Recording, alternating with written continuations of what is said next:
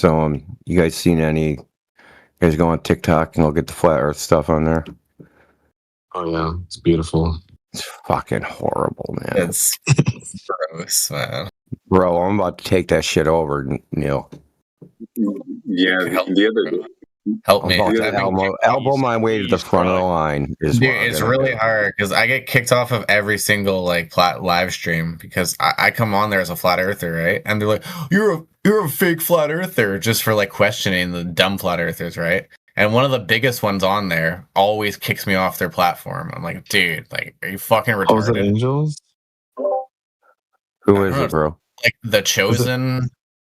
It's all caps. Oh, I thought you know Angels of Light. He kicked me off of one of his streams before too. No, it's the fucking biggest one, dude. And he just there's actually another flat earther. Alan? Is it Alan? No. It's this like white kid. And he's like rapid fire, dude. He just fucking goes at people. Caleb, yeah, that kid. Yeah. he's a dunce too. He says shit that ain't fucking. You can't back up, man. Yep. I wanted to get on there. He's as bad as the Goldbergs as far as butchering the like. You know, you can't straw man their model. Like, he does that shit. So, not a lot, but he does it enough. Yeah, he kicked me. I didn't like him. Oh, it doesn't surprise me. He likes, dude. He's a narcissist, big time, because he's joined like Flat Earth Fridays and shit, and tried to when he starts being interrogated. You guys haven't had a TikTok channel with frickin' 3 million views. Like, bro, that doesn't make you right, you dumb fuck. Have a TikTok. I was on TikTok with a bunch of fucking middle-aged women. So, shut up. Yo, India, you never done one of the lives on there before? No, I went on there. They frickin' I fucking made them so mad. It was great. They would hate you. They were so mad they didn't even save the live stream. I wish I could open your camera so I can fucking see you. Because I asked him one question. He's like, I measured the distance of the moon. Okay, fantastic. How'd you measure the baseline? What? I measured the distance of the moon. I measured this. Yeah, but you got to know how far apart they are. And if you don't know exactly where the moon is, it has to be over the center of the triangle. Otherwise, you can't triangulate the moon. You can't triangulate the moon with a scalene triangle, dude. You motherfucker. They just started going bananas on me. Simple questions. Yep. Simple questions. You got to know where the moon is in between those 2 points, and then they don't even got that because then it would have to be in a line between the two. It's like they don't actually, they think they just say the word trigonometry and everybody's supposed to get weak-kneed and fucking fall down. There's no good moderators either. Every room is just a fucking shit show. 20 people talking. No points get made. You gotta tag them if you want them in there. I was gonna do an AMA or something on there. I have it so I can use YouTube Studio and use my little fucking Indio puppet and go on TikTok. Though I haven't done it yet, but I got it all hooked up to do. So I might do an AMA. I'm definitely gonna do some live shit. I don't know if it's gonna be debates or whatever. I might get to that. Can someone shut this nigga up? Why? This nigga's rambling. I'm going to report you for saying the N-word, and you're going to get banned like I got banned. This guy's waffling and rambling. Indio said the N-word? No, I didn't. He did. Treeman did. No, I didn't. I said bigger. Yeah, you can. You said Treeman? I banned this dude 3 days ago. Let's do it again. Literally for that same reason. How does the ban system work? Does everyone just get unbanned after, what is a ban? It's a 2-day default ban, so. Yeah. Can you set that to anything else? I don't. I think one of the head room mods has to do that to Okay. permaban somebody. Who is the lead mod here? AI Overlord AI Overlord, really? and Crit. I think both of those two. I think. So it's just an AI. For sure. It's the head mod. Heretic is too. I haven't seen Heretic in forever though. Mez, have you figured out one flat Earth argument? No, because I haven't heard what your how you prove. So in 2 years, you have not heard one flat Earth argument. No, that's not what I said. You said no. No, because I was waiting for you earlier to give your flat Earth proof. I have before, like 3 different times. I want to know if you were listening. Well, no, I haven't heard any flat Earth proof. What constitutes proof to you? Strong evidence. in one direction. Strong. That wouldn't be proof. Okay, that's strong is not a fucking metric. That's Well, that's how wishy-washy I would bullshit. understand it, That's yeah. subjective wishy-washy bullshit. I want to know what constitutes proof. You know what proof is, Well, right? that's what I said to me. Can you prove anything, Mez? Can things be proven? No. Then nobody can give you a flat Earth proof, retard. Yeah, well, I want to know what yours is. So Well, if you have you this don't think understanding proof of proof, that, like, exists. proof is absolutely You don't think 100% so. Mez, you don't think proof exists. I'm not wasting my breath on somebody that doesn't think proof exists. Go back to your brain in a jar shit. Okay. You're so easy to expose as a dishonest India. scumbag. Okay. You're I'm so being honest. easy to expose, dude. So India, how do Would you that take 5 sentences? prove anything? How do you prove anything? Deductively. If I want to prove a shape, I Okay, just how? measure it. Okay, how have you measured the Earth? Okay. You already know, because I've already told you before. Okay, you're not telling me. See, you're being dishonest. I've already told you You're before avoiding 3 the- Well, times. tell me now. Tell me now. No. Is it because you don't have it? No, because I do. You could go back and listen it's to recordings of me telling you the 3 it's other times. completely idiotic. You know, Mez, that this has been recorded, right? The 3 other times are recorded. Well, I'm not going to watch 300 fucking live shows. Okay, that's your Just to find the problem. one You way should have listened the you, first time. Proved it. It's not my job to frickin' service you. You're not the star It's your here. job. We're 2 human beings. We're having a conversation. You're saying you've proved that the Earth is That's flat. debatable, The measurement. Whether So, there's 2 human beings here. please do. We got 3. Dude, you're a knuckle dragger. What are you talking about? You think the Earth is flat? I know the Earth is flat. Okay, how? It looks flat. It looks flat. Well, I don't think it Yeah, is. there you go. So is it rational to conclude because the Earth looks flat, it is flat? No. 'Cause it That's doesn't look not flat. rational. So I should conclude the opposite. The Earth looks flat because it's curved. If it looked flat, okay, if it looked flat, then it would be rational to conclude that it is flat. But it doesn't look flat. Okay. Okay. From where doesn't it not look flat? By the fact that you can measure drop over distance, that things dip over the horizon. The horizon doesn't raise to eye level. The horizon's not physical. Okay, prove it. It moves around. Okay. You know this. You know this already. This is why I'm not wasting my time with you.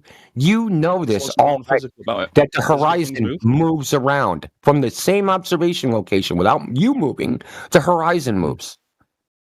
Mhm. So that So how means do the we conclude horizon's it's all- not physical. Because if it was physical, then the Earth would have to be changing size for the horizon to move around, right? Uh-huh. Is that So does correct? this mean that how does this Is that get us to correct? a flat Earth? Is that correct? For the horizon to No, move 'cause- around a physical horizon, that would mean that the size of the globe would change. Sure, I'll agree with that. Whatever. Okay. Do you think the size of the globe is changing? No. Okay. So that means if the horizon's moving around, that means it's created optically, not physically. That doesn't follow. Yes, it does It means follow. there can be some kind of optical effect affecting the horizon. It doesn't mean the entirety of the horizon is non-physical. We're talking about what you see, the horizon Yeah. moving around. So what you're seeing out there, looking at ships look like they're going over the horizon. You're looking at it, right? Yeah. Okay. If the thing that demarks the ship, half the ship, is optical, then it's not physical. No. Just go on fucking mute, dude. Nuh-uh is not a reputation, dude. Fucking time waster. So if flat Earth exists, does that mean teleportation exists? Teleportation exists already. Okay. Every LED that you've ever used in any fucking uses quantum tunneling, which is a form of teleportation. Do you think it's weird that we're all walking around carrying black mirrors in our pockets and asking it to answer all of our world's questions? Black Mirror. What? Yeah, our cell phones. Is it a black mirror? Like a scrying mirror? Dude, it's just trippy. It just trips me out a little bit.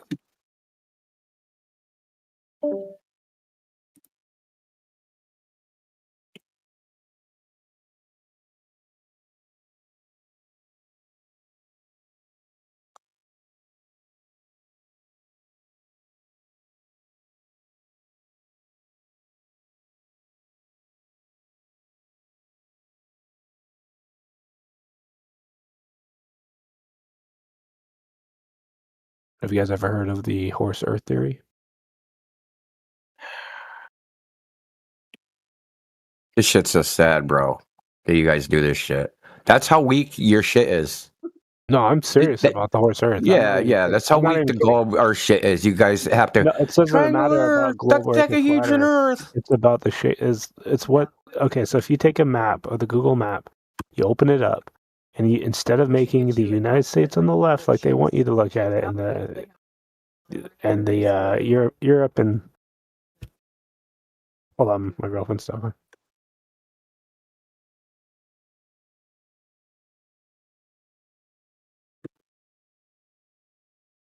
Okay, sorry about that.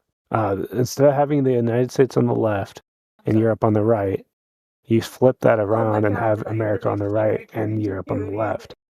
If you zoom out and look at the Earth with that flat map, it will resemble a horse, with Greenland being the head, America being What the flat chest, map are you talking Russia being about? the back.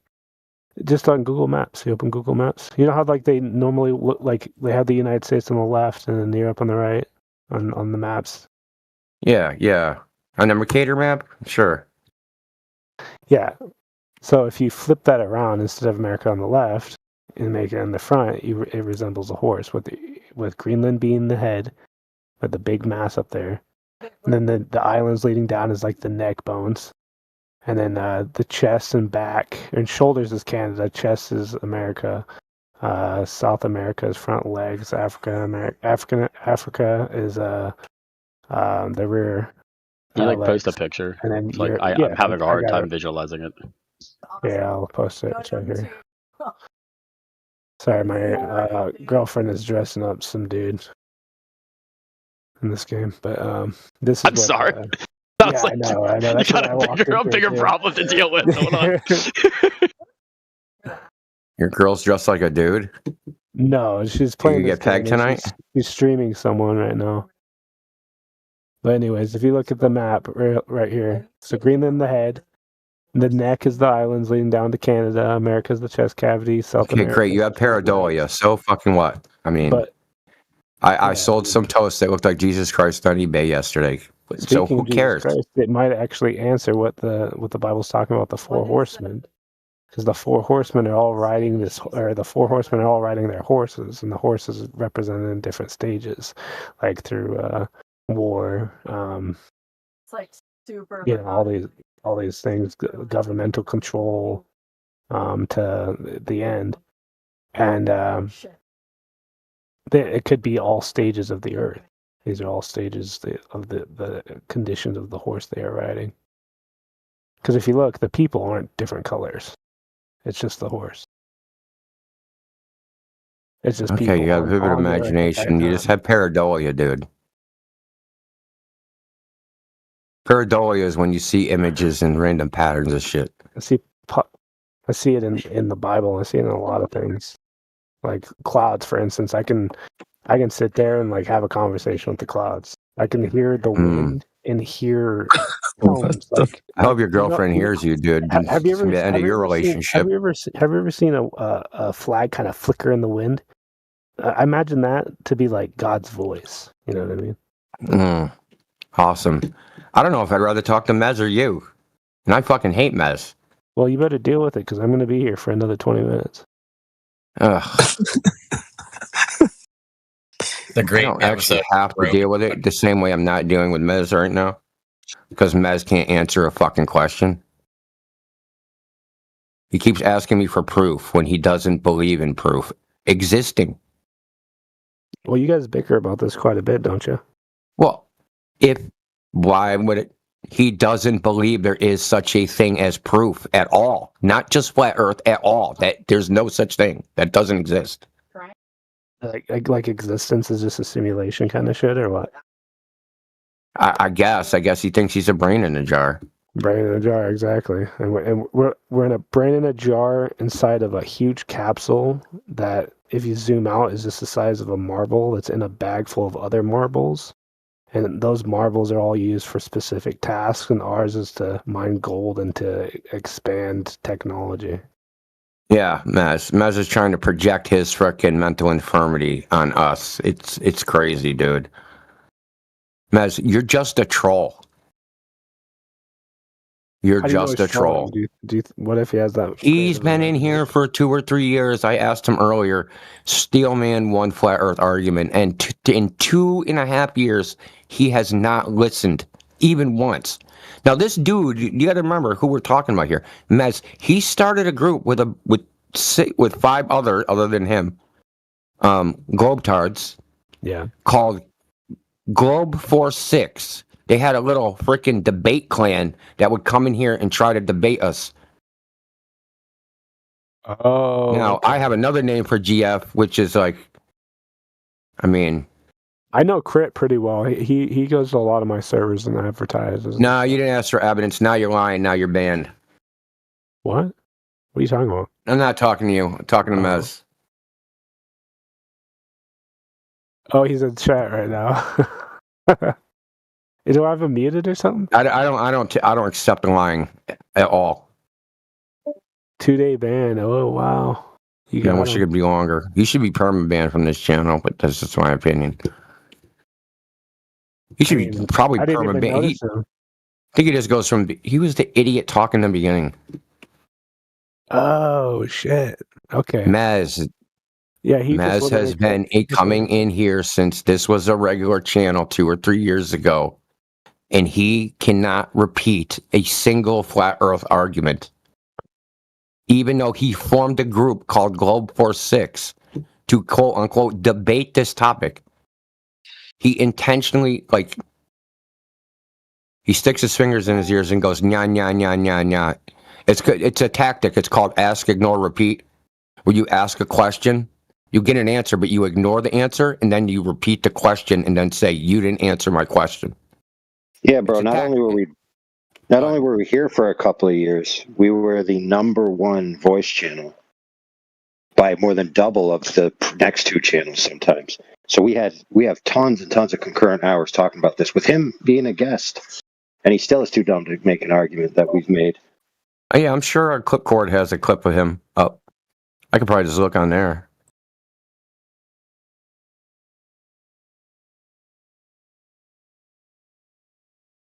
Or not Clipcord. Who was the other dude that was making clips after Clipcord?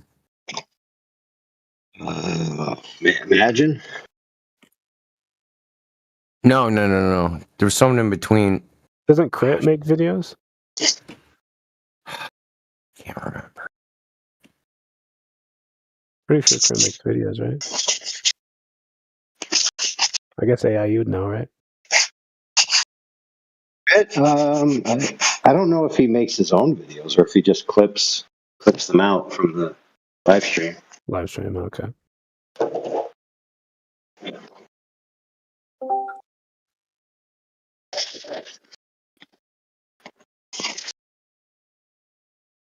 Indio, just go to one of our clip channels and see if they post it. Yeah, I'm looking. Right outside. Where are you at? I'm right behind you.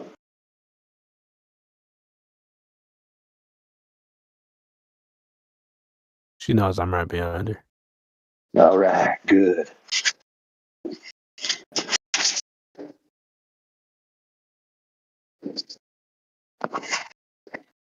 Batman's on break tonight, boys. Batman needs a lodging. This is my natural voice.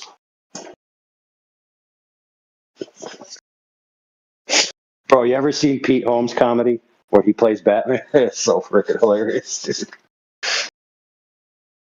I don't think I have. You should look it up, dude. It's funny. One of his skits is where he's like the head of the Justice League or whatever, and he's interviewing all the other members to see if they should stay on the team, and he's just like nagging them and down talking them.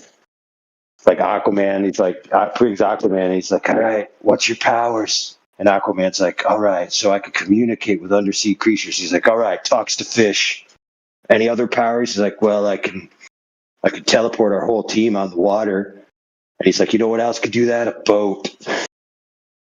He's like, "Can you go faster than a boat?" And he's like, "Yeah, I could go faster than a slow boat." Oh man, you just got to watch it, bro. If you're into that kind of dry humor.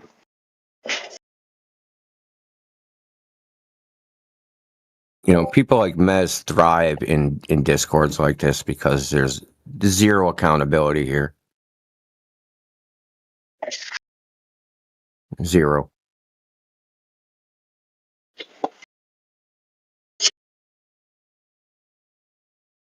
I like how he proved.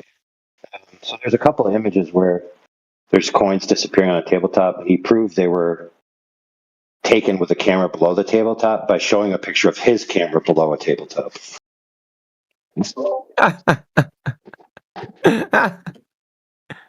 You know, they say the camera's below the tabletop. How do you know that? Because I can't see the bottom of the coins. Well, that's the thing in question, right? The thing in question is, if the camera is, you know, at a small angle above the tabletop, can I see the coins? You're just assuming it's below because you can't see the bottom. Right, which is the thing in question in the first place. So the one I got, you can see the reflections of curtains behind the table in the tabletop, and the coin is under that, right? So it's like, so somehow the camera's under the table and seeing the reflection of the surface. How does that work? Negative parallax. That's how. Oh, there you go. You know what? That's why Mathematically, that would work. AI, mathematically, that would work. That's a fucked up. I know, right? Listen, dude, I tell Globers all the time, if you guys need help, just pay the $5 on Fiverr, my consulting fee, and I'll answer the questions for you. Ain't no flat earther gonna get past me, bro. Negative parallax, bro. Negative fucking parallax. And then you like they go, there's no such thing as that. We observe that in astronomy all the time. Just say that. The astronomers proved it. Wow, that's such a great answer, dude.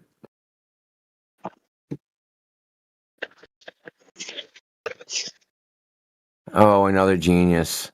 Hey, I should write a new book called Retarded Glober Interpretations of the Sky by Negative Parallax. No, wait a minute. Let me redo that. So the original was Zetetic Astronomy by Parallax. So I'll call it Retarded Astronomy by Negative Parallax.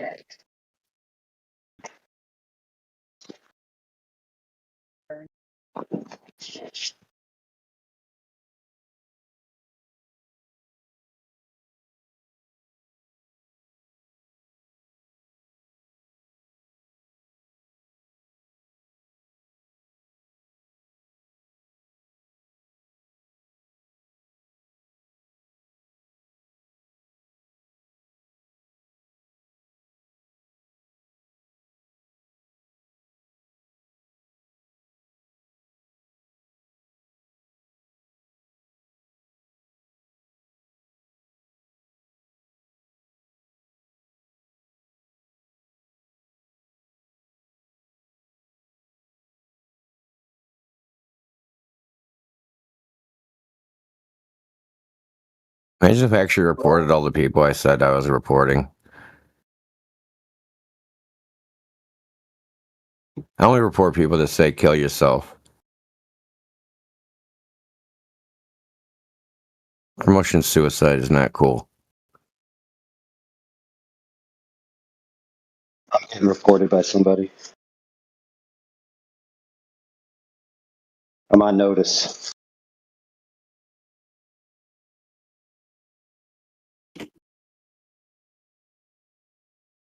We'll see what comes of it. It's going to be so much fun.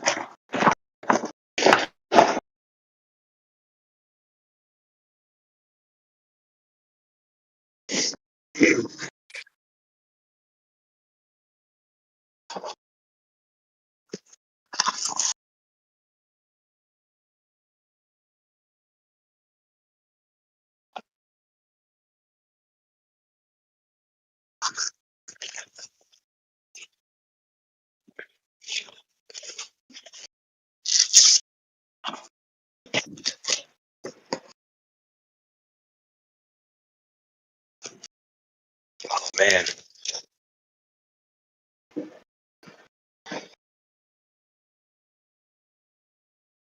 Dude, I'm up in the Vermont mountains doing carpentry in the middle of the night in the open air. Stars everywhere. Babbling brook. Crisp air.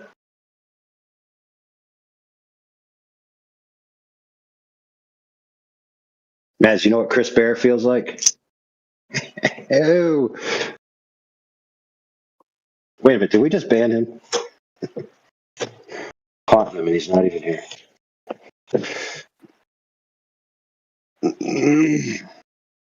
All right, back on mute for me. I got to do some sanding.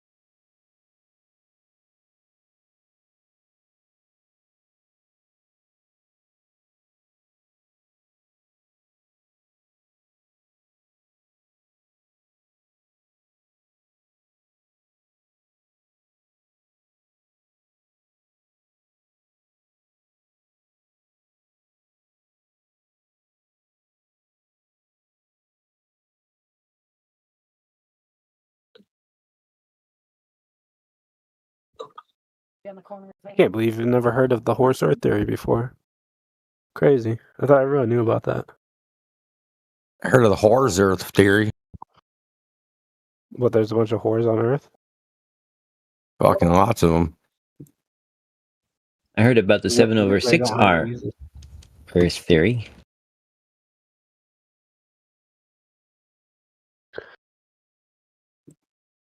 Standard refraction. The standard of no standard. I prefer, though, to use 1 degree divided by 932 miles. Or 1 degree per 932 miles. Because Wouldn't that be a does not- linear relationship? What's that? Wouldn't that be a linear relationship? Angularly, yes. Yeah, well, that still don't make sense. Angularly or otherwise. It's an exponential curve, remember? Well, the drop from a horizontal is exponential, but the angle versus distance is not exponential. It's linear. It's the same thing with the 1 degree per 60 nautical miles. It's linear. Yeah, but it has to constantly be changing, right? Which that the 1 degree per 60 nautical miles or the 1 degree per 932 U.S. statute miles? But you're talking that 7 over 6R would be like from a single observation point. The angle, like the drop, that dip, that's not going to be linear. So like the dip angle to a spot on the surface of the Earth 1,000 miles away isn't going to be like 2 times the dip angle at 2,000 miles away. I'm not sure I'm following. I apologize. Try again. The dip, dude, the dip angle. The tangent. Right. Like, say you have a line of sight that goes through some spot. Way can I put it? That if the Earth was transparent, you'd have a direct line of sight to that point. That angle. That is not going to be a constant angle. No, it would change with the distance linearly. Yeah. Oh, so 20 miles is twice the angle as 10 miles. Right. Approximately, at least. Possibly exactly. Well, is 200 miles 10 times the angle of 20 miles? How about 1,000 miles? Is that fucking 100 times 1 mile? Or 10 miles? Let me look up the equal angles, or the central angle theorem here. Hold on. And, they're just trying to reverse engineer something that's talking about the path of the light rather than just inflating the radius and assuming straight rays, which is what math actually does. Yeah, he's pulling out his ass, fucking basically Matthew Learns nonsense. There's only 0.0001 angle to change per fucking meter or something stupid. Yeah, we can all think of a fucking metric that, like, it at first glance, it seems small.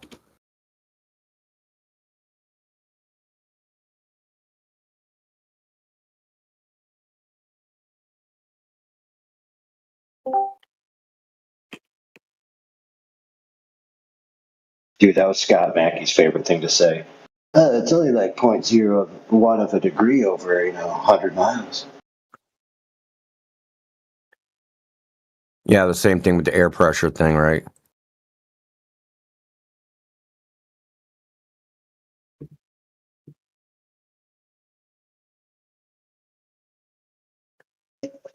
If you were a beach ball, 14.9999999999999% less. It's only 14.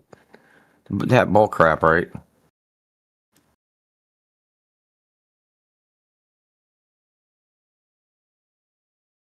I want to see them take their theory into the vacuum chamber in their little spacesuit.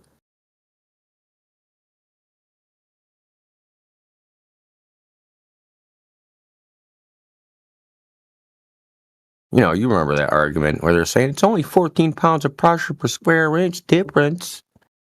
Doesn't matter. It's just one. Sorry. No, go ahead, dude. I was gonna say someone tried to show me one, and they got the guy testing an alleged astronaut suit in a pressure chamber, and then when I watched it, they're only testing it to high altitude aircraft flight, so they're not even testing it past the pressure ceiling of the aerodynamic loss of control surfaces. So less than 100,000 feet, basically. So I think the guy the last thing he read out was 70,000 feet pressure. And then that's supposed to be testing the vacuum of space. Like, get out of town, bro. Nice try, though. It's not even close. But the water did boil apparently water boils at 60,000 feet. I was like, what?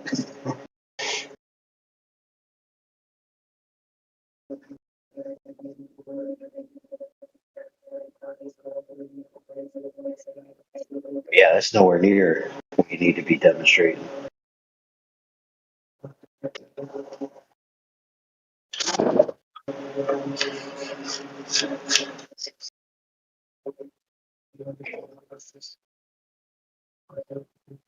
You hear this gun?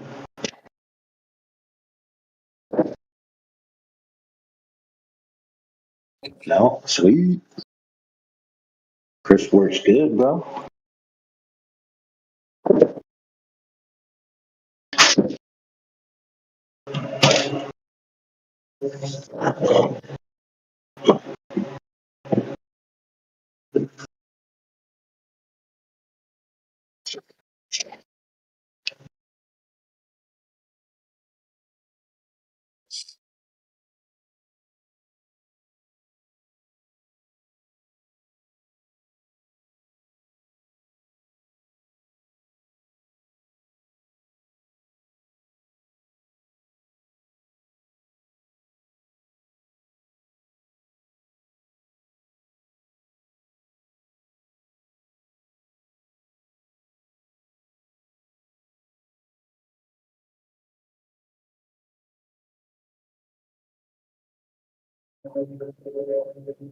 And did you know that my router bits are concentric curves to the curvature of the Earth?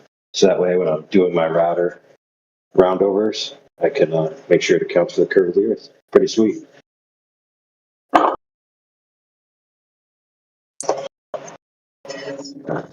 Seems legit. How convenient.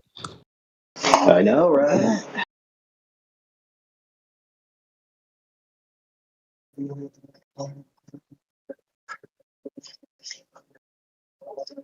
The other day, someone was arguing with me that a circle and another circle are concentric to each other if they have the same center. I was like, oh man. What if they overlap? Oh, you mean the exact same radius? Yeah. That wouldn't be true. Well, I think concentric just means you have to share the same center, technically. But I don't know. Yeah. That's what the word means, but I don't know what it means. It might mean a math has to be smaller or larger.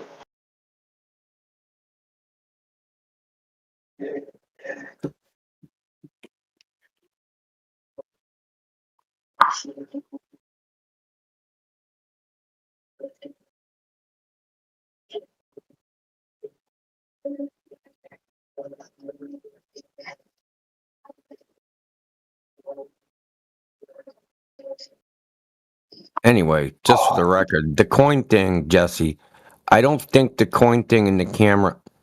Well, maybe that says. That's unrelated.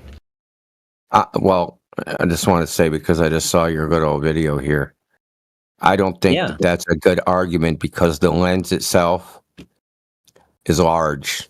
And part of the lens will be over the table and part of it will be under the table. Right. And then when you go to Unless the table's gigantic. You can't do it on a regular table. It would have to be a fucking table that's like 300 meters long to have the entirety of the lens above the table. Right. So I think we're agreeing that when you go to full wide view or wide pan, then that shrinks the effective aperture, and which if the effective camera aperture also physically moves closer to the edge of the table. Okay, did you ever think about that? That the angle to the surface changes. And if you move the camera, when you zoom out, you know how the camera goes out? You're physically changing the distance. And so now, when it was out, right, when the camera was zoomed out closer to the camera body, that angle to the surface is different than when you zoom in, right? And now that angle's changed. The intersection angle of the surface. You got to think of the lens not as a point, but as a freaking, like almost like a line, right? So you have the top of the lens and the bottom of the lens. The whole lens collects light and projects it onto the sensor. Okay? So if a little bit of light from above the table goes into the top of the lens, you're going to see something. And none goes in the bottom, right? That's on the surface. But when you zoom in, what would be visible before, you just change the angle from the angle that's made from the top of the lens to the intersection angle of the table. That changes. So I don't think that this is a good experiment because of the scale. I don't think the tabletop, the fucking lens, it's just the wrong scale. The lens doesn't scale with the whole thing. So, but I don't care about that because we have all the Sky Free videos, which the fucking lens is certainly above the water and demonstrates the effect at a small distance. You've seen those, right? You've seen the Sky Free videos, right? Oh, I've seen quite a number of them. I don't know if I've seen them all, but they're excellent. I love those. Yeah, and she demonstrates there's a horizon on a lake that's 1,000 feet long that there should be no horizon on. You understand that there should not be a horizon on that lake at all. Yes, and I understand how upward curving light near a worm surface would definitely do that. Well, whatever the reason, it's irrelevant, but it's not Earth curve. We don't need to know the reason. We can demonstrate. So the point is to eliminate the variable of Earth curve and getting the same optical effect that people say is ships over the horizon. Right? So you have the same optics. The optics that they say, this is impossible on a flat Earth. You can't see this on a flat Earth. That's what they say, right? If I was a flat Earth, I'd be able to see China. If it was a flat Earth, I should see all the way to the bottom of something. That's the claim. That if we ever look out and we see half a boat, that the only reason that can happen is Earth curve. And it can't happen for any other reason. Okay? That is the claim. Sky Free has demonstrated that's not true. Because it can't be Earth curve in those tests. Would that be the Glober committing the single cause fallacy by saying it could only be Earth curve? Yeah. Yeah. I mean, sure. Sure. I mean, among two others, it's three fallacies at once, brother. Affirming the consequent. Would it also be a fallacy to say that it can only be light curve? Well, we know at that distance it can only be light curve. Can't be Earth curve at that distance. Right, not in the gold model unless you think it's a tiny Earth. But what about greater distances? Like, yeah. Is it a fallacy to say that it can only be light curve ever? Or would it be more proper to say that it's simply a combination of where the rays of light intersect the surface? The fallacy is that any observation of the horizon blocking or not blocking something and making a claim that it's Earth curve or flat Earth is erroneous because it's completely fucking optical.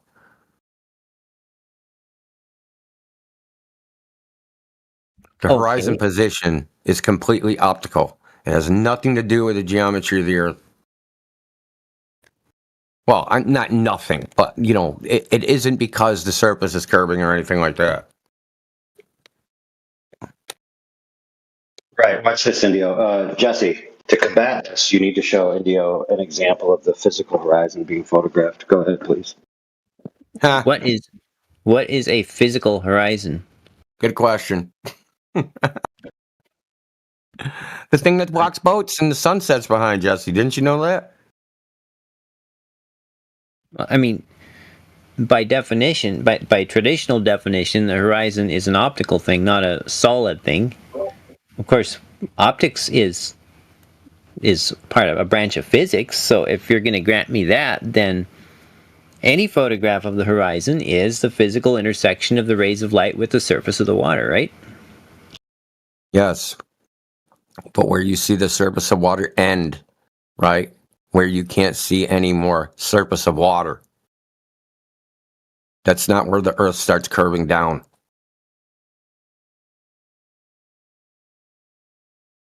So it's not where the curve starts, Jesse. Okay.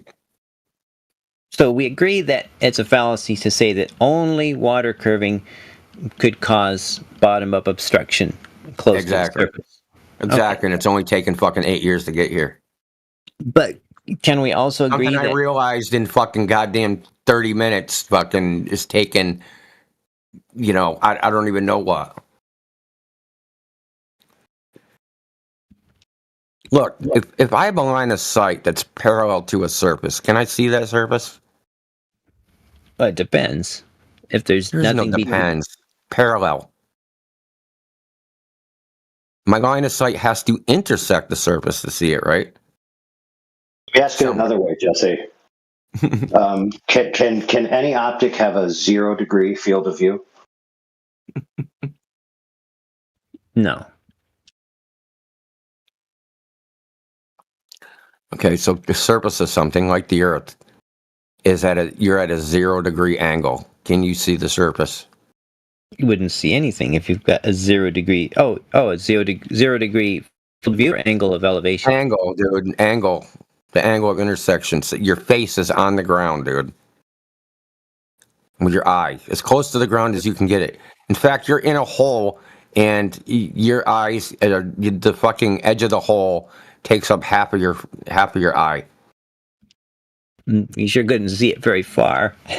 You're just gonna see the edge of the hole. You're not gonna see any of the surface.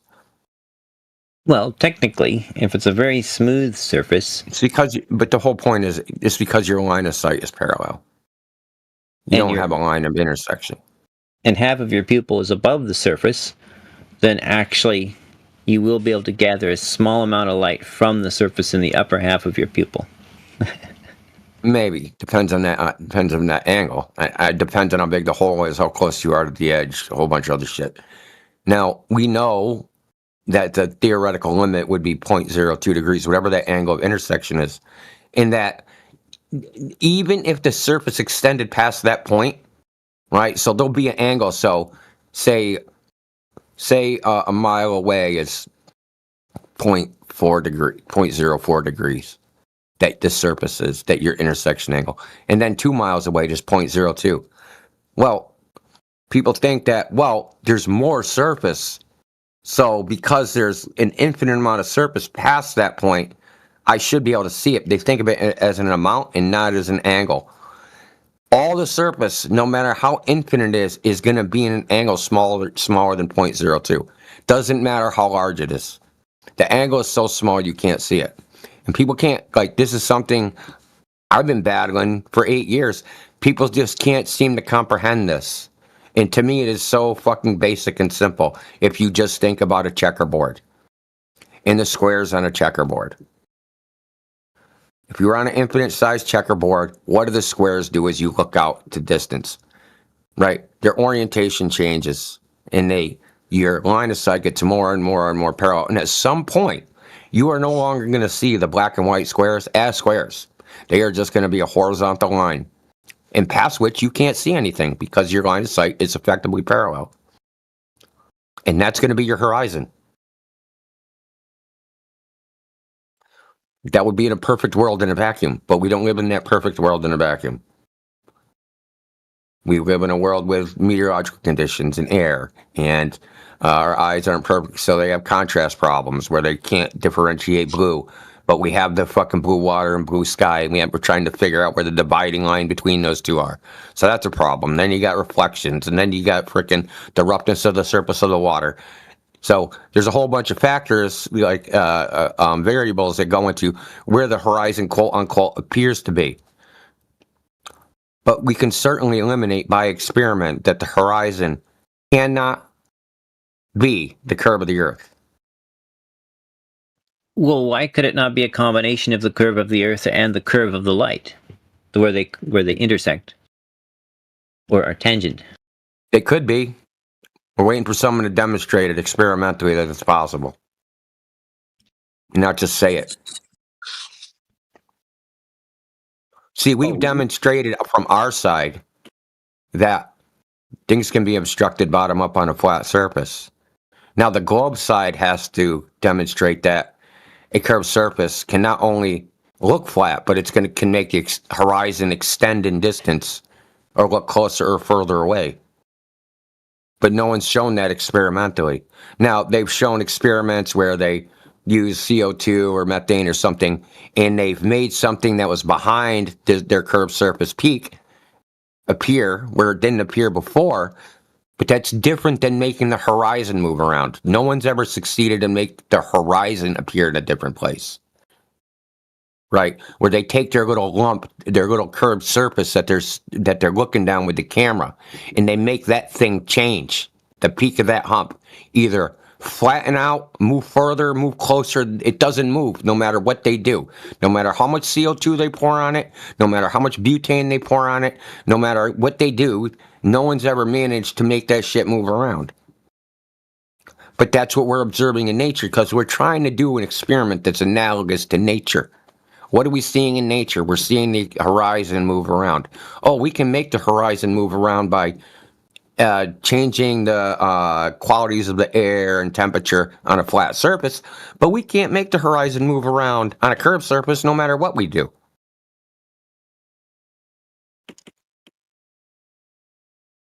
So that's what we need. We need to do the demonstration that it's possible. I mean, talk is cheap, bro. I mean, listen, you know, you're a Glober. You don't deal with the shit we deal with. There's still people every day, even today. I heard it already. Ships over the horizon. Hear this shit every day.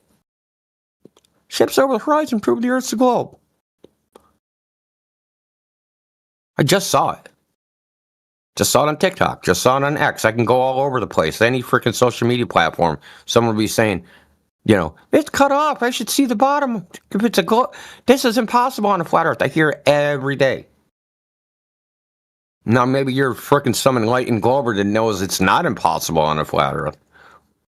But most people believe the idea that it's impossible view on a flat Earth. And we had to go out and do the tests and do the experiments and do all the shit. It started with the coins, and then it got better, and then it got better, and then it got better. Now it's on bodies of water. I mean, the big clue was the National Geographic thing. But that being as it may, the claim is this is impossible on a flat Earth. We've shown that that's not true. So now the converse claim is, hey, Earth's a globe, and the horizon can seem to be, because of refraction, reflection, I don't care what the reason is, it can appear to be further away or closer depending on some meteorological condition. Now, go do what we did. Go out and go do some freaking tests, observations, and show. Yeah, I don't care what you do.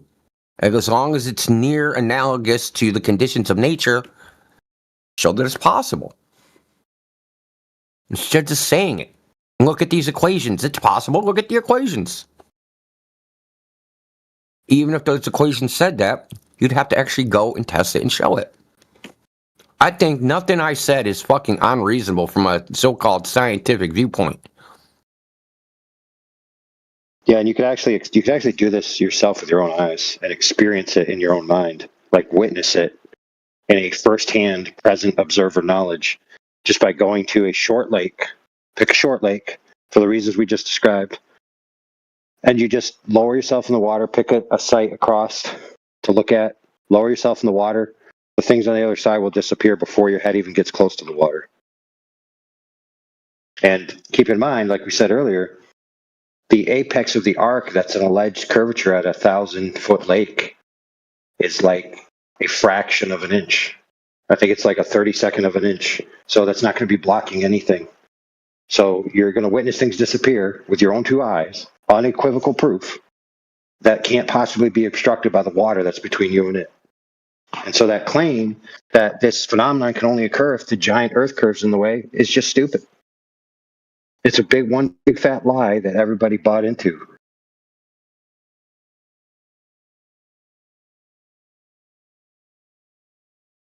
Fucking 20 seconds, someone's going to come in here and say ships go over the horizon. Watch.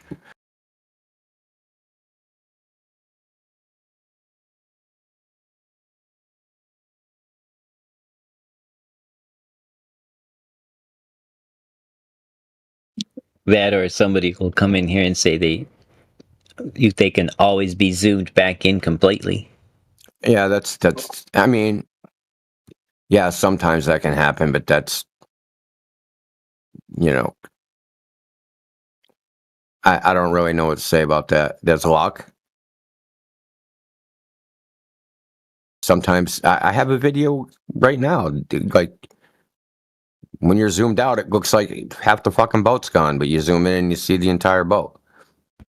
Yeah, I I don't reckon. think you can zoom things back that are completely disappeared. Yeah. That's silly. Yeah, but check this out. If refraction is the cause of the extension of the horizon, and we have observations like the Rampion Wind Farm, which shows the bottom of all of the wind turbines, the black line that's touching the water shows the bottom of them all. Then that means that refraction, if it's the thing pulling up the Rampion Wind Farm, which the Globers claim it is, then that means that we should get tons of observations where we can see a whole boat when we zoom in. But we don't. Why is that? Refraction, what I'm trying to get at is refraction always seems to forget to bring up the bottom. Why can't it do it? Why doesn't refraction have the power to show you the bottom of the boat? Should, right? It The can. light. Yeah. Right, whoa, really? So then it is possible to zoom in and see an entire boat after it's gone, quote unquote, over the horizon. Wow, dude. Well, zooming is unrelated, except that obviously as you zoom out and the boat gets reduced to 2 pixels in height, if the bottom is a color similar to the water, its pixel is going to blur in pretty good with the water, whereas you might still get a white pixel for the sail or something. But other than that, zooming doesn't change the amount of the ship, just the number of pixels. But it changes the number of pixels visible of the ship the same as the number of pixels as everything else. In other words, it's just an angular resolution of the camera. Or usually it's uploaded to YouTube at 320p, actually. A lot of these Right. So when you're zooming in on the boat, you should be switching your apertures, correct? Not your zoom. Are you mezzing me? No, I'm being serious. Like, so for example, we've shown plenty of observations which supersede globe geometry, and we've heard throughout the entire time, oh, okay, I shouldn't see that mountain, but why can't I see the bottom of it? I shouldn't see the mountain at all, but why can't I see the bottom? They even do that. I can't see the bottom on supersedery observations by like orders of magnitude, dude. So what is this compunction? Chicago skyline. Yeah, or some of the mountains in the what's it called? The Pyrenees. Yeah. Well, fucking, Yeah, that's a lame one though, because there's mountains in the foreground. Of course, you're not going to see them. There's like Exactly. 1,400-meter tall mountains in the fucking foreground. I mean, that's just like. But we were doing the math live with Zanuck and Kosho, and we basically got, well, this geometry is this should be a mile below the curvature, and his reply was, well, why can't I see the bottom? And my reply was, well, why can't refraction bring the bottom back too? Because the bottom light is going out in all directions too, right? Now I do understand it's at the most densest portion of the atmosphere, the lowest, sure. But the Rampion Wind Farm, right? It's a good example that you can have an observation where the perspective line goes right to the horizon, and you see the bottoms of every single object all the way out to the horizon on that perspective line. Those seem to be the ones where the line of sight is a lot closer to the surface of the water. So my answer would... Okay, that's fair. That's fair. So what's your answer to that? My answer would be that under conditions which are typical for most of the atmosphere at or above 300 meters above the surface, refraction is only a little bit. It's only 1 degree per 932 miles, or the 17% worth of... What's a 932 mile, real quick? What's that? What's a 932 mile? What's a 932 mile? Yeah. Oh, I'm not sure what you're asking, but I did hear the 932 part. Standard refraction equates to an apparent lift of the target by about 1 degree per 932 miles of distance, or 1 degree per 1,500 kilometers of distance. Okay, good thing you caveated that, because what I was hearing was 930 seconds of a mile, okay? So there's no such thing as a 932 mile, dude.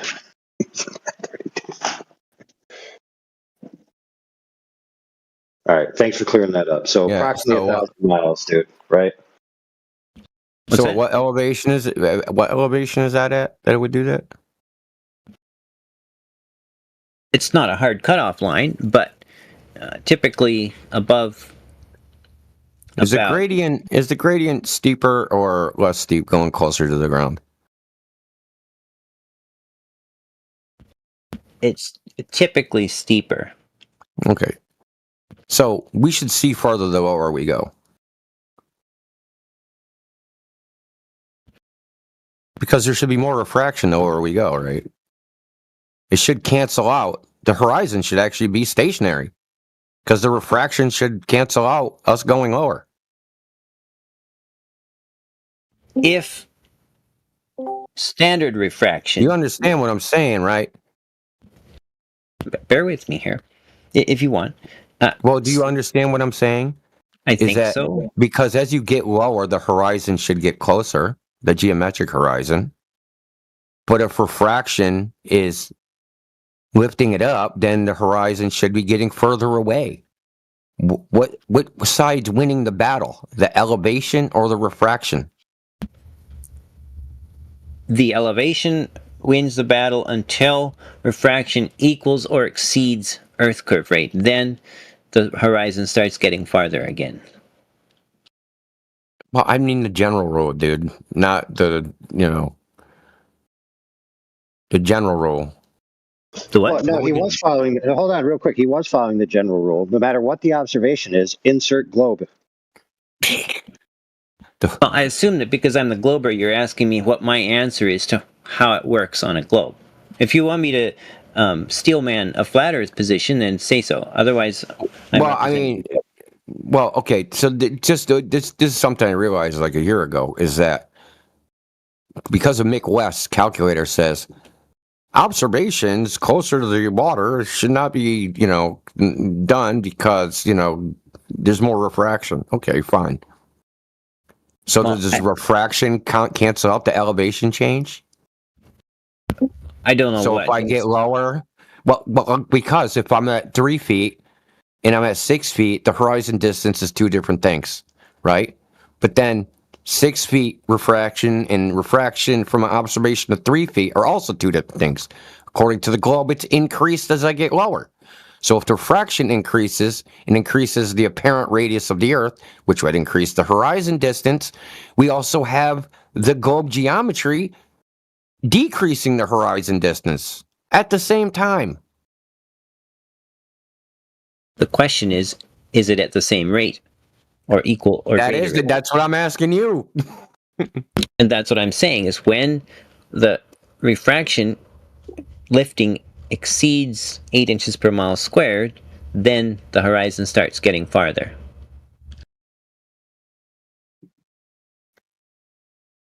Huh? But we could make a function that would actually cancel one out from the other, where the horizon would actually appear to be the same distance no matter what elevation you were, and we would just increase or decrease the refraction accordingly. Should be 100 feet in the air, 3 mile horizon, 6 feet in the air, 3 mile horizon, 6 inches off the ground, 3 mile horizon.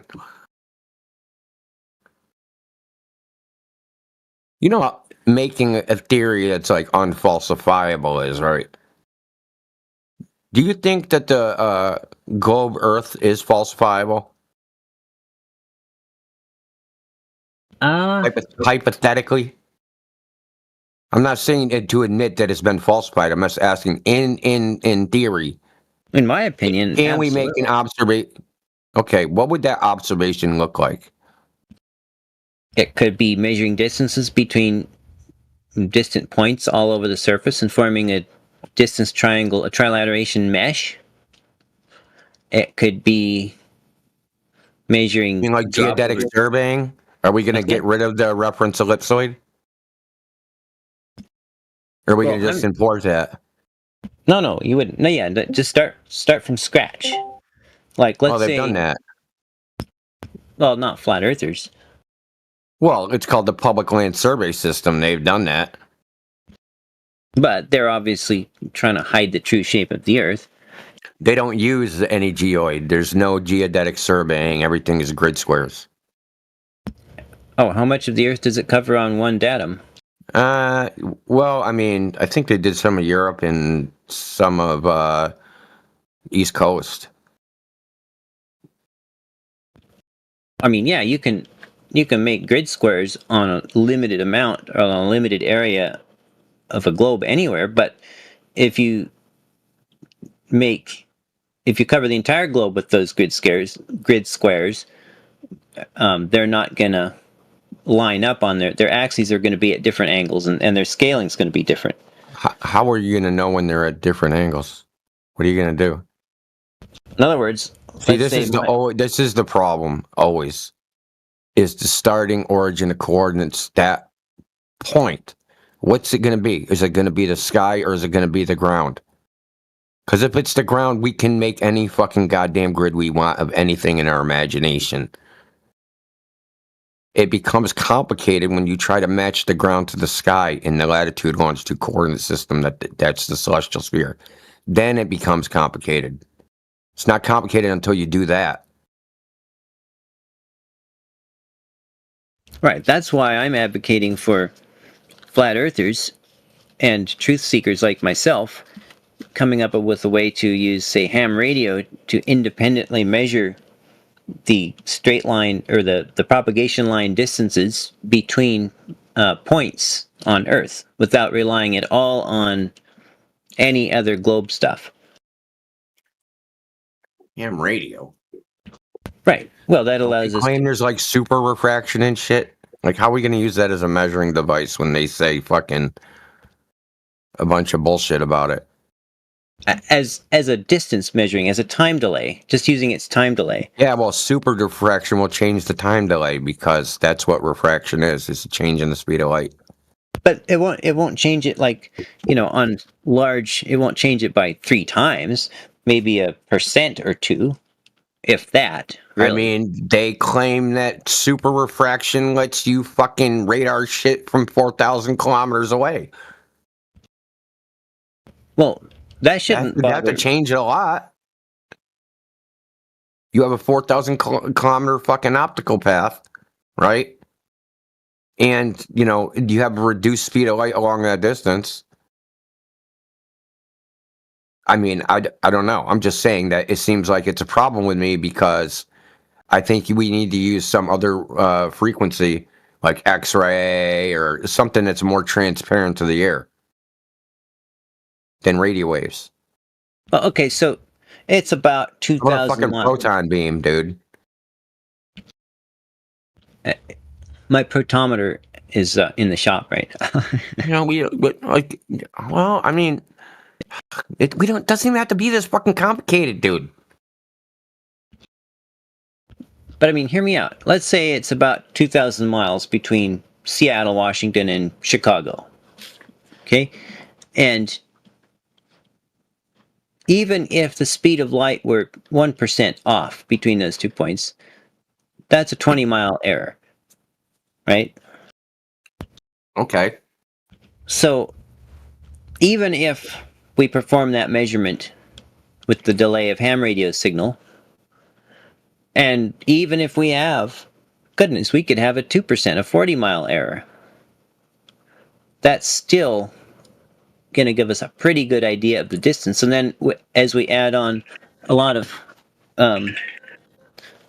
other segments, joining city to city to form these large triangles, 20 miles here, 50 miles there, when we're looking at thousands of miles per triangle length, it's not going to matter. It's still going to work out really good.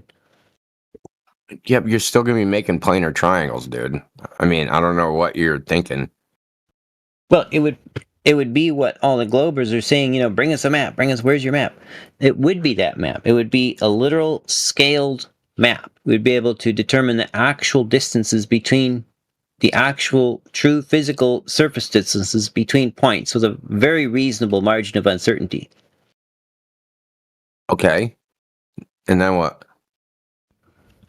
Then we would have a map of flat Earth, and once we had a large mesh of these triangles that covered a significant portion of the habitated part of the world, then we could draw that to scale on whatever it took, and if that fits scaled on a flat sheet of paper, then that would be like, that would definitely falsify the globe, for sure. That would be like the greatest ever flat earth evidence. Doesn't even have to be that fucking complicated. What, not to make an existing flat earther feel cozy, but to convince a lot of, this would convince a lot of globers. I mean, this would be really powerful. The only thing that would convince a lot of globers is for some authority figure to say it. Come on, let's be real. The TV has to say it. They're never going to believe it unless the TV says it. Right, and then listen, I got on record multiple globers saying that if that did occur, where it was absolute that the Earth was indeed flat, they would check themselves into an insane asylum. They wouldn't even accept reality because they said to themselves, "My faculties have been telling me it's a globe this whole time. So if it actually is flat, that clearly must be crazy." Well, I'm not multiple globers. I have only one personality. Well, we're not doing a fucking $17 million fucking radio test to make you fucking convinced. We don't like you that much, bro. We ain't doing that GoFundMe. Well, that's the beauty of it, is it really wouldn't cost that much. A number of flat earthers are already ham radio operators, and I believe we have one among this group who's a licensed ham radio operator. And I am, of course, and there's others I can think of. One other that I can think of off the top of my head, but I'm not sure he comes around here. But he's in other circles. But he works and studies, so he's pretty busy. But anyway, a number of flat earthers already have the ham radios, and it could be a simple little open source electronic circuit board that actually did the timing measurements, so it really wouldn't be that expensive. Yeah, I don't understand though. Like, you can take this triangle, it's just a geodesic grid, dude. It could be any shape. Well, let me ask you this. Because you only have a bunch of triangles that are hooked together. You know the differences between the points on the triangles. But they could wrap around, or they could be skewed, or they could be all sorts of fucking... Right? Let's say, like, you've seen a wire grid of a 3D model, right? It's made up of a bunch of triangles. It's not flat. It's not a globe. It's a fucking Mickey Mouse. Well, try to look at it. Let me ask you this. Let's say the distance is, the distance is, you'd have to assume an orientation between the fucking vertices of the triangles. That is the whole problem. Is the plumb line. Why would I you need understand? that? So when in geodetic surveying, the first thing they do is reduction of the horizontal direction. So they reduce the measurement to sea level. This dropping in elevation, right, is because that's what they're doing mathematically. They have to project it onto the reference ellipsoid. And when they do this, it rotates the azimuth, the fucking north, south, east, west shit. So that just as a function, because they're assuming that the vertical plane that measurement was taken is not parallel to the vertical plane of some other measurement. So if you have a triangle, right, the vertices of a triangle, they're assuming that those vertical planes that run through each of those measurement locations are not parallel, right? They don't know that they're not parallel. They're not measuring that they're not parallel. They're just assuming that they're not parallel. And what you're doing, you're also going to assume from your radar stations or radio transmitters, your ham radio, you're going to have to assume the orientation, the vertical orientation of each of those transmitters. Okay? Yeah. Now, just if I had a wireframe fucking Mickey Mouse, and each vertex of those triangles was a little fucking transmitter, right? The distances, I could also unwrap that fucking wireframe Mickey Mouse of triangles and project it onto a flat surface by frickin' running all the verticals in parallel. Or I could wrap it around the fucking globe by calculating a radius and saying, hey, there's tilt angles based upon, as a function of distance, and we're going to have a bunch of vertical fucking planes that wrap around into a circle, right? So That's a great try, but it's not going to do it because the fundamental thing is the orientation of the positions relative to each other in the vertical axis. You understand? I hope. I We don't understand. we need verticals, dude. We need plums.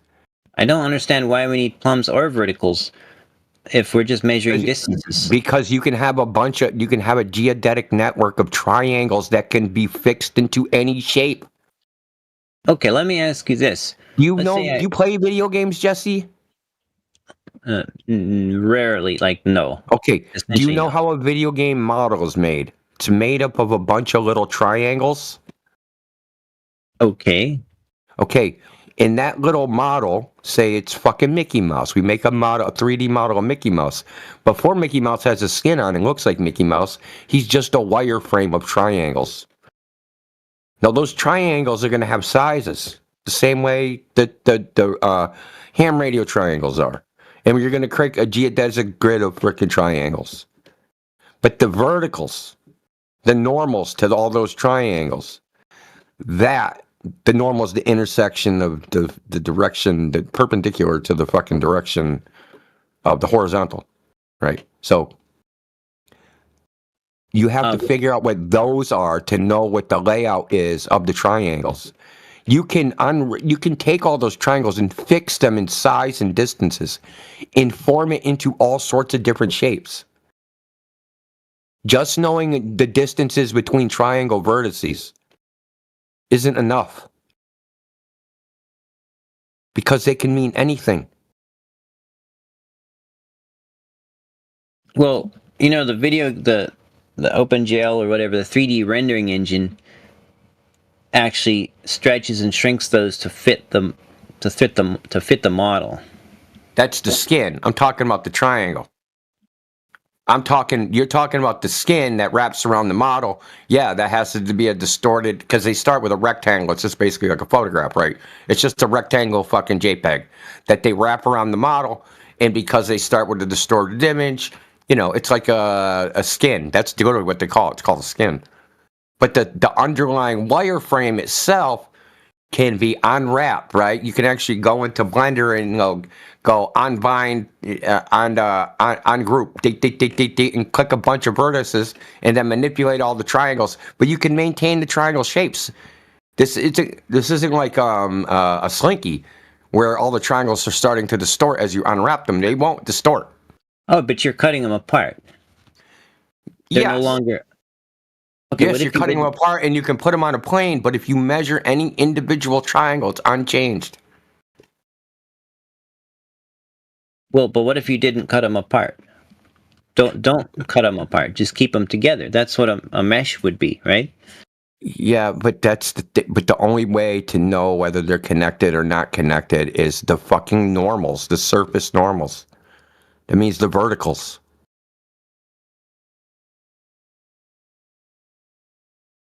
So you got to know the orientation of one triangle to another. Let me show you, dude.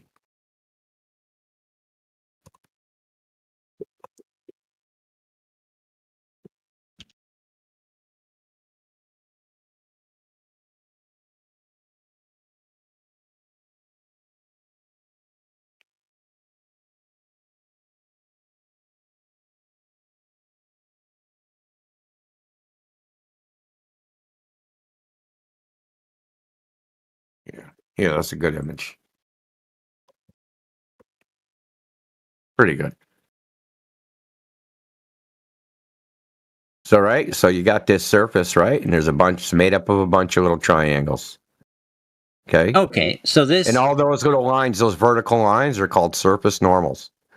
And you need to know the orientation of these relative to each other.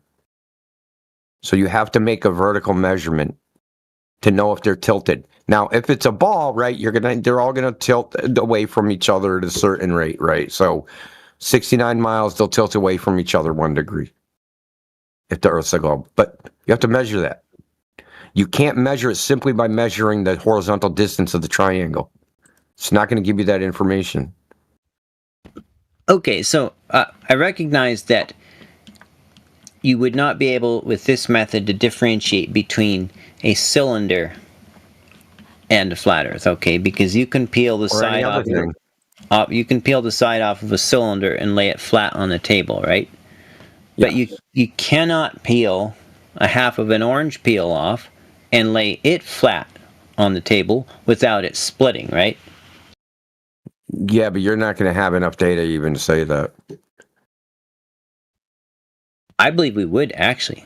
I believe we have plenty of data to completely eradicate the globe. Okay. Because with the distances... So let's say you have the surface area of all of North America. You think that that's enough? That in that small area there'd be enough distortion to be detectable when you already admitted to like a 1% fucking error?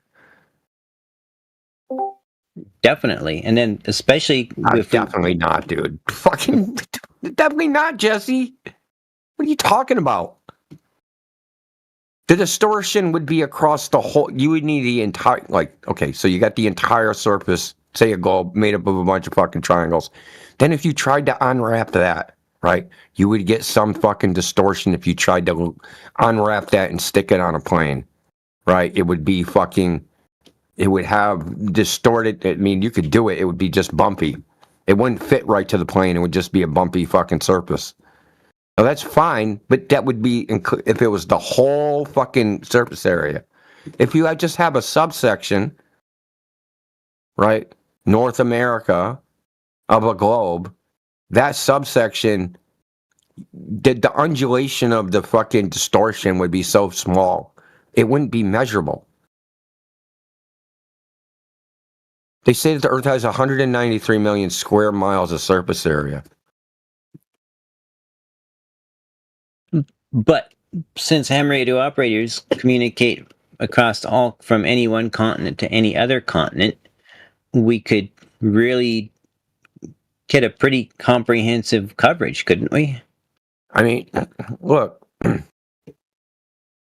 it's something I guess you could try, but I don't think that it would be... It's like a Rube Goldberg device. There's too many fucking moving parts. It's too complicated. Not complicated as in the technical part. The technical part's easy. It's too complicated, and there's a series of inferences you have to make to reach a conclusion. You assume, hey, dude, we got accurate distance measurements. Hey, dude, we have accurate fucking vertical orientations. Hey, dude, that we have the measurement precision to know that this level of distortion is not possible if the Earth was flat. Like there's a bunch of fucking assumptions in there. There's easier ways to do it. I don't know why you globe earthers try to make this shit as complicated as possible. Well, I mean, I asked you like how to falsify it, dude. There's only one question: is it curving or not curving? Like, why are we doing ham radio? Why are we going to Antarctica to look at the sun? Why are we doing all this weird shit? It's like you guys don't want to know. That's what I feel like. You guys don't actually want to know.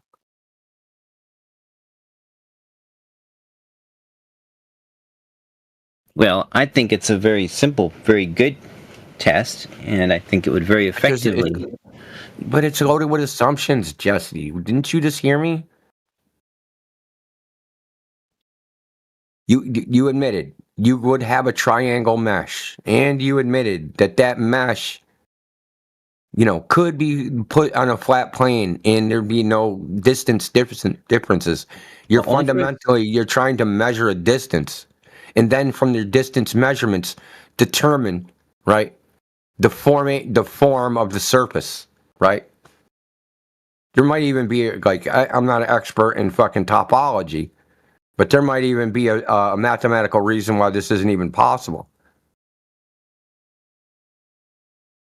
Just from the information, just from the distance information. Because what you're going to test, what you're actually going to measure, is the distances. From distances alone, can you get the shape of the Earth? I don't think so. I think you need more information. I think you need the verticals, the orientation of the verticals of the measurement points relative to each other. Then you'll have more information. and then you're going to need some fraction. I don't even think you need all the verticals. I think if you probably had like 20% of the verticals, that would be enough. You might be able to do it through polarization, maybe. Be able to tell the orientation by the reception of the phase. You might be able to use, like, another thing I thought about is using orbital angular momentum. That might be possible, because that will creates like a vortex wave phase, and it doesn't distort. It distorts much less under distance, right? So, say you have a transmitter that puts orbital angular momentum on the signal. It's like a polarization. And then you have a receiver. Your receiver can pick up, it can get a cross-section of the wave packet. And if it makes an oval, that means that it's tilted relative to the transmitter. You understand? It's like the cross-section of a cone. Because it's supposed to cut, it's basically like a donut, right? So it comes out like a donut. But if that donut hits something that's tilted, right, the top of the donut will arrive. Say it's tilted forward, the top forward. Then the top of the donut will hit first and the bottom second. And then you can measure that fucking phase delay to figure out if the orientation of the antennas. So you take one that's, at their location, you measure them absolutely vertical. And then if they're tilted, then you can actually measure the tilt of the transmission. So you can measure the displacements of the verticals relative to each other. It just becomes more complicated. You need a more complicated antenna. But it's doable. I don't think you can do it with just distance information, Jesse. I just don't think that's enough.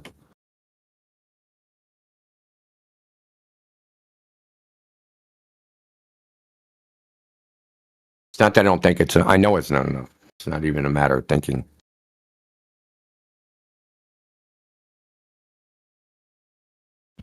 So you really think that if, like, let's say I took half-inch wide painter's tape and I covered the top half of a basketball with a net of triangles, all sharing corners.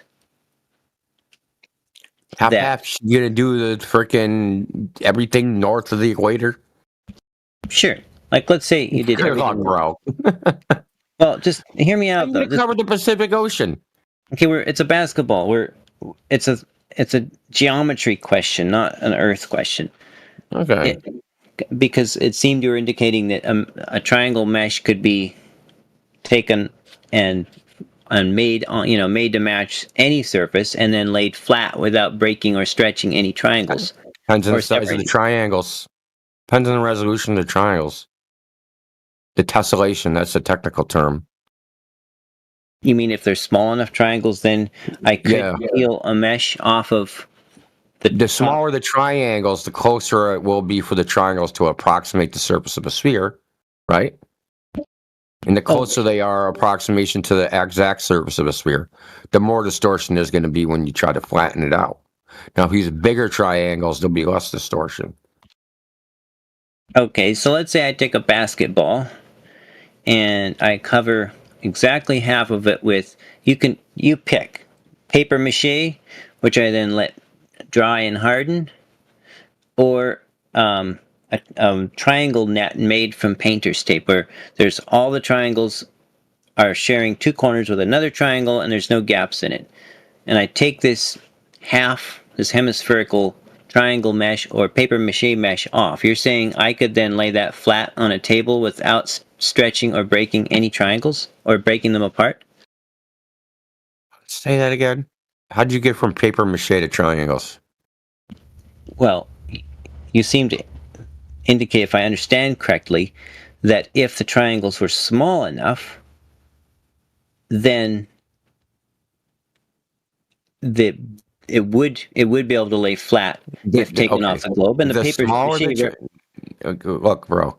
So I don't know. It doesn't seem like you ever played with any 3D app or anything like that. It's really simple.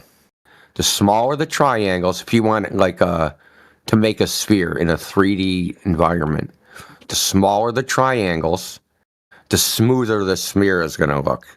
Because if you use a lot of triangles, you can approximate the proportions of a sphere closer, right? The surface. You have a higher, it's like a higher resolution, right? Tiny, tiny, tiny, tiny triangles can really approximate the surface of a sphere.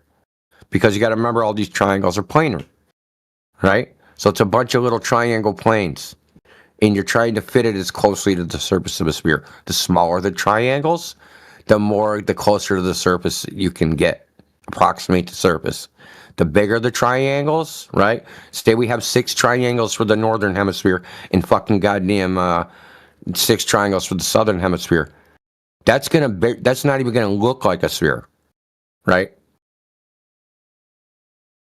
It's gonna be approximate sphere. Not really, kind of, but not really.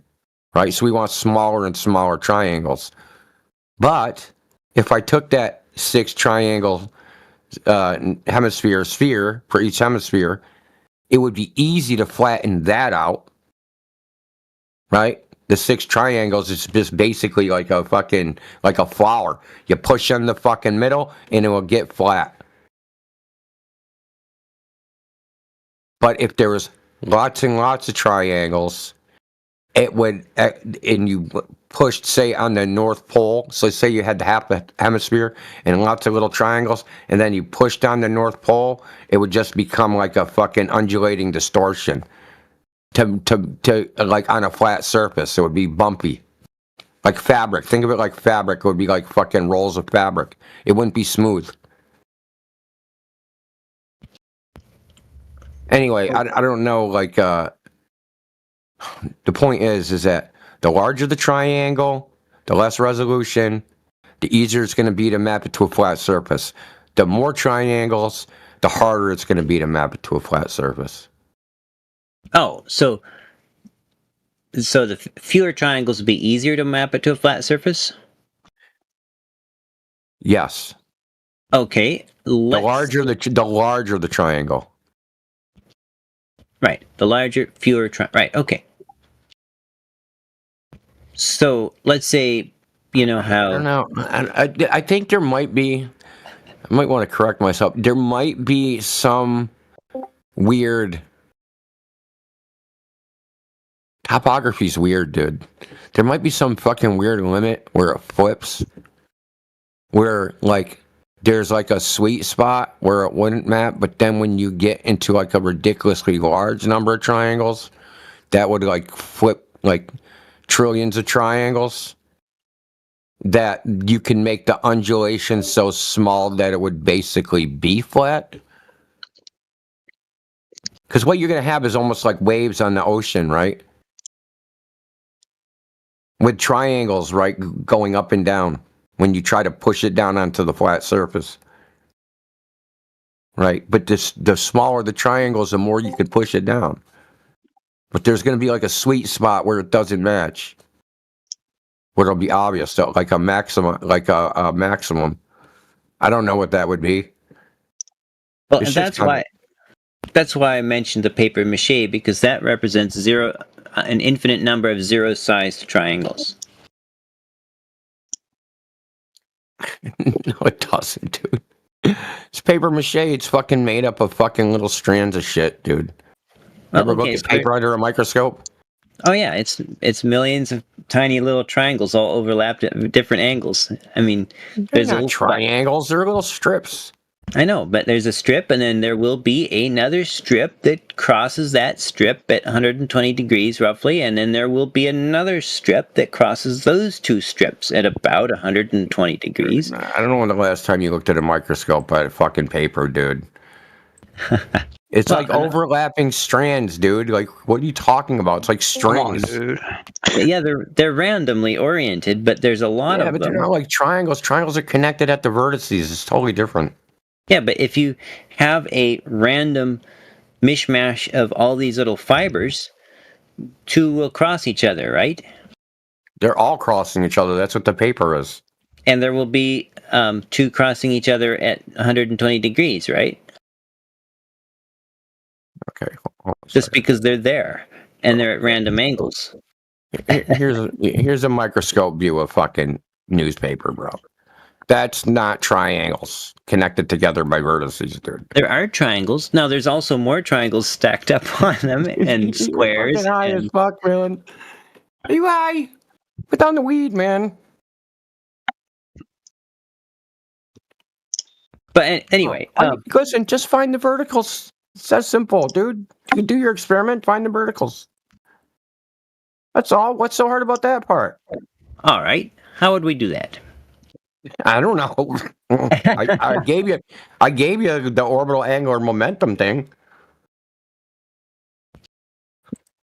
Does that require going into space? No. You know, you got like linearly polarized light, circularly polarized light. So you can make an antenna, and that antenna is basically kind of like shaped like a spiral. So when the electromagnetic radiation leaves, it is spiraling electromagnetic radiation. It has orbital angular momentum. That's what it's called.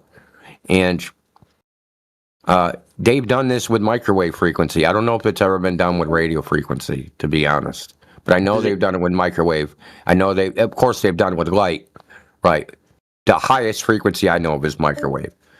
And the thing is, when you transmit it, it doesn't, that the shape of the electromagnetic radiation, you know how I showed you that stuff with the wave front distorting? The refraction stuff with the wave front distorting? That I showed you like 2 weeks ago? I'm not Probably never sure. looked at it. You have it handy? Going through the turbulence, right? There was like a side view of shows like the wave front like getting distorted as it goes through turbulent air. This will maintain its shape. It's not really disturbed that much by turbulence and things in the air. So it's coming out like a donut, right? So what happens if you shoot a donut out of a cannon, right? Let's say you covered it in chalk and you shot it out of a cannon, and you shot it at a board that was tilted at 45-degree angle. What shape would that make, that mark? Make an oval, right? It wouldn't make a circle. It would make an oval. So you can detect the orientation, the relative orientations. The transmitter's vertical, shoots it out like a donut. If I receive it as a fucking oval, then I know we aren't parallel.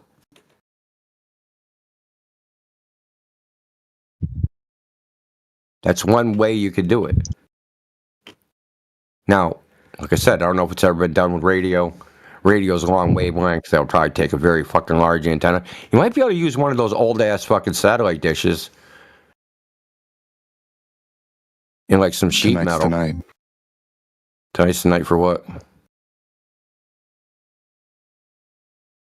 Old-ass sheet metal. There's old-ass dishes. So, if let's say I had this basketball and I created 6 triangles, one of the strings went all the way around the equator, and then of course the remaining point was at, say, the North Pole of the basketball, and then I've got these 6 triangles, kind of like orange section slices, you know? You're saying I could peel that off of the basketball and it would lay quite reasonably flat on a table? Yeah. It would just undulate. It wouldn't be smooth. I'm trying to find you something, dude. Oh, okay.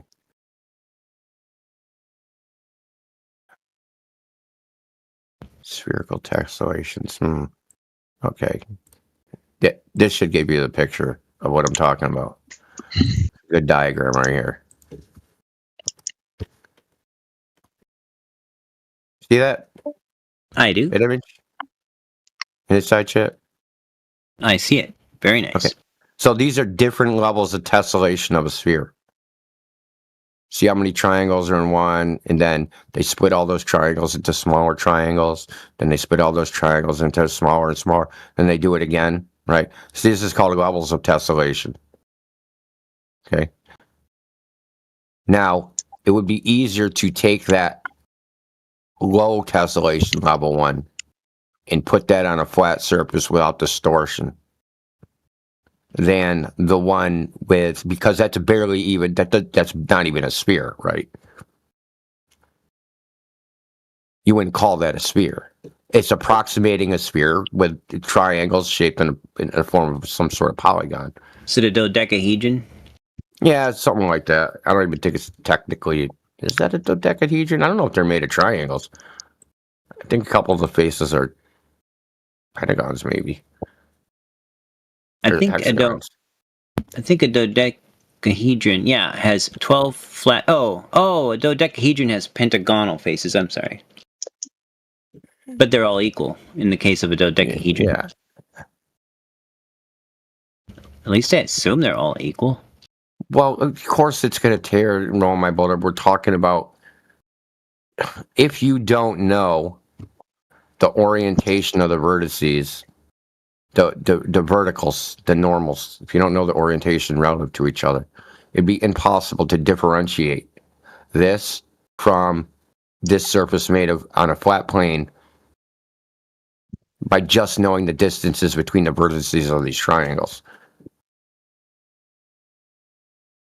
Knowing the distances alone isn't enough. So if I made these 6 triangles, I was talking to Roll on my boulder, by the way, in case you didn't know. I'm sure he heard you. But I don't think he's going to respond in the VC. Of course not. Because his voice is annoying and I'll probably ban him, so he's probably avoiding it. I mean, that would almost I think he's drunk most of the time, but, you know, it could just be his mannerism.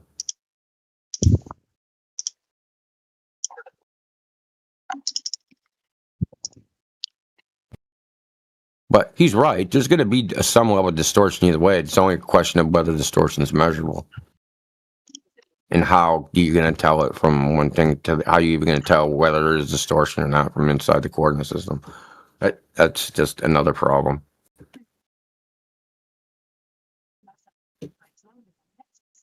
But if I made this 6 triangle mesh that fit on one hemisphere of a ball, or that covered one hemisphere of a ball, and I lifted it off and set it down on a table, wouldn't the top of that mesh be a half of a ball's radius above the surface of the table in the center? See the one with the large triangles? Say you cut that in half and just push down on it, right, from the center triangle. That would just fold out. So it would have to like separate. We're talking about we're gonna because you don't know the orientations of the fucking points between each other. You just know the distances between points. What you're doing is sending a fucking radio signal and getting a time of flight and knowing the distance between points. Right? Right? Isn't that you need to know their orientation relative to something? You have to know what, like, the coordinate system you're in. Which way's north? Which way's south? Which way's X, Y? Like, you need a coordinate system. You need directions. But isn't it a form of trilateration? What do you mean? If we measure, I have to point my radio in a direction, right? We're gonna use a fucking directional antenna, right? not the way I'm thinking.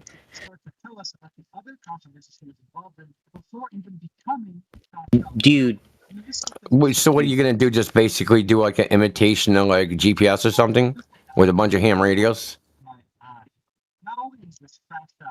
I mean, I don't know if you'd call it an imitation, but in that it would be trilateration, but between ground stations, I guess it's a sort of an imitation. Yeah, it's the same thing, the same methodology.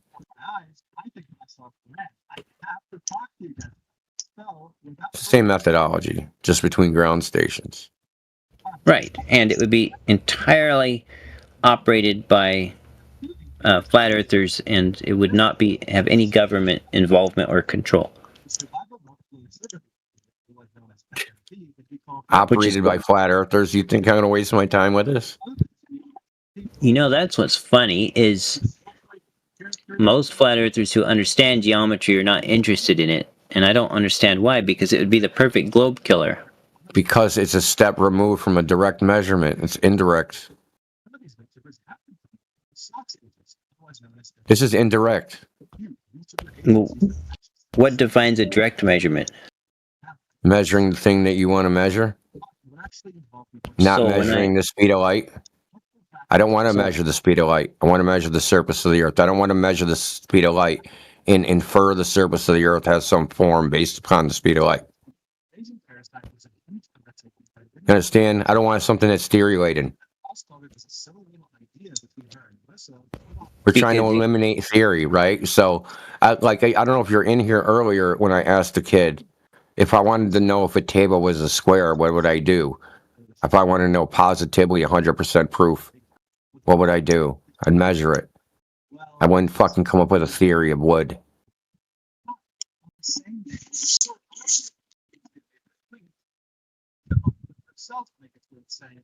I mean,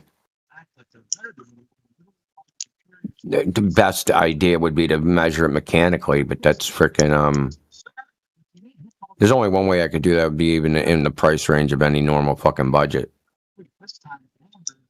Have you ever heard this one? It would be to build a big basin that's a mile long that would curve at 8 inches per mile squared. It would make the arc that the curve of the earth is supposed to be. And then you'd fill it up with water.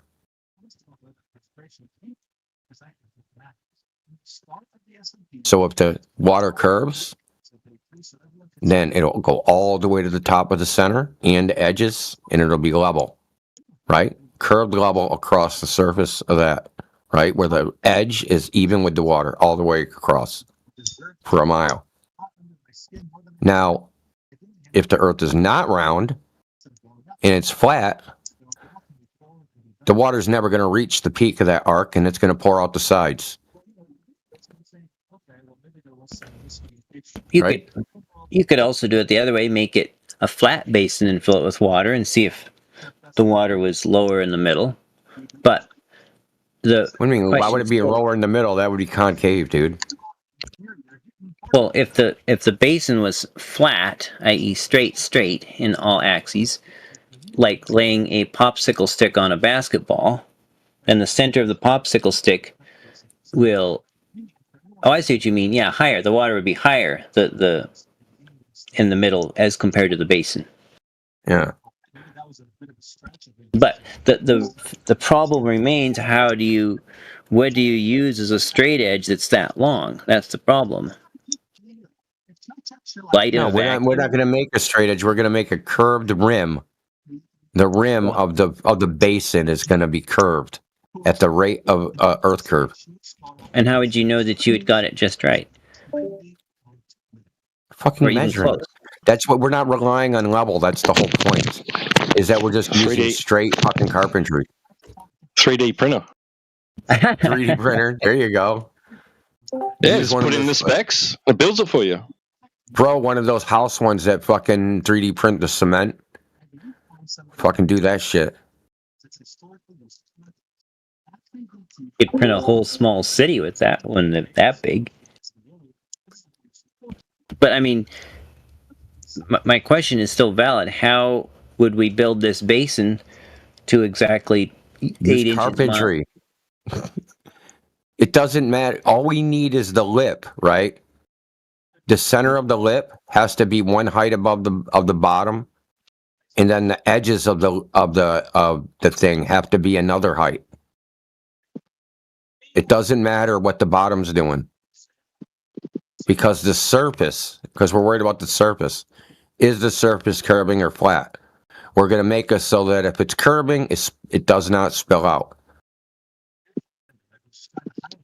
Because the height of the water. But how would we know?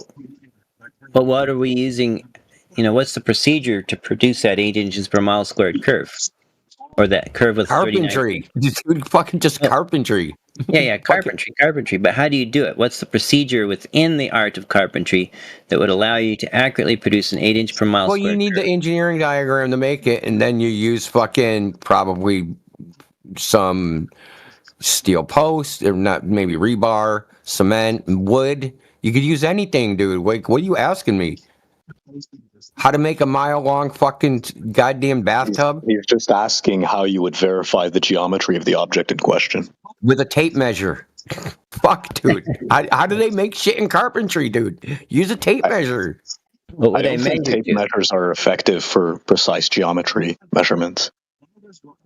Oh, okay. Leave your house right now, dude. Like, seriously.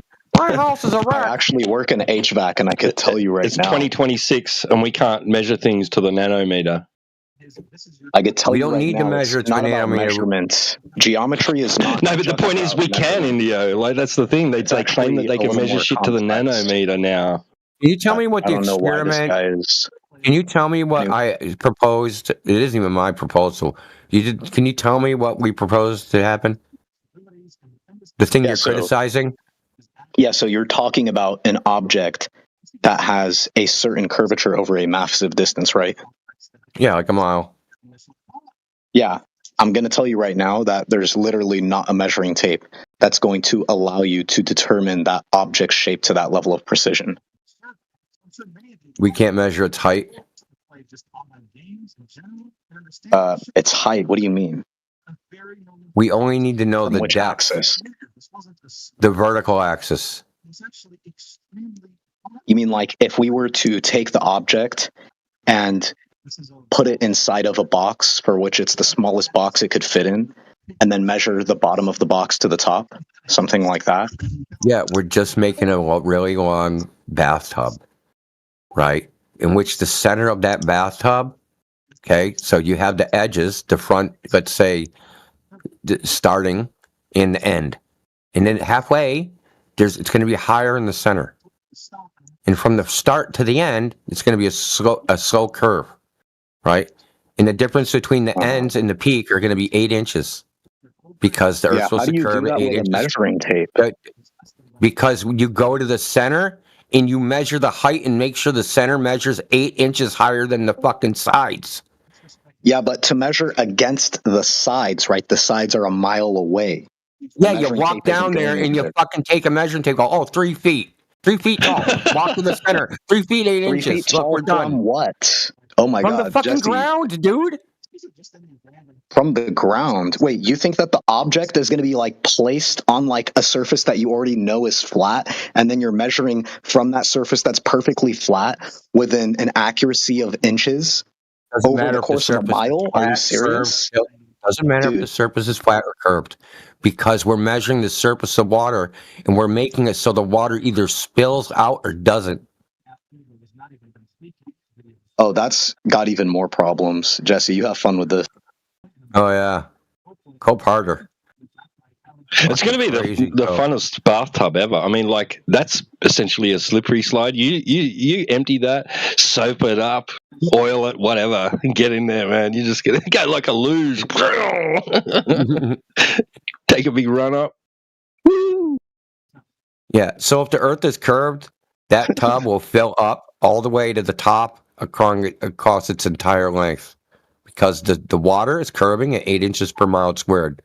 And that means it'll be right at the edge all the way at the ends and the center. But if the Earth is not curved, then it's going to spill out the sides before it fills up in the center, because the center is 8 inches higher at the rim. It's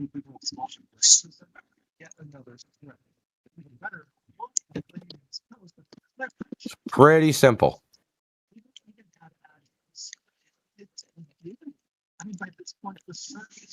I love how you guys throw a fit with any idea that the globe could be falsified. You guys just throw a fucking shit fit.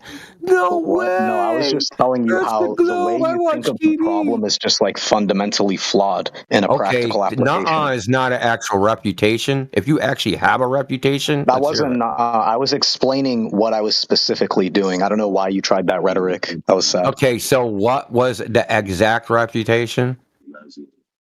Yeah, I'm saying that the practical application of building something like that is not realistic. Okay, cool. That's your claim. What was the exact reputation? That was it. Your claim that it wasn't realistic is the reputation. So, nuh-uh. No, not nuh-uh.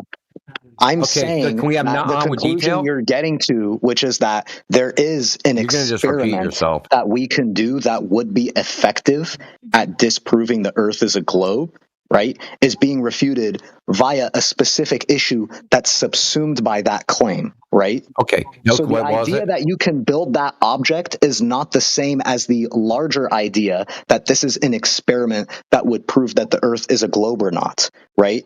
Because that is going to hinge on more than whether or not we could build the device. It would also require that the device performing in the way that you claimed would actually tell us whether the Earth is a globe or not.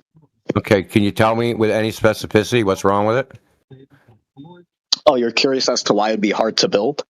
No, not the manufacturing part. What's wrong with the premise of the experiment? Oh, no, in theory it's fine. I'm saying you can't build it, though. That's why I said that's the problem. What's the problem with the manufacturer? Yeah, so as I was going to say a moment ago, building something like that would be incredibly fucking hard, right? You would need materials that are far stronger than anything man has built, and something that's just out of the capability of current technology. Basically, a 1 mile canal that's above ground is incredibly hard to build. Is that what you're telling me? Oh, that's not what you need. You need something very different. Oh, what do we To prove need? what you're talking about. And the reason why is because if you think about torque as a function, right, it increases exponentially as you move out from the center of an object. So even something incredibly strong like a steel crowbar, if it's long enough, I could bend it with my bare hands, right? And when I say long enough, I mean like in a matter of like 10 feet, right? And you're talking about a mile, That's not 10 leverage. feet. Torque applies to a rotating fucking object. You're such a dunce, dude. And you know that torque is applied to a long object that spans over a What's distance. it got to do with our including fucking curved very objects? large bathtub? Yeah, because the bathtub can have force on the edge of it compared to the center. That would create torque. It wouldn't be a torque. It's gonna snap in It would the be called hydrostatic. It would be Have you ever hydrostatic used a pressure, wrench? dude. I you have ever been way on a more skill. seesaw? Look, I can do electrical, plumbing, roofing, tiling, cement, black asphalt. What else have I done?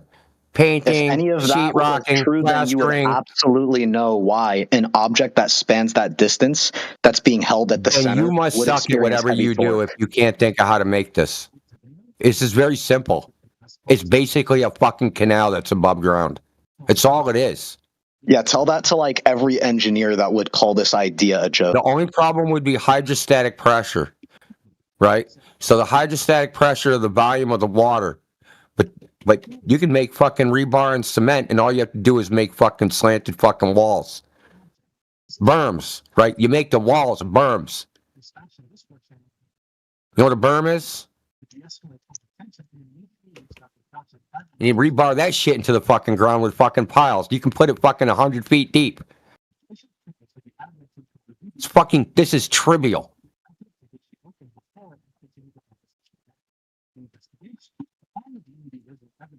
I don't even think it'd be that expensive. Most expensive would be the pouring of the fucking concrete. Of course, he's self-deafened. You can just fucking fuck Paying off. the then. laborers.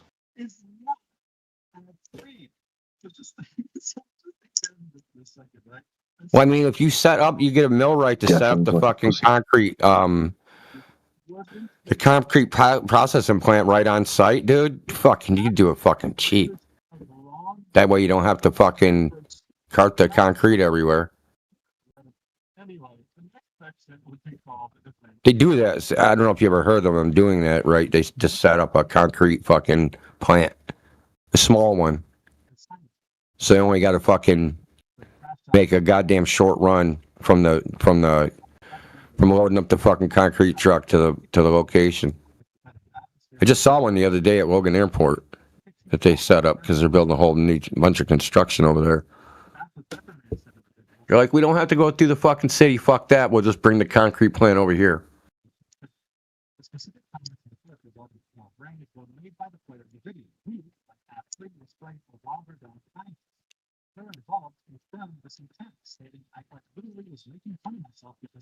Makes sense. It wouldn't even be expensive, dude. Oh, I mean, it would be a little expensive. More than I can afford. Oh. You want to talk to this guy some more? He's going to tell us about how this isn't doable. No, he deafened like a pussy. How you had a call? I'm going to give him the benefit of the doubt. Okay, yeah, he had a call. Yeah, all right, fair enough. I don't know what your. We mute deafen people that protest. Like some people protest by deafening what they're hearing, and but like deafening makes it so you can't talk. Okay. Anyways, well, no, some people like we go, hey, we're gonna mute you if you don't stop doing whatever you're doing, and then after we mute them, they deafen themselves.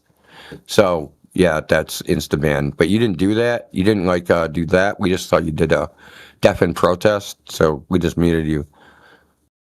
But it's all good. All right, let's go back to the experiment. So the idea is, let's build an object, right, that we can verify has the same average curvature of the supposed globe Earth, right?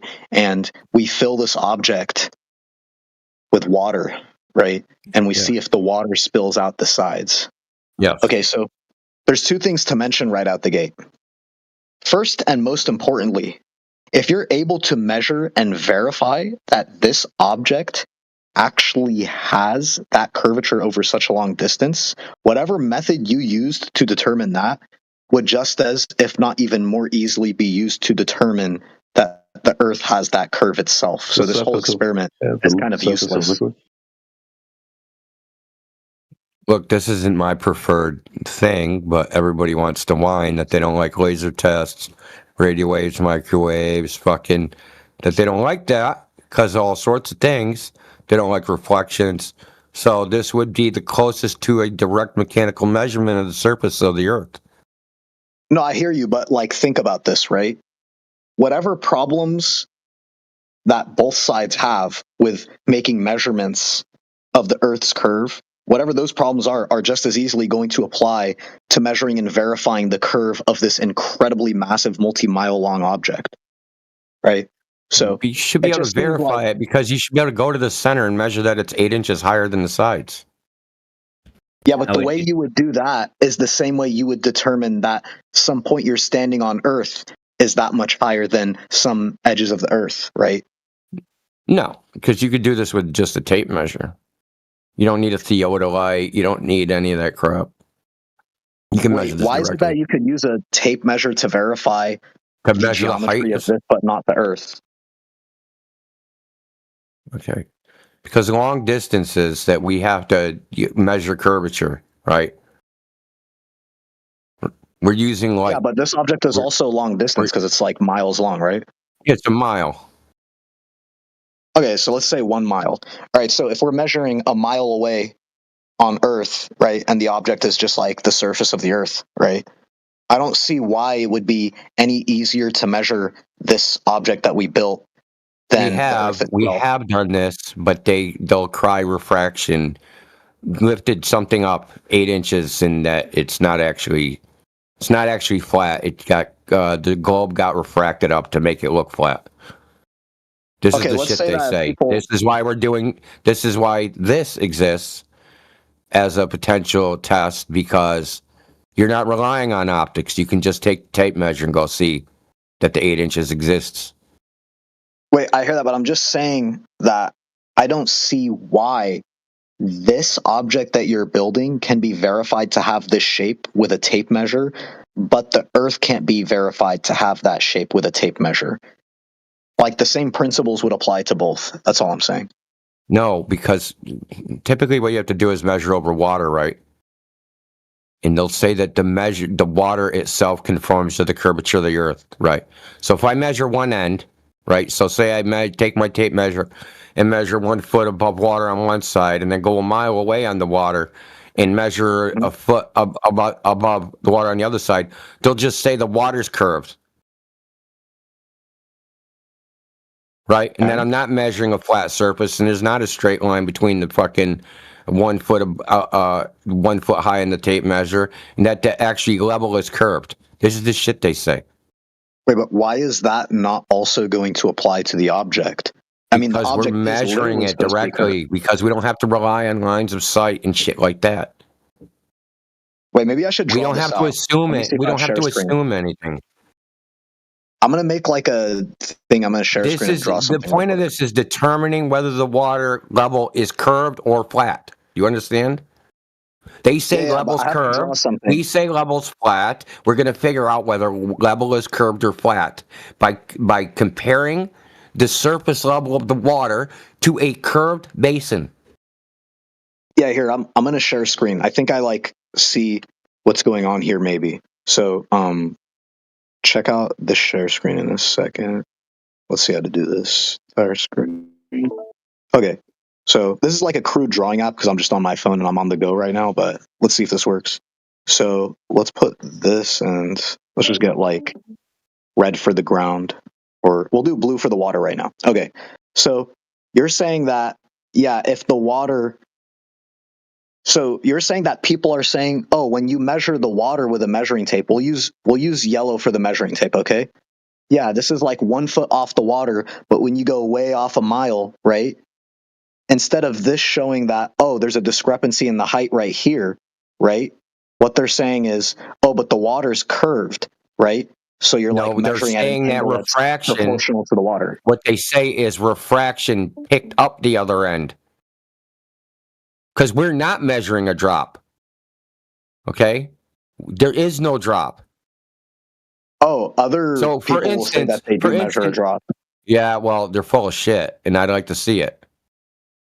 Well, I think that's the dispute that would need to be resolved before trying to measure an object that's like identical, supposedly. But in any case, that dispute has been resolved. Oh, we just get a bunch of nuh-ahs.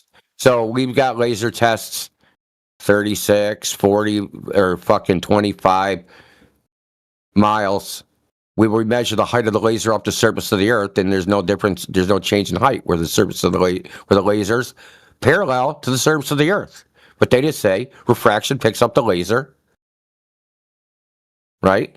Well, there's a couple things. So, if what they're saying is something like refraction will have an effect on the path of the light, that seems not just plausible, but almost definitely true, because I have actually looked at pictures of areas on different days, and the horizon tends to move.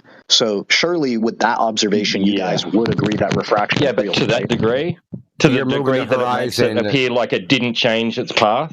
Because seriously, that's what it seems like. Okay, we're going to point this laser from 5 foot at this target over the distance where the target is at 5 foot. So they're pointing straight at each other, right? We're going to shoot it. Oh, look at that. We hit the target, right? Then they say, no, they're actually, yes, at the same elevation, but there's a curve in between, and the light went with the curve over the curve, right? And followed the curve. That's why it hit it. So it changed direction to hit the target instead of usually when we point like a light at a target and it doesn't hit it, we then say that it refracted. Not the other way round. Yeah, but check it out. So a couple things. The first thing is I just want to verify that you agree that there is refraction, because literally when we look on different days, right, we do actually see the horizon's distance changing. So we both agree that refraction is real and changes the path of light, right? Yeah, but listen, yeah, refraction is real, but can it do what they say it does? That's a different question. Okay, so yeah, I just wanted to make sure that we actually agree on that. Okay, yeah, so listen, refraction and turbulence will make shit fucking move around. Everybody knows this. You look up in the sky and you see twinkle, twinkle, little star. That's caused by changes and variations of the refractive index caused by turbulence. We all know this happens. This isn't in question. The question is, does refraction exist in such a way that it makes a globe Earth look flat? Okay? Is it possible to make the globe Earth look flat over distances of 25 and 30 miles? is the Yeah, so refraction now, is it yeah, can I'm weather happy to talk conditions. about Hold that. on. Can weather conditions exist that can actually do this? It's our contention they don't. They cannot exist. Like they're basically this is almost like a special pleading. They're saying, "Hey, dude, there could be this crazy refraction that, like, all the time, every time we go do a test, it happens. This fucking weird refraction." Yeah, I'm Because happy to some talk of these about that. I just wanted to make sure. observations, some of these observations make it so that the Earth would have to have a circumference of 1.6 million fucking miles. Indio, I heard you. All right, listen, I just wanted to progress the conversation. Like, I already heard it. Okay, so a couple things. So, since we agree that there's a refraction, right? The question now is there enough refraction? And I looked in side chat, and Jesse posted something, said, I did a controlled test where I objectively measured the apparent elevation angle to the surface of the water at the side of the ship 7 miles away on different days. Also to a lighthouse at 2.6 miles. I literally saw the water above eye level horizontal. Okay, so we have verification of it curving to a Only degree that's 7 miles, significant enough though. that it's a certain amount above It's eye only level. 7 miles, dude. The amount of fucking drop in 7 miles is only 60 feet. We're talking hundreds of feet here. Hundreds. Yeah, but So at I want 20, you to imagine look, this. bro, So at 30 when the miles, light, at 30 miles, the drop is supposed to be 420 and 40 feet. 440 feet. yeah, I know, Okay, I know. There's an exponential 127 drop meters. due to the formula that uses. I know. But here's the thing. That actually also applies to the way the light curves. Because if the light is curving over You're distance, presupposing what you're trying to prove, dude. no, you agree that there is refraction, as in the light will Yeah, but curve that one direction doesn't or the mean other, the right? light. No. You're confused. Okay. Refraction and curving light are two different things. Wait, what do you think refraction is? It isn't the curving of light. Light gets displaced. Okay. You see, this is a basic. How is that light different? light is not a ray. Is light a ray? Oh, I mean, if by ray you mean something that's traveling on some vectoid path, I would say yes. I don't know what else you mean by ray, but Light is not a ray. Light is a wave. okay, regardless, do you agree that we could describe the path of light with an arrow? Yeah, you can, but that arrow designates the orientation of the phase of the wave when it hits the camera, which is not bending light. Wait, look, bro, I tried to explain this shit to Jesse 2 weeks ago, and I gave him all the fucking citations. Okay? Wave has a phase. That phase front hits the camera with a certain orientation. If it's tilted, angled down or angled up, the image that you're looking at will appear higher or lower. It didn't take a different path to the camera. The phase of the wave just tilted up or down. The light didn't bend. I'm sort of starting to think that that's not really coherent, but hear me out. Okay, yeah, it's not coherent except for I can give you fucking citations up the ass, dude. From peer-reviewed geodetic surveying sources. Just because you don't understand it doesn't mean it's not true. Yeah, so look, I just want to make sure that we're both on the same page, right? So are you in the share screen real quick?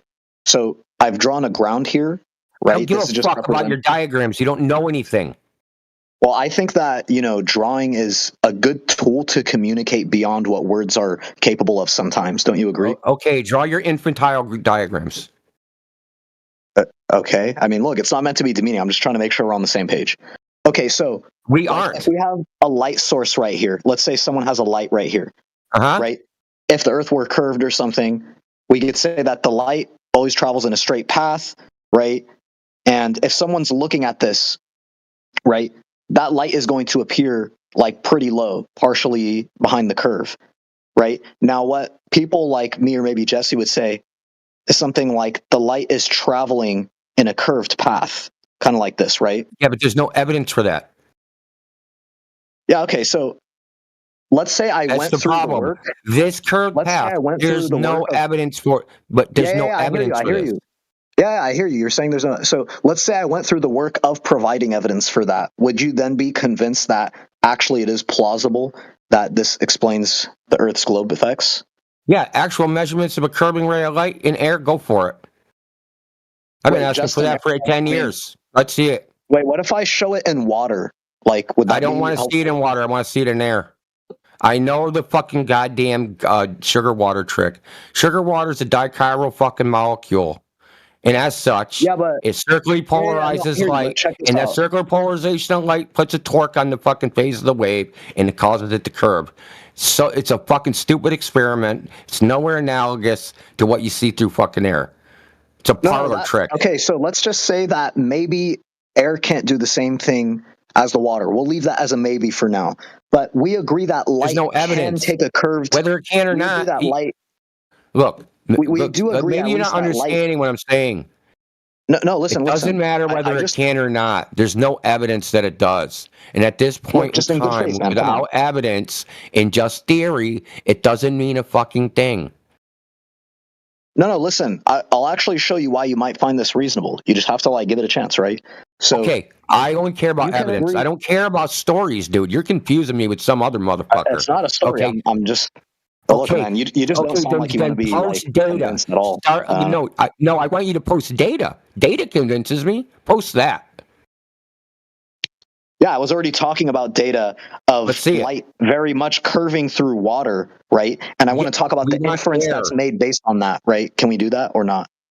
That first of all, it's not just curving through water. The light source is outside of glass, and then that light goes through air, then glass, then fucking water, which has been contaminated with fucking sugar water, which changes the phase of the wave into circular polarization. It's nowhere near analogous to fucking light going through air. Show light going through air, curving fucking rays. Why can't you actually show the thing you think is happening all the time? Why? You think that this shit's happening all the time, every time we go out and do an observation, but you can't show it fucking happening. You want to show me water. Okay, well, and not only is the light changing direction at such a slight rate, right, that it's imperceivable and immeasurable, right? That's just like the curve that you claim exists. Oh, it's too slight to observe or measure. And now we've got another contender. The light also is bending at a rate which is too small to observe or measure. It's crazy. I never said anything about that. I just want to, have a chance to explain some stuff, right? But I've heard all the stories, Good Faith. I appreciate your efforts. We've heard all the stories. We're at the phase where we're sick of the stories. We want the evidence that backs up the story. Yeah, it's going to be the conjunction of evidence and an inference showing that evidence is evidential toward the conclusion. So, anyways, here's what I wanted to talk about, right? I just wanted to do it uninterrupted if you guys are actually interested in that. So, look, if we do agree that light actually can curve through some mediums like water, even if you're not convinced that it's doing it through air yet, let's see what we could learn from the fact that it's curving through water. If that's happening, then we know that light can actually be accurately described as having some path that could be, mathematized with an arrow. And that arrow could curve, yeah, but that's independent of the surface geometry. Even Wait, when you show that when you're showing that the light is curving through water, do you mean the experiment with the fish tank is level, horizontal, the table below it is also level, horizontal, ground where the table is on is also level, horizontal? Is that what you're talking about? Because this is definitely not evidence for any globe ideas. I mean, I've seen tons of different versions of it, but I'm sure that's at least one of them. Where is the version that the water on top and the ground below it is curving? Where is that one? The water curving? No, I'm talking about light right now. Yeah. So wants to know the bottom of the fish tank. That light curving only doesn't happen on a globe ever. I mean, you're just asserting that. I don't know what the evidence for that is, but anyways, back to what I was saying, right? The setting that you're doing it in. Acknowledge that the setting that you're doing it in. The setting that you're doing it in is happening on a floor, flat table, flat tank. Right. So if we all now believe that light is accurately described as curving through the medium of water, right? Then I just don't see why it wouldn't be inferential to say that light could also curve through the medium of air, especially when that's what all the experts say, and they know a lot We've more. got than all no of us, problem with sure. your could. I knew It's it. up to you to prove that it is. Instead of- There's your a slight evidence difference. is all the experts say. That's your evidence. I knew it. Oh, that's incredible evidence. Like, think about if you were playing a game of chess and you had Still Magnus independent Carlsen of sitting next to you. geometry. Appeal to credentials is incredible evidence. Yeah, like suppose you were playing a game of chess and Magnus Carlsen was sitting next to you, and this game you were playing it for your life. You had to win to live, right? Yeah, but you don't have Magnus Carlsen told on you your to make side. a We do. different move than the first move you thought. This is a false equivalence. Well, wait, hold on. So Magnus Carlsen tells you to make a certain move. This is and a it was a different false move than the one you equivalence. thought of. You would say that it's very smart to take the move that Magnus Carlsen told you to make, That's great, but that's a false equivalence. Has nothing to do with this, and a red right? Oh, herring. wait, all I'm doing is pointing to someone who has credentials in chess. Like he's just actually So what? professional. Does that mean that the move he tells you to do will be the correct move? Much more likely than yours, yeah. Who cares? That's an appeal to probability. Does it mean it's the correct move? Most likely, yeah. Yeah, that's an appeal to probability. That's a logical fallacy. And is that, yeah, Does it yeah. mean that it's the correct move? Are you saying like necessarily, like ontologically? 100%. That means no matter, because it's Magnus Carlsen and he is an expert in chess, the best player ever. That No, means of that course whatever not. move he But tells that's me not is the interesting correct at all move. because that's just some semantic point. Do you It's think not that a that's semantic interesting to point. say It's that pointing it's not out logically necessitated?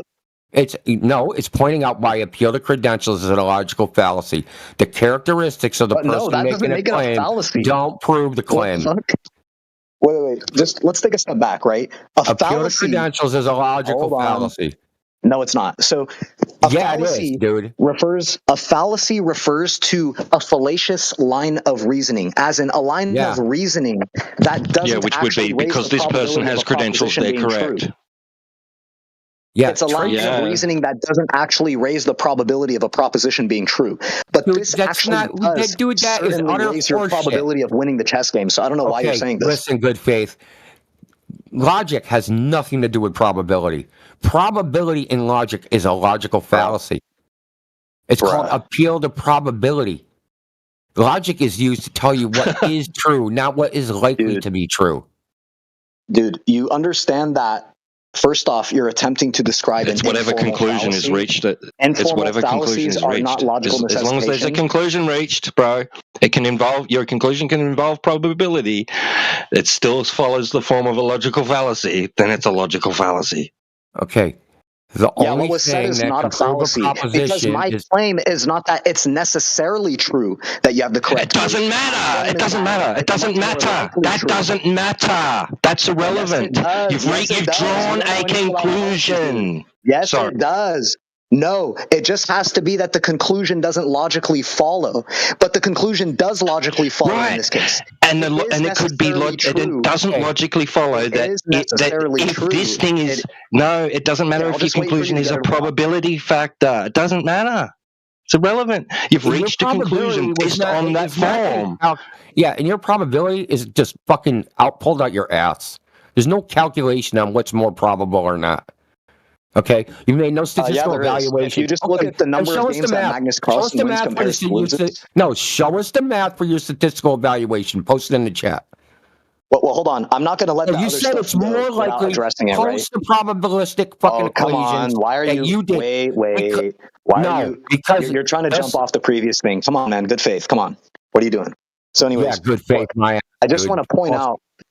No, yeah, like seriously, come on. So, anyways, brother, no, you agree that anyways. If I make the claim that you're much better off taking Magnus Carlsen's move, that is actually true.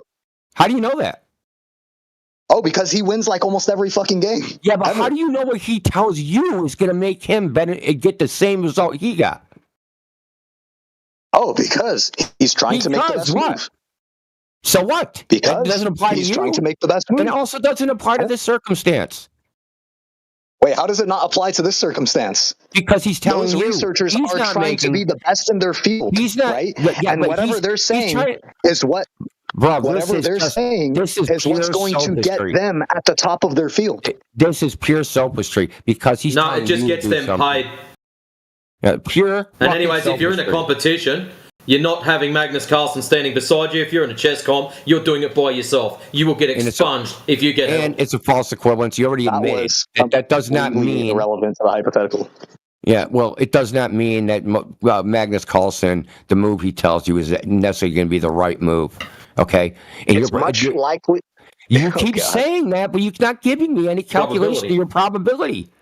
Wait, do you not believe that? Like, just honestly, man to man, do you not believe that if you take Magnus Carlsen's move, when you say it's much better off than your move? Like, honestly. That's your subjective opinion. No, but what's your opinion? What's your opinion? I don't have an opinion on it. I don't listen. I don't do speculation. Come on, dude. You know, come on. Yeah, he doesn't play chess, so why would he have an opinion? History, and you know it. Okay. The whole refraction gambit. Your evidence for refraction was everybody, all the fucking experts believe it. It's not evidence, dude. It really you don't is. Know like, if every chess player told me that a certain move is good, that would definitely be evidence. Yeah, but you're wrong. But you're wrong about what the evidence is. Have you ever considered that? Have you ever considered that? I consider it as a possibility, but it's extremely unlikely. That you're wrong about what the evidence is?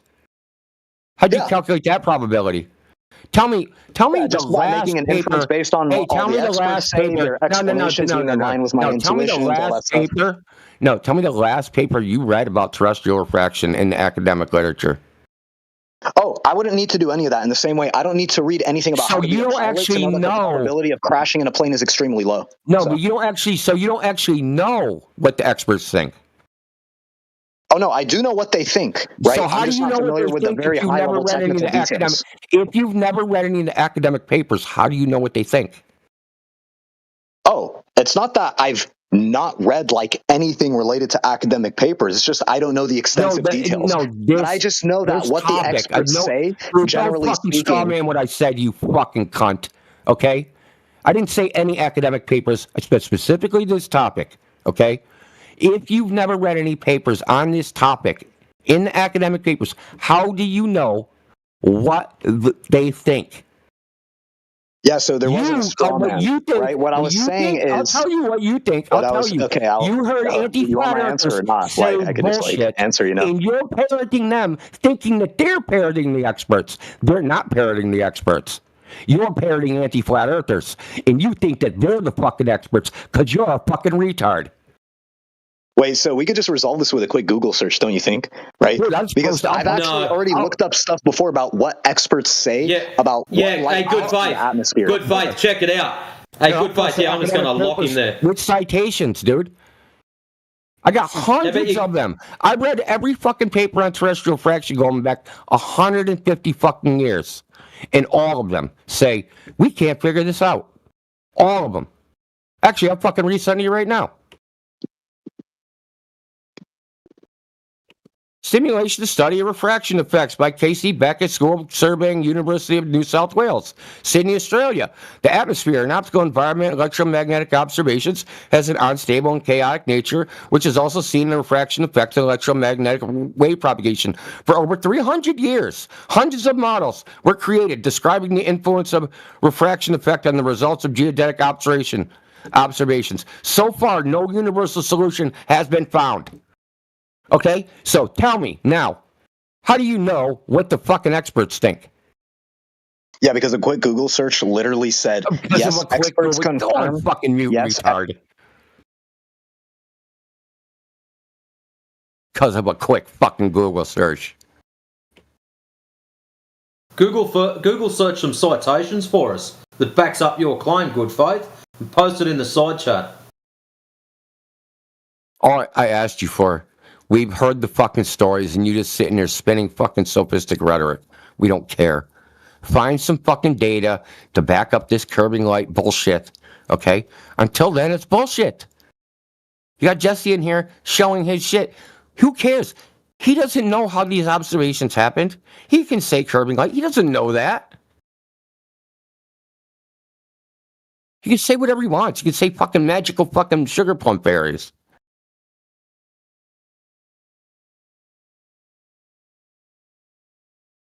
Fucking 2 o'clock in the morning, sitting here yelling on the microphone. Because this fucking bonehead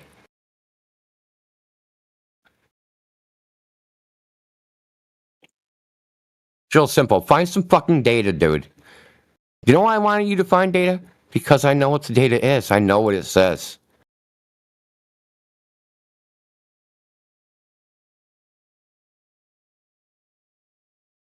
I'm like fucking you. Flat Earthers are experts on this subject. But you've been listening to fucking Dunning-Kruger Pretender Town. It's like fucking Jesse and Nicktoon and all these other fucking losers. They don't know what the fuck they're talking about. They got papers on their fucking...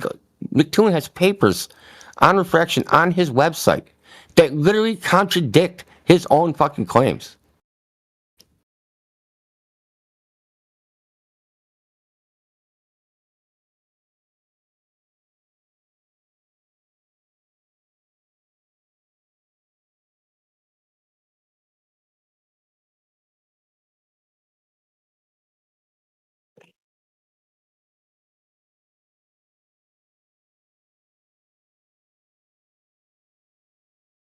You may want to debate Google. Only Not once. particularly. You don't want to debate Google, man? Come on, man. You want to debate Google, man? Google misses you. Google's been thinking about you all day, man. No, it doesn't. I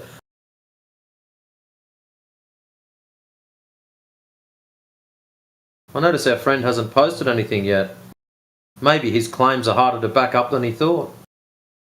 You know, the funny thing is, I asked them for the evidence. I could actually post evidence that supports the exact opposite of their claim, but I don't even bother because I want them to just fucking twist in the wind.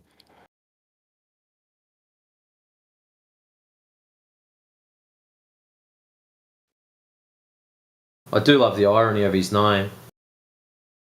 I know, right? That's to get people to let their faith down. To let their guard down. I have a name that maybe I'll disarm them. It's a passive name. And I'll go in there and I'll use ridiculous amounts of sophistry. I'll use that Magnus Carlsen analogy every time I talk to people. Fucking absolute false equivalence, fucking red herring. To back up the fact I don't actually know anything. And just parroting fucking ideas that I think are true. That may or may not be have heard from other people.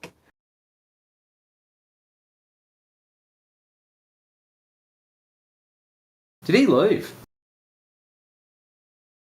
Well, I muted him. Dude, once he said Google says, there's no point in going on. I'm like reading from the academic papers. He says Google says.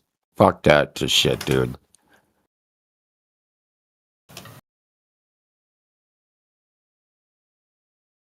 Might as well say my mom said. That's Google's on that level with me.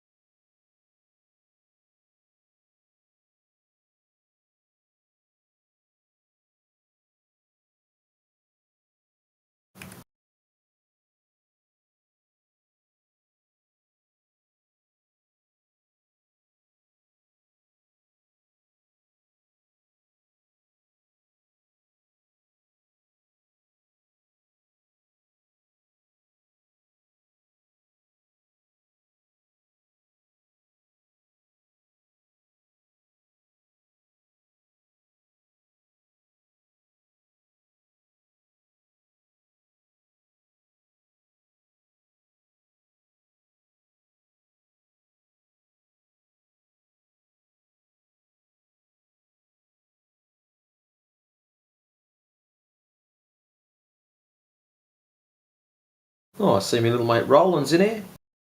Hi, Roland. We've run out of crayons for you, mate. We're going to have to get another box. You ate the last 3. That's why.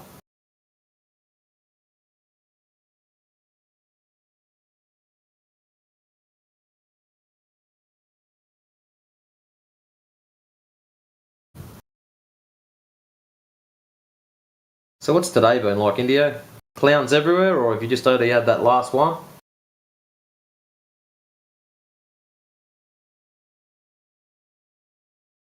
You don't ask silly questions.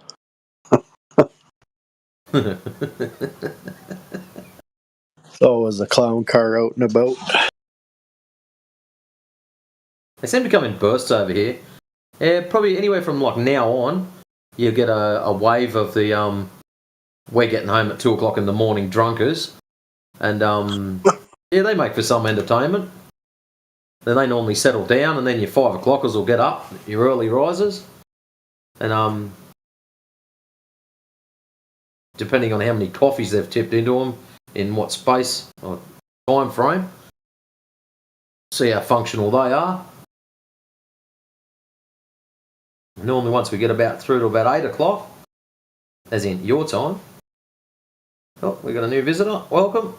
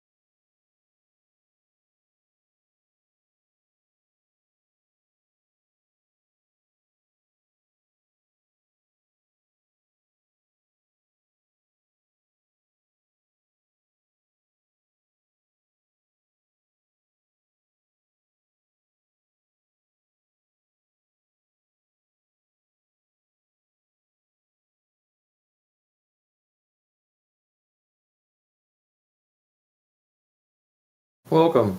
A couple of new people just dropped in.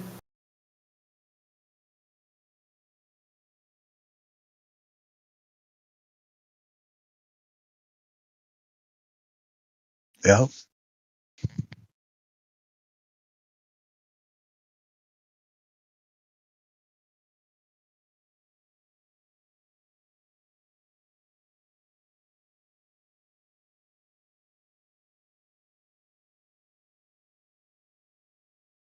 Are you a ball believer, Snow? Hmm? You've been in here before, haven't you? Yeah, right. Oh, yeah. Yeah, I remember this place. I remember this place.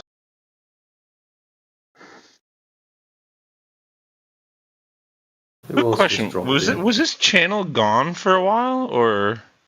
Oh no, it's never been gone. Huh. I guess somebody must have banned me and then unbanned me. I don't know. I haven't seen it on here in a while. No, just timing. If you here at the wrong time, you won't see it. It's like some Hogwarts type shit. Just pops up when it's needed. That's fucking hilarious. That's true. That actually how it works? It's like some kind of timer of some sorts, or what? Nah. If no one's in the channel, it disappears and it pops back up when any one of the moderation team jumps in. That makes sense. That makes sense. Appreciate the insight.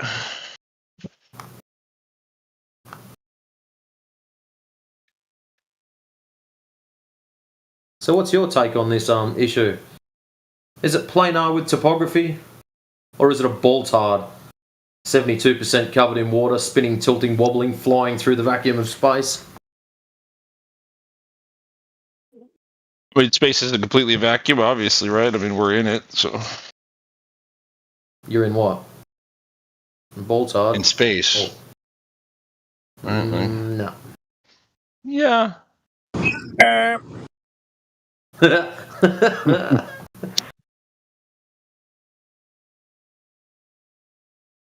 So you're a Baltar believer?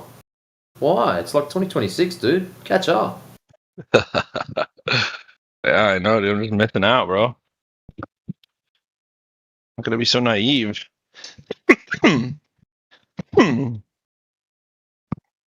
If you were inside of a vacuum, how would you be breathing? I'm saying Earth is inside of the vacuum. Yeah, I know. Same I know result. what you said. Because of the atmosphere? Question mark. Well, do tell us all about it. About atmosphere? The protector of all vacuums, the atmosphere.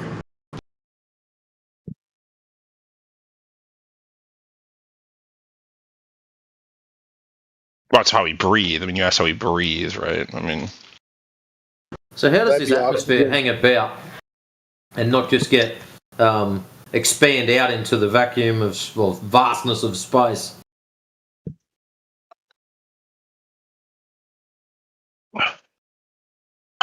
sorry, what's your question? Like, why does the atmosphere not just leave? Correct. You know, I never really thought about that. Let me see.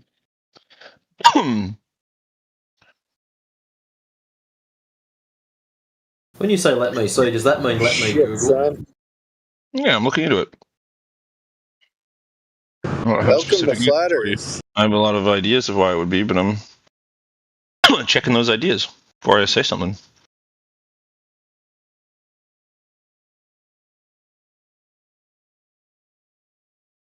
We got a smart one.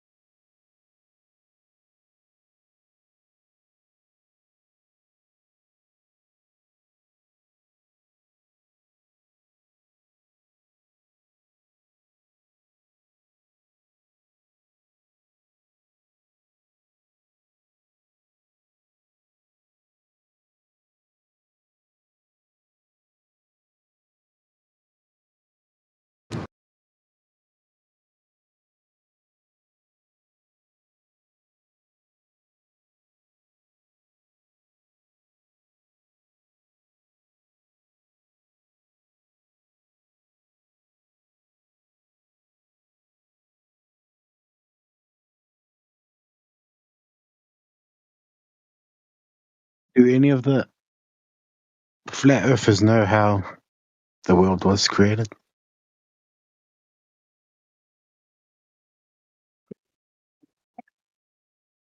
Yeah, I just happen to be like so many million years old. Of course I know. I was there when it happened. What do you think? Like, seriously? Well, do you have a fair idea? I'm just asking. Like, what's your... Why would I have any idea? Last time I checked, the ground was here before me. And, yeah. How what's would, the estimate? How would... Let's throw the question back at you. How would you know the creation story? I'm trying to look for the answer too. I'm just asking. I'm asking anyone if they would know a fair, bro. fair idea. Yeah, you're not going to find it on Discord. I've talked to some very intelligent people. No one said, hey, figure out the meaning of life, go on Discord. No one ever said that shit. You can find the meaning of life anywhere if you're looking for it. I'm just asking a question. Yeah, we're giving you an answer. I don't know. That's your answer. You believe in dinosaurs? That's our answer for what? That's our answer for everything? Yeah, pretty much. No. Do you? I know the Earth is flat. Oh, you know that? Yeah, I know that from experience. How do you know that? Because I see it that way. Oh, because you see it that way? Yeah. So your eyes are perfect? Well, no, they're not perfect. Your eyes are... Why would they your need to eyes be show perfect? you an accurate representation Don't let of the reality? perfect be the enemy of the good. Do you believe that your eyes show you an accurate representation of reality? Yes. Well, no wonder you think the Earth is flat. You're fucking So Moses, So when you see a flat Earth, what do you think? It's curved? You think that that's an optical illusion? Not from that, no. That'd be nonsense. But yeah, so you have to think that it looks flat, but that's an optical illusion. That's what you have to think. No, I don't. That's nonsense. Okay, so when you see it and it looks flat, what does that mean? It's called scale. Like what? No, see, no. That is a Curvature cult. is so slight. That is you trying to rationalize that it's actually not flat. That your You're the one senses are that tricking thinks you. your eyes show you an accurate representation of reality. Okay, Like, you're repeating yourself, dude. That the shtick is dead, dude. you can't criticize my intelligence when that's your belief. Moses, Okay, that wasn't no, a criticize so- of your intelligence. Look, tell us what's more accurate, the senses or the mind? They're both directly connected. No, they're not directly connected because there's They people in permanent absolutely are. vegetative state. Without a mind, you don't have senses. Dude, no, that's not true. It's not true. That is true. That's not true. There's That people is in true. permanent vegetative states that, they have a brain in respond. their skull? Stop Yes or interrupting no? me. Just stop interrupting me. That respond to external stimuli even though they're brain dead. Interrupting me. So all you're trying to do is censor me by talking over me. And I'm going to censor you. Okay. Ass flat too. So people in a permanent vegetative state respond to external stimuli even though they have no brain activity. So how do you account for that? Do they have a brain in their Moses? skull? There's a brain in their skull, but there's no brain activity. So the thing that But you're they defining as brain respond to activity- external stimuli So, like let me ask lights, this, let me ask this. voices. Does brain activity accurately represent everything that the brain does in your mind? Can you think without brain measurement that you're activity, defining? Moses? Your definition of what defines brain activity, does that encompass all functions of having a brain in your skull? Why is this getting further and further away? Dude, brain activity would be the electro EEG graphs Right, a very finite measurement of one specific electrical signals within the brain indicating brain activity. fMRI blood flow analysis, where they measure the blood flow to different parts of the brain. All that shit is non-existent, but they respond to external stimuli. This proves that the senses in the mind are disconnected and one is not required of the other. Yeah, it's not required of brain activity, sure, but it requires a No, brain. no, you can have perception without thought. Sure, if you think so. No, I know so. I don't think that anything in science says that you're right, but if you think so, sure. I don't think that anything in science says you're right. So your incredulity is evidence. I'm just saying, if you want to think that, dude. I know that because I'm not it's well contesting it. documented that Right, you people in can say permanent you know vegetative it, or you states believe do it, or these you things. think it, or you feel it. It's irrelevant to me, right? Like you do you. Look, it's a matter of Indio, record. I think I see what you're getting at. Even though I don't believe the flat earth stuff, like reflexes, they come, even though the signal doesn't automatically go all the way to your brain. Before they reach your brain, that, oh, the fire is hot, your body reacts to the fire. So yeah, reflexes, stuff like that. You have a full nervous system that can react and move without you thinking about it. And of course, you have a subconscious as well, right?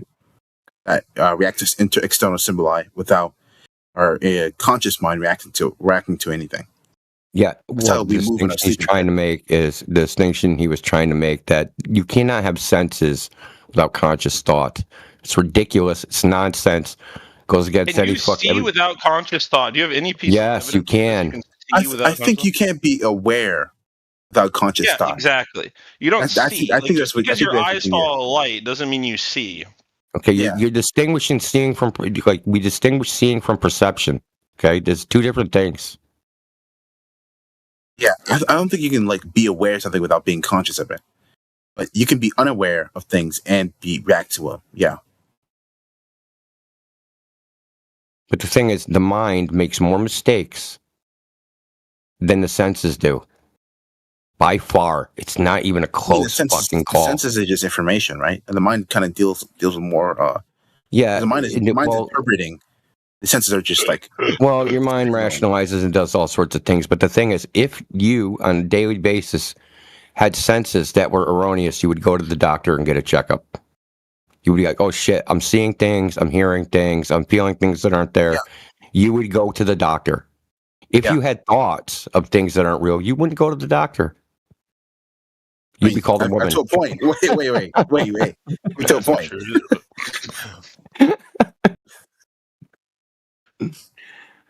I don't know. I don't know if that's what you're saying. The point is, he was making an argument that we can't trust our senses and we should be trusting our fucking mind. Well, no, that's not the point that I'm making. That's not the point that I made at all. The point that I made was that you said that your eyes show you an accurate representation of reality, and that's not true. And so everything that if that's the foundation, how do you know that's not true? Why you think the Earth is, because it's not. How do you know that's not true? How do you know it's not true? I can prove it in 100 ways, right? Like, okay, how about one? Number one. Yeah, it's called illusion. You ever heard of one? Like, are you fucking retarded? How do you know that he's... We want Moses, what I want you to do now... Hey, Nate, silence. Moses, yep, you can breathe now. Moses, what I want you to do is prove that Indio was seeing an illusion. I didn't say he was seeing an illusion. That's not. I never made. You just did. What the fuck are you on about? You just said that he was seeing an illusion. I did not say him seeing the Earth as flat is an illusion. I didn't say that. You asked us if we know what an illusion is. That means you're inferring that he was having an illusion, seeing an illusion. You are literally like. I know that you're a flat earther, but bro, like you're on the edge of like the okay, that's enough of the genetic fallacy fucking nonsense, Moses. What? Genetic fallacy. It doesn't matter if he's a flat earther, dude. Outside of your television, even Moses. It's like, holy shit, he's dead. So I can't even. Yeah, that's great. What he's telling you is, look, he's not Moses, telling you have a dichotomy, Moses. I don't have a dichotomy. Yeah, you do, because either I see the Earth is flat and it's illusion, or I see the Earth is flat and it actually is flat. It's a dichotomy. I was asked how to prove. I was asked. So which one is it? How to prove that your eyes do not show you an accurate representation of reality. The way that and you simply said easily is an illusion. If you experience, how do I know it's an illusion, bro? How do I know it's an illusion? The same way you just said about the schizophrenic person or whatever. Like if you were seeing things that aren't there, you're going to the doctor, right? Does he answer questions or from reality? You have ways of discerning whether something is reality or whether something is not reality. And when your brain thinks it's reality because you get tricked by an illusion, and then you do further research. So now you've got to validate the illusion. Realize, oh wow, my brain can be prove the illusion. Anything, bro. Can you think of an illusion? You just got verbal diarrhea, dude. Can you think of an illusion that you've been tricked by, that you acted as if it was real? That you actually didn't even realize it was actually an illusion. Yeah, absolutely. Yeah, everybody has. You thought you had two hairs till you pissed out of one? That illusion? That's a pretty weird illusion that you've had. I've never. Well, I mean, no, that's your illusion. I'm asking you an illusion that you had, that you acted upon, that you thought was real. Brain, bro. Why are you over talking me? Is that all you do? Is to try to fucking filibuster? Well, when you say something wrong, I correct you. Like I just interject. No, you're just talking, dude. You're just blabbing, dude. It's called censoring. That's what you're doing. No, and I'm going to censor you. We're not going to tolerate this, dude. You guys really think that we're a bunch of chumps and we're going to fucking tolerate you guys just bulldozing through us? We're not.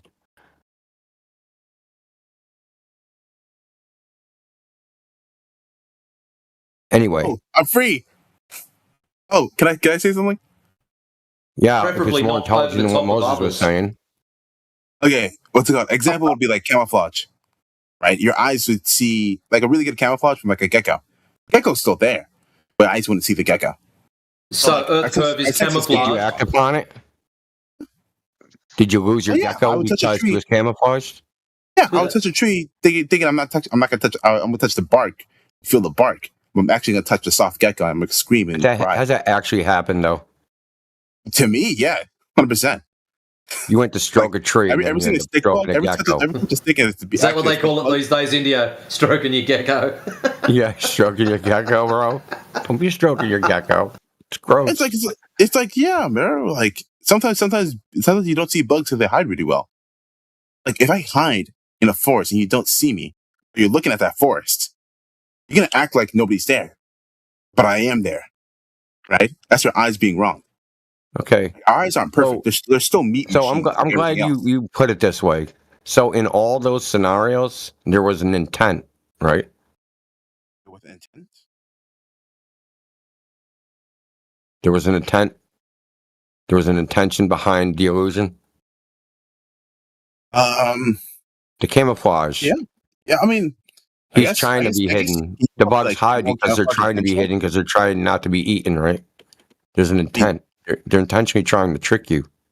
Like evolution. Is the fucking Atlantic Ocean trying to trick me? I see what you're getting at. What's up? Yeah, is the Atlantic Ocean trying to trick me? When I look at it and it looks flat, it's trying to trick me. But you still can be wrong, right? Like I can. Right. Just because it looks flat doesn't mean it is flat. Like I can be wearing a shirt, right? And that blends in with like, the tree line. No more of these stupid analogies. Like, check it out, Nay. Aside from your television, check it out. Aside from your television, your computer, and your mobile phone, where have you ever seen the curvature in reality? I was in a plane. No, you didn't. Stop that. Yeah. No, dude, I was in a plane fucking yesterday. It's definitely there. Fucking yesterday, dude. Yesterday. Also, I flew from Chicago to Boston. I was in a plane yesterday. There ain't no curve on my fucking plane. I've flown a whole shitload of times in the last fucking 3 months, dude. The boat go behind the curve? No plane goes high enough, dude. Dude. I've been. I don't tell you. I see with my own eyes. The Earth has to have is supposed to have a diameter of 8,000 miles. The plane would be 10 miles. Hold on, a plane would be 10 miles above it. Think about it for a second. 1/800th of the diameter. You're not going to see curve from plane. It's nowhere near high enough. Like I looked at it though, bruh. Okay, no, you didn't, dude. You're just making shit up. Stop it, dude. Now you're going to try to double down on your lie, bro. No, you're doing the same thing that you claim other people do. I see something with my own eyes, and you just deny it. You didn't see that. No, you're lying. I'm not lying. What the fuck? I was literally in a plane fucking yesterday, dude. I was in a plane. Well, not yesterday, but like I was in a plane too. What the fuck? I don't know what plane you went on, but I definitely. Okay, where were you flying to, dude? Who do you sound like? Yeah, think hard. It was from Houston to. It was on my way to Africa. It was Houston to Washington D.C. and Washington D.C. to fucking Brussels, and then Brussels to what's it called? Liberia. Not Liberia, Guinea, Conakry. Do you have any idea how much of the Earth you would see from a fucking airplane? Well, let's do this instead. How much of the Earth? How much of the Earth would you see from 250 miles up? Yeah, that's the ISS. How much of the Earth? Dude, I don't know fucking math, ass. 3%. Okay. Now you're saying from fucking 10 miles up, you saw a curve. For sure. It's ridiculous, dude. It's a ridiculous claim. Dude, even academics, PhDs, people that hate flat Earth, people that rail against us admit you can't see curve. Okay, fine. Maybe I was fucking tripping. I don't know. All right. No, well, first of all, if you did see curve, it wasn't Earth curve. Okay? Plane windows are actually 3 layers of glass. Next time you go flying, look at the bottom of the inside window and you'll see a hole. Why is there a hole in the window? Sure. Well, why is there a hole in the window, dude? Let's look it up. No, I know why. It's a breather hole. It's a breather hole. Because if the pressure changes rapidly, so if the pressure changes rapidly and they didn't have a hole there, the windows would fucking explode. Right? So they have a layer of glass and then another air pocket, a layer of glass, and an air pocket and a layer of glass with a hole, so that if the pressure changes of those two outer layers, it isn't like a forced capsule. It's like a baffle that mitigates the changes of pressure. Right? So the windows don't blow out. Manage pressure levels, right? Okay, yeah. So because of this glass, and someone put a diagram in there. So because of the glass, depending on how you look out the window, you might see curved edges, but that's just simply because it's window distortion. Okay. But if you put your face right up to the glass and look out the window, you ain't going to see no curve. Okay. So, but you're saying the planes aren't high enough to see curve, no matter Yeah, what. it's not high enough. Not even even Neil deGrasse Tyson made a Twitter post about the Red Bull jump, which was 128,000 feet, and said, Felix Baumgartner didn't jump from the edge of space. That's not high enough to see curve of the Earth. Yeah. Okay. Huh? Yeah, my bad. 128,000 feet, which is way higher than an airplane. Yeah. You shouldn't even see curve from the ISS, there? To be honest. Yeah. But the point earlier was like you could trust your eyes over. I guess that's an example of my eyes making a mistake. I thought something was the case, but it wasn't. My senses told me it was the case, but it wasn't. Yeah, but if you start from first principles, right? So we're going to inquire what's the Earth, right? And we look, and then we see that it's flat. Why would you jump to the conclusion that that's an illusion? Well, hold on. I look around and I thought my mom was like the best cook in the world. But then I went to a restaurant, No, it's subjective. We you know what I mean? You see that's subjective. Well, trying to get at, you see other evidence, right? Other reasons why the Earth would be round. Okay. So good. Let's go there. The other evidence. What is the other evidence other than what Matrix said? Boats going around. When you go out far enough into our eyes. So funny, dude. Over the curve. Were you here earlier, Banhammer? No. With Jesse was in here. Is this a circle? Like, are we in a circle? No, we were talking to Jesse. We guarantee within fucking 20 minutes someone's going to come here and say ships over the horizon. I hate to break it to you, dude. The horizon isn't the edge of the ball, dude. I hate to break it to you. What did you say? The horizon isn't the edge of the Earth. Yeah, it's not. It's not where the curve starts. It's just isn't it where like the curvature of the Earth is where it starts curving down? No. Yeah, it starts hiding the thing. No. It's created optically. And the reason we know this is because you can go to the beach and you can stand there, say you observe the horizon for 6 hours. You'd see it moving around. You'd see it get further away and closer. Now, if the horizon is the edge of the ball, that means that curvature would be dictated by the size of the Earth, and the only way it could change position is if the size of the Earth changed. No, obviously, I don't think you believe that the Earth is changing size while you're watching it. Hey, what's it called? Didn't you just say it would be like? What if you're higher and lower? If you're higher, I'm talking about from a fixed location, not going higher or lower. From a fixed location. Oh wait, say that. I'm sorry, I didn't. From follow. A fixed location, you stand at the beach and just stare at the horizon for 6 hours straight. You'll see it move further and closer to you. Really? Yeah, really. I've seen it myself. I filmed it myself. So we got observations of the horizon being 10 times too far away, being 3 times too close. You name it. When I say too close, is you can calculate the horizon distance based upon what they say the globe is. It's 1.22 miles times the square root of the observer's height in feet. So you just do that calculation, observer height, basically your camera height, whatever. So there's one in the side chat. So that's a camera height of 1 foot. And the horizon's further, that furthest oil rig is 10 miles away. This second one with all these, the horizon here is supposed to be, I think that says 2 miles away. Yeah, 2.2 miles away the horizon should be, and you can see the frickin' things go all into the water. So we know that the horizon is not the geometric edge of a ball because it moves around. Where it appears to be is dependent on your angle, your elevation, and the meteorological conditions. So what do you think? Why did things disappear across the horizon then? Is there a hypothesis or what? Optical. Well, I mean, there's a couple. I mean, but it doesn't matter. But we don't have like there's not a leading one you go with because it doesn't matter. We know what it's not. That's not helpful though. That's not something.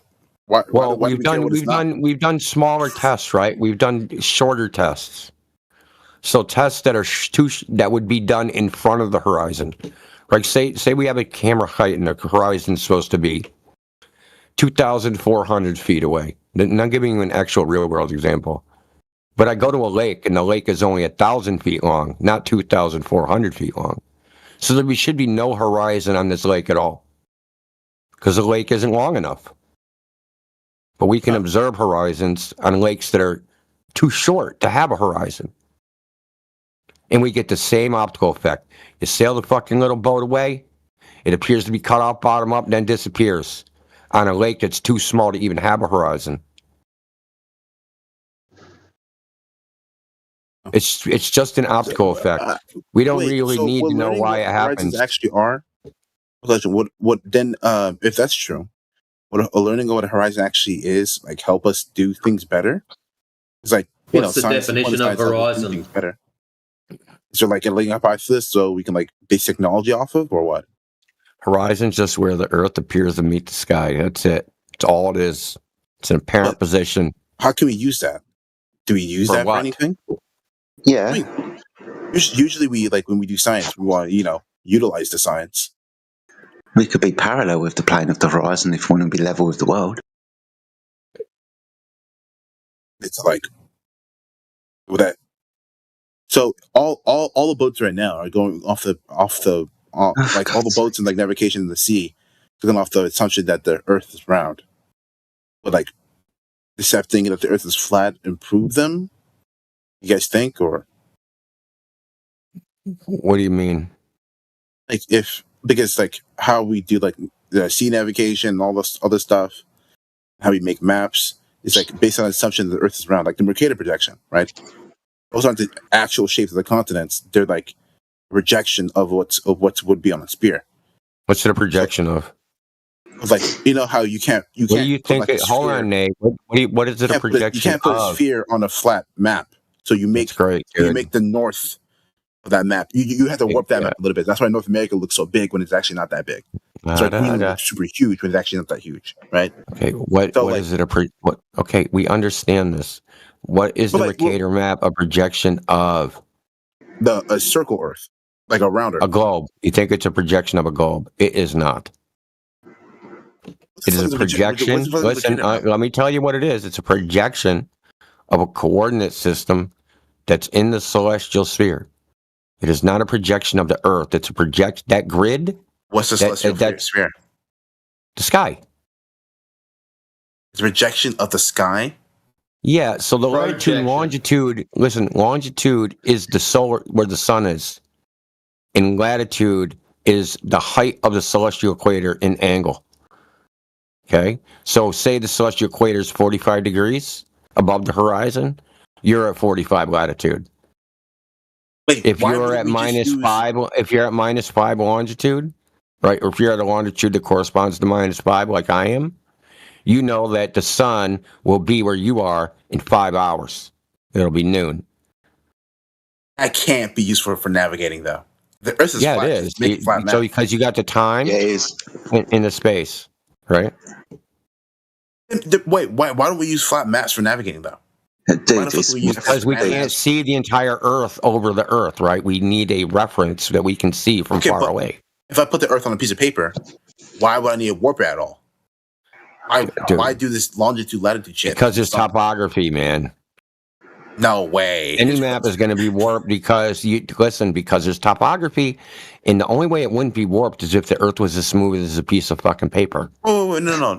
I'm talking about like a regular piece of paper map, not topography. Also, you asking? Look, you listen past the graveyard. I told you. Listen, you're not listening. You're not listening. You're not listening. The reason we use what we use is because we can see the stars. The stars move. You can see them from very far away. If we made some ground reference, like let's say we make the coordinates the fucking Mount Everest. You can't see Mount Everest from everywhere. What good is it going to be as a spatial reference if you can't fucking see it?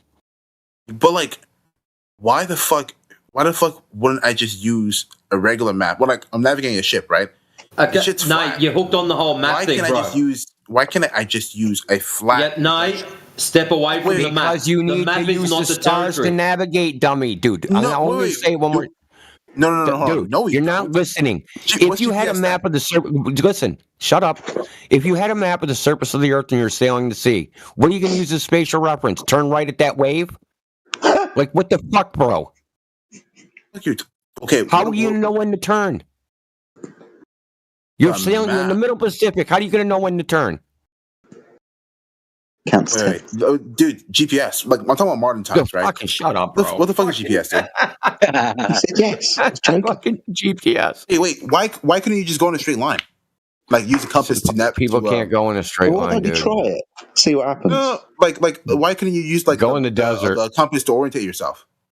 Jesus Christ, dude! It's like you're just throwing shit against the wall. You don't know any of this shit works, There's do no you? fucking way in modern times we use stars. Compasses follow field lines. Yeah, we use stars, There's no dude. way we use stars like a fucking sailboat. We're not that primitive. Hold on. What the fuck is this idiot on about? I don't know.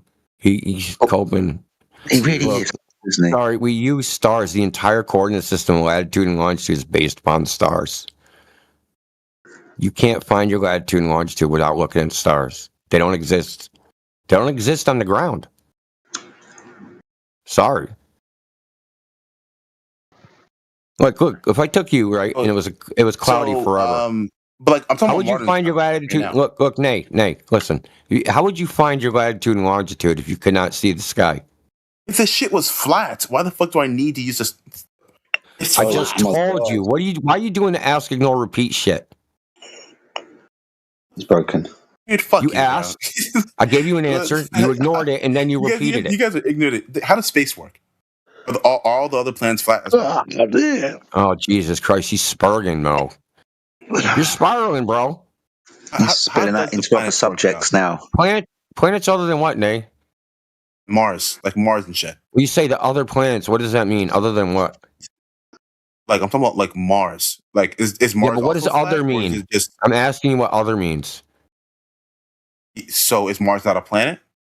Yeah, Mars is a planet. Yeah, that's how we define it. Yeah. What is Mars? Compositionally? I don't know. Nobody knows that. Like, what would you think Mars is? Do you guys have an idea what shape it would be? He just said, it's a circle. That's what we say. Oh, it's pancake. Oh, okay. So you're a dumbass. Oh, okay. I'm a dumbass because it looks like a circle. I'm a dumbass. I'm saying that because I'm not really pretending anymore. Fuck y'all. Good night. Love y'all. Yeah, you're the dumbest dude in here, dude. Fucking calling us a dumbass. Crazy, dude. Dude, that was a quick fucking spiral, bro. It was, wasn't it? Dude, like circling the drain, dude. You know how it goes faster, it gets towards the bottom? That's what he did. He was went, woo! Straight fucking vortex. Quick light speed. Spiraling it. Do you guys believe in belief? I don't have no beliefs. Do you believe in dinosaurs? Why would I believe in fucking dinosaurs? How old are you, bro? Oh, I'm just asking. Are you in your Dino pajamas right now? I'm just asking random questions. Now, what do dinosaurs got to do with the shape of the Earth? I just want to know. You saw a meme where a meteorite hit the side of the disc and it spun, and the dinosaurs got flicked off, didn't you? Nah, I don't even believe that. I'm just saying, what's the earliest history do you believe in? Dude, nobody knows how old the Earth is. There's no way to tell. Contrary to what you've heard, such as the dating of the Earth by radioactive decay, it's been known for almost 30 or 40 years, though they don't tell anybody yet. It was discovered at Lawrence Livermore Labs that radioactive decay of elements makes a shitty clock, meaning the radioactive decay rate varies with time. Okay, now obviously you should know that you can't have a clock whose rate of time changes over time, right? You can't keep time with that. Or how about this isn't my hold on, just a quote. This isn't my opinion. You can go on Google or I'll post a link in the chat. It's called Variability of Nuclear Decay Rates. It's on Massachusetts Institute of Technology website. About 40 papers showing that nuclear decay rates vary with time and they make shitty clocks. Okay, so the shit you hear about them dating using radioactive methods to date the Earth, to date rocks, to date, it's horseshit. It's fucking 100-year-old bullshit that has not caught up. What's the earliest event would you say is fairly accurate? Like the earliest event in history? Last Tuesday. When I was born. No, you couldn't read a calendar, dude. Stop. You know that nobody knows how old they are, right? Yeah. You couldn't read a calendar when you were born, right? So nobody knows how old they are. Nobody. It's all hearsay. You believe you're a certain age, but you don't know that. You agree with that? So this is a sanity check. That's fair. Yeah, it's fair. I mean, because a lot of these things are just used it's so accurate that you can't testify to your own age in court. Did you know that? You can't testify to your own age in court. You're not a competent witness to when you were born. You were an infant. You couldn't tell time. So you don't know when you were born. Your parents can't your verify parents that. can. Yeah, your parents can. Yeah, exactly. That's what the birth certificate for. It's to memorialize their witnessing of your birth, right? And they make a public record of it, and that goes into the vital records. And so what they would do is they would submit that in court. But you wouldn't be able to testify as to your birth date. Someone else would have to do it. Oh, yeah, no. It's just common sense, yeah. Yeah, but obviously, but you're asking us, when was the Earth born? How the fuck are we going to know that? I'm just testing you, bro. When I ask these questions, I don't even believe the question. I'm just seeing if there's real flat earthers out there. There's no dumb cunts Being a fucking with idiot, a then. fucking stick up their ass.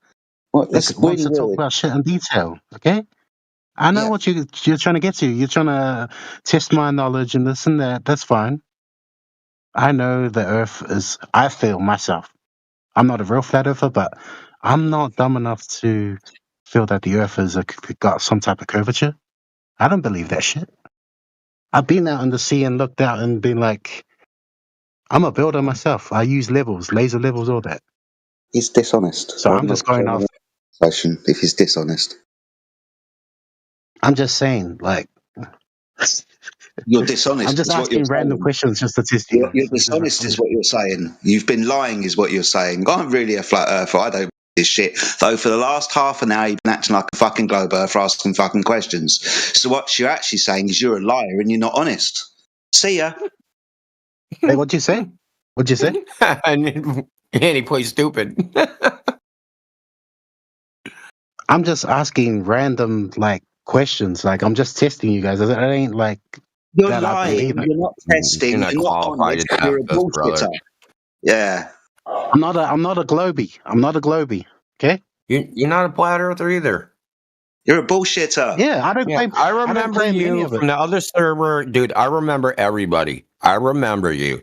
You have the secret method from which you determined flat Earth, and you're not telling anybody. Hey, I haven't been in. So you're gonna do that shtick again? Any other song and dances? You're gonna show us how to tap dance next? Wait, what? Hey! Tell me that. Server, I remember you, dude. Lying. What is that server called? Busted. 24/7. Don't lie. Don't lie now. Don't lie now. This is the first time I've talked to you. No, it is not. You're the one with the secret flat Earth method. You said you did it the exact same way. You said you've been on the ocean, and then you said you're in construction. You did it the exact same way. The exact same shit, dude. I have a crazy good memory. You're full of shit. I have never. I'm telling you, I have never talked about any type of flat Earth methods. What are you talking about? A secret? I know you didn't. Secret flat Earth method. I know you didn't. What the fuck is wrong with you? It was a secret, dude. It's a liar. You got something stuck so far that you can't get it out, mate. It's you. You're a fucking liar, man. Fucking hell. I can't stand people like you. I don't know what you're on about, mate. It's called LARPing. Yeah. I've never been in. I've never been in. What have you been doing for the last half an hour? LARPing, pretending. Maybe it was in here. I don't know. I've heard you before. You pulled this shtick already, dude. Nope. It's a very unique gimmick. So it sticks out like a store I thumb. haven't pulled this. I've never asked if you think that Okay, why do you think the Earth is dinosaurs are flat? real, this and that. That's the first time I asked it in here. Okay, why do you think the Earth's flat? Why do I think the Earth is flat? Yeah. I just feel the Earth is flat. Yeah, shut the fuck up, bro. So he feels that the Earth is flat, but he came in here for the last hour just pretending. It's the same guy, bro. Yeah, it is. Yeah, he's a fucking liar.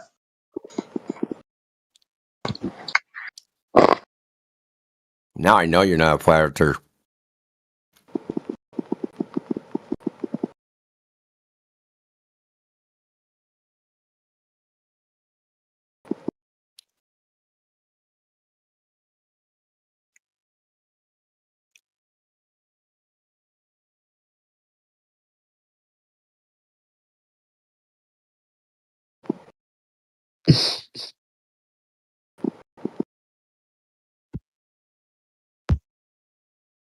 So Moses, Okay, who's next?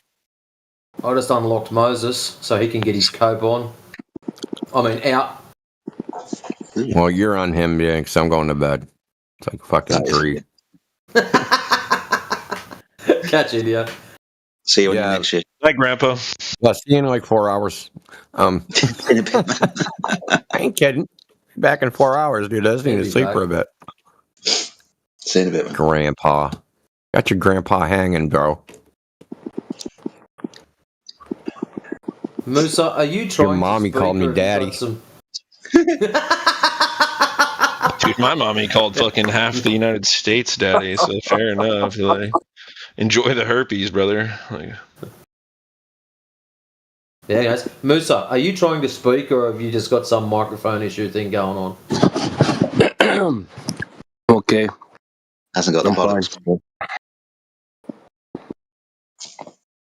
Because it's like Morse code going on, bro. You uninclusive shitbag.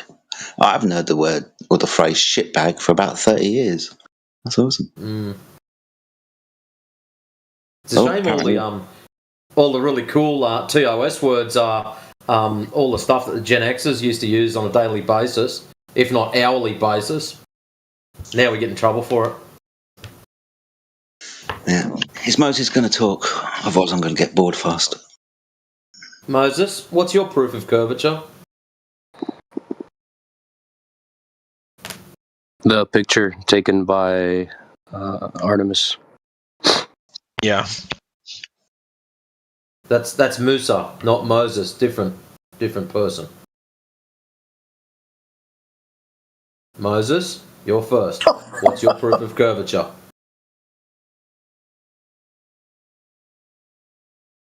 You don't have any. Well, Jedi's going to be highly disappointed with that. Oh, anyways, Musa, your proof of curvature is a photograph. Yep, it's better than anything you've got. From Artemis. Yeah. How did you verify the photograph to be true?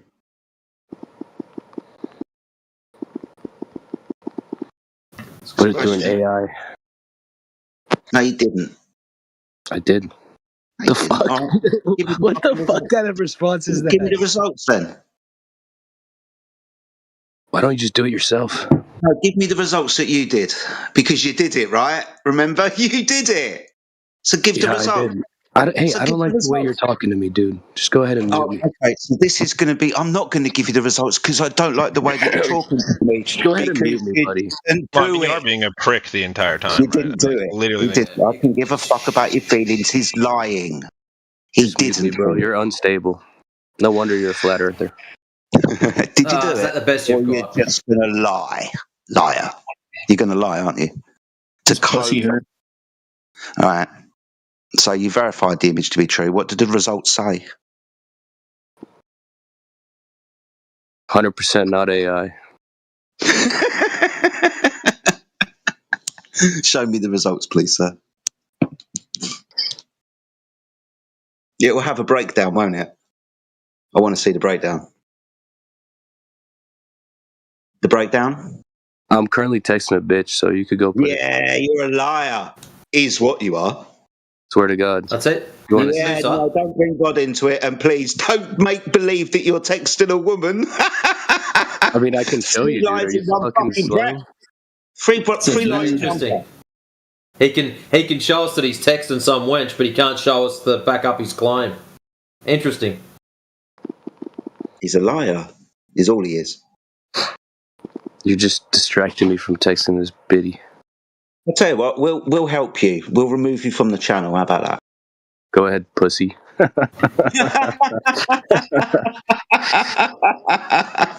You're only saying that because you're on, dude. You wouldn't say that to my face. Dude, I don't give a fuck about you, buddy. I don't care.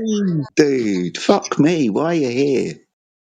Why are you here? I wanted to listen. You forced me to talk. Oh, well, you're not. Do you want to listen, do you? Is that Fuck all you want to do? leaving. I'm leaving before you can ban me, pussy. That's all you got, isn't it? Just words. Done. Fucking surrounded by weak people. Oh, and Scott Mackey's joined us as well. Fuck me. I choose not to. I mean, if you could fucking leave, that would be great. All right.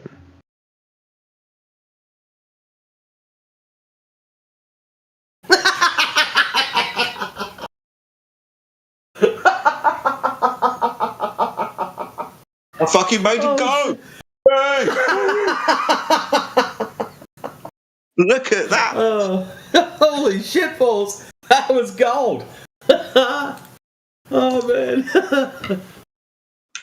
All right, that's a victory lap around my fucking living room. Thank you. Okay, Jedi, permission to strut. Oh, Oh, shit. That was fun. Moses, why are you coping so hard? What is the deal, man?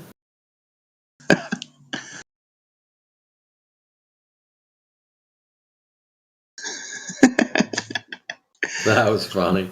That was. I don't deal with liars.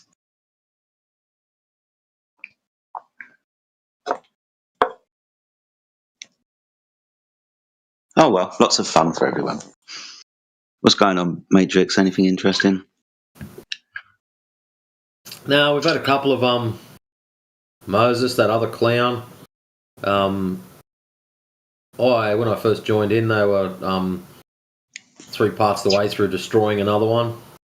Right. India just doing his thing.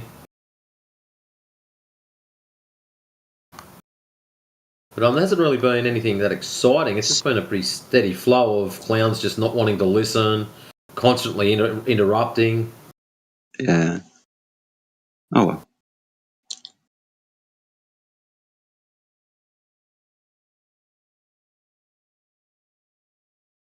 Alright, let's let Moses off so he can continue his cope. So Moses, where's this curvature you think of? What's the dealio, man?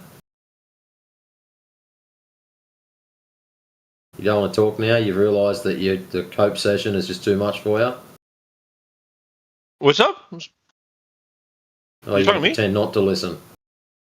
I don't listen to when you speak most of the time. Yeah, I mean, like, you're just... That's like, probably a not hard wise. troll. I mean, you're a troll, right? So, it's like I just kinda everyone's just a ignore you. troll. I mean, you are, So, for sure. so everyone's just a troll, except for you, the one person. So, Moses, let's just think about this with a logical sense. You obviously fucking hate flat earthers. You despise us, for whatever reason. Did he just headphone himself? Suit yourself, the red flag stays on. I don't give a fuck. I got nothing but time. So anyways, what kind of person would drive a Chev and go to a...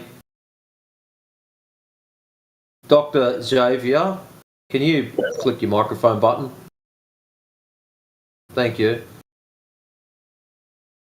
It's bad enough they have to listen to me once. We don't need a fucking echo.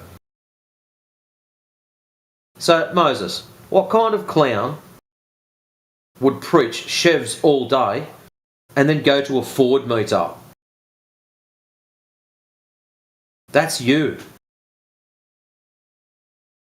You love your little Chev, that's great. You hate Fords, that's great. But yet you're going to go to a Ford meetup and tell everyone how great your Chev is. Or in your case, just bitch about not listening to them because you don't want to. That's a fucking mental disorder, bro. That's crazy. Next level, broken in the head type stuff.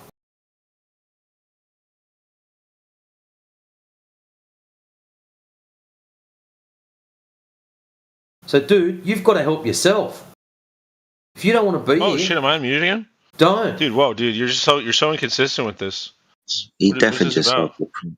You've undeafened. What's going on with you? You deafened yourself. I was trying to figure out why I did deafen for a second so I could adjust the volumes on people. Right. Are you an The active trolls. fire? Oh yeah, you're another one on the internet. Okay, fuck off. Yeah, we might just red flag that one.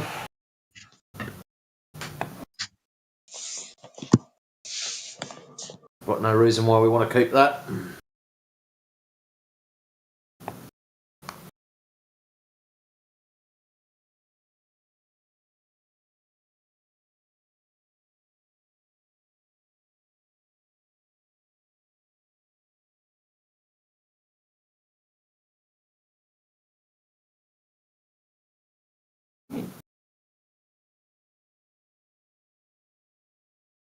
So, welcome to the new person that just dropped in. I don't know who it was, sorry. And Dr. Xavier. Xavier. Get it right one day. Yeah. Yeah, I'm pretty sure you've got questions.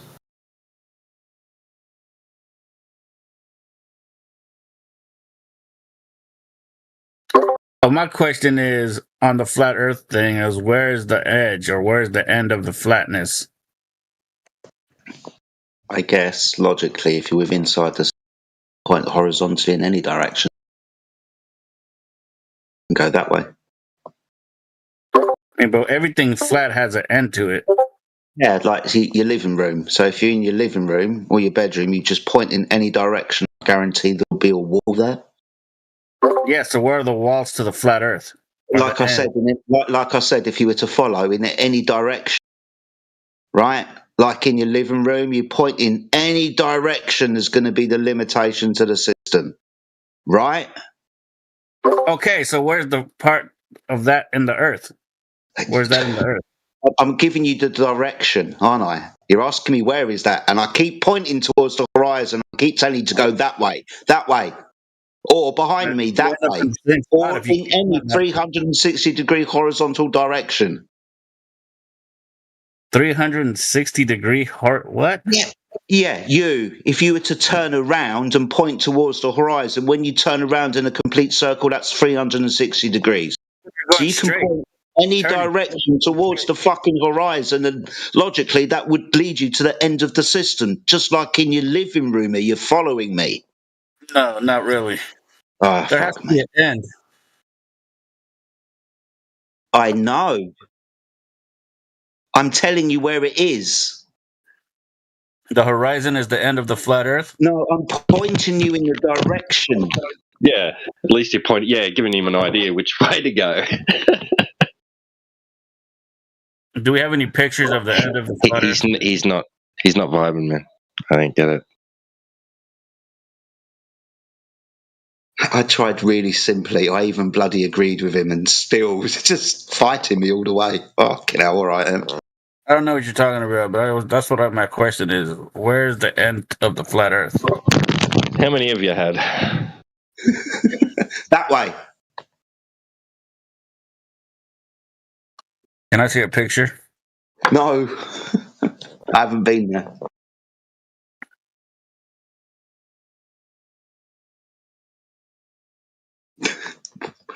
Wow. I must have woke up. Jedi, you answered it. You answered it fine. And this is from a Glover. Thank you, Matthew. An interesting question would be what's at the edge, but maybe we don't know. Yeah. I want to see a picture of it. Yeah, I don't know because I've not been there. I can point you the way, but I've not experienced it myself. I don't think anybody's been there. Okay.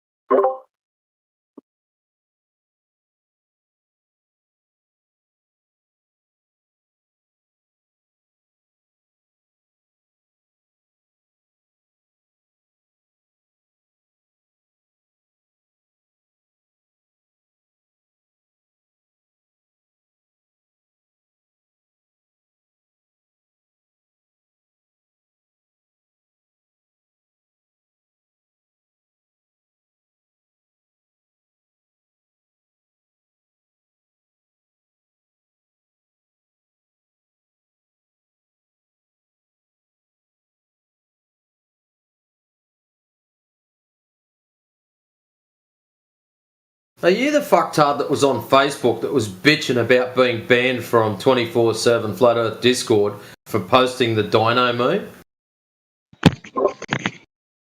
I hope it was. Or is it Flat Earthers when they realise their balls are round? Iron Man's slamming an anvil. Like, fucking pathetic. So immature.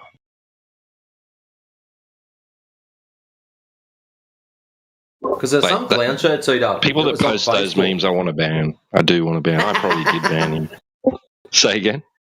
There was some clown having a big whinge on Facebook how he was banned from 24/7 FE for posting the dino meme. And that's what I got on there. And just went, unless you spammed it, you wouldn't have got banned. They would have just posted up that thing that I just posted there. Well, it's the dinosaur meme again. Being peer reviewed by Neil deGrasse Tyson. And right. Yeah.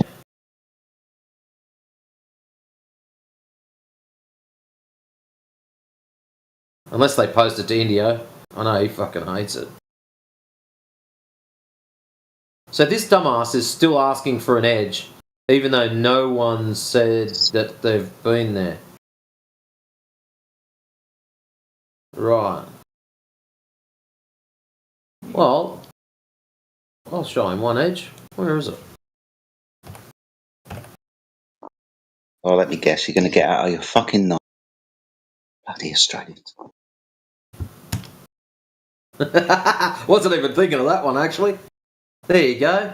There's an edge. I'm happy with that. That's not an edge. That's an edge. That's an edge. It's only a 60-metre drop, so be careful walking near it. All right? Yeah.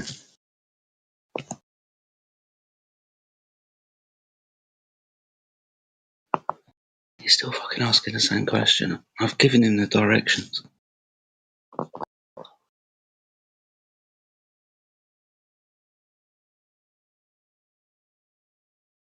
Well, it fulfills all the claims. It's flat. There's an edge. Done. I'm good with that. Mm-hmm.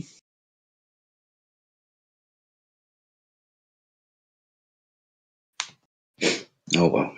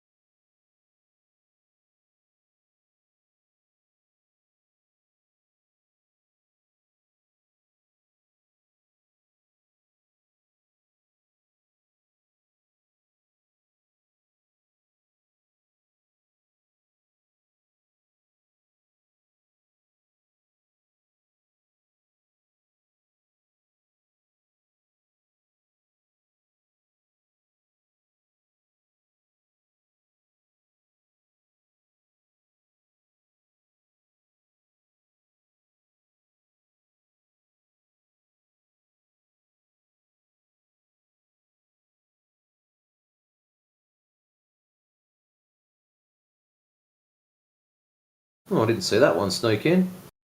Afternoon, Roots. And it looks like you brought someone else with you.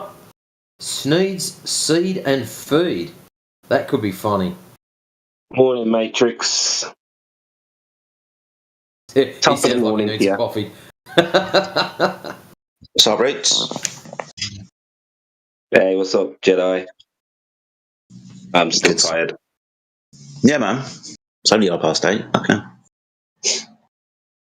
Gorgeous morning, though. Looks like it's going to be the best day of the year so far for us on my end.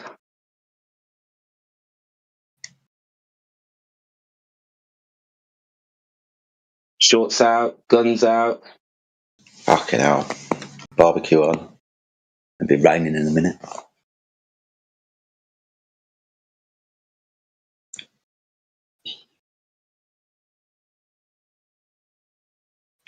I can't believe it's nearly May.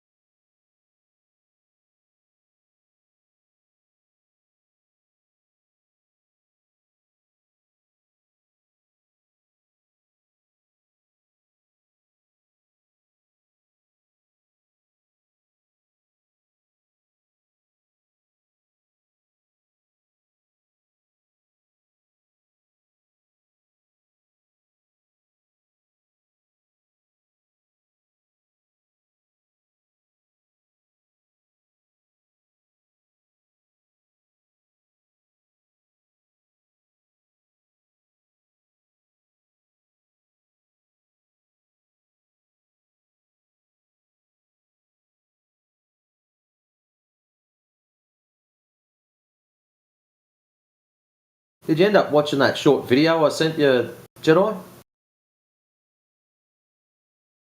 Man, I've seen so many things. Can you ring my bell for me if I've seen it? It's in your DMs.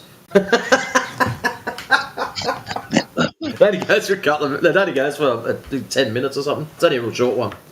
But no, I just thought it was interesting. That's all.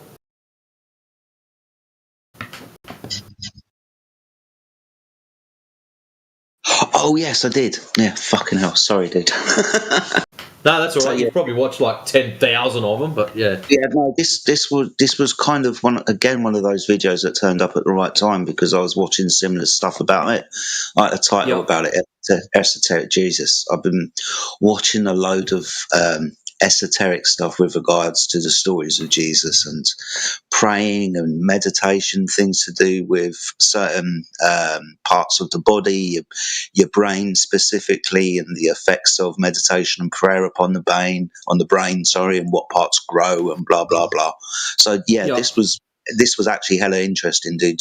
Spot on with another. I ain't gonna lie, about probably 20 other videos I've watched about the same subject. I watched about 3 hours of this YouTube channel, like back to back on different videos last night on exactly the same subject as this, dude. So my head is kind of full of it at the moment. I'm just trying to process it this morning. Yeah, exactly. Yeah, definitely watch this video, man. It was awesome. Yeah, well, that's what you were talking about that yesterday, and I thought, hang on a minute, this all ties in, well, I thought it did, all ties in very much so with what you were talking about. And I thought it was actually quite interesting. Yeah, it really was. Let me just look through the videos that I watched yesterday, see if I can jog my memory about anything. Okay, no. What usually happens is I'll fall asleep watching shit and I can't remember until I remember. Do you know what I mean? Yeah. So yeah, I was watching videos last night. I'll give you the titles and I'll explain what about the 4 Horsemen. I copied them. The 2 that you posted up yesterday, I've snagged them already, and also jumped in and subscribed to that channel. So I can sit back and waste more time. Really, really interesting channel with some interesting stuff. I've seen this stuff before in my long fucking history of life now. And like with things like about 20 years ago, they're interesting, but they don't quite sink in. You don't quite understand, or I didn't. Maybe I wasn't ready or able to hear what was being said. But now, going back to some of these things, it's really, really interesting. Really interesting. But yeah, quite a lot of these stories, like as I was saying, the 4 Horsemen of the Apocalypse, if anybody's listening, are not actually horsemen. They're regions of the brain, apparently. What we're talking about as well, the 7 seals, the 7 seals of tribulation. breaks the seals of the scroll. I mean, those 7 seals aren't literal seals. Those seals are supposed to be, what is it, the 7 chakras of the body? We're going to start going over into some like Asian and Eastern mysticism in a minute. It's really cool. But yeah, quite a lot of these stories, even the story of the 3 wise men who bring gifts to Jesus when he's born, that's to do with the structure of the brain and, you know, what Jesus literally told us to do with regards to the kingdom of God is already inside you, blah, blah, blah. So very interesting stuff, mate. I urge you to watch the videos and other ones as well. Yeah, well, I've got a long weekend, so if I'm not on air, I'm either taking photos or watching YouTube videos. So.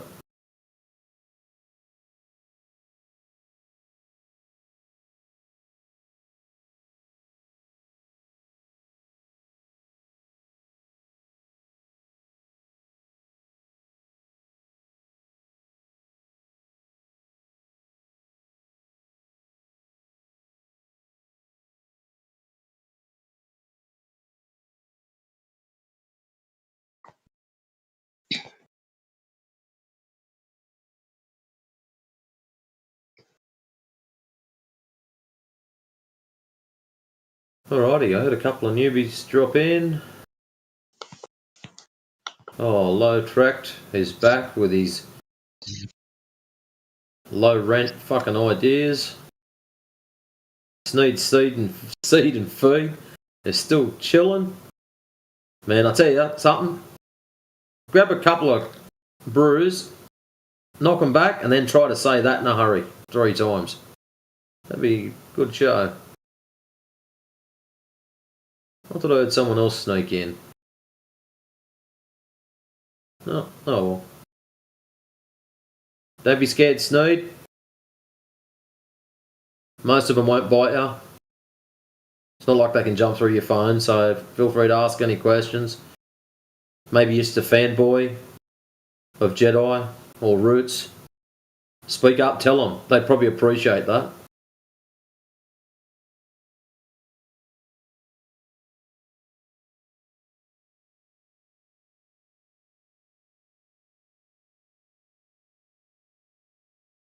Maybe you think Matthew Learn sucks at maths. Yeah. He probably won't appreciate that. I'm pretty good. You know what, though? I've forgotten a lot of calculus stuff, so whatever.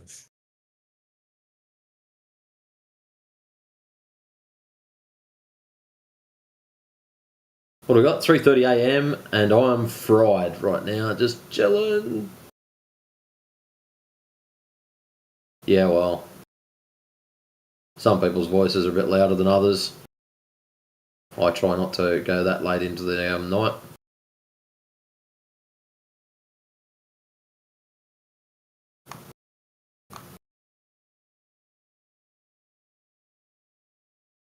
Well, if you've got any questions and you wish to fry yourself further, please type them up.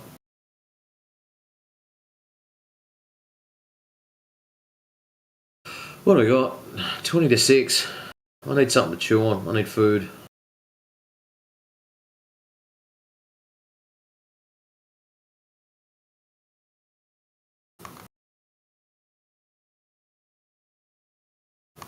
I'm not going to get myself a big bucket of ice cream and then just sit in silence and wait for the sugar rush to hit, and hopefully there's a Glober in channel when it happens.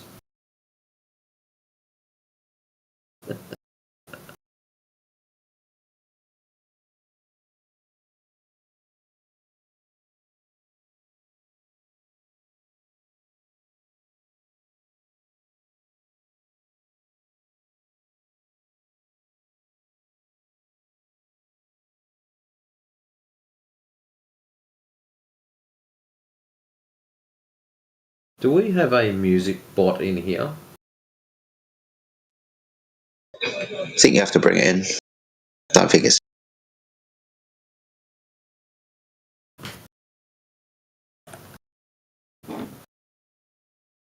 Alright, they Musico. Because earlier on, when that clown was yabbering on about the Edge, that's what I wanted to get more of that song that I've got, No Edge. Just drop it whilst he's just carrying on with shit.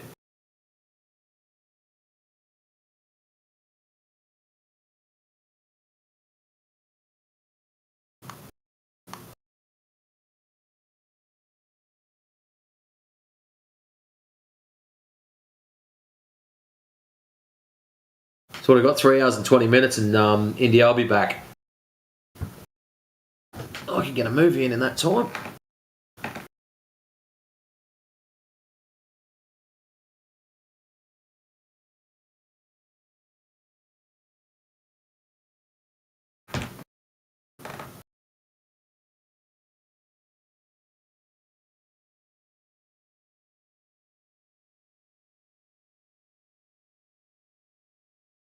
You've seen the over in DJ server, the photos folder that's there now, Jedi. What photos? There's a folder that he's put up for photography. So any photos that we take ourselves, that's the only rules. We have to actually take them. You can post them in there. Oh, sweet, cool. You can be posting images in there, yeah. I've already chucked a few in there. Cool. I'll have a look now. Yeah, some pretty tidy stuff. If you're into black and white things. Mate, I don't care.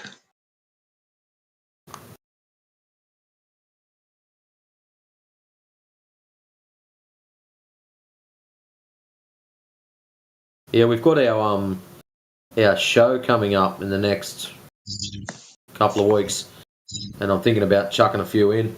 See how I go.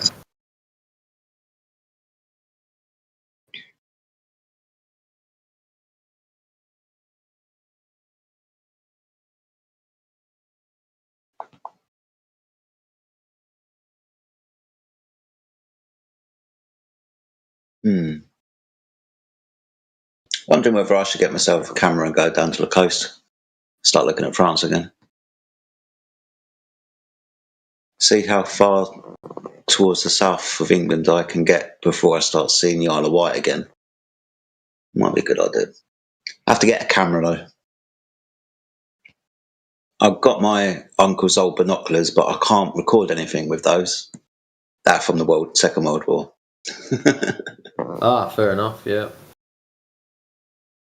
Big heavy motherfuckers as well. Bloody hell.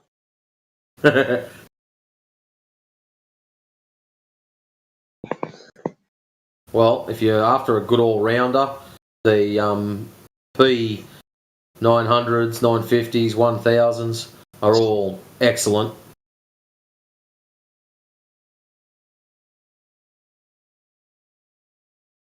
So they'd probably be the pick of the bunch if you're after an all-rounder.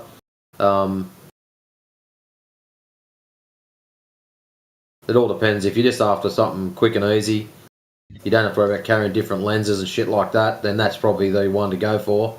But if you're after modular things, where you've decided, oh, look, I do want to take photos of other stuff, then I'd suggest a SLR, whether it's a mirrorless or an old school one, because then you can swap and chop lenses. But, yeah. But there's a few of us that have been swinging cameras around. Myself, Yoda, Indio. I think it's DJ knows a wee bit about lenses. I'm pretty sure it was DJ. But yeah, there's quite a few of the lads now that are getting a bit of practice in. So if you've got any queries about them, yeah, don't be scared.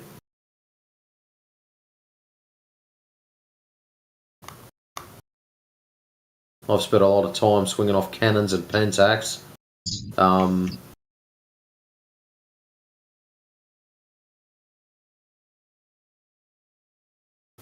But you don't have to have an overly expensive camera to take some really good shots. You can have a low end, which is what the scary part is. Low end is considered up to $2,000 for us over here. You can have exactly. My camera's worth $1,100. It's considered low end as a beginner level, which is scary. But you can get a beginner level camera with an SLR and chuck a average lens on it, not a shit one, but medium lens on it, and you can put out some very, very tidy shots. There's all image stabilization and all this shit going on now. Like years ago, there was none of that. If you had a steady hand, you're a winner. Whereas now, you don't even have to have a steady hand anymore. Like you see those old fellas that have got rickets that can't even touch their nose because they end up scratching one of their ears type bad, and you can still get good shots.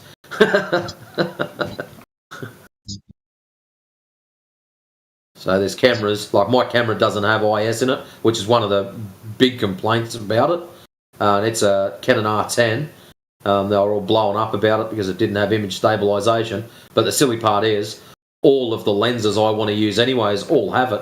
So why do I need a double dose of lens versus camera trying to counteract each other? Oh, okay.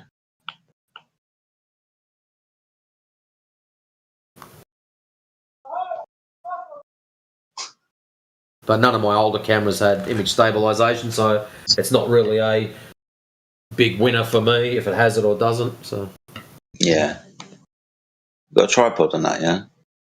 yeah, well, that's what I'm doing anyways, because I'm doing long range shots. I want the camera as still as possible. So I've got it tripod mounted, and I've also got the delayed timer running. So when I'm doing the long range stuff, I click the button, like I'll zoom in, check everything, and go, yep, everything's where I want it. Click the button, and I've got a 2-second delay before it takes a photo. So it allows the camera time to stop shaking or doing whatever.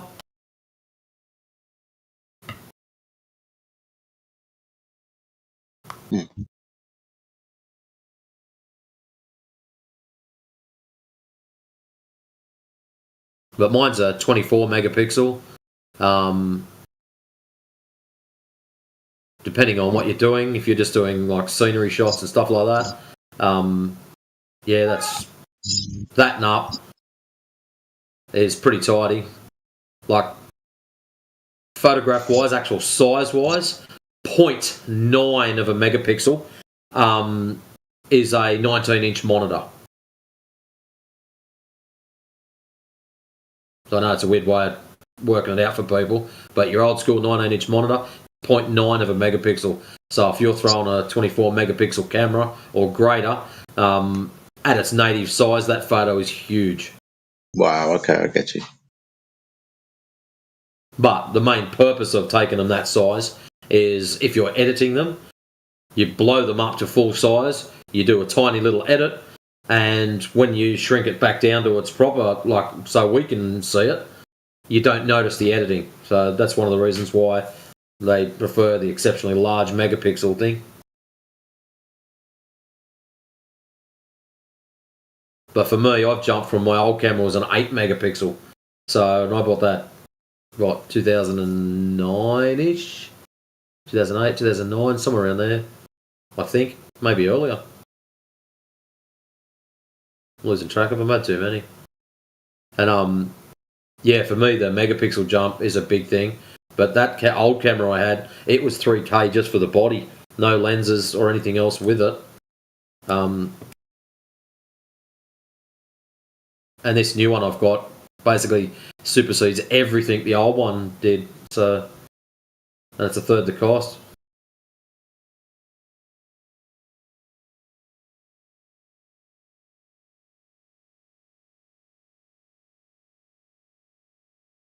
Sorry, dude, I just got a shitload of background noise behind me. I've got a lorry reversing in with Alcacurt. No, you're right, mate.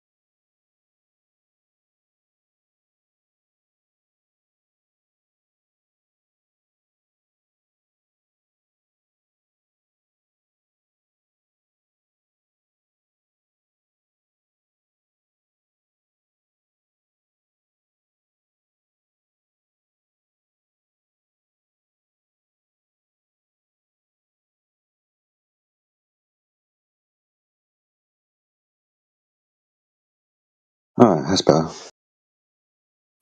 But I was going to say to Matrix, man, you have to give me a shout out about what you think about those videos we've been talking. I'm going to probably watch a few more of them today because, like with all of these things, man, I see it, I find it interesting. Can I repeat the information to you guys and talk about it? No, I get confused very, very quickly. So I've got to watch it all again about 5, 6, 7 times, understand this. So yeah, let me know what you think about the videos, dude. Yeah, no worries. I actually don't mind watching a lot of that kind of stuff. What I find really interesting about just pulling stuff out of his backside, he brings along medical research, the scientists that did the studies and the results of the studies, like the MRI scans that show the different areas of the brain and their activity whilst being stimulated with these different things, the regions of the brain, like the names of them, the way they're described, like the way that they were described in the Bible and the way that the medical researchers describe them today with the Latin words that are used, literally put them side by side, it's the same thing. So it's that stuff as well that's blown my mind a little bit, because it's not just like people pulling stuff out of the Bible that they want to see. It's based in medical research. It's crazy. Yeah, that's what does make it interesting when it's backed up by something. It's not just someone yabbering away for the sake of it. It's, it is backed up by that. That's the type of stuff I do like. It's probably why we get shitty with tards that come in here yibbering away and then don't back it up with anything. They just make noise.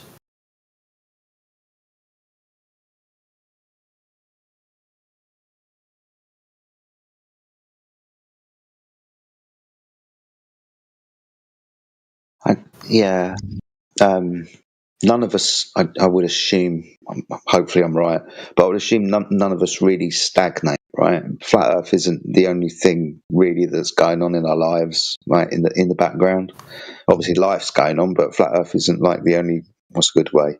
Research subject, I guess. Other people look into other things. In the last 10 years, right? I guess the majority of us have, grown a bit. So when we come into these conversations and talk to people that are it sounds horrible to say, but quite far behind, it becomes frustrating. It's like, oh, dude, please, hurry up.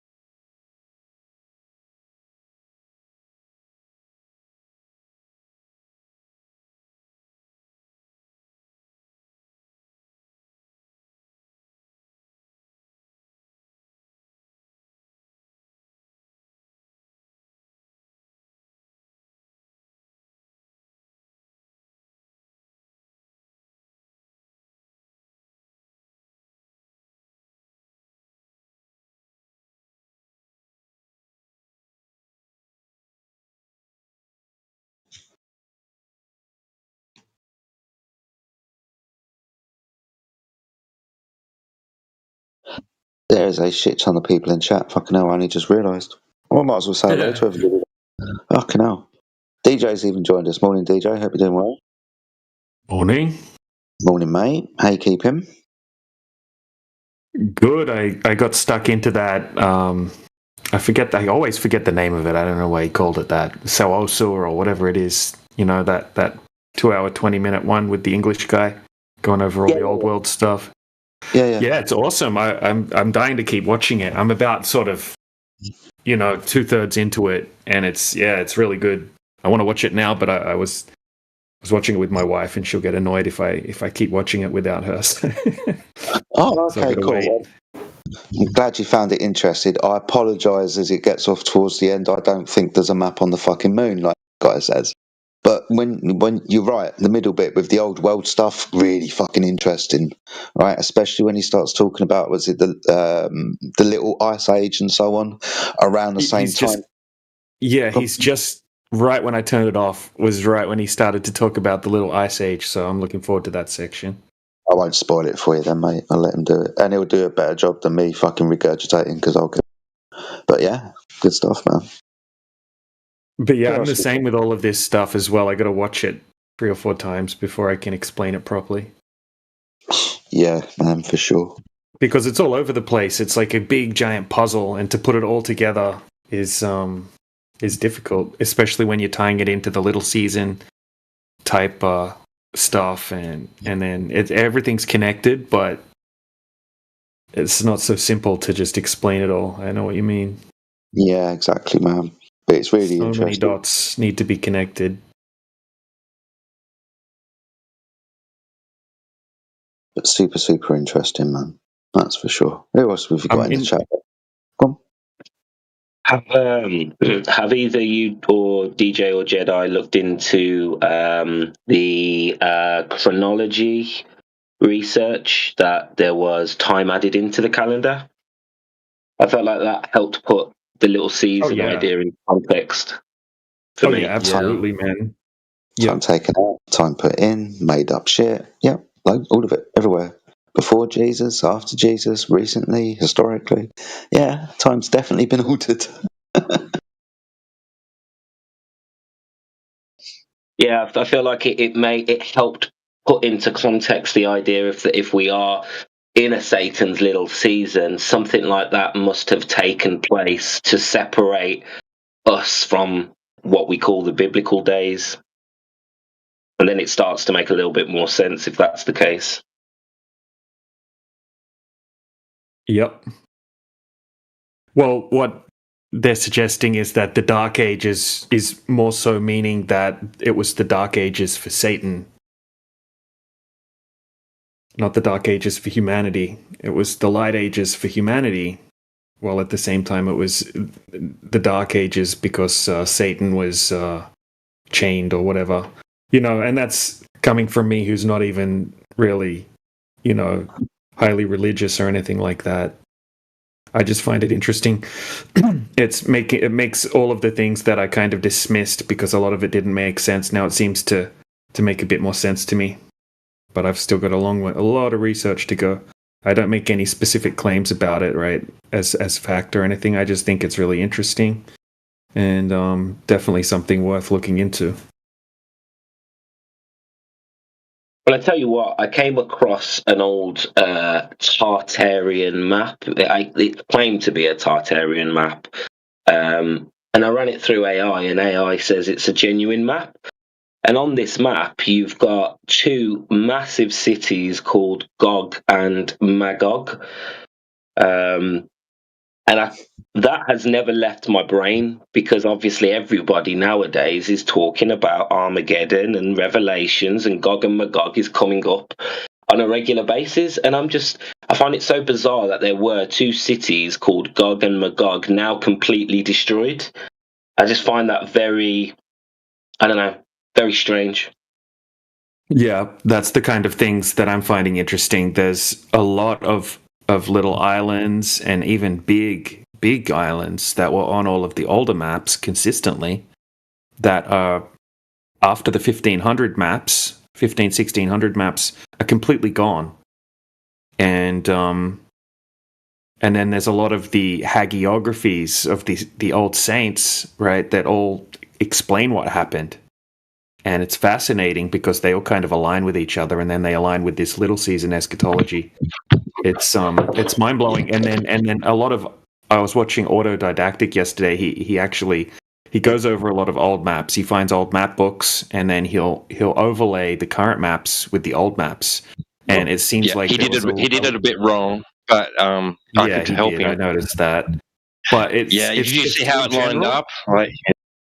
What he's doing, I mean... But it's a great idea. Like, I was just like, oh, bro, just shift it to the right a little. And you've got it. Yeah. But it's interesting showing that maybe the sea levels were a bit lower at some stage in some areas. Yes, yes. And, right, okay, and there Ice was Age, so much more land. melting of ice, rising of sea level. Brilliant. That's absolutely brilliant. I love how you're excited, T. Oh, that's brilliant, dude. Yeah, I love what you're talking about, man. I love it. It's look, they went out to search to see what the new world was like. The new world wasn't a landmass like America. It was just the entirety of their existence, like the surface beneath them, had changed. They went out to explore and see what it looked like now, see what changes had been made, how the land was different. Do we still get to this other place if we go that direction now? Oh shit, we don't. We went a bit further, and now we've reached. They're trying to gauge their surroundings after the change, a new world. The more I look into it, the more everything I see how it kind of aligns with the 1984 novel, and how they talk about in that novel how they changed the layout of the Earth on the maps, and they claim that they invented things that obviously were already invented, but and what they did was they went through all the books, and they didn't destroy all of the books, but they edited the books and changed what it says in the books to align with their structure, and everyone, all of the people, all just buy into it, right? They think that this place is in this, everything is manipulated, but the people don't know about it. It's crazy. It definitely aligns with that.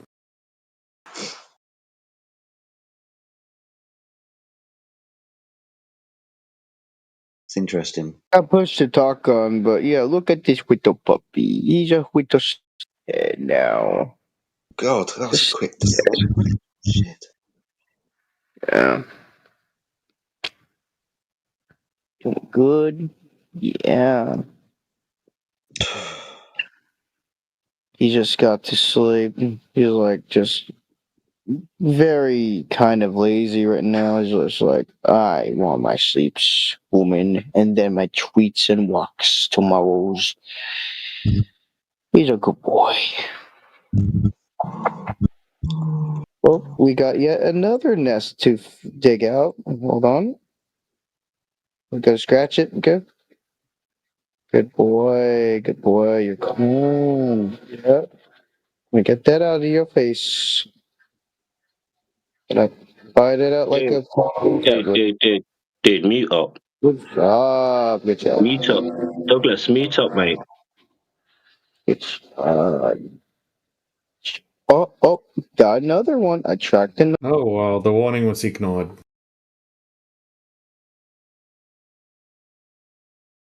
Fucking fruity guy, man.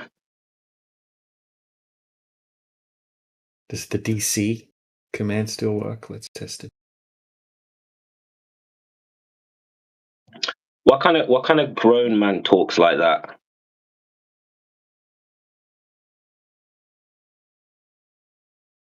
I bet it doesn't work.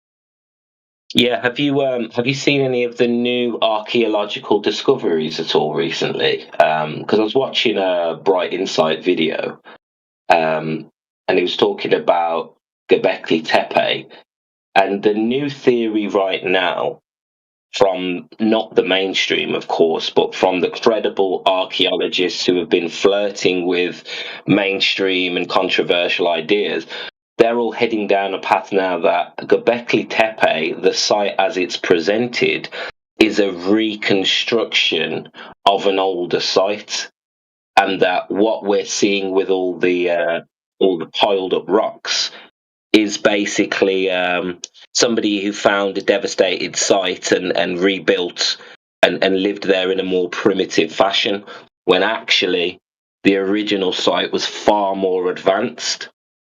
because there's little sculptures in some of the poled up walls. There's little sculptures like used as rocks.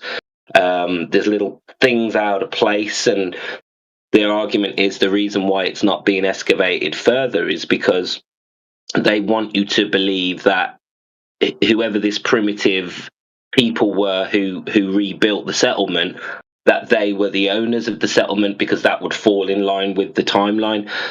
So they're saying that's the reason why they allowed Göbekli Tepe to make it mainstream news, because actually what we're seeing is a primitive group who reconstructed a very advanced site, and they won't let you go any further and dig any deeper because you'll find all this anonymous stuff, basically. Oh, that's interesting. Do you have videos about that on your server, or? Do you know, I should have shared. I should have put it in my server. It was Bright Insights video. I will put it in the side chat here, and I'm going to add it to my server. Yeah. And there was another archaeological discovery where they said they found another sphinx underneath the sand, like a couple of 100 meters across or something. So wait, what? Another sphinx? Yeah, completely buried. Fucking hell! What did you say? Under the sphinx? Yeah, the upper. No, like a few hundred meters away from the original sphinx, under the sand. Apparently, there's another sphinx. No fucking way. Have you got any interest? Have you got any information on that? That makes sense. It makes sense because like it probably originally had the head of a lion, right? Like or what they'd call a cherubim, right? So they had at the entrance of the gateway into a palace or something, they'd have these huge sphinx cherubim looking statues, creatures, right? Like similar to the sphinx, and they had lion paws and like a liony or like a sometimes a what was those desert foxes? Like one of them, and and they'd sit either side of the entrance to the palace, right, like a guardian. So that only makes sense that if there's one of them there should have been another one, and that was some sort of gateway or entrance to an area or a palace. Okay. You guys see that in the side chat? What? Hey, shut the fuck up, bro. We're talking. There are usually two lions. You'll see those in London or outside any like municipal building, especially in London. But you'll probably find them in other places. I know they're in Canada, Toronto, and whatnot. There's lions everywhere. 4 lions mark out the extent of the city of London, the square mile. So there's lots of lions used in some symbology. The Lion of Judah, but it goes a lot deeper than that. So I wouldn't be surprised if there was another sphinx next to the original sphinx. The thing why I'm interested is I've fucking been there. I've been to the pyramids. I've touched that sand. I've been spat at by fucking camels.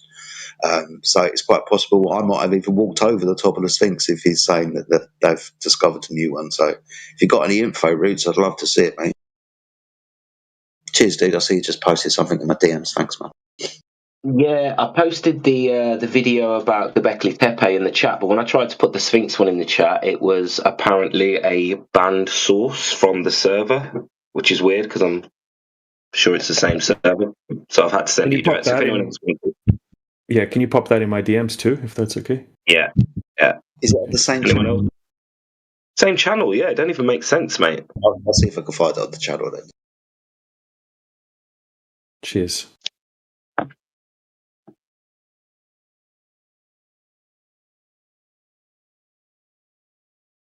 It's amazing how many new discoveries just go unmentioned, though.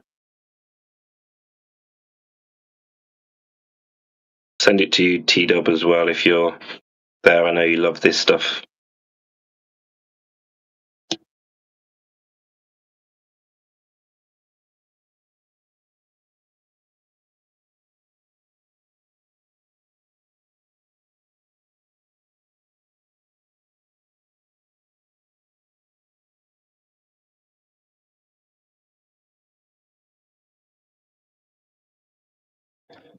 All this stuff, though, does lead me to question how much of the events of the Bible were potentially real.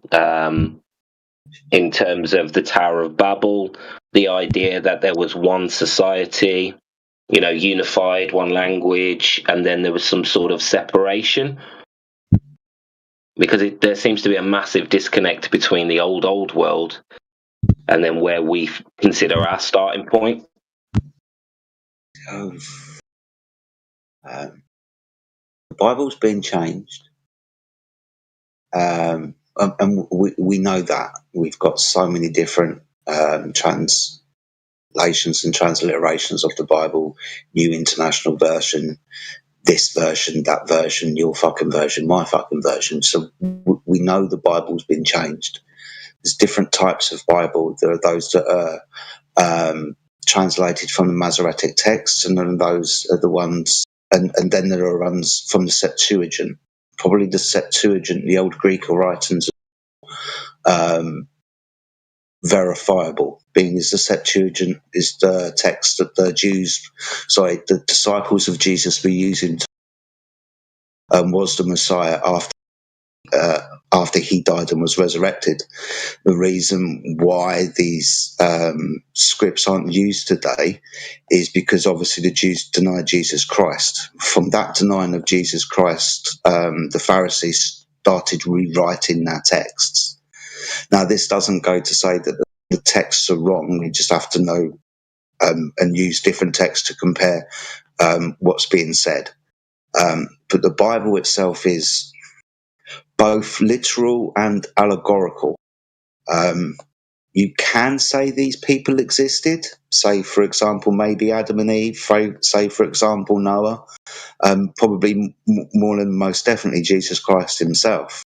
But within these stories, there are layers to the stories. You can read them very allegorically, and when you do so, you open up other doorways to deeper meanings of what the Bible says.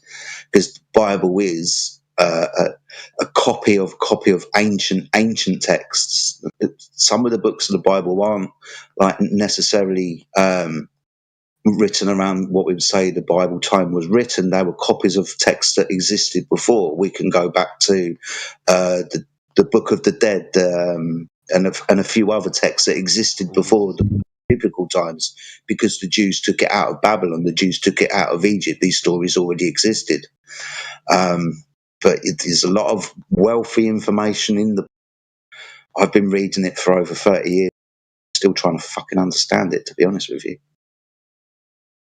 How did you come to the conclusion, Jedi, that the stories and obviously everybody knows about Gilgamesh, and there's a lot of people know that commandments as they came to us from Moses were sort of around in different capacities. But what was it that made you realize that these are stories from like Babylon, Egypt? Was it just you did research into Egypt and Babylon, or is there a specific thing that made you realize that? And that's been like stepping stones the whole way. More recently, it's been the looking into the Talmud and the Jewish mysticism, because it's straight out of Egypt. So if you just follow the Jews, follow that mysticism out of Egypt, that's the only where it comes from. Yeah, I'm finding the same thing, but I never stumbled upon it through just pure research like you did. I heard a bit of a pseudo historian, but pretty credible, telling a story of how when Alexander the Great conquered Egypt, he obviously left Egypt to Ptolemy, and one of the first actions Ptolemy did was he created basically the Septuagint Bible, but that come about because I've got a call. My bad. Send set, man. No worries.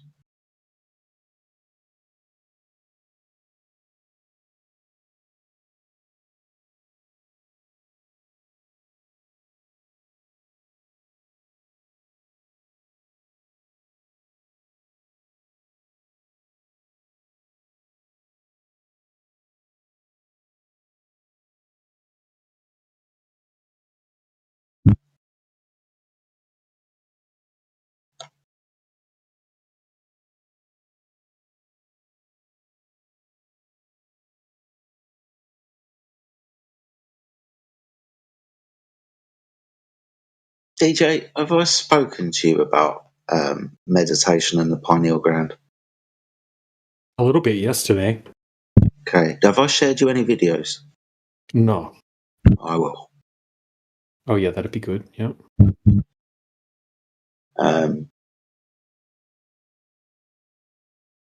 Know the story of the three wise men?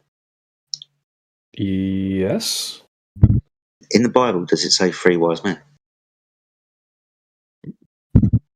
I'm not sure.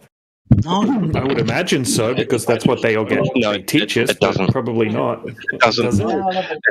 It doesn't. It says there was 3 gifts. Yeah, we get the three wise men, 3 gifts, but it was 3 gifts, and it was just a group of magi, like wise men from the east, probably Zoroastrians, right? People who read the sky because they were following the star and shit, right? Yeah. So this, right, the story of Jesus' birth only takes place in the book of Matthew, doesn't it? I don't think it takes place in any of the other books, right? Matthew is a slightly different book to Mark, Luke, and John, for example. When we read the story of Jesus' birth and him being visited with the wise men and the gifts, gold, frankincense, and myrrh, like I said, this might have taken place. But when we look at the way that this story is described, we can then start mapping the story over the biology of the human body. And this is why I'm going to send you the videos, because it's super fucking fascinating, dude. Oh yeah, that sounds great. Yeah, it really is. We can do this with multiple stories around the Bible. We can start mapping them over the human body, specifically around how Jesus taught us that the kingdom of God is already within inside you, right? Remembering that the whole world, well, from a certain point of view, is waiting for Jesus to come back. And the man literally said the kingdom of God is inside you. Being as he's also told the disciples that, you know, some of this generation will not pass before these things take place. He was talking to them, not us. But apart from all of that stuff, I'll give you these videos, man. If you're anything like me, it will blow your mind, because the biology is backed up like by actual science, actual MRI scans, like scientists doing research, seeing the things in the human body being produced, watching the actions. This is true. So yeah, I'll send you the videos, dude. It's fucking hyper interesting. I haven't stopped watching them since yesterday. The only reason why I haven't is because I've been talking to you this morning. Send them to me as well, Jedi, would you? Yeah, man, for sure.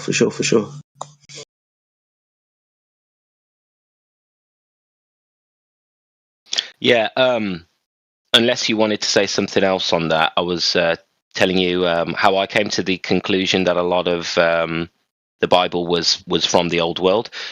So when Ptolemy was creating the Septuagint, the answer they gave, well, the reason they gave was because the lingua franca of Egypt became Greek. So that's the reason why he created the Septuagint. But there's actually a bit more to the story, because what they did was they also created a deity and put in the churches a someone to represent the deities that they were worshipping to look like the Greeks, right? So they had, you know, a black idol in the church, in whatever the temples, because they were temples. And when Ptolemy took over and the aristocracy took over, they went to the priesthood and they said, oh, you know, can we put an idol in that represents the Greek people of Egypt? And the priests apparently said no. So Ptolemy shut down all the temples and removed all the scrolls, because apparently all the information in Egypt was across multiple temples, and this helped keep a balance of power. Not everybody had all of the knowledge; it was spread. Anyway, Ptolemy went around, took all the scrolls, and made a repository called the Muson on the Bouchon. Now, if you look into the Muson on the Bouchon, you'll find it was the predecessor to the Library of Alexandria. So they built an outhouse on the back of this Muson on the Bouchon called the Library of Alexandria. And what's interesting is that's where we get the word museum from, muson. But anyway, what he then did... Yeah, French. I think it's a French. I mean, I assume it sounds like a French word, but apparently this is the root word of museum, muson. But yeah, it was more of a learning center, debate center, like a head of, inquiry sort of place. And then he created the Septuagint Bible, sourcing the material from the scrolls that he'd taken from the temples, and then shut the muson on the Bishon. And then there was limited access to the knowledge, and you could only visit and look at what was in the Library of Alexandria. So the story is that he took the information, repackaged it, and then closed the doors to anyone to see the original texts. Yeah, see, I can definitely buy that idea as well. Even though I mentioned things like the Masoretic and Septuagint earlier, I'd still understand that these aren't original shit. We haven't got original shit. Like you just pointed out, Alexandria. Right? People have often locked doors and gate kept or burnt the fucking place down as they did with Alexandria. Henry VIII did the same thing as well, right?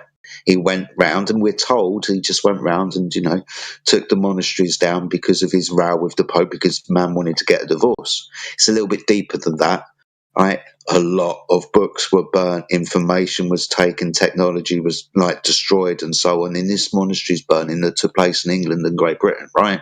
We had the same thing here, the taking and burning of books and information.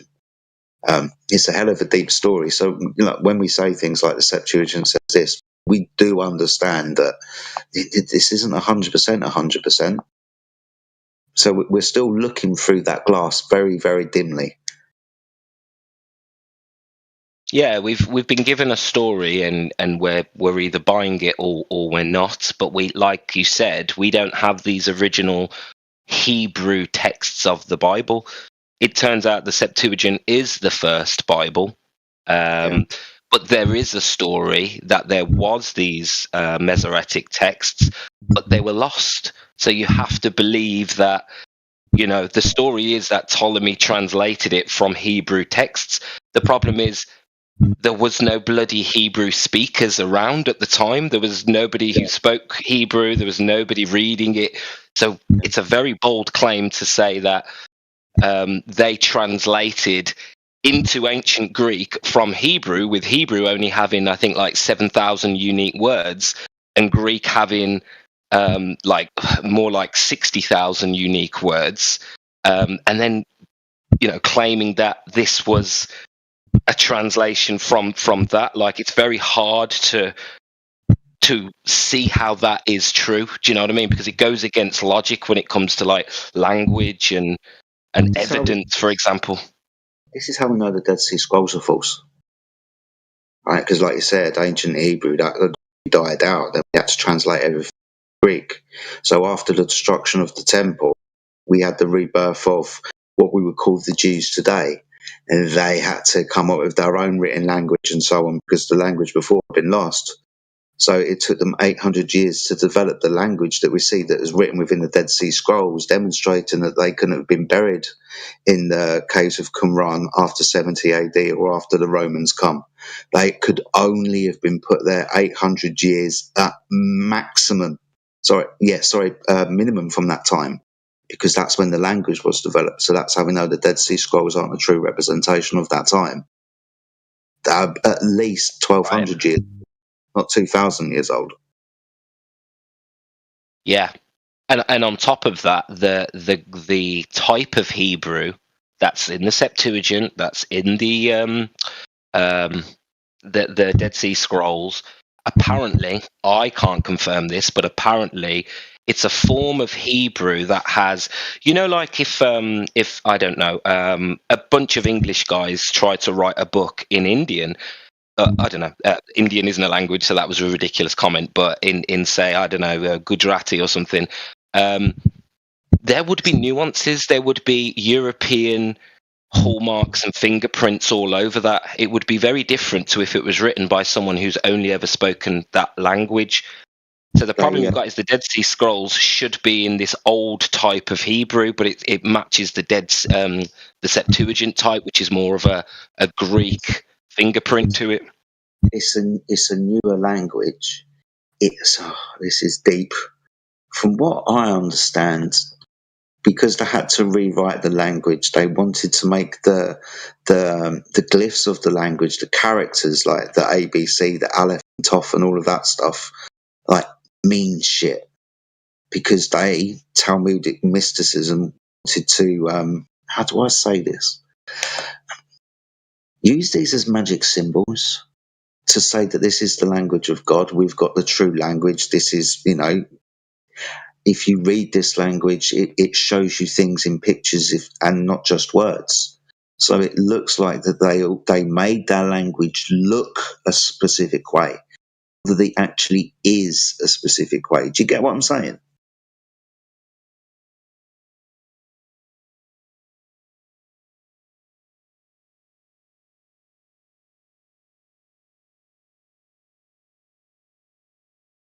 I guess not.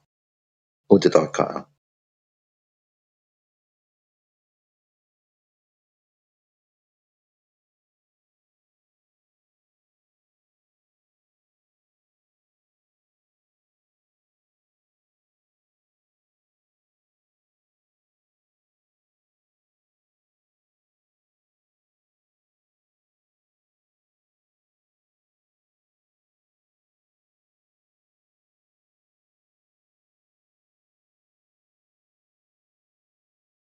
So, like, what's the point of it all? To figure out what the point of it is. No, like, what is the point of having the flat Earth position? Because that's just the way it's measured, I guess. What brought you to that position? Seeing too far. As in seeing France from the south coast of England when I shouldn't have been able to have seen it because of the Earth curve being in the way. I could see it. That led me into other long distance photography where people were seeing things they shouldn't have been able to see because apparently the curve of the Earth should have been in the way. It wasn't. And from that point onwards, I figured out and understood that this is actually how we measure the surface of the Earth, primarily the water. It's horizontal, which is a problem if you think the Earth is a planet because that needs a curved surface. Observably and measurably, the surface of the Earth isn't curved.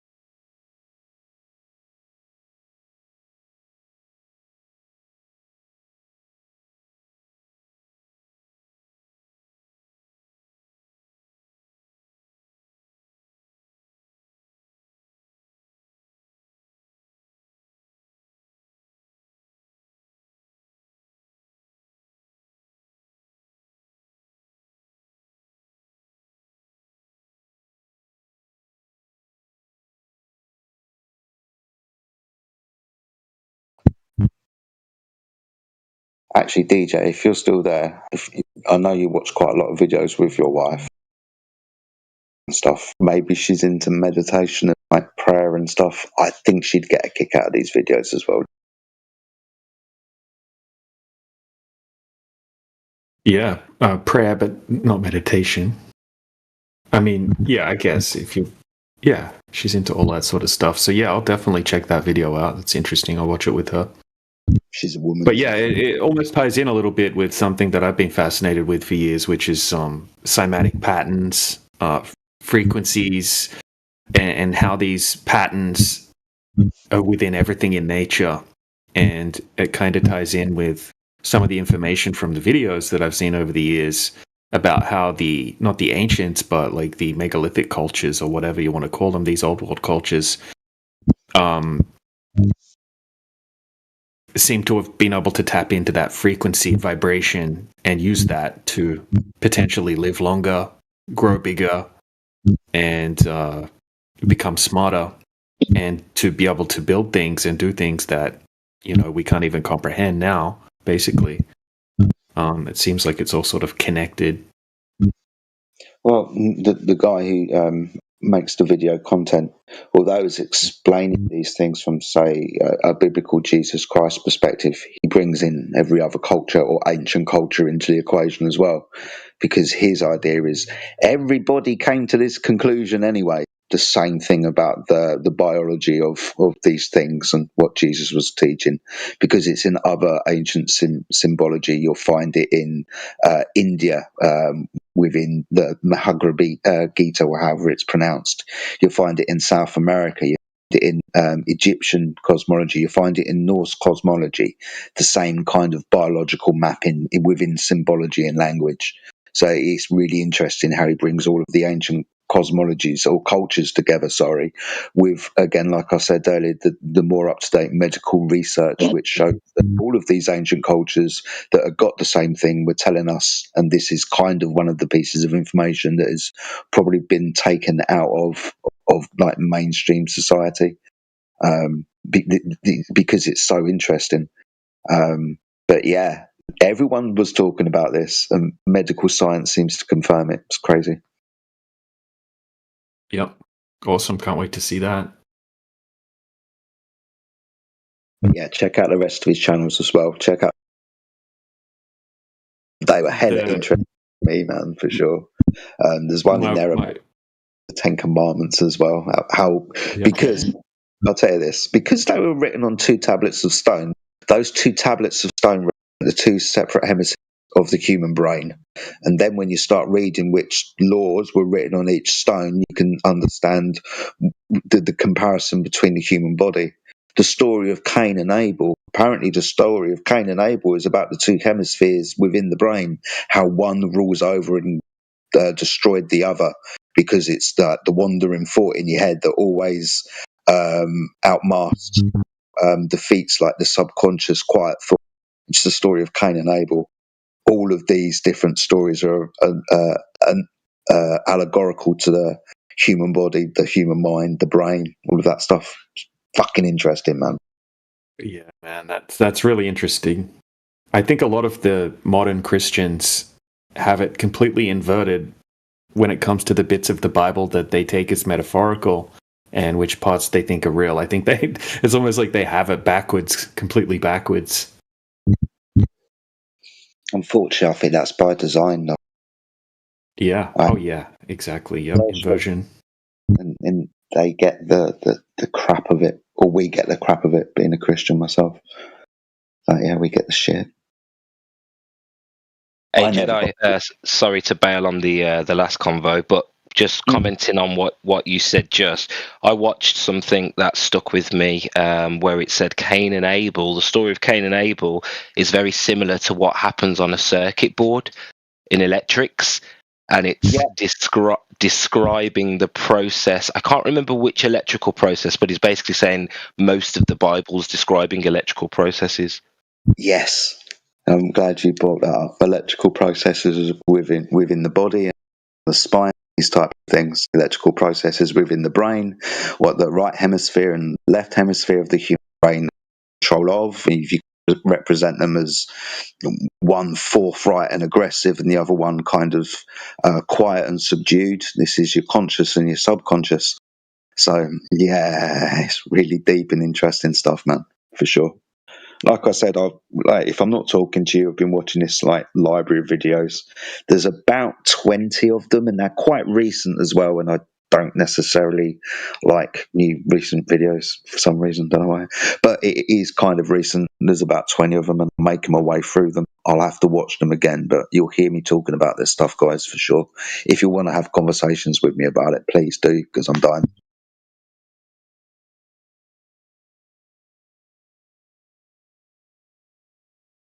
Have you looked into humming? Yes. So this also gets brought up in the video library that I dropped to you as well. So the idea of hum, meditation, the vibration, or the oscillation and frequency. Is that? Yes, you'll find that in that library as well, for sure. Awesome. Yeah. Yep. It's really interesting. And even watching the patterns that are formed on the surface of water when people hum, it's freaking mind-blowing. But yeah, we've been doing it for a while, and it definitely makes you feel better. Or if you can't fall asleep or something like that, it I don't know, it like slows your mind down or something like that, and helps you fall asleep nice and easily. But apparently there's tons of health benefits to it. People even say that the purring that cats do is extremely beneficial to health as well. The frequency, the vibrations. You know, your washing machine at home vibrates and stuff. I went through a phase of just like sitting down next to that and putting my head on it and just like humming because of the way that the washing machine vibrated. It I know that noise that you mean. Yep. It was really weird. Yeah, there's something to it for sure. Interesting thing about the blood that I didn't know is over 90% of it is water. In actual fact, your blood is, when you process blood, your body then transfers it into water. This water then becomes the sacred colostrum or something, or the sacred fluid that runs up and down from your pineal gland, up and down your spine. Your body produces about half a litre of that every day, and it gets it from blood. This is one of the reasons why it's so important. This is also at the dark end of the scale where we start hearing about things like adrenochrome or androchrome, if anybody knows what that is. That's this fluid that I'm speaking about. But fluid that the body produces that goes from the pineal gland in the sacred chambers in your brain, goes up and down Jacob's ladder every day. The Jacob's ladder being your spine. Ah. 33 vertebrae of the human spine, 3 years of Jesus' life. The numbers will blow you away as well. It's not just numbers as well. The numbers 12 and 7 just keep getting repeated over and over and over again. What you'll do is you'll lay this over what Eastern mythology. You'll start coming into things like the Kundalini and chakra points and all of that type of stuff. It's the same biological mapping.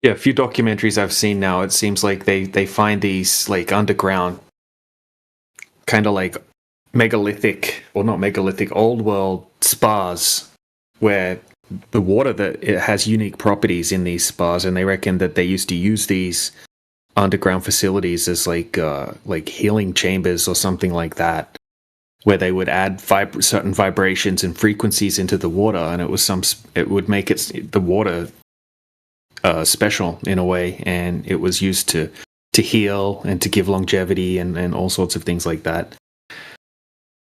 I'm not sure if I think he did tap into that a little bit in that documentary, but I've heard about it a bunch.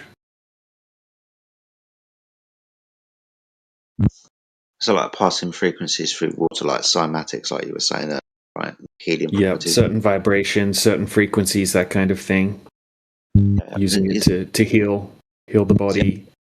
The other reason why I brought up the percentage of human blood being like water and so on is because obviously you bringing up the vibrations. Wait, if we're mostly water, why are we not level? Huh?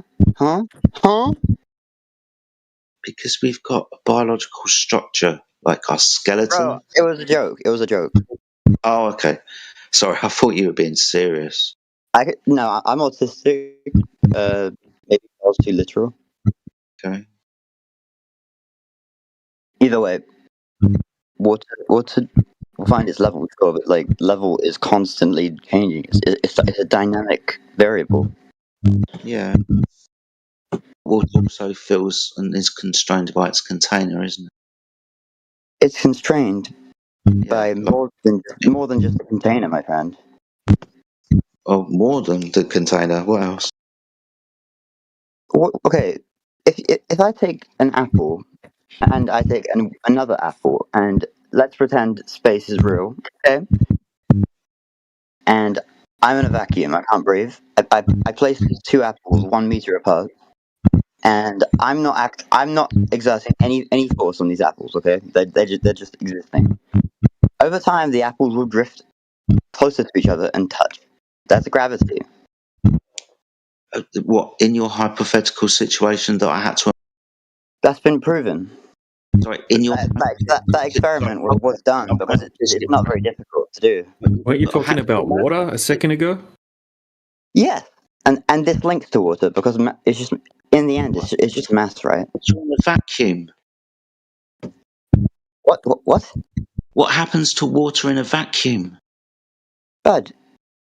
Pardon?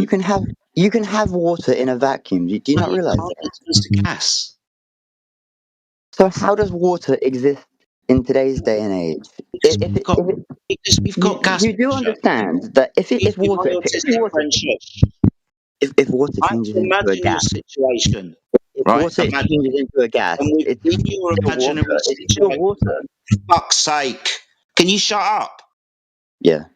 Thanks. I had to imagine your situation, right? Yes? Yeah. Good. In your imaginary situation, we had to take water into a vacuum, didn't we? Like, okay, we can have to take water into a vacuum. Guys, we can even imagine this. If you're not going to answer the question, I'll kick you out. We can do this inside the fucking I'll firmament kick you if you out. want. What? In your imaginary situation, did we have to take water in? You liked? In your imaginary situation, did we take water? Does not mean you need to be condescending. Are you going to answer the question? Are you going to be civil? Are you going to answer the question? Are you going to be civil? Not to a wanker like you, no. Not until you are. What have I because done wrong? keep interrupting. You keep talking through me. It's pissing me off. Can you shut up? You do the exact same. Can you talk when you're spoken to? How about you talk when you're spoken to? I'm fucking speaking to you. Did we, in your imaginary situation, take water into a vacuum, sir? Yeah. If you take water into a vacuum, it will evaporate into... Okay, so your imaginary situation is invalid then. What does it evaporate into, buddy? Water. Gas. Vapor. Water vapor. That's the fucking state change. That's not an element change. So in your imaginary situation, what was the water doing? Existing. You're a wanker, aren't you? Without a brain cell. Projection. Why can't you answer a straightforward this guy is falling hard for Dunning-Kruger Are effect. you scared of the question?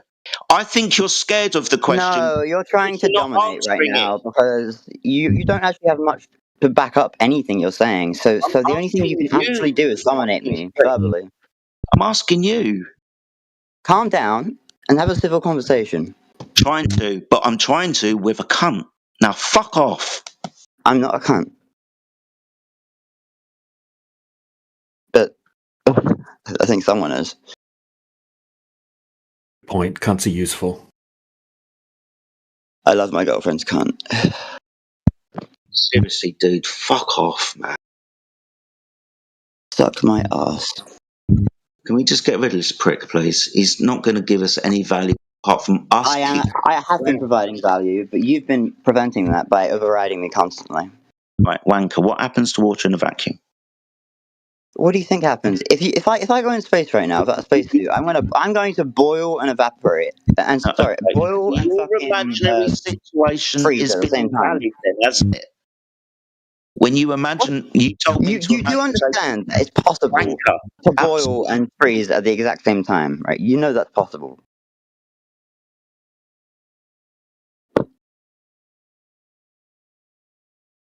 I guess not.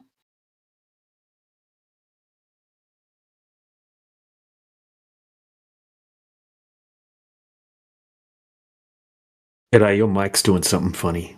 It's got some feedback. Feedback sounds. Me, right? I have fixed it. No, I said Jedi. Oh, either way, I did a thing. Okay. I didn't want things to get so heated. I'm sorry, dude. I think Jedi's point was just that if you have a body of water, you need to have a container to have the body of water. You need to have that physical container. You don't. The container does not need to be physical. All right, so can you demonstrate how you can have a body of water without a physical container to contain the water for the water to conform to? Okay, so if you keep going straight in the ocean, yes, like in a boat, you're in the boat. It will always seem like it's level, right? We agree? I hope this is getting to my request. It is. Okay. Level is dynamic. It's not a fixed thing. I didn't mention the term level. It doesn't matter, okay? Because you seem to think I didn't mention the term level. I said to have a body of water, you must have a physical container. Contained by a physical thing, okay? Whatever. I never mentioned level, so why are you talking about water level now? Forget that then, okay? Can we talk about No. I asked you a question. Wait. You could concede or you could answer the question. That's the two options. You're dominating. Stop it, all right? Yeah, I'm going to dominate you. Stop it. Step down, all right? I'm going to answer you with a better fucking answer. Your question is dog shit, all right? Right. I could just mute you if I wanted to, but I didn't do that. I know you're because I asked you. You made a specific claim. Listen, and then I asked you to back up the claim. There we go. I didn't even have to mute you. Yeah, this guy's a fuckhead, Jedi. Ask your question again. Ask your request again. Oh yeah. So, can you demonstrate being able to have a large body of water without a physical container to contain the body of water? Yes. Okay, can you demonstrate back your claim up now? Okay. The ozone layer. Is the ozone layer a body of water? The ozone layer is a fluid. Oh, God. And that is what we're working with. Water is a liquid. We're talking about a liquid here. I'm not. A liquid state. I said water. Is water a gas? Okay, I right. Care well, about, gas is a fluid and water is a fluid. Gas is not a liquid substance. All right. So why are you talking about something that's not analogous to water? Why can't you just be honest? It is analogous to water. Air is analogous to water. What are you talking about? No, it's not. Sorry. All right, prove me wrong. Okay, gas is omnidirectional. Water isn't. But you know what else is not? What happens? Describe the direction of gases. Gas is omnidirectional. Yeah, gas is omnidirectional. What happens to water when you pour it? When I pour it. Yeah, which direction does the water go? To wherever down is. Yeah, depending on where you are in the world. So the water's restricted in its vectors, right? Are you seriously trying to say? Unbonded. Dude, shut up. Bro, gas is unbonded, isn't it? Jedi. Gas? No, fuck you. Gas is unbonded, isn't it? Please. Gas is unbonded, isn't it? Why are you bullying me through gas is unbonded, though, moderation, isn't it? Moderation, domination. Because you don't answer straightforward questions. Because you're a snake, you're slippery. It's like we're trying to chase a chicken around. You're the chicken. Jedi, No, don't Jedi me. Don't appeal to me. I'm not your fucking mother. Right? You're a chicken and you're running away. We're having to chase you. You're the chicken running away from their own fucking point. I'm not going to chase you around. Dude, go fucking play in the garden. That was incredibly rude. I couldn't give a shit, dude. You're acting like an absolute idiot. You've got no honour. Jeddah? No, don't fucking Jeddah me. Can't even say my name right. Jeddah cheese. Huh. You're an idiot. We're laughing at you. No, you're no. I am. I'll ask you this question. Let's see if you get a straightforward answer. Is gas bonded? Mate, it depends. Okay, let's try this one. Liquid, water, is it bonded? Do not mute me again. That's not I will fair. do what I fucking please. I will be quiet. I will do what I please. You will answer the question. If you don't answer the question, you can remain on mute. Is water bonded? Is water bonded? No. Why? Because now you're just wrong. Okay, elaborate significantly. Go on. You're trying to compare water to gas by saying it's a fluid. By You mean I'm using trying the to compare analogous. a liquid to a gas? See, you said you'd be quiet, but you can't, can you? You just fucking lied. Oh, please point it out. You say I'm trying to compare water to a gas. Yeah, you did. Yeah, you I'm just trying did to that. I'm trying to compare. You just any lied and said you I'm trying didn't. to compare Didn't do any that. fluid to a. You shut the fuck up, bro. Right? You're pathetic. You're an embarrassment to the other globe earthers. Right? You suck at this.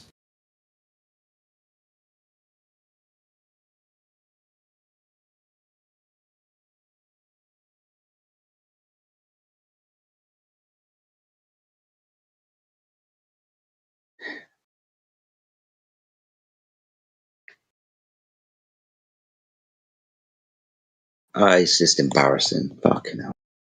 Yeah, it's kind of a waste of energy. Yeah, man.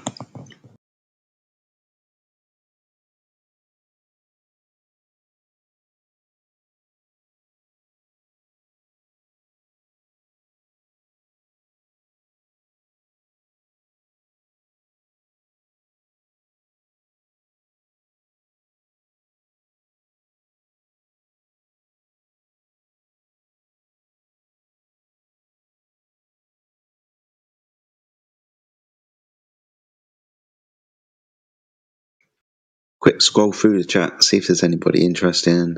I don't think there is. Apart from us interesting people, of course. Nah, there's no one else. But yeah, guys, some interesting stuff. Always get back to me in the videos that I've sent you. I'll get back to you in the videos you sent me, especially that Sphinx one, Roots. I'll probably watch that like this morning or something. That one's going to be interesting for sure. Yeah, if you don't follow Bright Insight, mate, he's a quality creator. Some really good videos in his backlog as well. Okay, I'll He's check kind out of the like rest of his channel as well. Yeah, it's really good. It's like a pissed off archaeologist who has slowly but surely started to realise the whole industry's corrupt. Pretty cool. I like that. I do like that. People like just pissed off with the mainstream narrative because they keep hitting brick walls. All they've had experiences where, you know, nefarious things from their point of view have taken place, so they're just pissed off. I like those people because, fortunately for us, YouTube and the internet gives them a fucking voice, whereas maybe 30 years ago we wouldn't have ever heard them. Right, these alternative researchers who've been shunned by the mainstream. So we're kind of lucky. Doesn't mean that everything that they're saying is 100% true, but fucking hell, they've got nuggets of gold. So yeah, appreciate it, man. I'll check the videos out. Yeah, nice one, mate.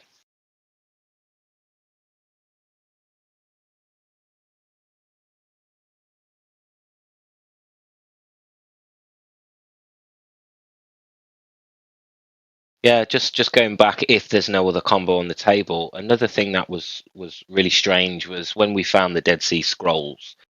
It was like, this is confirmation, but what they failed to mention was that actually we had no original Jewish texts to be able to translate this. It's like a pictographical version of Hebrew.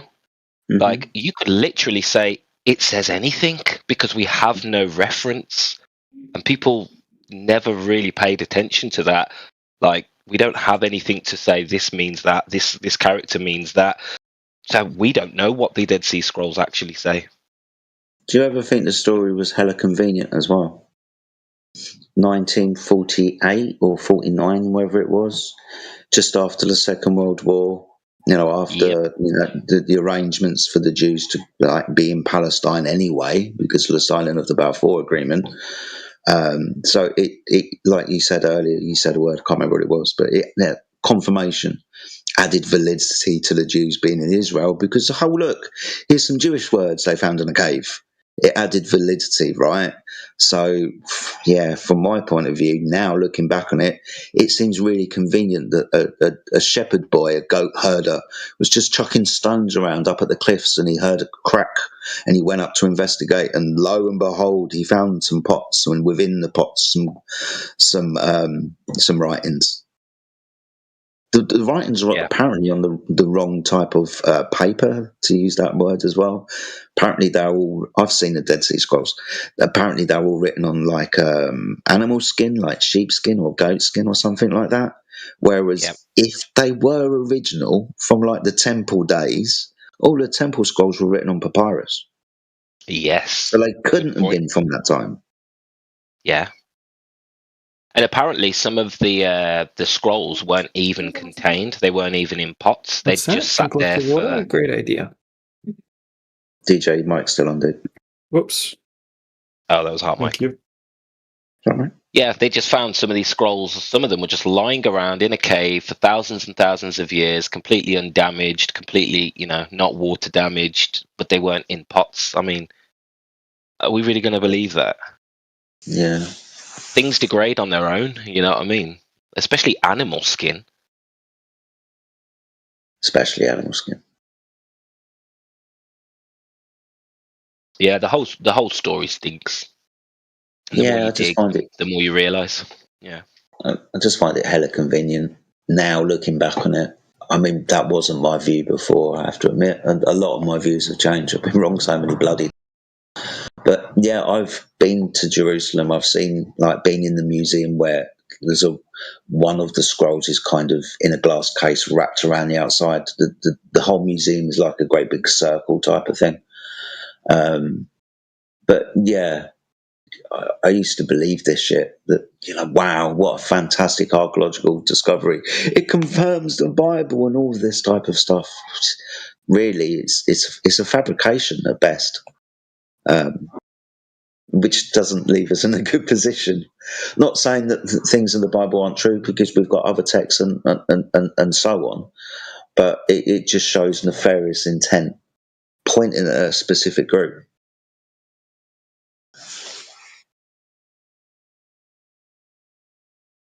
Yeah. And when you look into the old world and you find these stories and you realize a lot of these stories are,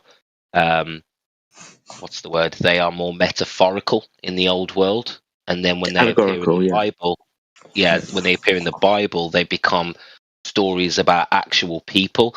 It's like they took metaphysical and made it physical.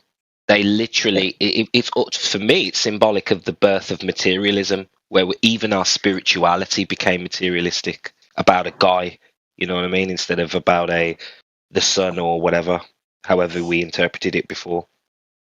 Yeah. I mean, even within a certain point of view, you can use the sun to describe the Son of God, right? The Son of God being Jesus and the sun in the sky. That they have a parallel type of. You can read a story parallel between them, like the death of the sun in winter.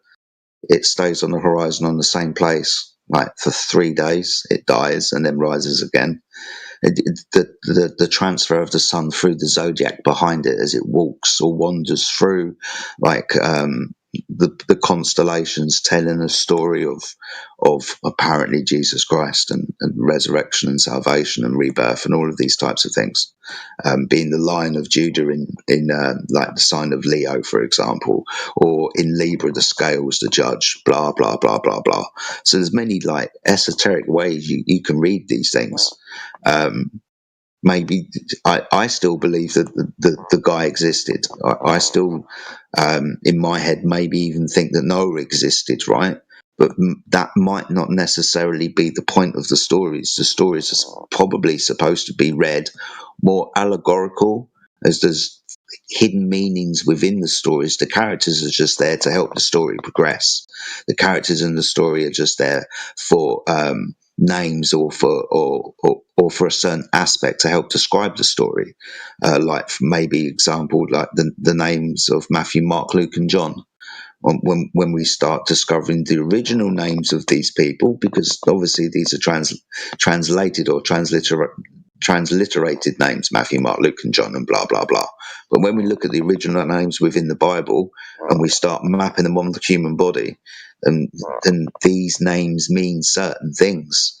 So yeah, I'm starting to believe that whether these people existed or not, the stories are supposed to be read allegorically. Yeah, that's kind of my take. It's still the most important and spiritually rich book that we have today, and it's about how you interpret it, right? So it's like it needs decoding. Yeah, but there's also extra biblical texts as well. For example, the Masoretic Bible's got 66 books. The Septuagint's got 70 books. There are 88 books in total that can be referenced and that have been quoted like from within the Bible itself. So extra biblical texts that have been referenced. Book of Enoch's Jubilees, blah, blah, blah. Some you find, some you don't. I haven't read them all. One thing I found, Jedi, that was really interesting, and I don't really know where to or how to take it further. But this, the original Torah was called the Pentateuch, right? So, as you know, as I said earlier, we don't have an original Pentateuch before the Septuagint, right? So this is almost mythological that there was a Pentateuch before the Septuagint. Yeah, well, the Pentateuch would only be 5 books. That's where the comes from. So that would be the 5 books of the Torah, the first 5 books of the Bible, the Old Testament, Septuagint's New Testament. When you say the Pentateuch, you're saying the 5 books, right? The most important 5 books is pretty much what we're getting from the Pentateuch, the 5 books. Yeah. Now, the Pentateuch to me is like the Bible, or like really any standalone infamous play, Romeo and Juliet, Hamlet. You usually only get one of those. If it's such a significant piece of work, you can't just create a Romeo and Juliet, and it has absolutely nothing to do with the original story of Romeo and Juliet. Yet, we have a book by a guy called Dorotheus of Sidon, who lived at the biblical times, probably between 0 and 7 AD, who wrote a book called the Pentateuch. And the Pentateuch by Dorotheus of Sidon is a Hellenistic poem about the stars and astrology, and it's 5 books on how to live your life, morals, how to operate in the world, physics of the world, and it's basically relating everything from the stars in an as above so below fashion, how this governs your daily life. Oh wow! And okay, you need to watch the videos I'll send you. Yeah, I will, mate. Yeah, but I just can't get over, and I can't let it go, that there is another book called the Pentateuch, and the book's themes match the Bible, but just from a different context. From the stars do this, and this means this, so on. When it comes to your life, it means the world operates like this. I mean, what are the chances you'd get a book called the Pentateuch that describes life in themes similar to the Bible, but astrology? Because quite a lot of the early books of the Bible come from other cultures. So you'll find, like within the videos that I gave you, right, not only is he talking about it from a biblical perspective, but will bring the Greeks into it, the Egyptians, the South Americans, like the Hindus, the Vedics, like all of the ancient cosmologies were all talking about the same thing. And the first books of the Bible are literally gathered from the older books. So don't be surprised that they're talking about the same thing. For me, it was really, really hard to break this kind of mental prison that I put around my head for some reason, probably because of Christianity.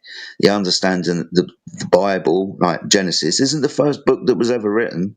Right, Job, right, that comes from another mythology, that comes from somewhere else. It's all just gathered together. We have to understand that our history is very much manipulated, right? We know this, right? I have, maybe I'm speaking to myself more. I'm breaking that mental prison around your head to understand that, yeah, everybody knew this, right? Whether they were in South America, whether they were in Africa, whether they were in Southeast Asia, they knew this specific teaching. That specific teaching's been hidden, but you'll find it pop up everywhere, right? You'll find it in the stars. You'll find it in like hieroglyphs and caves and shit. You'll find it in old stories because they're saying the same fucking thing. That's what I've concluded anyway. Yeah, one. I'm already like 100% convinced on that. I'm actually starting to think, with the whole history thing, taking into context that, you know, let's just assume for a second they did add time into the calendar and that there is nefarious things going on. That then, you know, this Pentateuch could have been the basis. You know, you've just invaded Egypt. You've got all their scrolls and knowledge, and you've realised it matches very close with what the Greeks were doing in terms of as above, so below. You know, it just aligns. So it was their way of being able to say, right, let's recreate something that is actually grounded in truth to then create, you know, a new history, new cosmology. Let's renew them in a foundation of truth, but with the context changed from, you know, an astrological, electrical system to, you know, physical, whatever we've got. You know, I don't even know how to describe the change, but that's what I'm starting to think now, and that they took these ideas, blended, because Alexander the Great was really famous for syncretism. The Greeks were really famous for syncretism, and that's what they tried to do in Egypt, and it failed.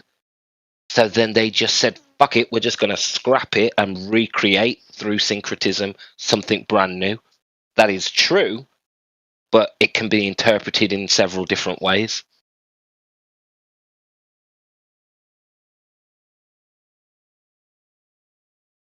But yeah, don't expect a response to that. I just wanted to get it out. You know what I mean? No, you're fine, man. I appreciate what you said. I'm like that as well. Sometimes I'm my head's so full of information, especially with things that I don't completely understand. It's why I like Flat Earth, because I understand it. It's simple. I can get it out. This stuff, it gets lodged in my head. I can't quite always find the words, and what I think I've pieced together yesterday, I can't quite remember how I pieced it together today. So I do apologise if the things that I come out with don't completely make 100% sense, but this stuff is really interesting to me, guys.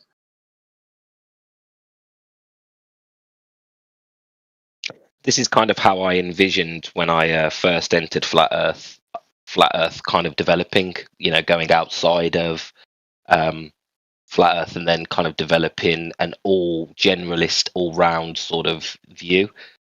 And I expected more Flat Earthers to go this route, but it's taken a long time. But I do see it starting to happen now. Everybody's now more interested in other subjects, while using that foundation of Flat Earth. And I'm over the moon. You know, I think it's brilliant, because we do need to, you know, something does need to be addressed in these other fields. You know, medical, history, etc., etc. It's a similar story to Flat Earth in all of these other other fields. They've changed the context of what we see. They've used observation, and then they've spun it. It's not the content that's wrong, it's the context. Like with the Globers, they come with the right content, but they're not understanding the context. Yeah, as you can tell, I'm passionate about this. There's going to be three versions of things, right? Earthly, heavenly, and spiritual. Because you've got the Father, the Son, and the Holy Ghost, or the Holy Spirit. So I think that things reflect throughout those three, or from those three things, like, or around, surrounding those. So you've got like what you're talking about, Jedi, would be probably, I don't know if it's the spiritual or the physical part. right? Or the heavenly part, or all three combined into one. I think it's all three. But I think, but that doesn't mean, like, I think that so that there was an actual guy called Jesus, right? Like, well, he's Yeshua, right? But I mean, so the physical part of him. Sorry, T-Dub. Sorry, T-Dub. No. Yeah. No, not Yeshua. Just Jesus. Right, and the reason why that triggered me is I figured out a few months ago that that's the Jewish interpretation. Right, they're not waiting for Jesus; they're waiting for Yeshua. They don't mind us using the word Yeshua because that's not Jesus. It's a switch in an interpretation. But sorry to disturb your thought, mate. I do apologise. No, that's okay. Like, I doubt Mary called him Jesus, and it was pronounced, "Hey, Jesus." I think that they spoke the language of the time, and it has been translated from. It's been transliterated from. No, he wasn't Greek, man. He was Jewish. No, his name. He was African. Yeah, His name was more Greek. It was pronounced Jesus. It's I-E.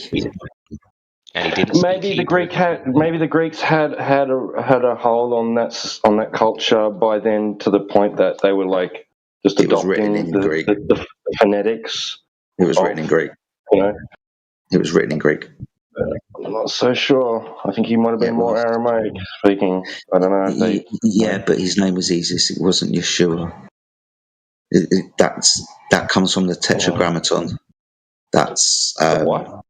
The Tetragrammaton. You know, Yahweh, the four letters that spell God without the vowels. Yahweh. Yahweh. Yeah, the Tetragrammaton. That's Kabbalic mysticism. Yeshua comes from that. No, that's. I'll show you the video, dude. It's a name that which the like the Greek or the the English version comes from. Joshua, right? Yeah. Joshua was really the better attempt to pronounce the name, and then the Greeks changed it all up, didn't they? It's Jesus, not Yeshua. Because he wasn't. I thought it was Yeshua or Yeshua or Yah, whatever it was, for about 6-7 years. You might have even heard me talking about it about 2 years ago, or maybe even a year ago. No, I don't. It's wrong. It comes from the Tetragrammaton. I heard before the J. And I really didn't mean to disturb your thought, dude. I really didn't. No, it's okay. I don't think it comes from anything but their culture. I don't think it's like a doctrine or anything like that's pushed on us, but it's just the culture. It's just the way they spoke. But anyway, beside that, right? So, like, the guy lived, right? So there's a physical version of him, of what you're talking about, an earthly rendition or an earthly, an earthly version, right? Yeah. A human living experience version of what you're talking about. And then you've got the inner, and then there's probably some, there's probably a heavenly version, which I could argue, right, that Jesus was actually Enoch. They're the one and the same person. Okay. Yeah. I think what I'm getting out of this is let's just use the spiritual and the physical. Jesus was the physical interpretation of the spiritual, right? You need the physical presence here to express it's like what was said earlier, as above, so below, right? So you have your physical representation of the spiritual. Everything that happens up in the spiritual realm has a physical consequence down here on earth. So if we're talking about the layers of the Bible, and let's say Jesus existed or not, well, he probably did physically exist to represent the spiritual meaning, or whatever's a better word than that. Yeah, is it more likely that there was a real guy, Yahshua, or whatever his name was? He was the brother of James the Just, and they were the leaders of early Judaism in that part of the world, or Christianity, sorry. But at the same time, later on, he was adapted to represent the Son of God, which could be considered, the Son. So then he inherited a birthday on the 25th. Then he inherited 12 disciples, like 12 zodiac signs. Then he was called, able to walk on water like the sunshine can do across grass. Then he was called the Lamb of God because of the zodiac, the age of Aries. So it's like, both could be true. And because he was a sacrifice. Yeah, both could be true at the same time, and this is a synchronization of two really important, subjects, like a guy and the stars, the sun. 12 disciples describes the structures of the brain, specifically the nerve roots that go out from the brain towards different parts of the body. Specifically, there's 12 root stems of nerve endings that come out from the brain, 6 on one side, 6 on the other. These are also represented in the names of the disciples as well, by what we call them today. Even Judah, the one that went away from the rest, is described as the longest one that descends downwards into the darkness of the rest of the body, where the others filter up from the neck and so on. So even the disciples, the story of the disciples, is reference to biology of the human body, and specifically the brain and how it functions. Please watch the videos I've been sending you, please. Yeah, I can't wait to dig in now. You'll see them all titled. Like I said, he's got about 20 videos. Right? He talks about the disciples. Interestingly enough, right, for the 12 disciples who followed Jesus around, right, in these 4 books and so on, right, most of them didn't say another bloody word after Jesus got them. Right, it's only about 3, maybe 4 of them out of the 12, maybe 5 that actually did or said anything. The rest of them said fuck all. That's interesting, isn't it? Watch the videos. Hey guys, don't mean to interrupt or anything. I just was curious and had a question. It's the question. Go for it. Just interesting conversation, by the way. It's something I've looked into, on and off for a long time. It's just the puzzle we're trying to put together is kind of ridiculous, and there's so much different deception and translation and all this and that, so it's quite the tall order, but it's super fascinating, don't get me wrong. But I was just curious if you think like the Greek schools, the Greek mystery schools and stuff, do you think that came from the Jewish mysticism? I don't think. No, I think it was all entangled. Greek, you mean the Babylon? There was no Greek mystery schools. You mean the Babylonian mystery schools? Yeah. Yeah, back to the the Code of Copernicus and all them cats. So there's a story that the Greek philosophers were the leading philosophers, but then there's this obscure period where they say Greek fell, and then you have Timbuktu and Babylon and the Egyptians supposedly holding the position of the elders. So then you had those going to them for the knowledge. So there's a disconnect there. We're told the story that that they were the pinnacle of and the height of spirituality, but then when you actually come to dig into history to find out who was learning from who, it seems like it was the opposite way around. So if anything, I would say the Babylon mystery schools is where the Greeks got their philosophy from, I would say. But I don't place the Greeks before the Babylonians because I don't agree with the original minds. And they got it from Enoch. And I mean, you hear that a lot of it, comes from the Emerald Tablets or whatever, Thoth or whoever. I mean, a lot of the old, like as above and so below, like even that is in the tablets. All these.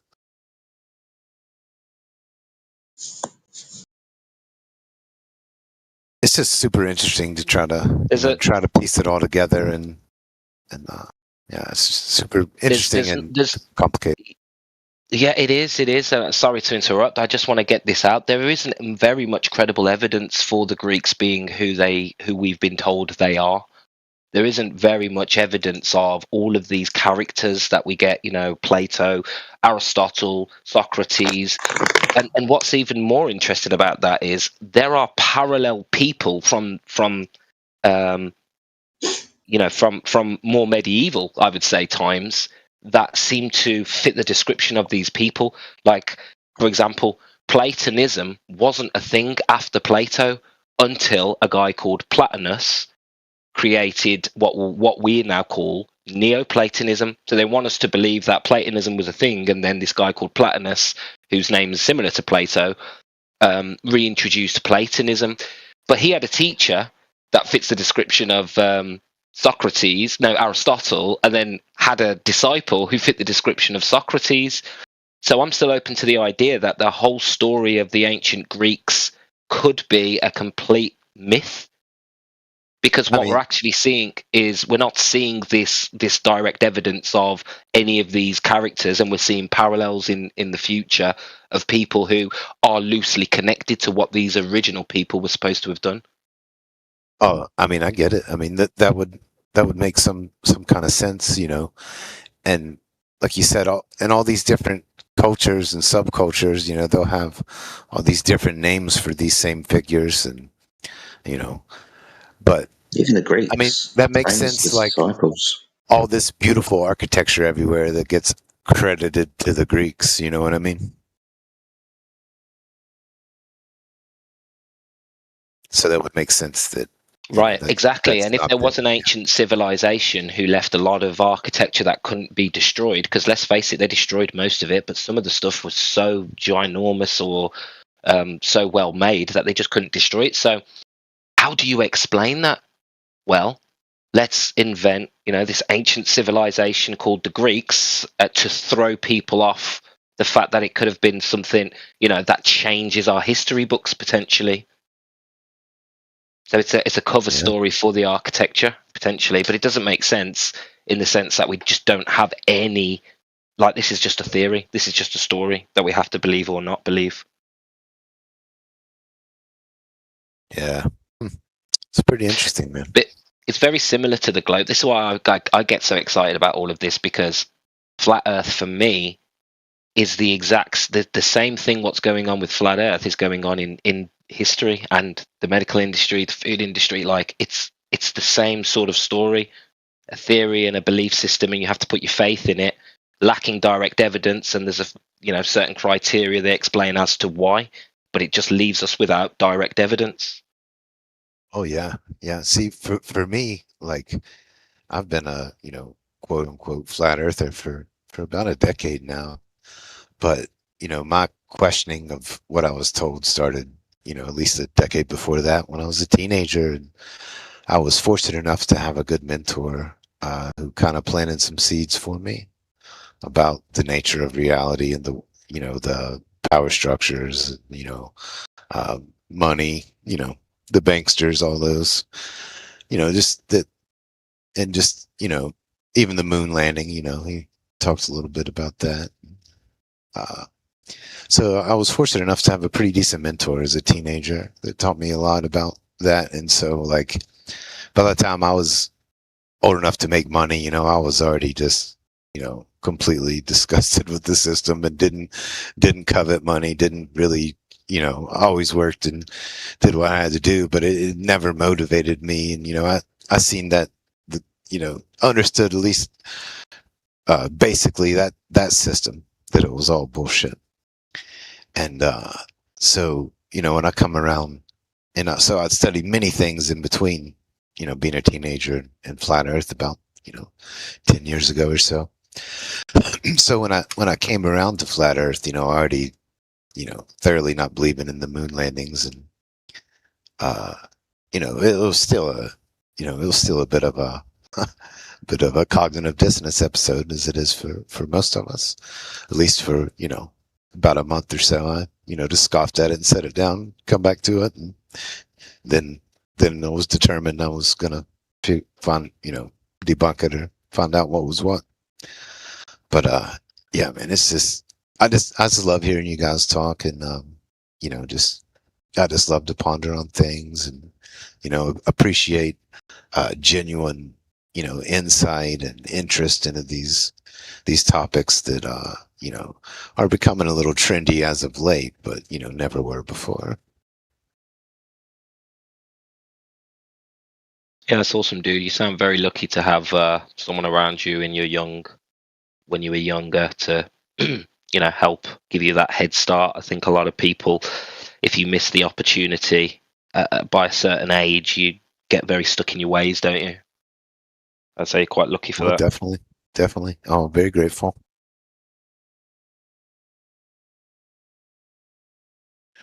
And I just want to say, not everything is bullshit. Like we were discussing earlier, I think there's a hell of a lot of truth within all of these fabricated stories. It's more of a context issue than a content issue, I think.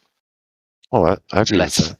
Yeah. Let's not say all history is bullshit. Let's not say it's all bullshit, when actually there's some truth there, but it's about interpretation, isn't it? Yeah, sorry, I meant the rose-colored glasses of society that is portrayed to children. That is bullshit. Just the way that things work. The darker means of control behind the facade. Yeah, it's such a journey, and what's exciting is you end up working on yourself, because you keep jumping to these conclusions and you keep making assumptions. It's not until you study your own decision making or thought making process that you can make progress. Like, you really have to challenge yourself and really get to grips with how you work, what makes you tick, where your predispositions are. And that's why I love this subject, because I think ultimately what you'll end up doing is questioning yourself and challenging yourself to develop your critical thinking skills. So some people might think this is a waste of time, but I think this is, this really is gnosis for me. Oh, 100%, man, 100%. And I just, philosophically, just I think the most two important foundations someone can have is curiosity and appreciation. If you can just focus on those two things, you'll live a very happy and fulfilling life. But it's you speak it. Say that again, dude. That was some good shit there. I think the two most important foundations for anyone to build upon is, and to practice every day, is to always keep curiosity and appreciation in mind at all times. Yes, sir. I agree with that. It's easy to become black-pilled, right? But if you've got appreciation, you can still recognize it's not as bad as your brain might make it out to be. It is what it is, and we are where we are, right? Oh, exactly. And there's still beauty in the world. Yeah. Oh, it takes practice too, man. It's heavy, man. It's heavy to try to figure things out and to see things somewhat close to what they might be.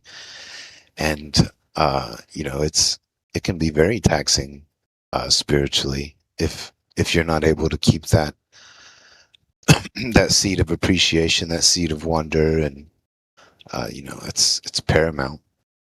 They take it away from us, and I don't mean to bash the church here, but they created a situation where they want you to fight, fight the other belief systems, the other religions, the other politician, the other side of politics. They want you to fight and think that's the way you're going to win your salvation. I actually think that's the trick. I think it's the opposite. It's that being able to let go. It's that being able to accept and to have that equilibrium within you. Do you know what I mean? I think they just want us fighting, highly charged and energized. And if this is an electrical sort of thing and universe, like, this is going to send us out of whack. So I think it's all, we're taught and we're bred to sort of fight and argue and defend and pick a side, when I think we're more dangerous when we don't do that, to be honest, because we're calm, we're in control, we're logical. Of course, man. It's straight out of Sun Tzu's playbook. You know what I'm saying? Divide and conquer, of course. And you're talking about this journey and this ability and process of looking inward when if you want to look outward. If you want to see what you're looking at when you look outward, you got to look inward. And ironically, like, if you want to learn what's the truth, you have to be truthful yourself.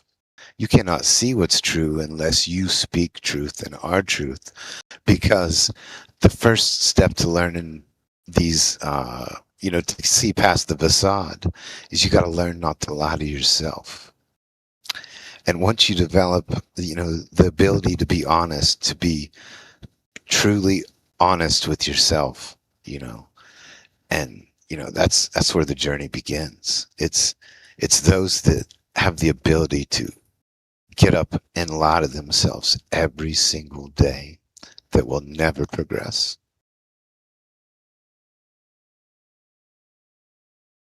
Powerful words, bro.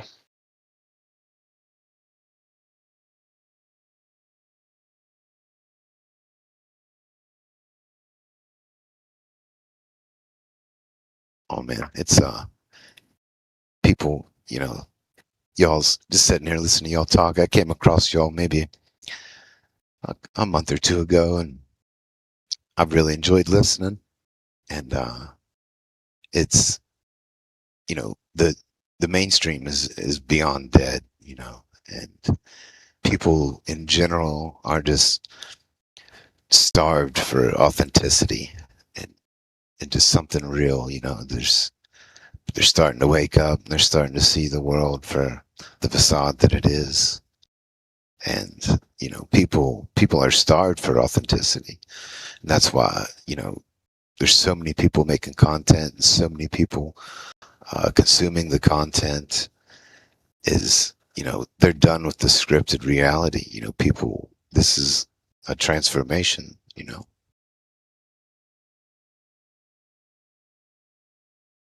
Yeah, I lost faith that was actually going to happen, but I don't know.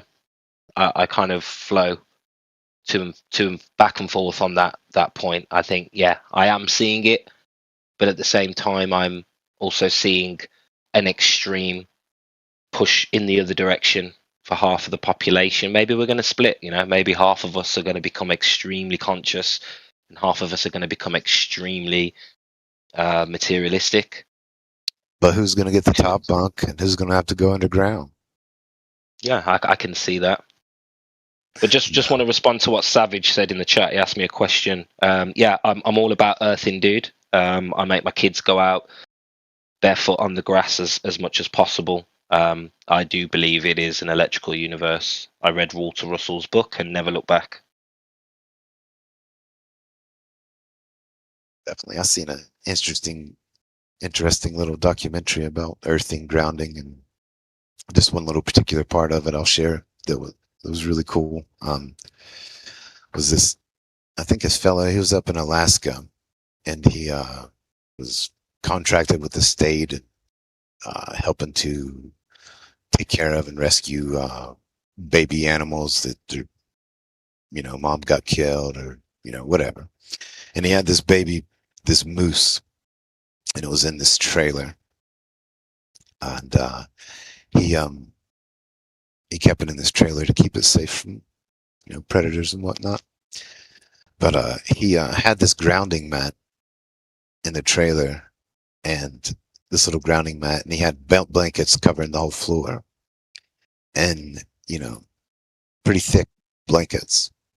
And no matter where he moved this grounding mat, this baby animal would go lay on top of it every night, no matter where he moved it, what corner of it he moved it into. It's pretty cool.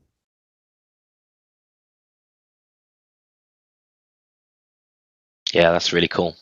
I feel like the animals are tuned in, tuned in, turned on to something that we've maybe lost.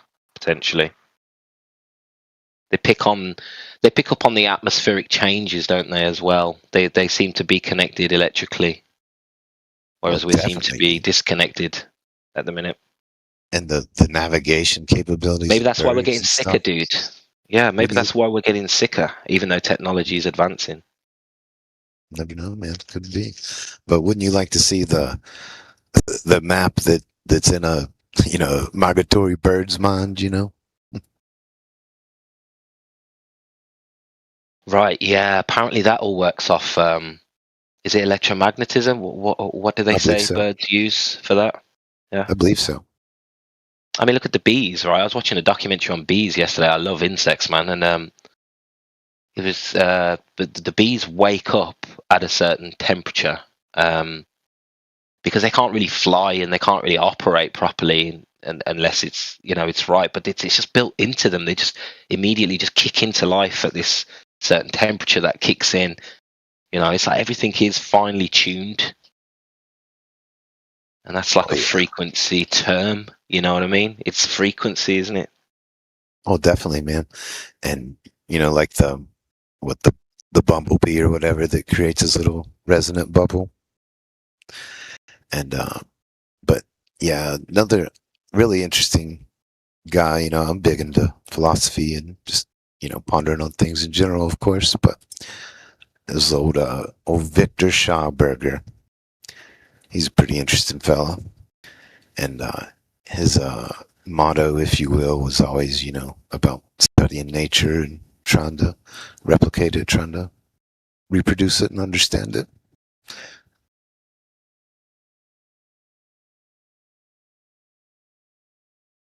No, it sounds interesting. Never heard of him. Oh, you've never heard of Victor Schauberger? Oh, he's basically to fluid and aerodynamics. He is to fluid and aerodynamics to what Tesla was to electricity. Oh, what's his name? Victor Schauberger.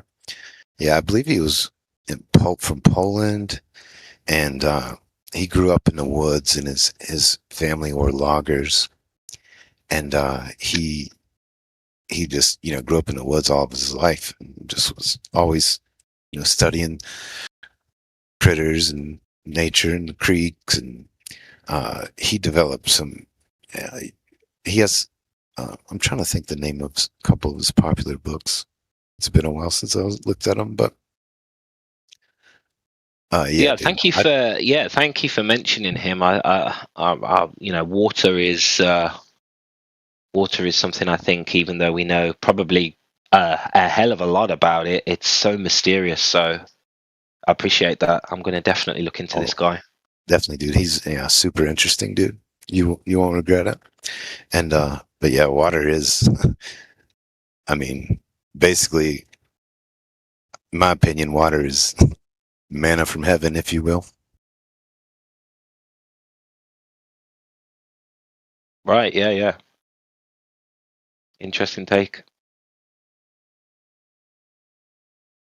It boils at a really weird, just the way the way it expands when it freezes is crazy for an element, right? Because stuff condenses when it gets colder, and the temperature that it does what it does, boils and freezes like molecularly compared to other elements, like it doesn't follow the same patterns. And of course, you're probably familiar with Dr. Yamamoto's work. Oh yeah. And super fascinating stuff, and just the realm of frequency and water and how they interact, and the memory, and it is definitely set apart from everything else in this material realm, I think.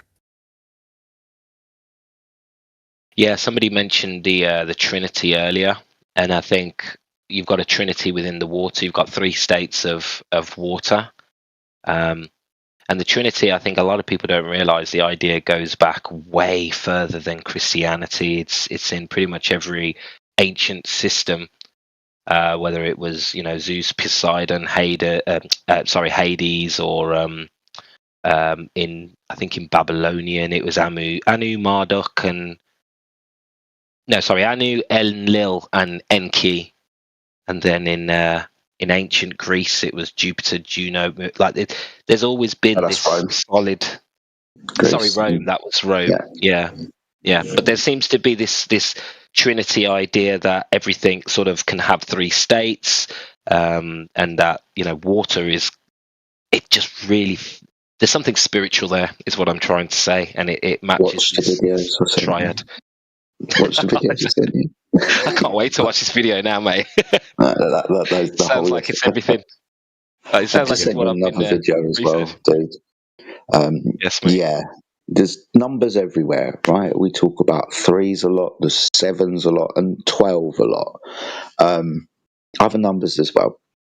But specifically, if we map these specific numbers over biology, that number 3, you're going to find it in the brain. I'll see if I can find the specific video. I watched it yesterday, but as soon as you said 3, I was just like, yep, I got a video for this as well. The 12 that I was pointing out earlier, the 12 disciples, even like the 12 Knights of Camelot and the Round Table, there was 12. There can be like more than 12, but there's definitely 12.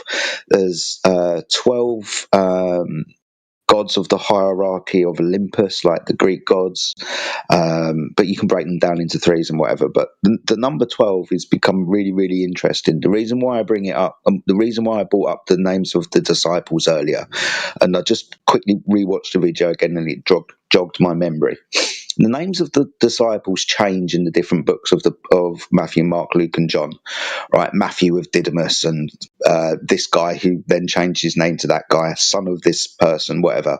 In the different books, they changed the listing of the people, who they are, but specifically the names of their fathers and so on, who they're represented by, or who they're changed their name from or to.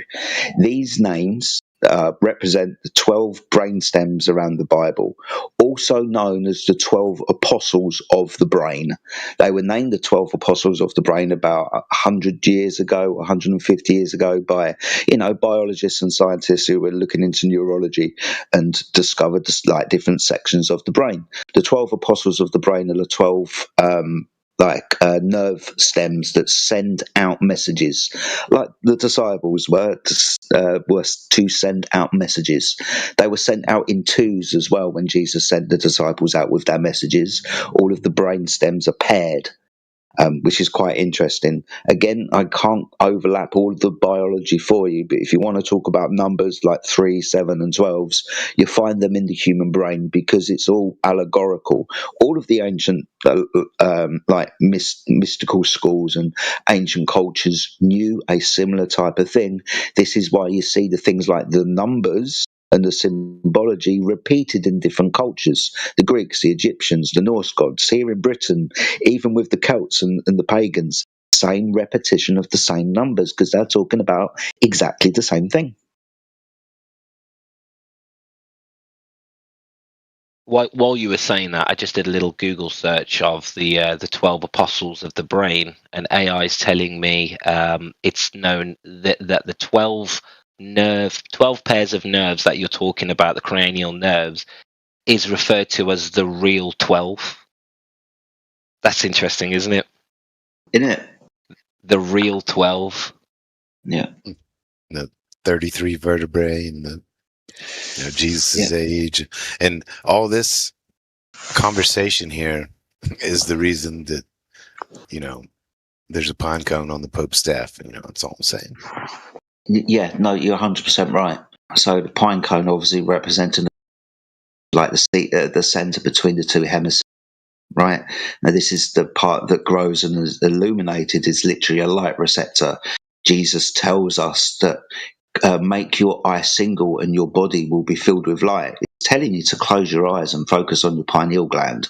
This is the mechanism that takes place within the brain.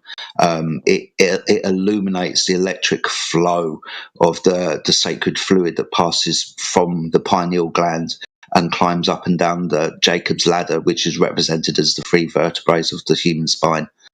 So yeah, it's hella interesting, and this knowledge isn't just found in the Bible; it's found in all of the ancient cultures. It's just been gathered together and rewritten and used, and we can start pointing fingers at like Jews and stuff because you find it in there, but it's hella twisted. But ultimately, this is the stuff that these ancient religions or ideas are pointing at. We look at the Kundalini, Southeast Asia, like out of Hinduism, we talk about chakras and so on. We talk about how the energy flows. When we go north of like India, we start getting into China, where they changed the name of that energy to Qi. So they're talking about the same bloody thing, but the names have just been changed. That's all it is. Oh yeah, It's always the same thing. Have you heard of I'm not going to pronounce it right, but Kirlian photography? Is that the stuff that shows auras around people? Yeah. Yeah, I have. And plants. Yeah, what's it called? A biosphere? Is it called a biosphere? Yeah, like an electromagnetic field around us. Yep. And apparently, people with missing limbs still have the leg biosphere. Apparently, same with leaves. If you chop a leaf in half, if you are able to reveal this biosphere, you'll see the full leaf. Apparently. Yep. Yeah, that's it. That's Kirlian photography. Yep. Interesting stuff. Dude, that's freaky. I think it's KURLIAN or something like that.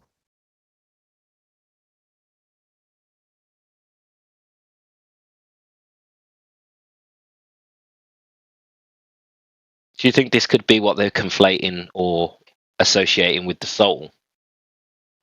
Or do you think the soul will be different? I don't know, man. That's a big question. I would have to think about it. Yeah, no answer needed. Just a question. I always think the best answers are actually questions, because when there's an answer, there's always another question. So fuck it, skip the answer to that question. Let's just get to the question that the answer has provoked. Yeah, I just need better questions, man.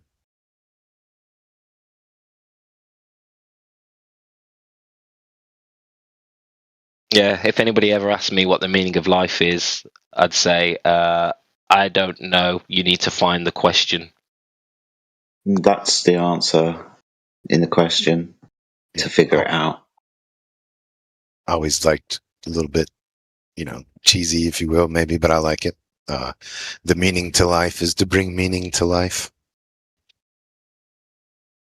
I've never heard that one before. I like that.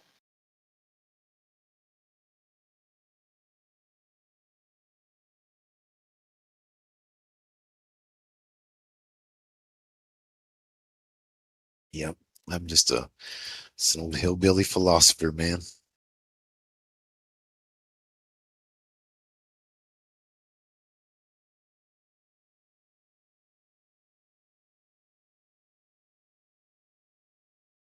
If anyone wants to discuss, I'll go for it.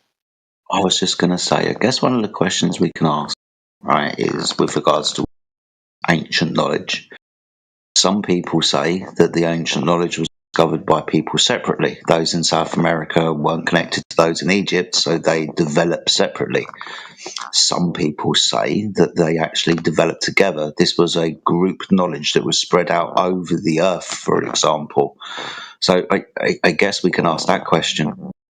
Is it true that we all developed separately, or do we all have this knowledge to begin with and it was separated through cataclysm and time, for example? Because we look back in history and there's an awful lot of manipulation into time and cataclysm and so on. Right, we look into ancient maps and the stuff on the maps that aren't there today. I don't think that means that the map makers were stupid. It just means that those land masses just aren't there today. So obviously, like, cataclysms and things have taken place. That means, like, peoples were lost, civilizations were lost, information was lost, and people probably survived and moved around. I think we were speaking earlier, I think maybe you were around, Roots, about the discovering of the New World, for example, and what that actually meant, because it was actually bloody new, because half the land masses had disappeared, so they went out rediscovering.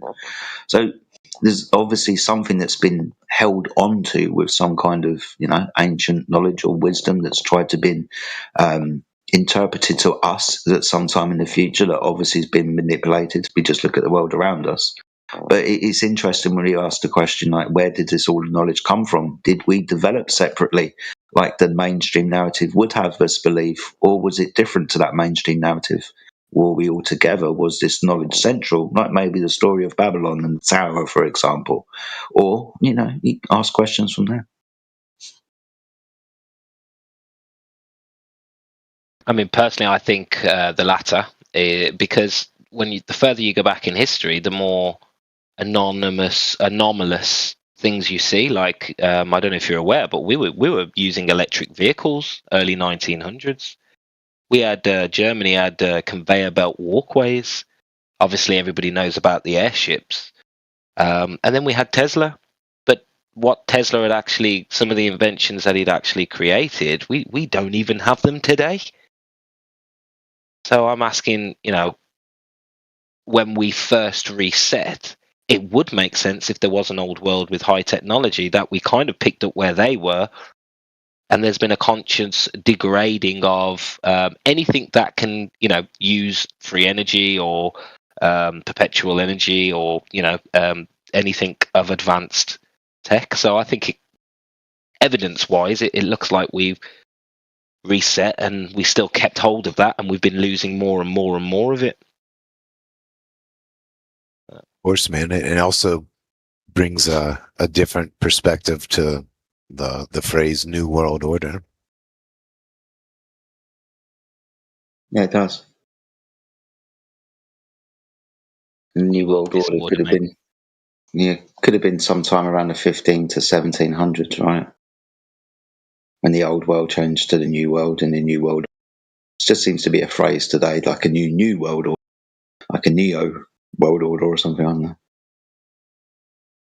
But definitely at some point, and I keep finding myself around the mid 1500s to the 1700s.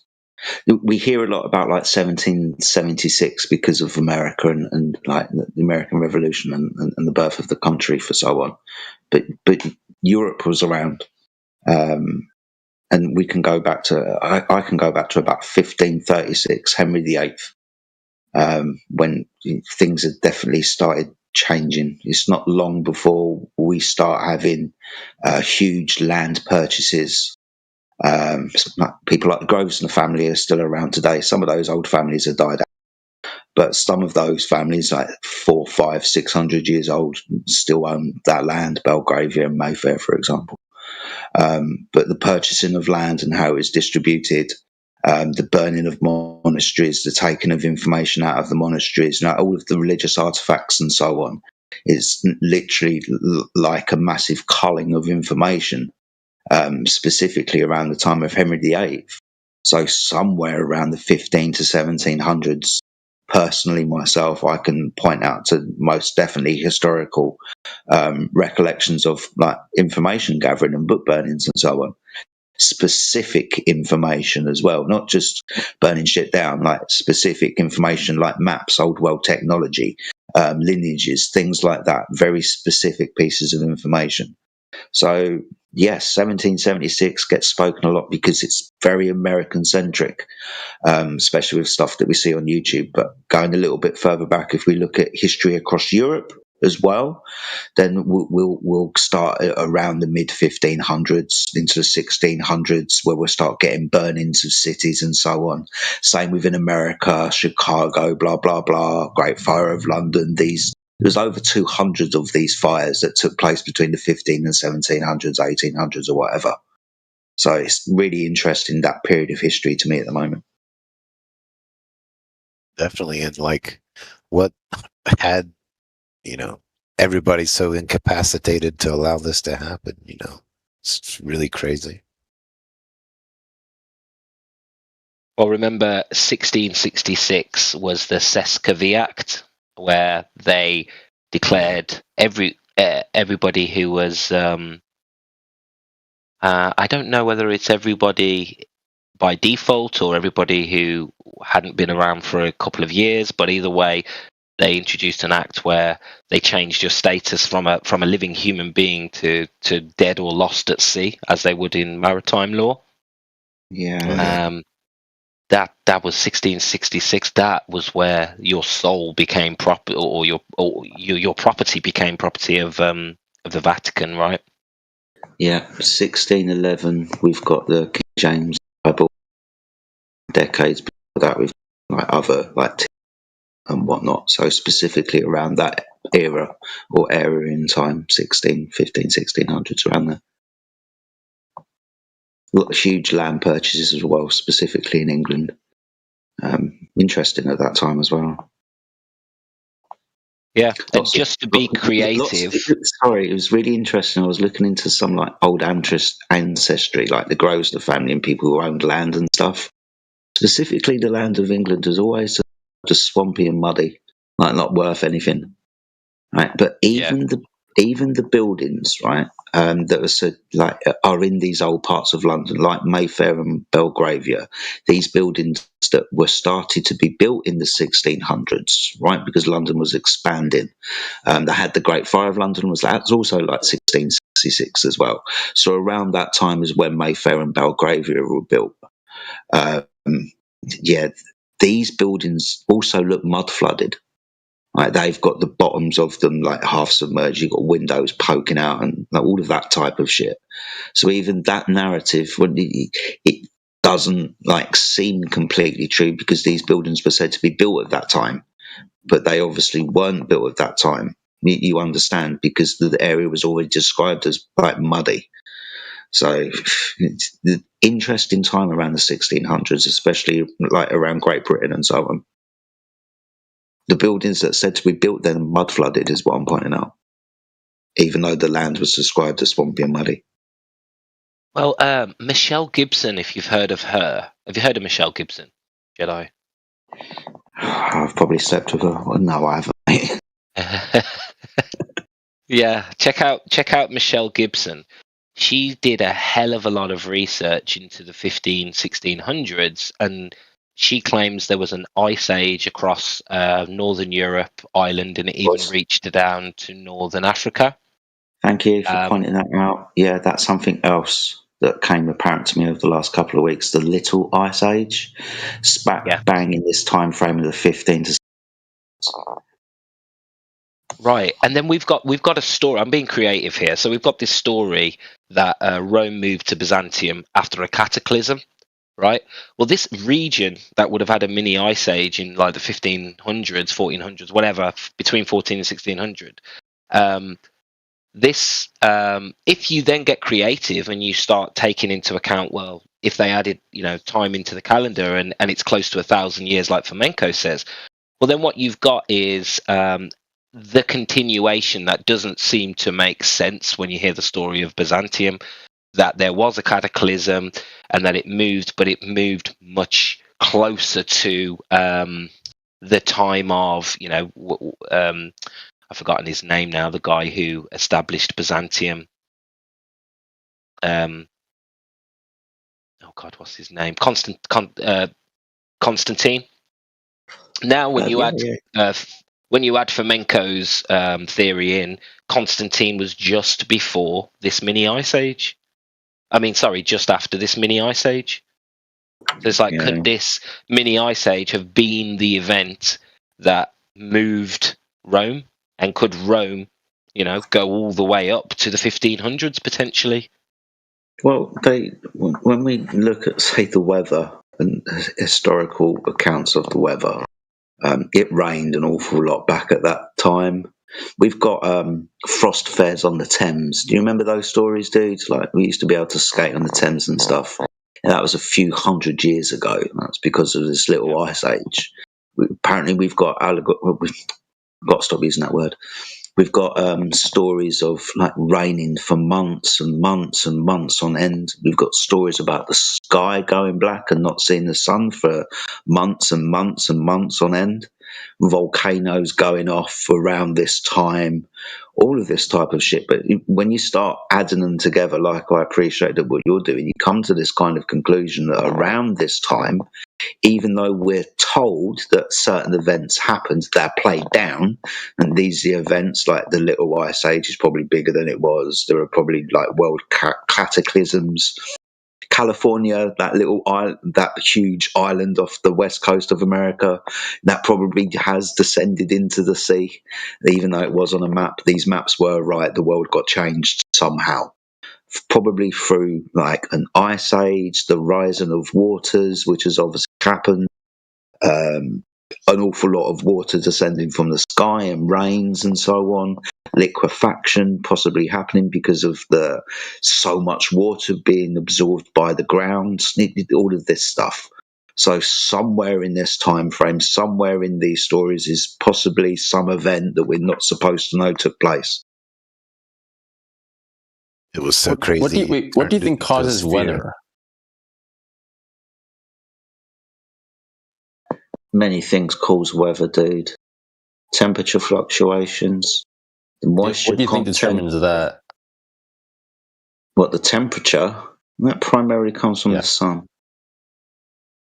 And the mechanism is radiated from the surface or gas, thermodynamic energy, equilibrium. Okay, so you'd be able to measure the distance if you can get a radio wave, right?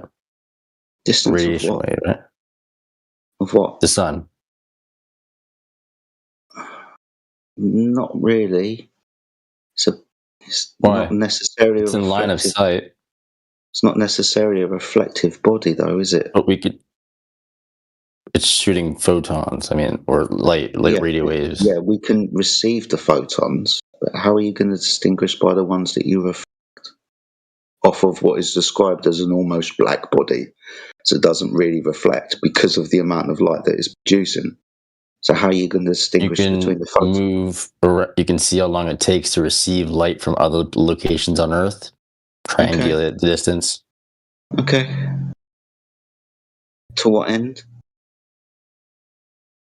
Calculate how far it is, triangulate the distance. Okay. Good luck with that.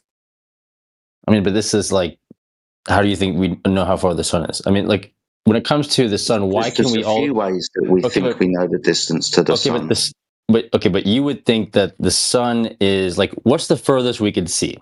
And what do you think is the limit on our view? I don't know. That's going to depend on the angular size of the object. Okay, but theoretically, we could see 100 miles? Well, again, that's going to depend. Two factors. The naked eye. The angular size of the object. It's probably time for me to go. Like, how far can the naked eye see? In your view? I'll take care of your light work, man. The absolute maximum, visibility that the atmosphere allows. That's a globe term. Around I asked what you thought. 300 miles. I'm not talking about globe. I'm asking what you think the furthest we can see it, like the human eye. How far can we see? The atmosphere will limit it. 3.959. The atmosphere means gases around a ball. Like, how far do you think we could see?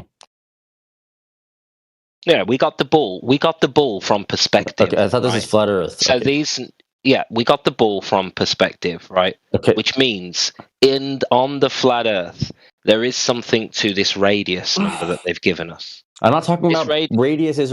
No, you need to be patient, my friend. You need to be patient to be able to understand what I'm saying. Okay, let me know when someone's got an answer. I'm answering you the question.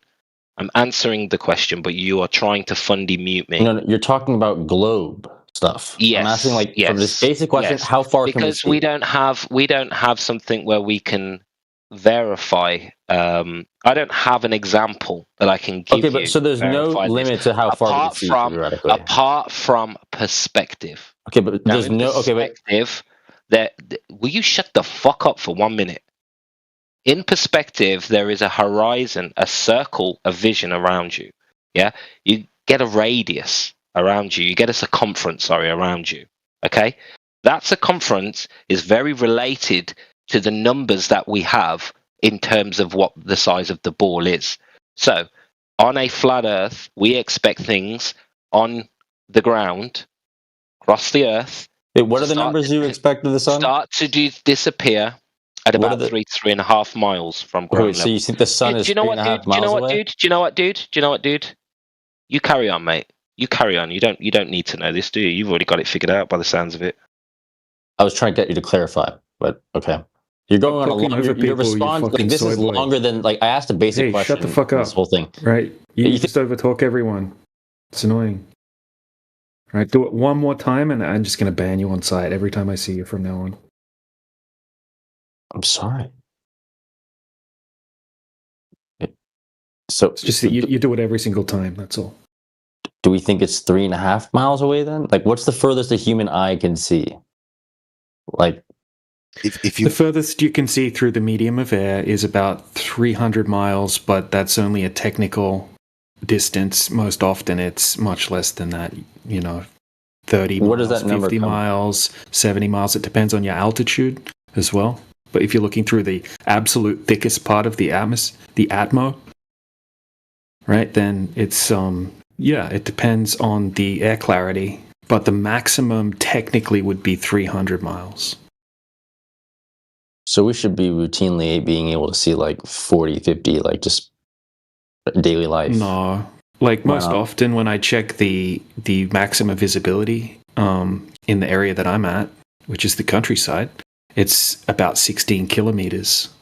So it's Okay, really but not that far. People in better area with better conditions should be just regularly seeing 50, 60, 70 plus 100 maybe. No, it's not If that. you can Like see you could look up 300. if you pick an area, and just go to Google and type in what's the average visibility in this area throughout the year. And usually, Google for example, uses- over the Great Salt Lake, sorry, not the Great Salt Lake, over Lake Michigan, it's 3 miles to 20 miles is the average, right? The minimum, maximum, average.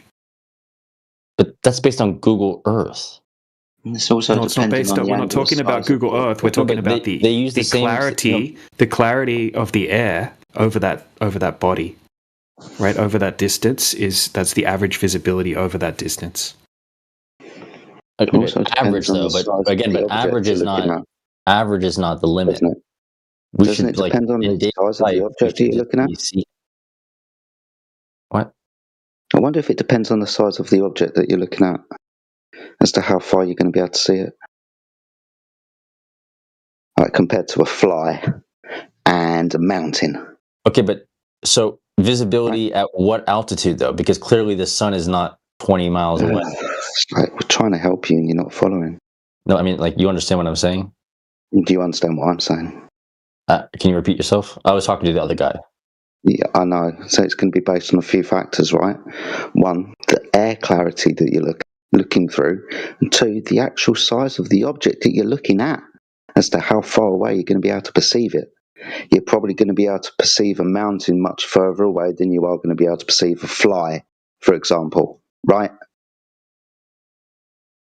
So we're definitely going to have to consider the air that we breathe and how it's going to affect the light that's reflected off the object, and the actual size of the object that we are looking at, aren't we? Yeah, but again, there's ultimately a limit and a mechanism for like. Yeah. No, but So also the a mechanism so for the this. limit Like for the human saying- eye and is there's a You're interrupting me. 0.02 degrees for the human eye. Okay, wait. Can someone link? Wait, where do you find how far you should be able to see? Most people just write that question into Google now. Okay, no, but like, what is the? Just giving Google. you If you write that into standard Google, resolution limit of the human if eye, you man. accept writing that always into talks Google, through people, and I get pissed off very quickly with him. Okay, it's this cunt again, isn't it? Fuck. You've interrupted everything I've said. If you just typing things into Google if you're going to accept that, then flat Earth is over. Like I'm. Why not? You do. Well, but you don't accept that, so I don't give you just type into Google. So if we're just going to accept that, like you then you're just do. admitting. Do but I believe in the globe in Google. Do You optics don't. have limitations? Okay, but again, relying Do on optics a have globe. limitations? No, but then again, Oh no, do yeah, optics have limitations? optics have limitations, but clearly we can see Based the on sun. what? Based on what? It's based on a number of things. Like, as you said, air, but curvature, like obstruction. What about the optic itself? Let's have a comparison, let's say, with the human eye and camera. aperture. Like there's different things that affect how far, you know. But the human eye, we're talking about the human eye, and we can see the sun. We can see the sun. So how far? Like the sun is clearly not sunshine. Wait, so the sun must be within. It's like you don't want to understand, do you? That's why you keep talking, isn't it? You don't want to understand. We're almost there, but as soon as you get close to the point, you start fucking running away from it.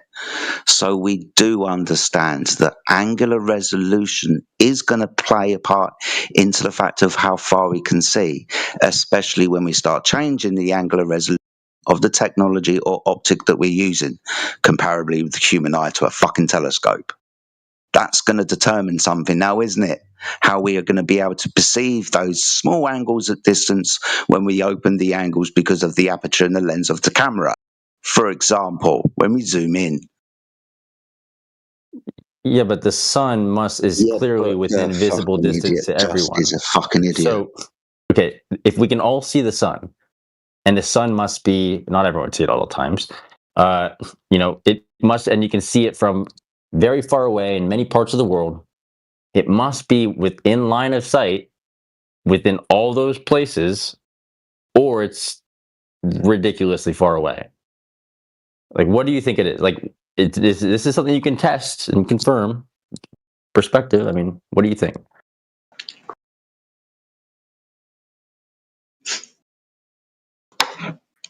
Don't want to help you anymore. No idea. No, you didn't. Again, you didn't hear what I said. Do you listen to just the voices in your head? And did you're not listening to what I said? He's talking through me. No wonder. You talked through all my points, and I just clarified to ask you again. What did I say? What did I say? You talked about how there's optics that affect it. Not interested in helping you anymore. Again, I'm talking about things that. Not interested in helping you anymore. But I'm asking you a basic question. This is not about helping me. I'm trying to have a conversation. Because you want my answer. No. Okay, if you don't want to have, I'm going to give you one. I'm not interested in answering your question. You. You don't listen to the answer. Don't engage with the answer. Like a moron. Yeah. So no. You're starting to break up a bit, Jedi. Just so you know. I didn't say get out.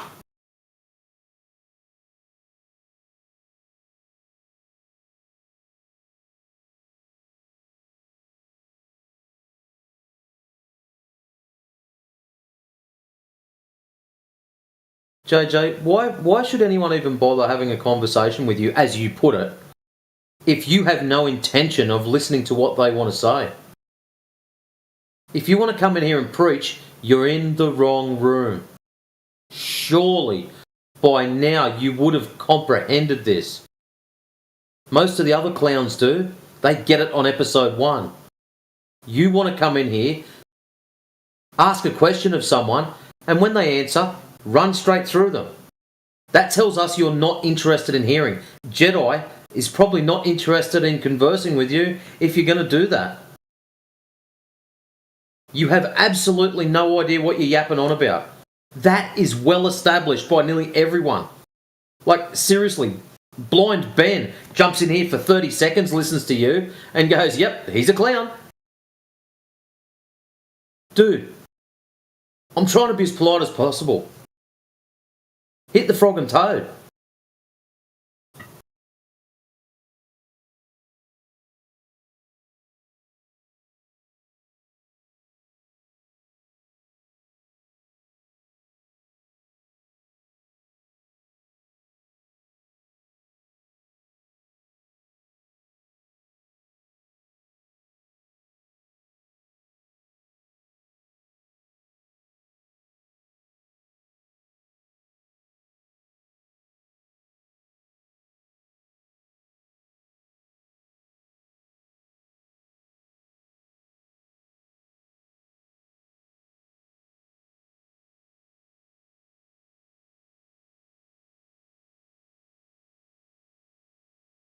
Yeah, Jedi, I watched your videos. They were good. I like that. Which ones did I send you? Hold on. I was just there. Where's my list? The Second Coming and the Three Wise Men. Three Wise Men one's really good. I like the way that starts. I should have shared you the 12 Apostles one as well. We were talking about that earlier, specifically because the way that video starts is you remember these 12 Apostles. None of them said anything apart from maybe 4, 5 or 6 of them. Half of them just were really obscure. Their names changed depending on which Bible you're talking about. And the story goes on is that they're talking about the 12 brain stems of the 12 nerve stems of the brain, the nerves that come out of the brain in their roots. Apparently, there's 12 of them. They've also been named as the 12 apostles of the brain through like scientific research using the Latin names and so on. Even the names of those 12 disciples, when you look into it and you break them down in the different books and so on, they start naming like places in the brain and specific like areas and functions and stuff. So watch the rest of his channel, dude. Look out for check out some of the names of the videos because they're really fascinating, mate. I'm glad you watched that Three Wise Men one though. That one's really, really cool. Yeah, I was enjoying that. So yeah, we'll see you in 8 weeks, eh? Yeah, right. Oh man. I don't know. Is it really that fucking simple? Because I tried doing that, mate, and my brain doesn't shut up. Cain keeps talking and Abel doesn't come up. The reason why I bring Cain and Abel into it is because of the other video talking about the two hemispheres of the brain and the story of Cain and Abel. Your conscious mind and your subconscious mind. You get really deep into this stuff, mate, and it blows my bloody mind. Yeah, that's the hard thing is just shutting noise down. And you can guarantee it's like doing night shift. You can guarantee you come home, you crawl yourself into bed, and some fuckwit wants to mow the lawn, or there's construction work getting done, and there's some clown show on a jackhammer. Yeah. Or you'll just get relaxed, put your feet up, the phone will ring. Well, apart from the outside distractions, the internal ones are the worst. I try it, and 20 minutes later, I realised when I've come to or woken up or whatever that I've been thinking about shit for the past 19 minutes. I completely forget. Out of his 20 minutes of calm, 19 minutes is trying to calm down. Yes. Just obviously we're expressing how hard it is, but I'm struggling with how simple it sounds. All right, when all is said and done, when we can look into esoteric meanings and how this is read and blah blah blah, very very very simply out of the words that are written down, it is as simple as closing your two eyes in a dark room, getting rid of, just shutting up basically and closing your eyes, trying not to think. Basically, that's it. That's weird. I get it. This idea of meditation, the idea of switching off, the biological things about what is happening within inside the human body, like the brain and the spine, the pineal gland and what it is and what it does. If we're talking about making your two eyes single, if we're closing our eyes and concentrating on that area of the brain where the pineal gland is, I'm struggling with how simple it is, even though I know it's not simple because I tried doing it and I don't shut up. But just that general idea of closing your eyes in a dark space, it's what the Bible teaches. I like to try to paint a picture in my mind of everything I hear around me. Like, I don't know, that's what I try to do to quiet my mind. But it's when you're talking about that stuff, you know what would really be a trip with all that in mind is a sensory deprivation tank. I think that would really be an experience. This is where some of these experiments have been done. When I say experiments, more like the reading of the electromagnetic flows or functions or whatever in the brain when they put people in MRIs. So sensory deprivation, that the brain's been scanned over all of these things, that the results are areas of the brain grow when stimulated, specifically like areas like the hippocampus, which is the two horseshoe shaped areas that sit in either hemisphere, just below and either side of the pineal gland. The pineal gland sitting just above the vacant chamber, an area in the brain where there isn't anything. But ultimately, these areas grow when stimulated in this very specific way, like you said, sensory deprivation or meditation. When you make your mind go silent, when you rest, when you do these things, I can't express it very well, but the conclusion is that the areas of the brain work that are stimulated, stuff happens, stuff is produced by the human body that activate certain areas, and electromagnetic or electric responses throughout the body like multiply. That's a good way of putting it. So these things do happen, apparently, according to medical research.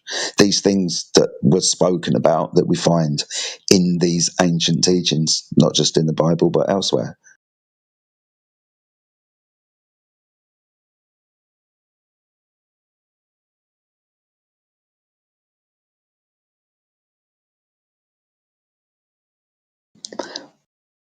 Which kind of might lead us back to, did we know this 2,000 years ago, if we're talking about when Jesus was around and the time after he was around? Did we know this? Did we know this and use this, for example? Is this why we've got magnificent structures around with supposed probable technology with healing powers and so on? Did we know this? Is this part of the information that's been kind of muddied and deceived and ripped apart and thrown all over the place, so it's hard to find?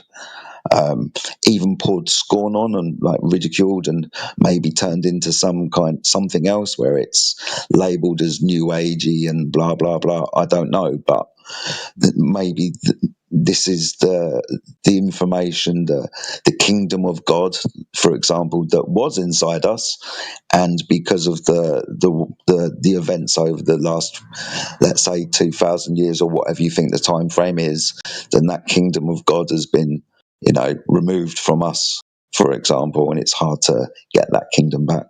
Maybe that's part of the story.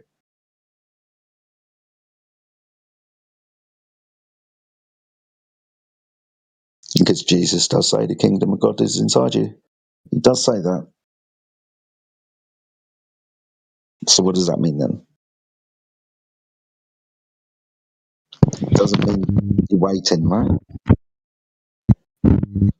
Means transition, metamorphosis, and then eventually transfiguration.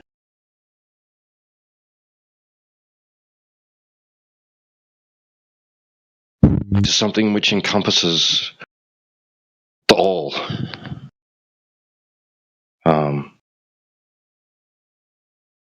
Where the one has complete control and over everything.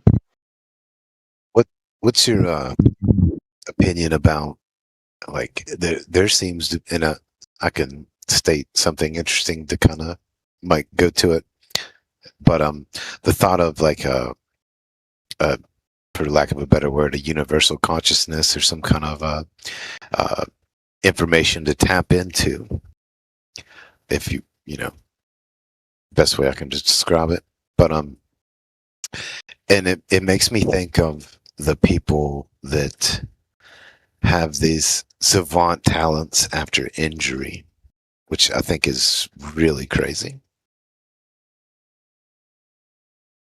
Or they'll know a new language or develop some skill they never had, like after a traumatic brain injury or something like that.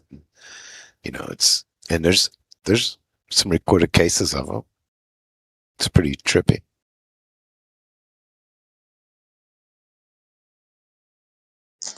Okay, I don't know, but when you bring up like brain injuries and stuff like that, puts me in mind of how the brain works and what we've been discussing and how possible impacts like on the brain, like a brain trauma could quiet one area of the brain and let another area of the brain become more active.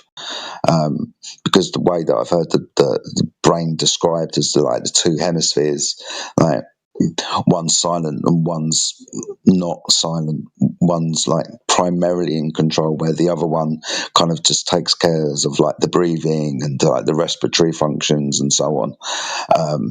But maybe because of a brain injury or trauma, something's happened to the brain where an area has been shut off and another area has been like more enlightened and so on. And I have fucking no idea. I'm just spitballing.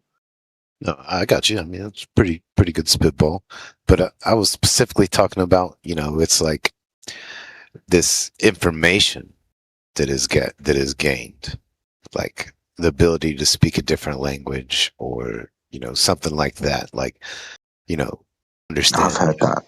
Yeah, like people speaking completely different languages and accents and so on. Yeah, I know what you're talking about. I'm talking about access to information. I mean that is it's an example of access to information that there's no explanation for them to have. Yeah, maybe it's just some kind of freak accident that's changed body biology or chemistry or whatever that's, I don't know, freakily downloaded like Neo from the Matrix, something like the ability to now do kung fu or speak in a different language. Yeah, I got you, man. I wasn't looking for like an answer. I was just, sharing another interesting question. Like we just no, you're about, fine, man. All these questions, and it's you're fine. I think that's a super fascinating thing. It's like, they're reaching somewhere and getting this information. It's trippy. Yeah, and they speak about this, especially like yogis and stuff from like India and so on, like these deep, like meditative people.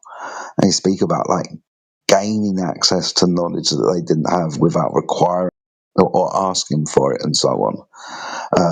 So yeah, this stuff gets spoken about. Maybe the brain injury, like the trauma thing, is like an accidental energy input that creates a download, and maybe that adds credence to the idea of yogis or Buddhist monks even contemplating the world and having downloaded information and access to information that they otherwise wouldn't have. I mean, I have no idea, dude. I'm not a yogi. Didn't Tesla even say that didn't Tesla like keep a notebook beside his bed and like he would just be downloaded information when he was taking his little sleep nap and shit? That's another example. We've got quite a few stories of people like having downloaded information. That's also with Tesla. A more modern guy is like David Icke. If you've heard of that guy, he was supposed to have like constant downloads of information and spiritual awakenings where he's been taken to areas and places where the coincidences can no longer be coincidences. So we've got quite a lot of these stories of like downloads of information, even like today. And all these questions, like they don't even get asked by people that think that everything is already understood by the people in university.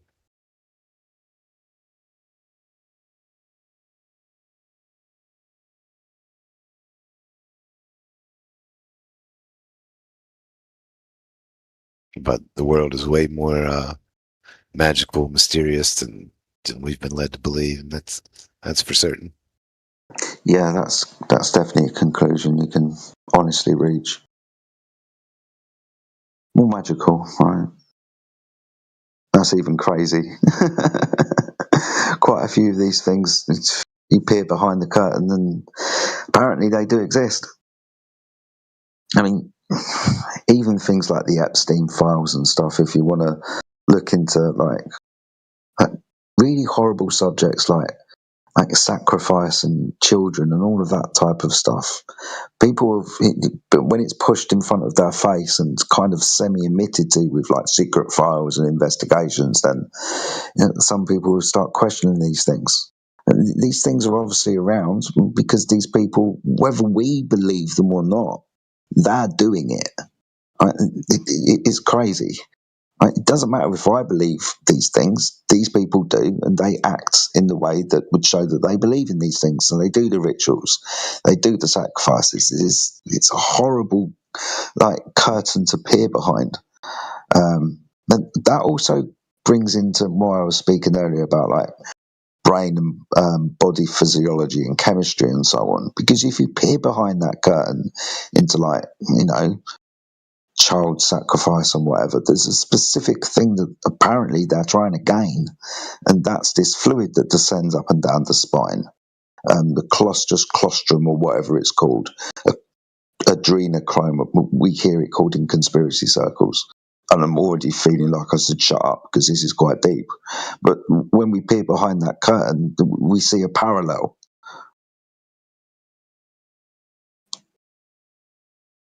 Apparently they're harvesting this stuff, the stuff that descends from the spine, the spiritual fluid. It's horrible when you think about it. But I will shut up now because I probably shouldn't be talking about it. Yeah, I got you, man. Yeah, I do like the way y'all, have some discipline here in this channel, just to help add credibility to the conversation. So I respect that, man. But yeah, there's very interesting conversations indeed. Appreciate it. Yeah, man, for sure. Nice to have met you as well. Yeah, you too, bud. Yeah, I'll talk to you just one other time briefly. Forgive me, mate. I speak to quite a few people. I do apologise. Yeah, no, it was recently. And I complimented you for having the patience of a saint, and you chuckled. I don't know.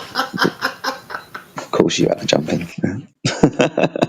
That doesn't always happen, mate. I haven't got that much patience, honestly.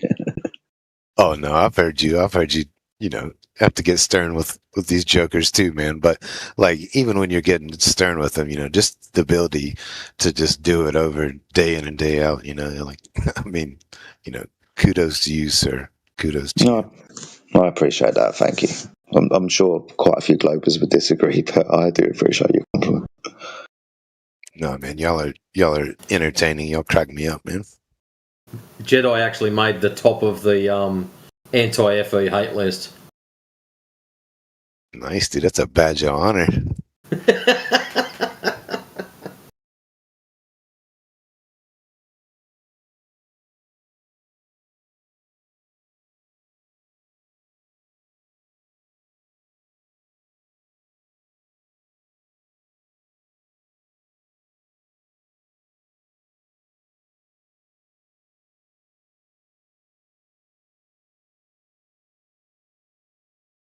You'll notice there, Boogie, when you get people in here that just honestly don't know, and you get to hear them and the way they talk and some of the questions they come out with, if they honestly don't know and they're here to have an honest conversation, then we've got nothing but time for them. But it's when you get your anti-FE clowns coming in with the same dumb shit every single day, our patience does disappear. Yeah, you'll notice that if you hang around long enough. You can only tolerate stupid for so long. Oh, for sure, man. No, I've listened in, for about on and off for about a month or two, man. And I really enjoy listening in, and y'all are, y'all are pretty funny. Just the situation and dealing with these people, and when y'all lose your patience and the way you deal with it, it's funny, it's a lot of work, man. It's a lot of, I know it's taxing,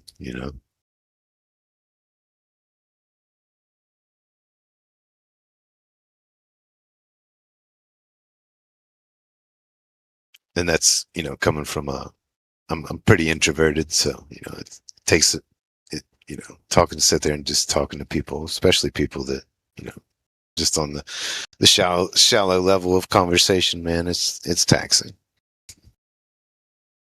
I feel that. Go to my cave. Yeah, I feel that, dude. Generally, I'm quite introverted. Dealing with people, I find quite hard. Small talk and shit like that, like base level stuff, fucking boring. Can't deal with it. So when idiots come along, I just, especially when they interrupt a good conversation that I'm actually invested in, and then some idiot comes along and says something stupid, we divert the conversation to them because they're talking about flat Earth and we should do, and it's just a fucking waste of time. It bugs me. Yeah, so I understand the introverted bit. I find people generally, I'd rather not deal with them, to be honest with you. But the good people, and I say good people with good questions and good, like, deep conversation that have got some value and some merit to them, I've got all the time in the world for. I just can't stand fucking idiots, people that waste my time or the time of my friends and colleagues in here. That pisses me off because I know a lot of these people are really, really smart, and when they start answering questions and speaking to people, they're giving their time and their intelligence, and when that's not respected, I take that personally. That fucks me off more than it affecting me, I think. Definitely, man. It's just blatant disrespect, and it's you just gotta deal with it when you gotta deal with it, man. There's plenty of people just coming in here like that joker that was talking earlier, man, just wanting to knows the value of this place and has to feel the need to try to sully it up. Yeah, it is what it is. Right, I'm going to have to go and make something to eat because I swear my microphone's picking up my stomach grumbling in the background. So I apologise for that. I will stick myself on mute. I'm not far away, but yeah, I'm not going to be speaking for a couple of minutes. Got some background noise. Right. Enjoy your food, man. Good chatting.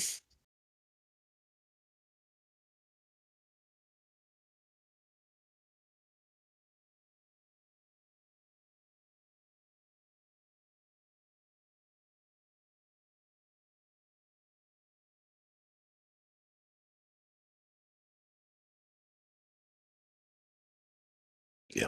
Shit, I better hop off here too, but we'll catch y'all later, man. Y'all have a great day. Peace. Peace, man. Catch up.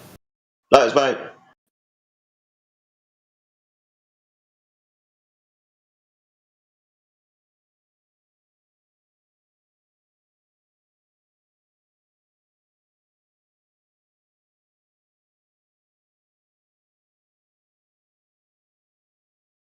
Alright, before I make this, there better be some Globers coming in soon.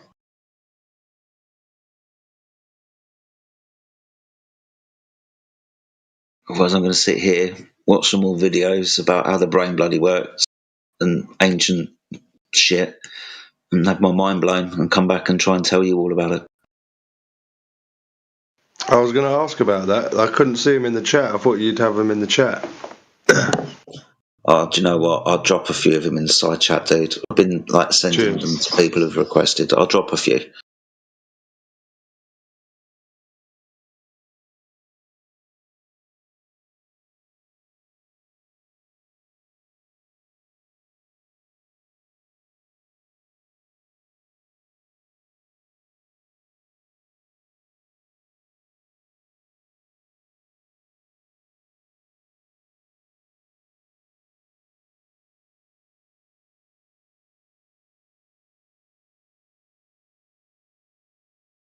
There you go. If you go to that one, decode scripture. That'll Well, Jedi's got the specific videos, but his main channel above that.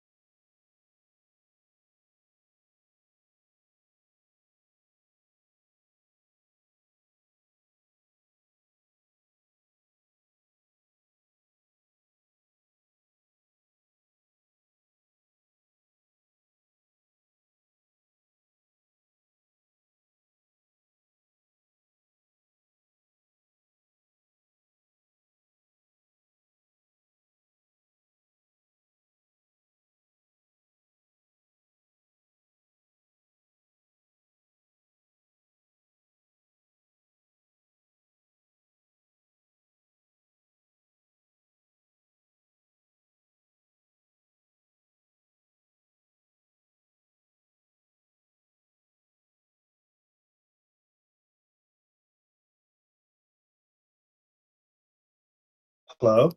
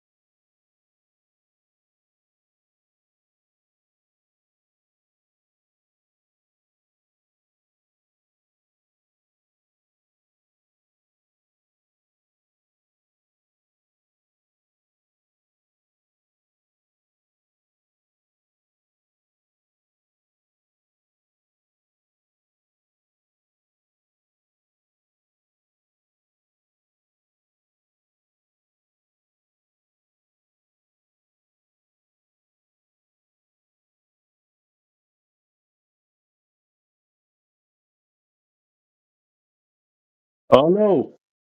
Hallo. Hey, yo. Baby girl. Hallo.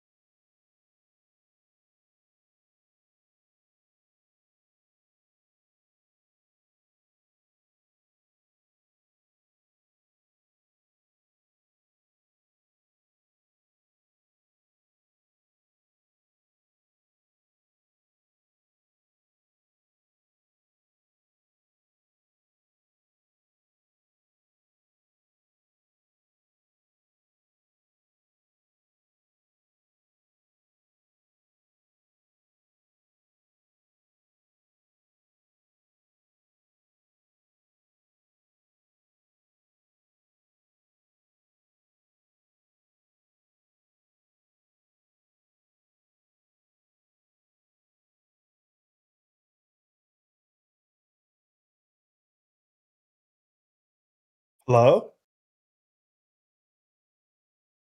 Okay, here's the plan. I think Trump is going to introduce a Taiwan American as the next man on the moon. And he's going to reveal it to Xi Jinping in May. No debate there. That's a good thing.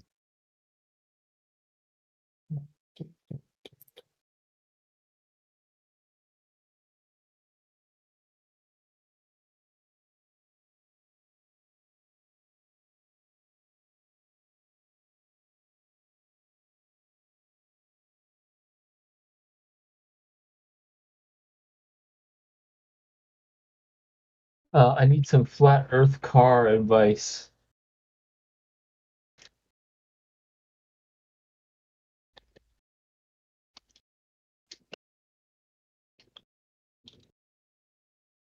Damn, that's a lot of AFKs.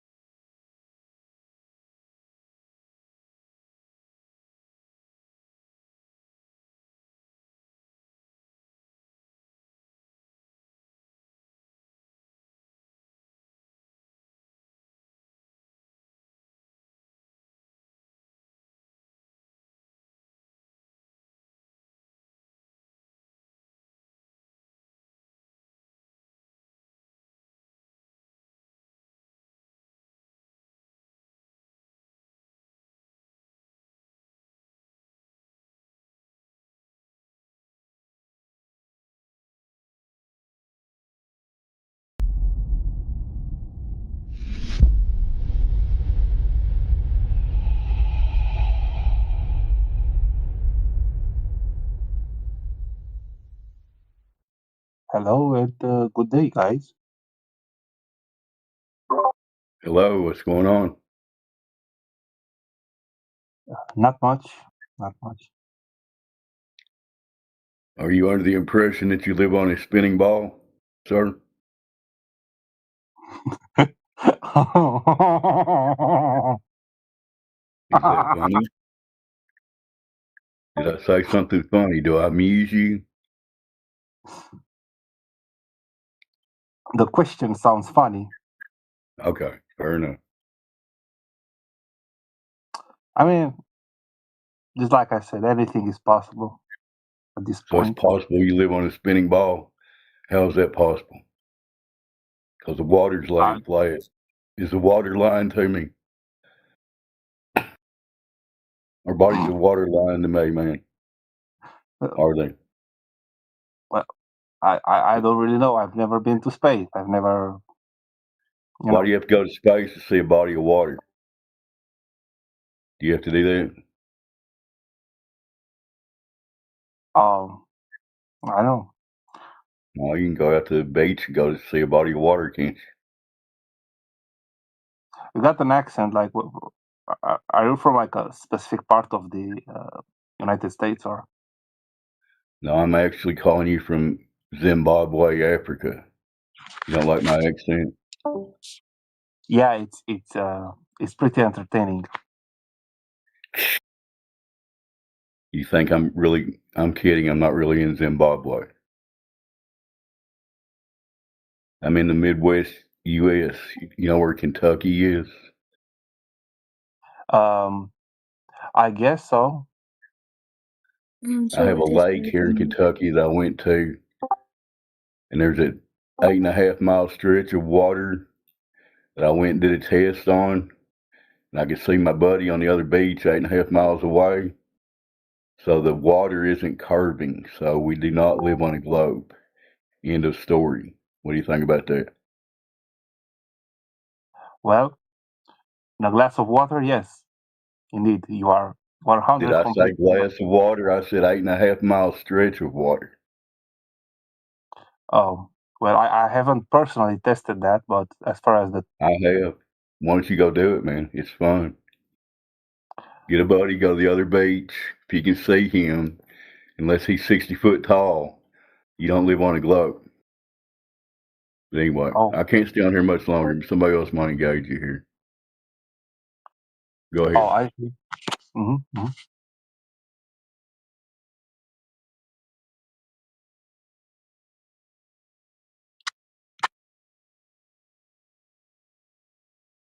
Well, I have a question for the flat earthers.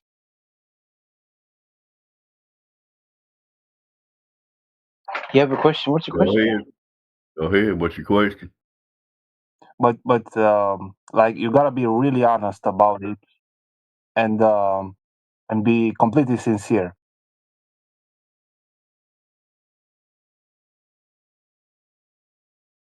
All right.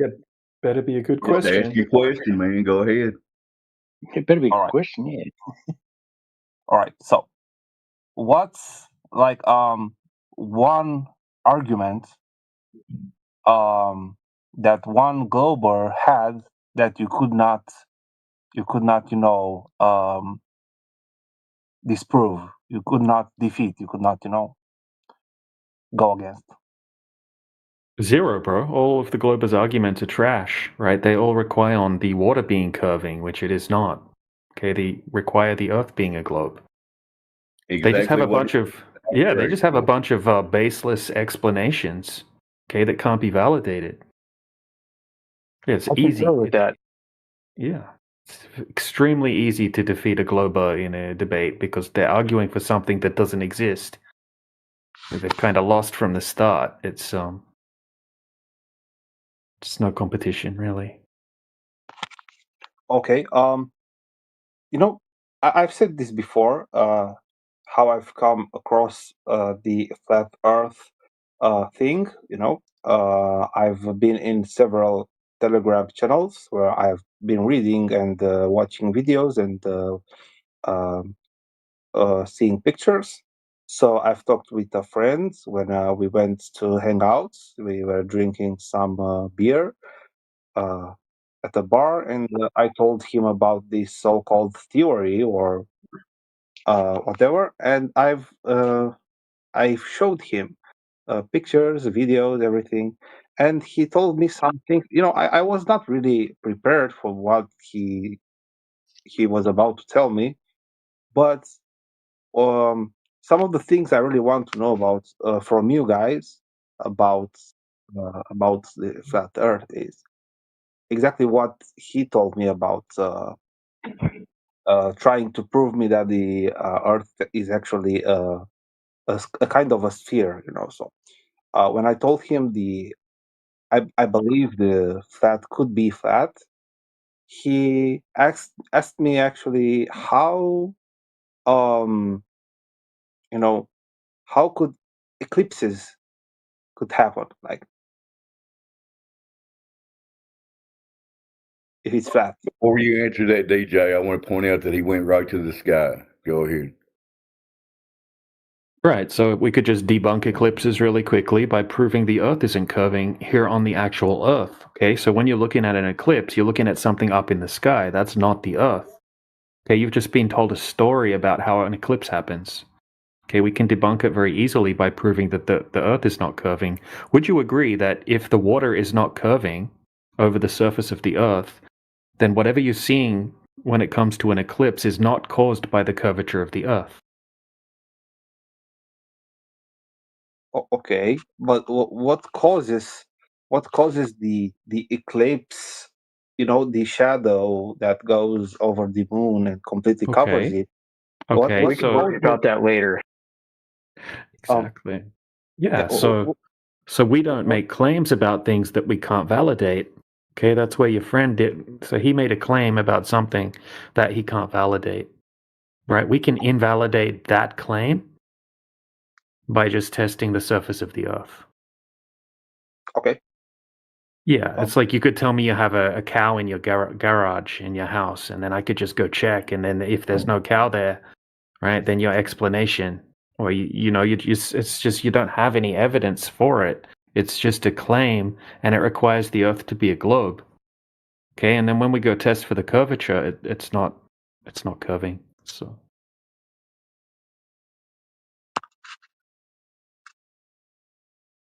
Right, so we try not to make claims about things that we can't verify, because people will ask us to verify them if we make them.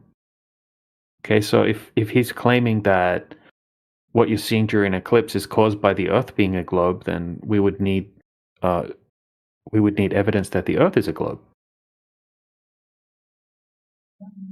Okay. All right. Yeah. So, and also, look, just to add to that, right, there's also some inconsistencies with your guys' claim for how eclipses work.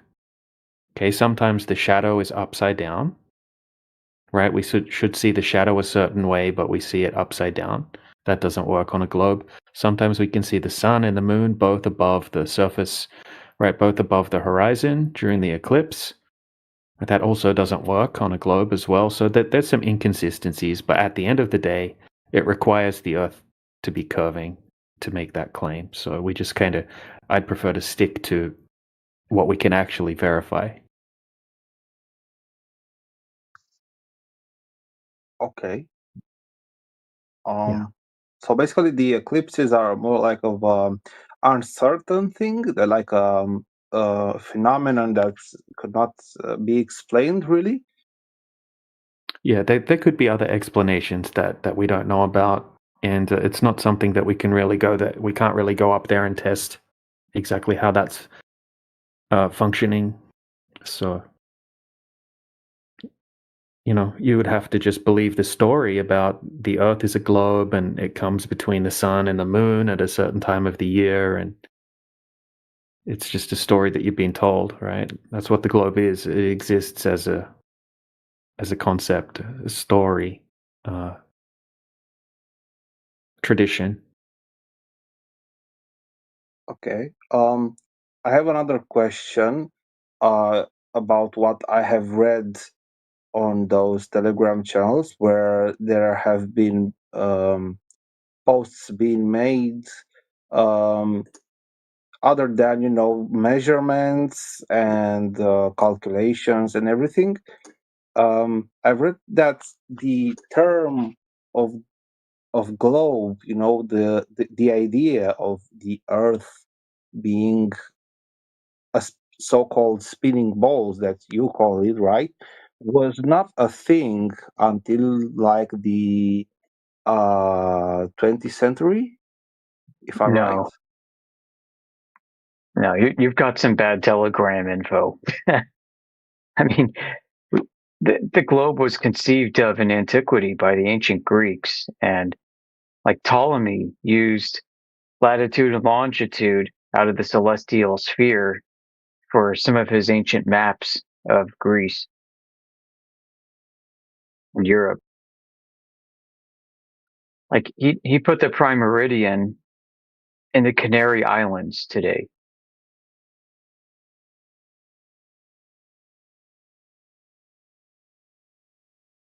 Yeah, the idea that the globe is something that only came in the 20th century due to Rockefeller textbooks is a wild-ass conspiracy claim by some flat earthers that have no idea what they're talking about.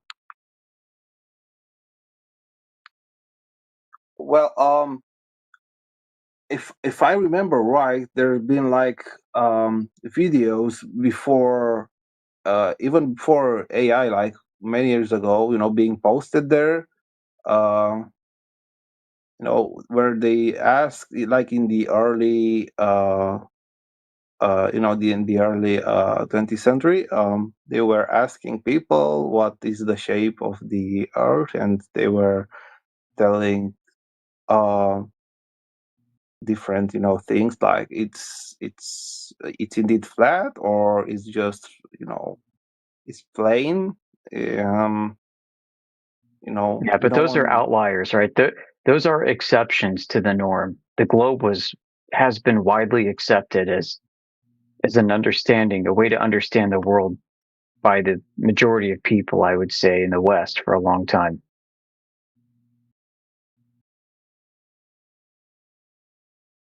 I mean, flat Earth itself was such a fringe topic, even in the late 1800s, that people were writing pamphlets about it under pseudonyms for fear of being ostracized by society using their real names.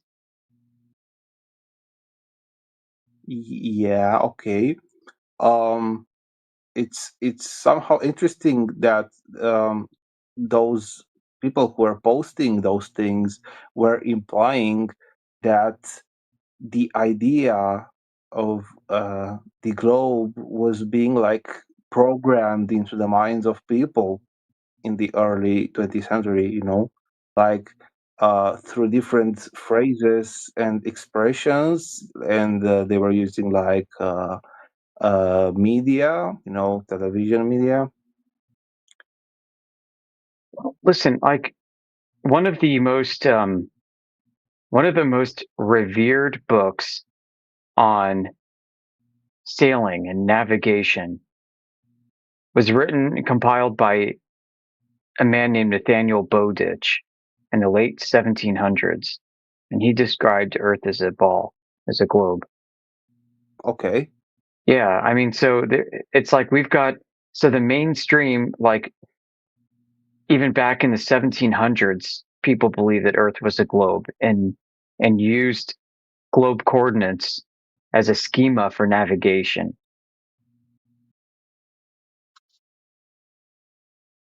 Now, you might find pockets of people that didn't accept that, pockets of people living in small towns who didn't have access to what modern day thinking was for the age. You have historical figures that believed in a flat earth, like the European reformers rebelling against the Catholic Church. Martin Luther, for example. Martin Luther, who is known for starting the Reformation movement. I mean, he was a flat earther, and he was going against much of the modern thought that was prevalent in the day amongst academics. This is the 1500s. Okay, totally understand. Yeah, like I don't have any information available to think that the majority of people thought the Earth was flat more than 100 years ago. I just don't think that's true at all. I mean, I'm not really implying, that it was, like a 100% certain thing that like they were sure about it. It's more of a thing like they didn't really, it wasn't really important for them actually. They weren't thinking about it more like, and slowly but surely, um, as the decades passed, it was, literally programmed into their minds about it, about the shape of the Earth. I mean, well, it's just part of popular belief, popular culture. As the world grew more and more interconnected, as education systems became standardized, people's idea of what the world is became standardized too. And I don't think that there was a conspiracy theory to brainwash people into accepting a globe against their better judgment or sentiment. I think that what has happened is almost like an urban myth. You have a popular belief in a globe, and people just accept it as something that everybody else has accepted as true, and that's just the way it was. Right? And as books started to become more popular, as people became more well read, they started to come into the same flow, into the same field of knowledge that they thought was accumulated. But the entire time, nobody's actually been able to produce a measurement. And that's why we're here. We're saying, hey, look, I mean, yeah, everybody today seems to have a unified concept of the heliocentric globe cosmology across cultures, across people. We've never seen anything like this before. And we're here to tell you that this widespread belief has no basis in reality, and the measurements have never been conducted.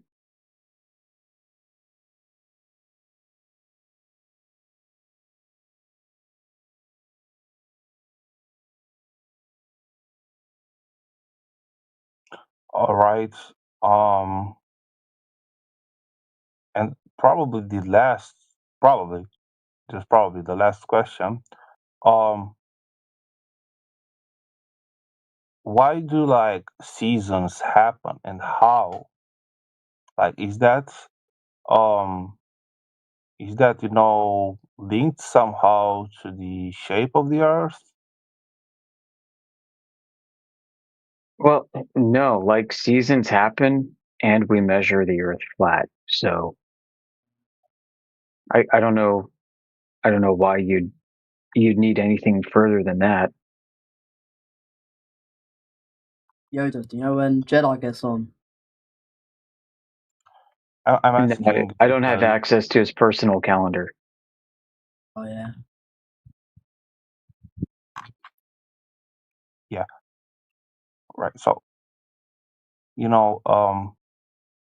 the global explanation would be that, in winter, we're further away from the sun and, it's automatically colder. So I wondered if there's an explanation. That's not true. See, you don't even understand what the heliocentric globe model is. In the heliocentric globe model, Earth is actually closer to the sun by an extra 3 million miles.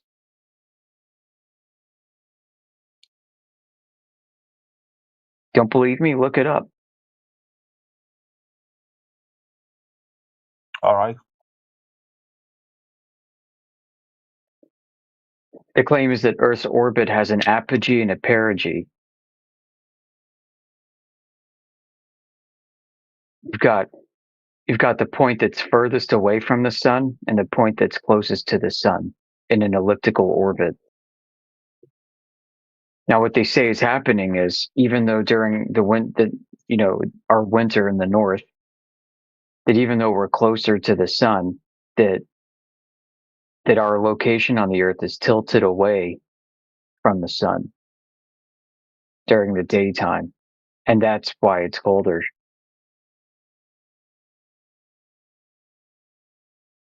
It has to do with the tilt.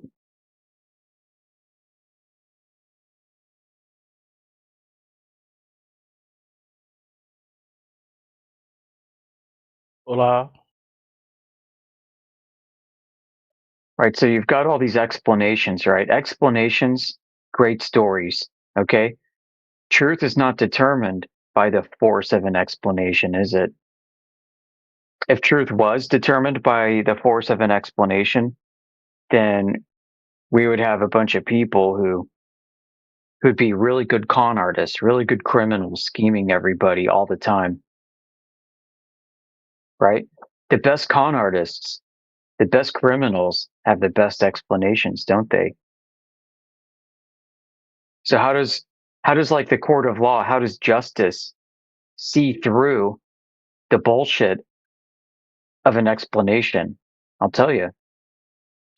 They see through it by holding an evidentiary hearing.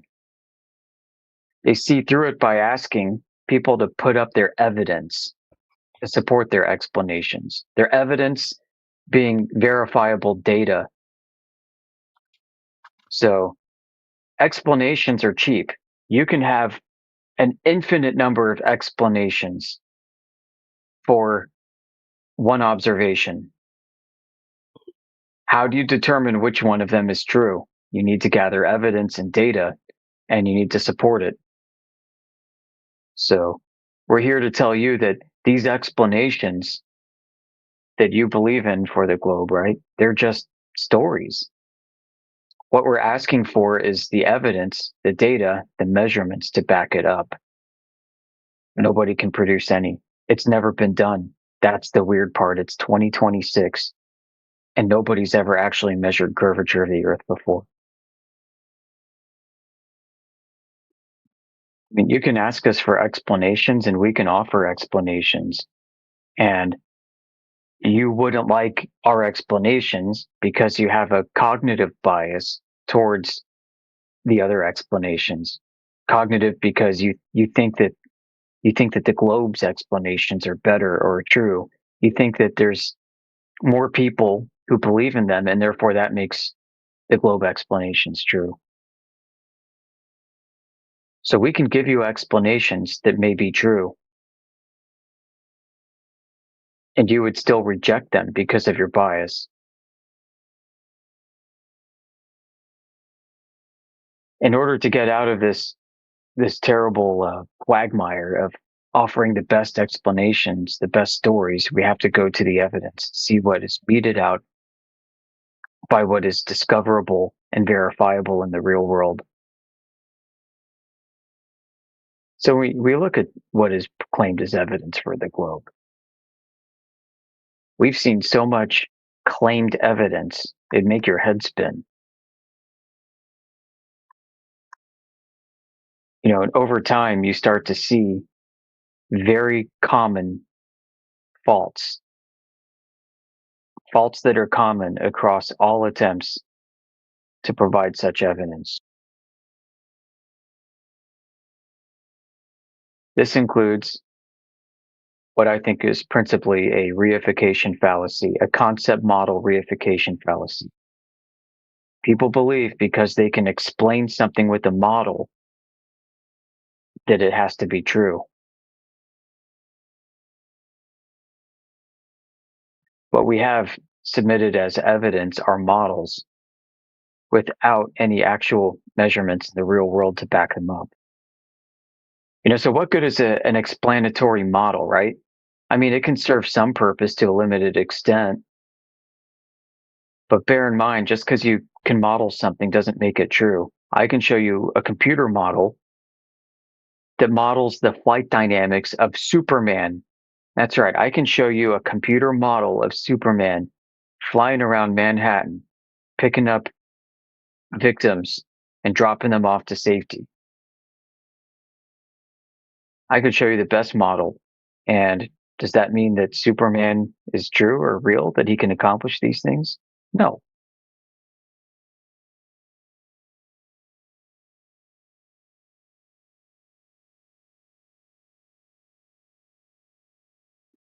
So when it comes to benchmarking claims, when it comes to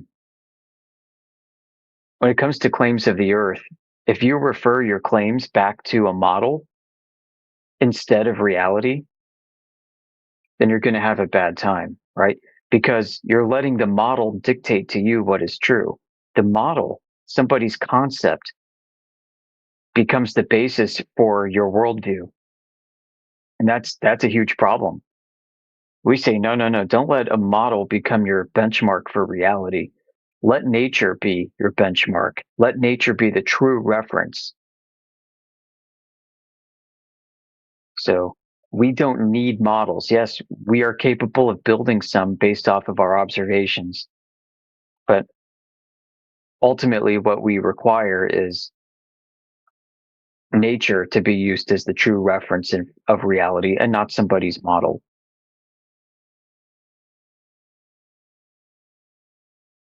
Like, let's say you've got 3 or 4 different models and they all seem to be true, but their causal mechanisms are different.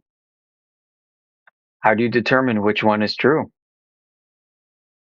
Do you build yet another model to compare them with? No. You go back to nature. So what we're telling you, what we're telling everybody that comes in here is, let's go back to nature. Let's stop this model reification madness, and let's get some actual direct evidence, first order measurements of the Earth. What happens when we go there? What happens when we actually do directly measure the Earth? We can't find curvature. Nobody can. So what does that mean for the seasons? How do seasons work? Well, guess what? The fact that our measurements of the Earth debunk a globe means anybody who's holding on to the idea that seasons are caused by Earth's axial tilt and motion around the sun, they're completely wrong. Their entire cosmological worldview is absolutely 100% wrong. What does that mean for maps that are based off of a spherical coordinate reference system? Does that mean the distances between cities, the calculated distances between cities on a globe map are wrong too? Yeah, actually it does. Absent of any corrections, let me caveat that. Absent of any excessive corrections, yeah, those calculations are completely wrong.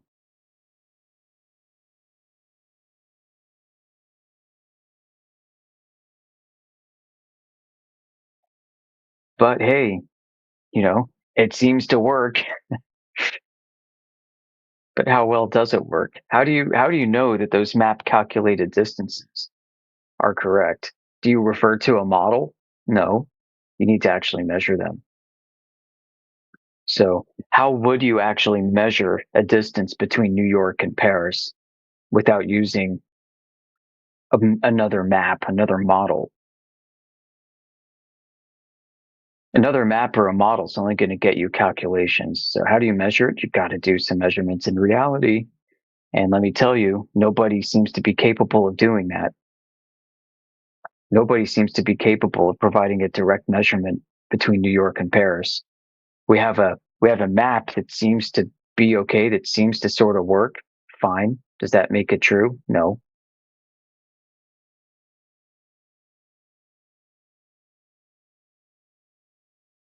How about a map distance between you and your friend's house using GPS, using a spherical coordinate system? Well, over shorter distances, the difference between a flat and a curved, call it measurement, distance between something that is flat and curved around the globe is quite negligible. A 69 by 69 square on a globe, call it a square, spherical swath on a globe, is 99.77% flat. Statistically. Now, it doesn't seem like a lot, but when we start to engage our senses and our ability to measure curvature drop over distance, it actually becomes quite significant. The drop over distance and the rotation becomes significant over distance for sure. But in aggregate, like the total distance, if I were to say that the distance is 99.77% accurate, you'd say good enough. Right? Like, let's say that these measurements are 99.77% accurate. Do you have enough here to differentiate between a globe or a flat Earth? No. Not from linear distance measurements like that. If you're going to accept a 0.3% error margin, you're going to need something different. You need something else. So that's why we resort to laser tests. That's why we resort to long distance observations and high altitude infrared footage and everything else, because even if there's just a little bit of globe curvature over water, it's going to provide a physical obstruction. You cannot physically pass light through a solid barrier, like a mountain in this case, a mountain of water separating you and a distant object, a point of interest.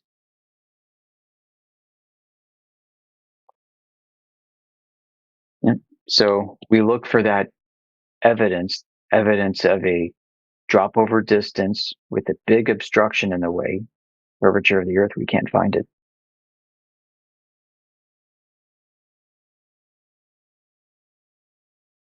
So we can still go on and use globe coordinates and globe maps and globe everything else to get from A to B, whether airplanes are driving or just walking around.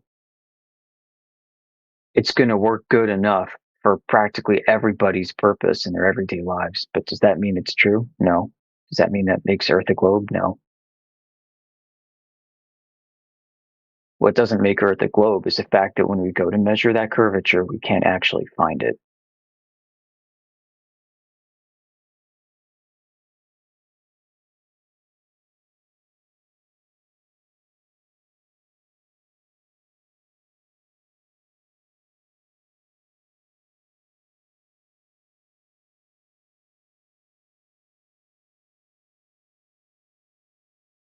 But people say, how do eclipses work if this is the case? Well, just as it was with seasons, you know what? I don't know. We can figure that out later. The problem is you've got this dilemma.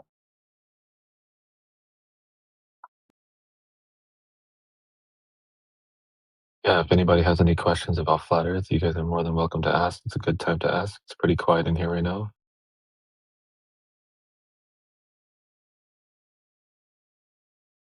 I understand if you're a little shy, be around this many handsome people are beautiful at the same time. I know. I get it.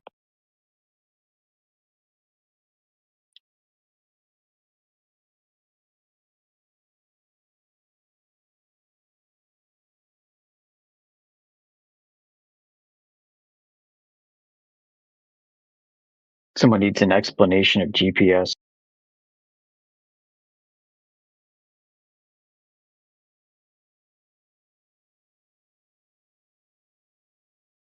Or whoever that is with Jamaica.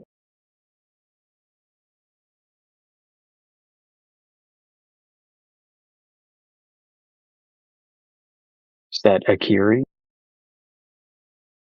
Akiri, welcome to the chat. What's your issue with GPS? Why do you think GPS needs to be explained?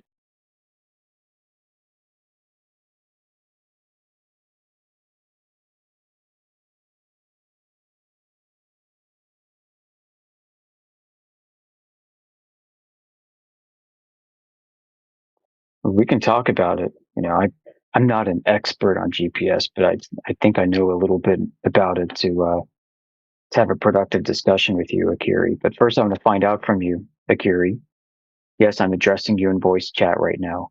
I want to find out from you why you think this needs an explanation.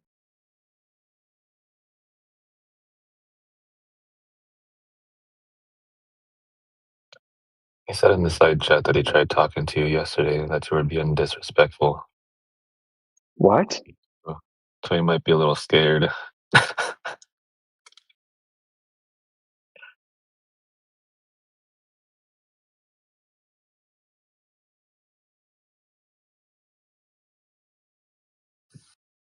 Oh, did he leave? Oh, no, he's right there. Okay. Yeah, right there. Yeah, I don't know.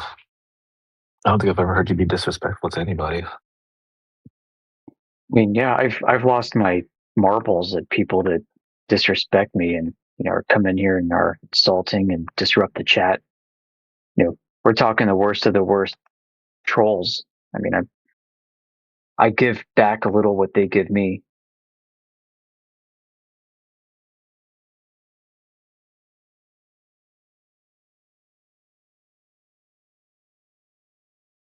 But yeah, I mean, I'm perfectly capable of having a very calm and peaceful discussion. We can make it very productive if you want it to be.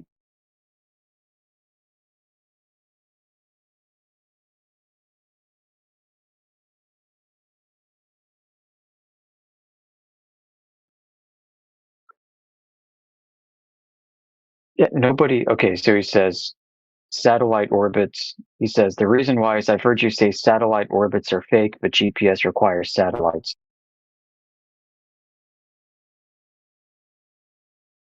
Let's talk about that. Satellite orbits are fake. Yeah, you've heard me describe that nobody's ever been able to measure a satellite orbit, let alone witness one. Right? If somebody could measure a satellite orbit, including the rotational vector of the satellite, which is to say the underbelly of the satellite must always face down towards the surface of a ball, which means the satellite has to rotate with its orbit. If somebody actually measured orbital motion of a satellite, then they might be able to prove that Earth is a globe.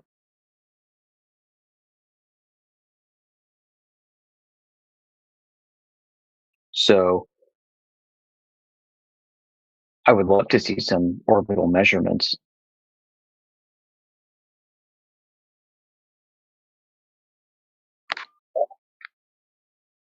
So how does GPS work on Earth if satellites aren't orbiting? Well, how does GPS work? Do you understand what GPS even claims to be? It's a radio signal, a passive beacon with timestamps. With timestamps and ephemeris data.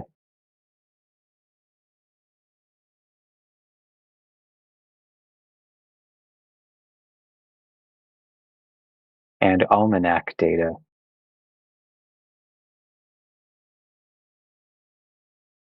Your satellite receiver, your satellite GPS receiver, does all the calculations to produce a globe.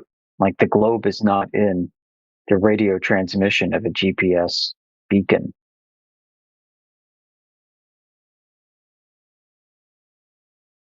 Right? I mean, you can, if you start digging yourself, you could pull up raw packet data from GPS and you'll see that this is true. All it is bleeps and bloops with a timestamp and some extra data associated with it regarding where the satellite is told that it thinks it is in a coordinate reference frame. But it's not globe dependent whatsoever. We know this to be true because people use GPSs all the time on a flat local tangent plane. When people want to use refined measurements for surveying and for military targeting acquisition, they ditch the globe and they resort to a GPS delivered local tangent plane, a flat Earth. This isn't even contested. And you can pull up any coordinate reference system you want because your receiver is capable of constructing your location and calculating distances and such using any coordinate reference system from the GPS provided bleeps and bloops. You can pop up an entire flat Earth model if you had one. People are constructing all kinds of different datums out of this. There's no single like globe datum either. Like you can pull up a GPS coordinate frame that was made in the 1920s, and it doesn't match the coordinate frame that was developed in 1984, which is most commonly used. And neither of those are considered accurate when adding in the geoid model made in 1996. I got to step aside.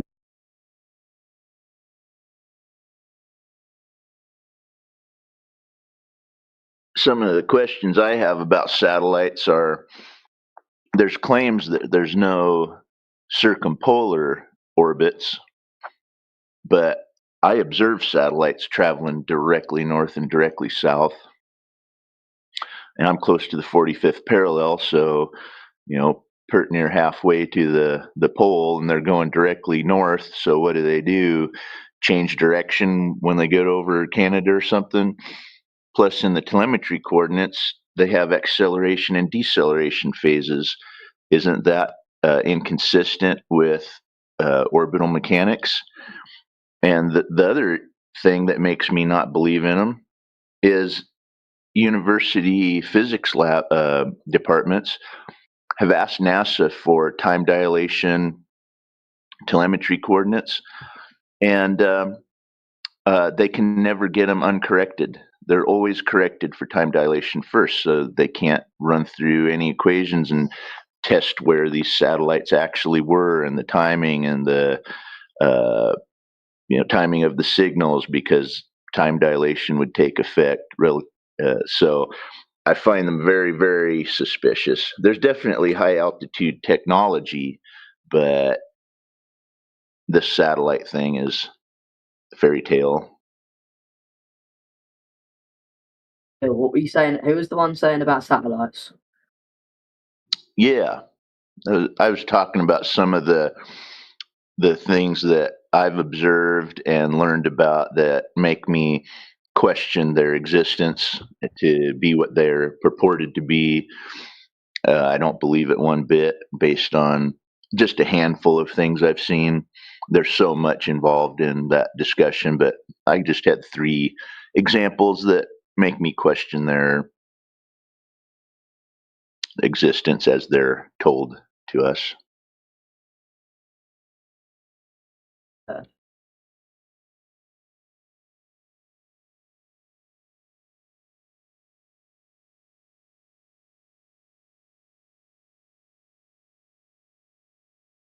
I like the one Yoder brought up too. So the bot they're in orbit. Really, they don't have enough fuel to correct all the time. Every 90 minutes, they're going around the ball, and they're always facing bottom down. How do they keep that orientation? Yeah, what does FE stand for? Oh, yeah, I understand now. That's so obvious. Yeah, and then the ISS is the same way. It's always cupola down, right? What do they have fuel up there to correct their pitch and yaw as they're flying around the ball every 90 minutes? They don't have wind. They can't use wings. They don't have, what are they using to correct the orientation? Is the ISS in tidal lock like the moon or something?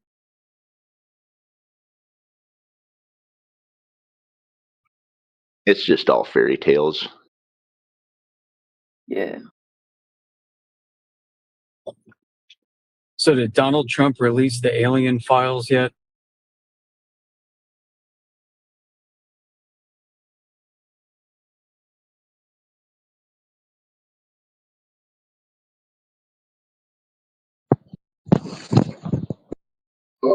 No, because his name's on it.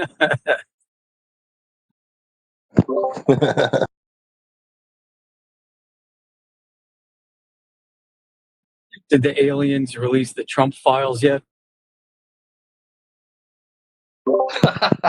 Yeah, right. That's polite.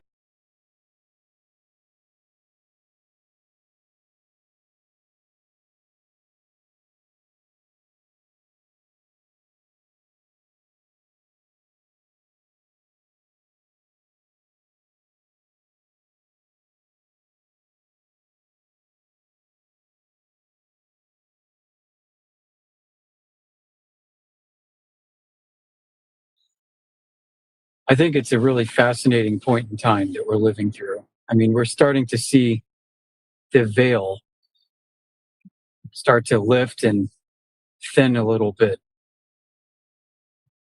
You know, people suspected for a long time that the Western world has been lying to itself and lying to the rest of the world about damn near everything for so long.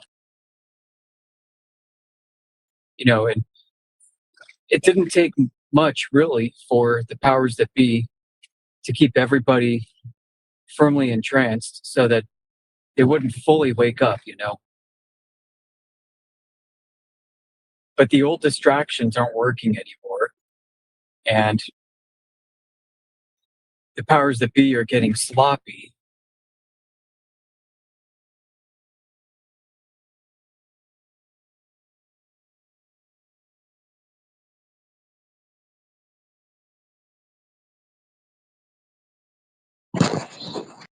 Right. It's a little hard to control the media now, since it's in the hands of the average person.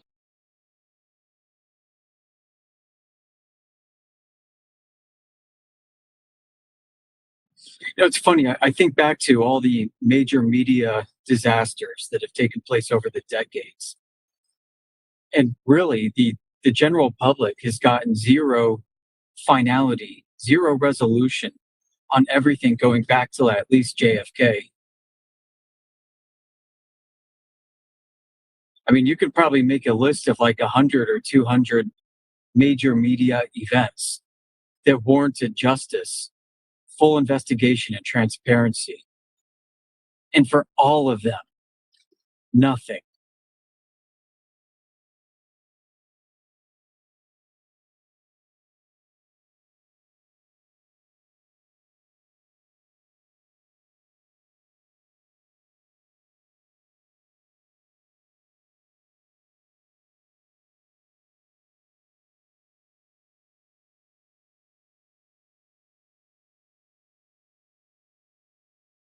You know, the big one that's been part of this generation for so long now is 9/11. You know, the official story so nonsensical and so much circumstantial evidence even surrounding that nobody has any finality or resolution on truly what exactly really freaking happened.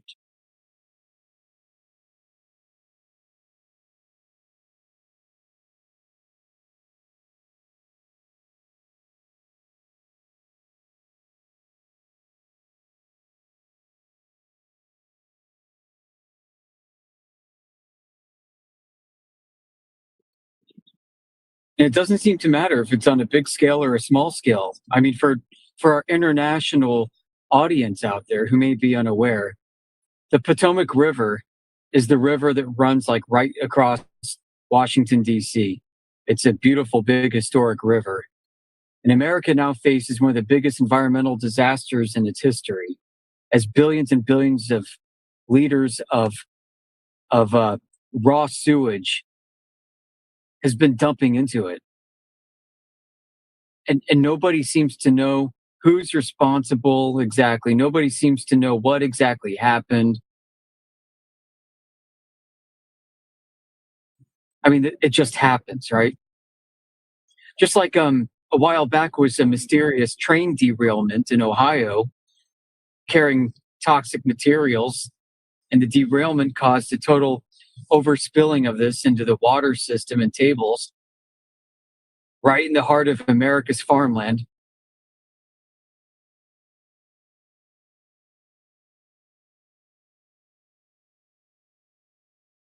Or, you know, you've got these mysterious wildfires that keep breaking out in places. Or the mysterious drone sightings in New Jersey. Big or small, no matter what it is, nobody has a freaking clue what's really happening on anything. There's been absolutely zero real transparency, zero public effort to resolve any of these things. So everybody's just kept in this perpetual state of mystery. And there's always a lead. There's always a big break that's just waiting for us, dangling in front of our nose, just mere inches. and nobody can ever seem to reach out and grab it and take hold of it.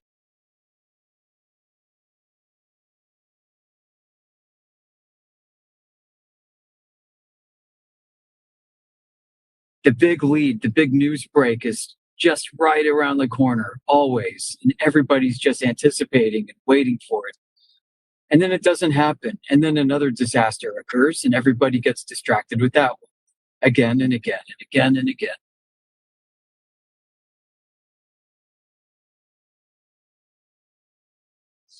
And then there's the usual Saturday and Sunday football that gets in the way, kind of breaks things up a little bit, gives everybody a break. And then that becomes the talk for a few days or a week.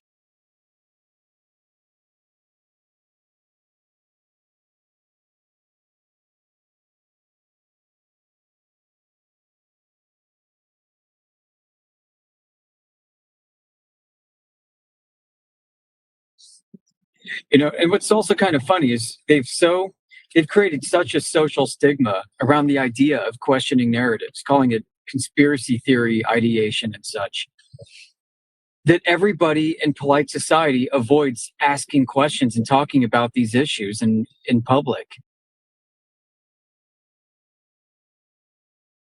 It's almost like we're under a constant test to see if we're willing to discuss these things amongst ourselves openly or not. And we fail as a people every single time. Like even with the Epstein files that have come out, I don't find people discussing this openly in polite society at all, ever. You know, the only discussions that go on are behind closed doors, privately in people's homes or on the internet where there's some semblance of anonymity.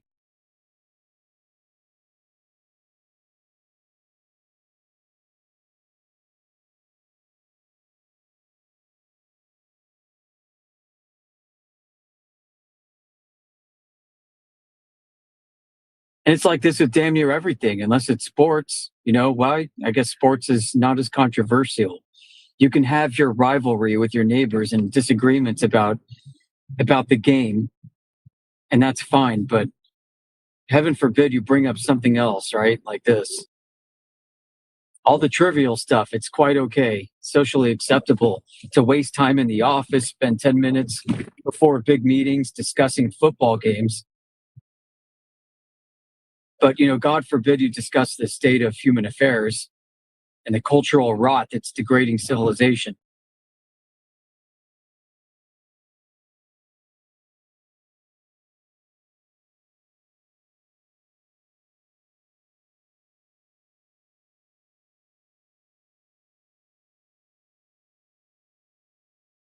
Yeah, it's going to become more to keep up the facade.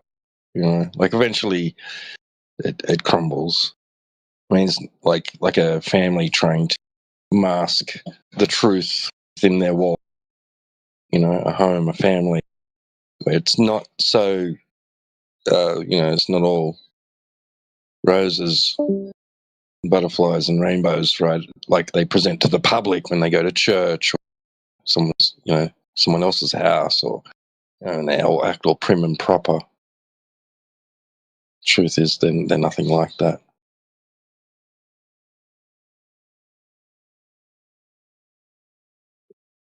But the veil is thinning, though. I think people are slowly starting to wake up, and the next phase might be then breaking through the taboo and start discussing these things more openly in a public manner. And I think all along for decades, people desired and wanted to have these conversations openly, but never really saw it fit to do so.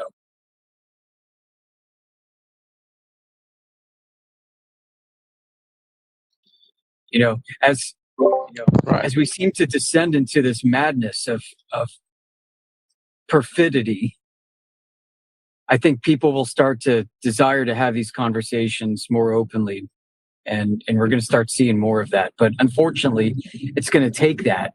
Unfortunately, it's going to take this, you know, revelation of just how sick and twisted everything really is, how confusing, how utterly demonic, essentially, everything has been for so long.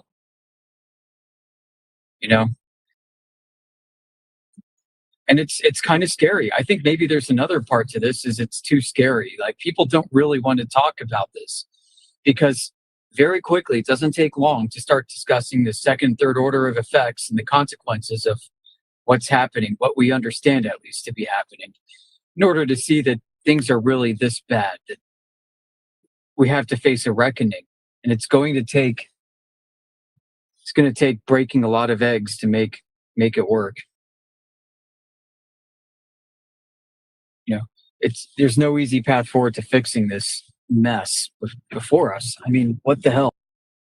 The most powerful economy, the most powerful military on earth seems to have been under the frickin' influence of satanic PDF files for a long time.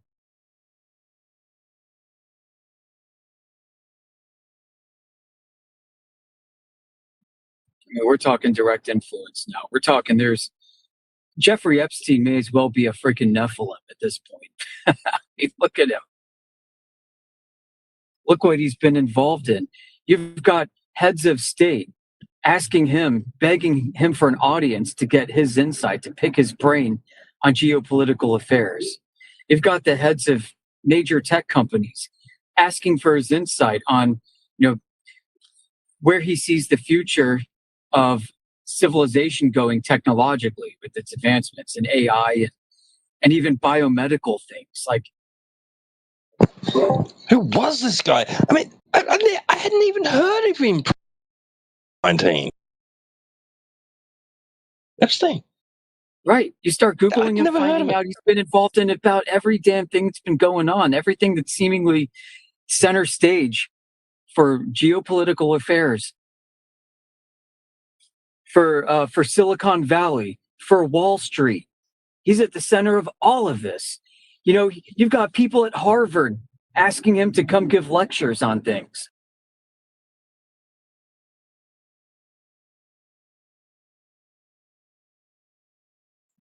Like, what makes him a freaking genius?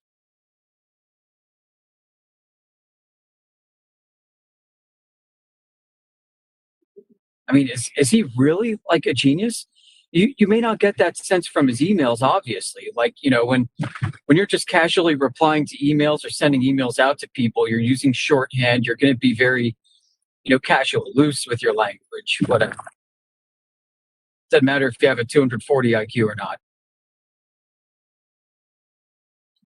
But I'd like to know who's taking over for him. You're right.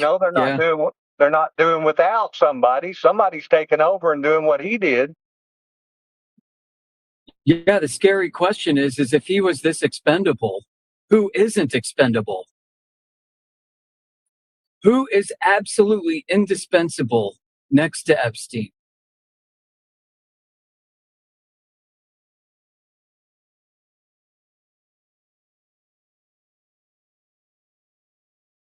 Nobody has a freaking clue.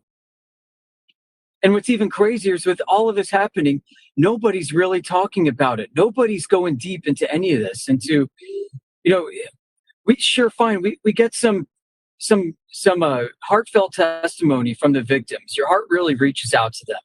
They've got PTSD. They're scared out of their freaking minds, and it takes a lot of bravery to do what they did. But great. Okay, so we know that Epstein was a freaking, disgusting pervert. Where's all this other shit? Where are all of these other people that are involved with him, and how come they're not talking? How come like the groundskeeper for Little St. James Island isn't talking? The guy who mowed the lawns and like washed the windows on Epstein Island. Where's that guy or the whole team of house cleaners? How come everybody's utterly freaking silent? I mean, there's some crazy power at work going on.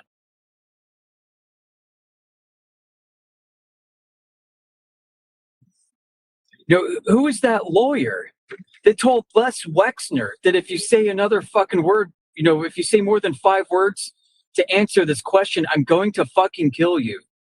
He whispered to Les Wexner in court. Saturday.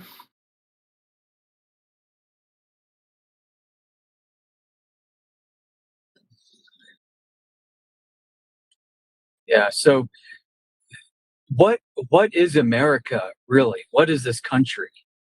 What even is it?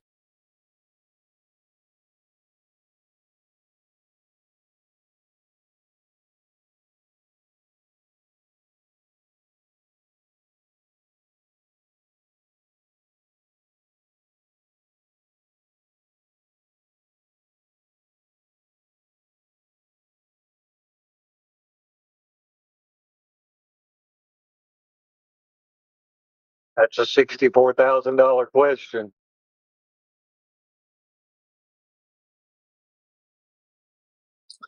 We've had whistleblowers from Congress recently and congressional staffers talk about what a freaking joke Congress is, how nobody seems to take their job seriously. Everybody's high on prescription drugs all the time. Everybody's getting drunk and smashed at the Capitol Grill across the street. You know, people are carrying on having trysts and affairs of all kinds within the halls of our government. You know, so there's that going on. And of course, they're doing their cocktail circuits. They're flying Lolita Express and all this. These are the wholly unimpressive leaders that Americans keep electing over and over to manage our country. You know, but are they really? I don't know.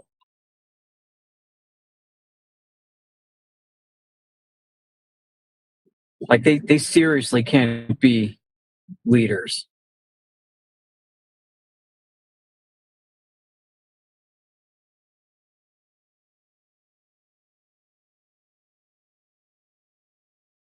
How long do you think it'll go on for, Yoder?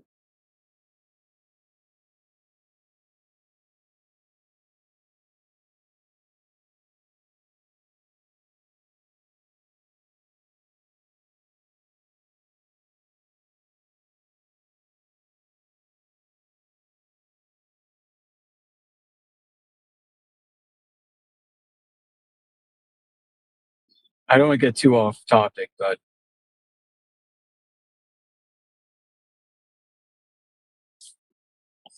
there is a tie-in though to flat Earth. Absolutely.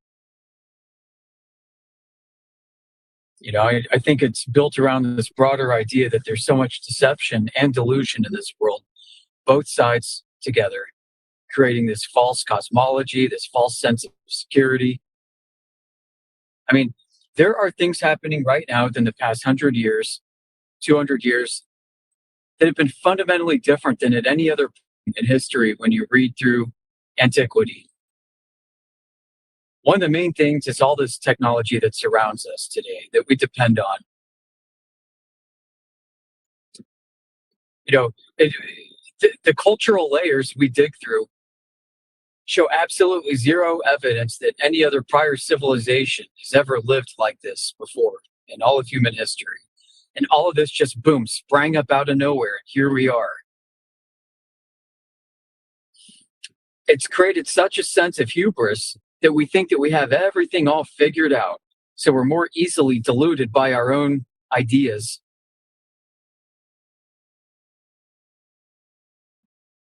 And, you know, the more that you use technology, the more it may give you the false sense of you overcoming the powers of nature itself. Really, you have no idea what the hell you're using in the first place. I mean, you know, take for example, like you've heard comedians bring this shit up. Like, take for example your damn cell phone, right? So you close a real estate deal on your cell phone with DocuSign.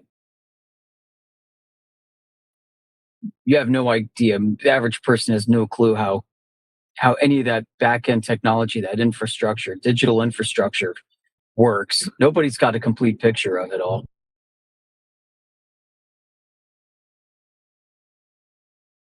You know, and then you get in your car and drive somewhere. How many people really know how these modern engines work? Sure, some of the principles are the same from back in the 60s, but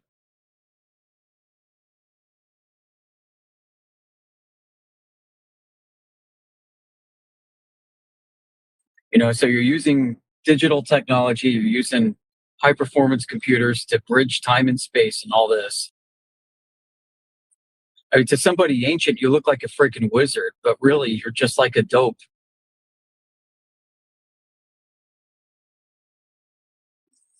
How many people know how to do a crop rotation or to raise chickens?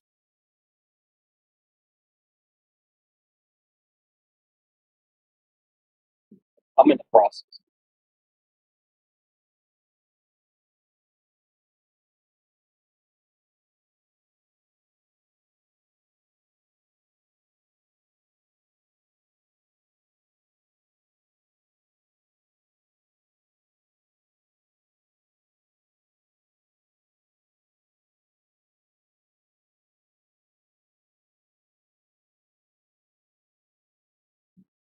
Halfway joking about Jeffrey Epstein being an Nephilim, mainly because he was the center of influence for everything. You can read in ancient history how Nephilim, whatever you want to call them, were teaching ancient people and becoming the center of influence for just about everything.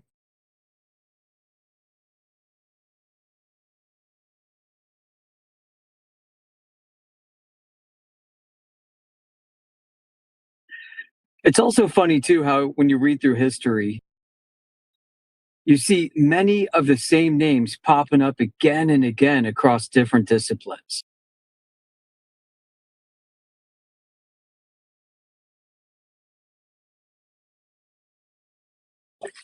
You've got big examples like Isaac Newton, Michael Faraday,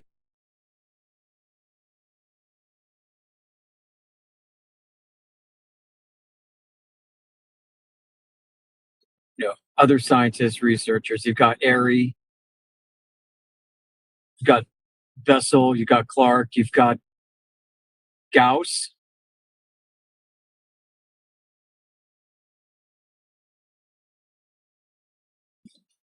Huygens, Laplace. You've got all these people, just really a handful of these people. And to them is attributed basically everything. It got entire mathematical formulas, crap, and variables named after them, constants. But it's not just there. You see the same thing in art or architecture.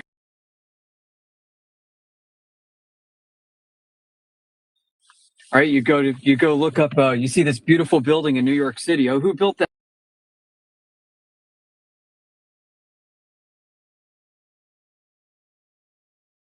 Who built that? Well, the architect was this guy, a 23-year-old apprentice, who's also responsible for these massive infrastructure projects all over New England.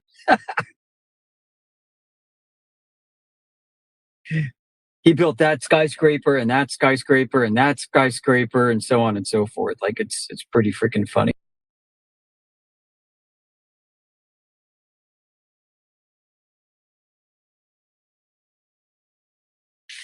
I mean, it's led some people to formulate something called the great man, hypothesis.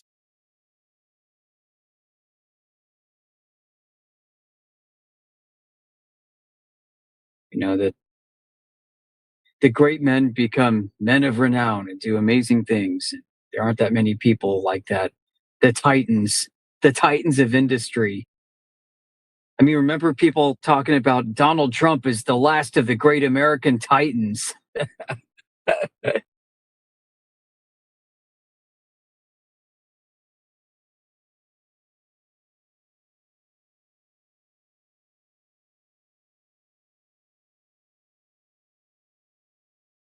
But I don't know. Look at Jeff Bezos, right? Jeff Bezos starts a company to sell you books by mail order on the internet. And less than 20 years later, starts a cloud company and wins the single largest awarded contract from the U.S. government to any private corporation in history for doing cloud security, something that Amazon itself at all, really, if at all ever. Oh, and then goes into outer space and everything else. What the hell?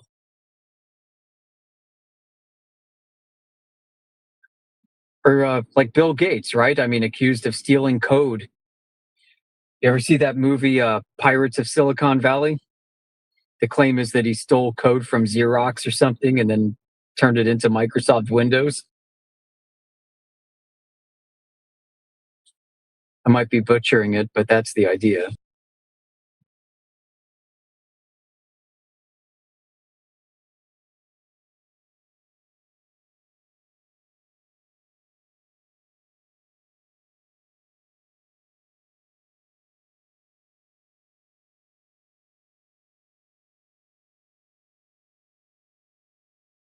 I mean, if you want to go conspiratorial, it's like, are these people really great men? Or are they toadies? Are they patsies? Like what we were talking about, right? Did they sell their soul? Did they sell out to somebody else?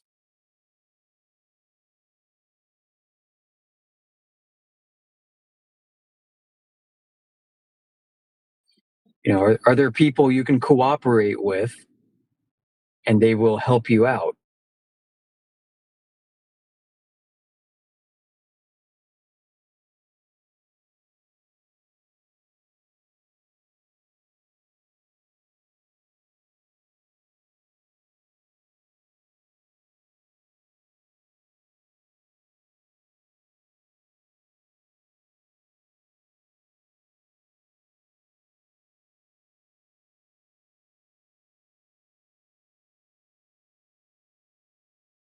Just like with Mark Zuckerberg, right? Facebook, the Facebook.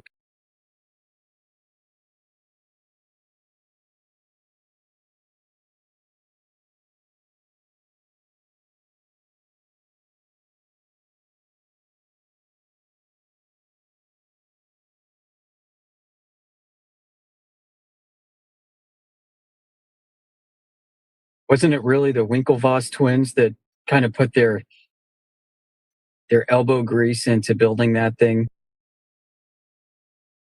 Well, Zuckerberg gets all the credit. Zuckerberg took it. Never mind, just prior to Facebook, there was the DARPA LifeLog project.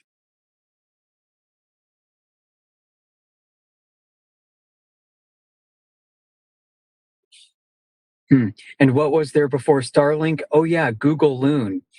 Yeah, and didn't Elon Musk acquire Google Loon's balloon technology? Why, yes, he did.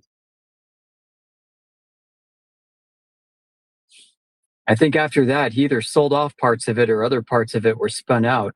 There's another company called Raven and another one called Alia that are in the space industry that work off of that Google Loon technology.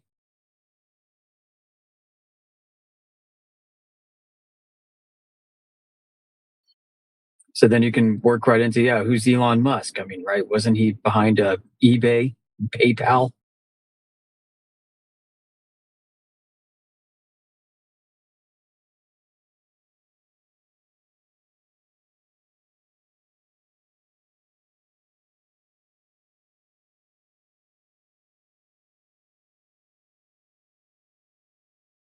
Look at all these so-called great men.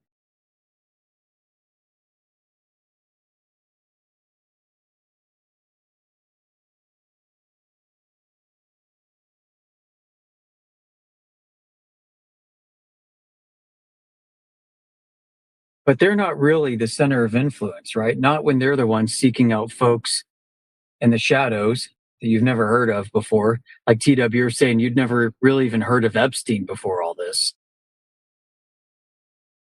You have all these famous people reaching out to folks you've never heard of in your entire life for advice and guidance and for connections.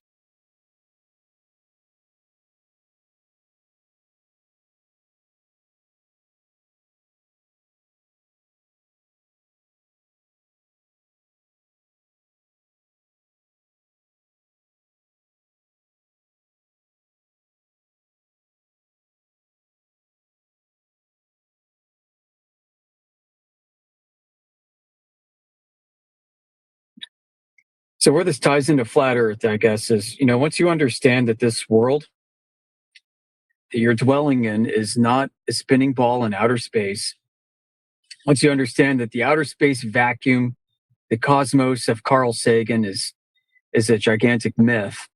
There are no space aliens flying around in tin cans that are coming to abduct you. You start to look at all these things in a different way. You may be tempted to go review all of human history again, start digging deep into antiquity, dig deep into philosophy and religion, and even some esoteric topics here and there.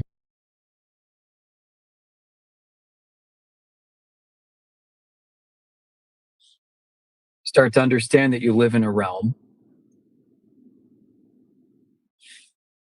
and things may not be entirely what you thought they were all along. This very somewhat atheistic view of the world, pure scientific materialism, it's a lot more mysterious than you ever thought. We really don't have everything figured out. We've been lied to and deceived about every event of note, whether big or small. Train derailments to 9/11 and so on. You start to notice patterns, perhaps, that we live in this crazy technological era that bears itself no resemblance to the past. But things are happening just as they used to, back when people believed in magical fairies and trolls and Nephilim.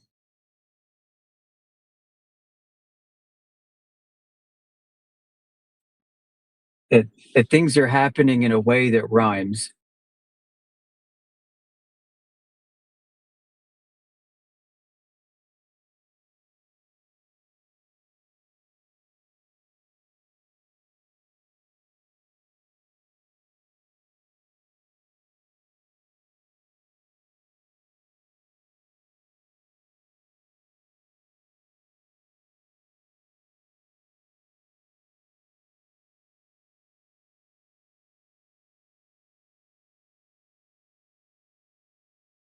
Like probes of, or not probes, but experiments they try to build there, like IceCube, for example.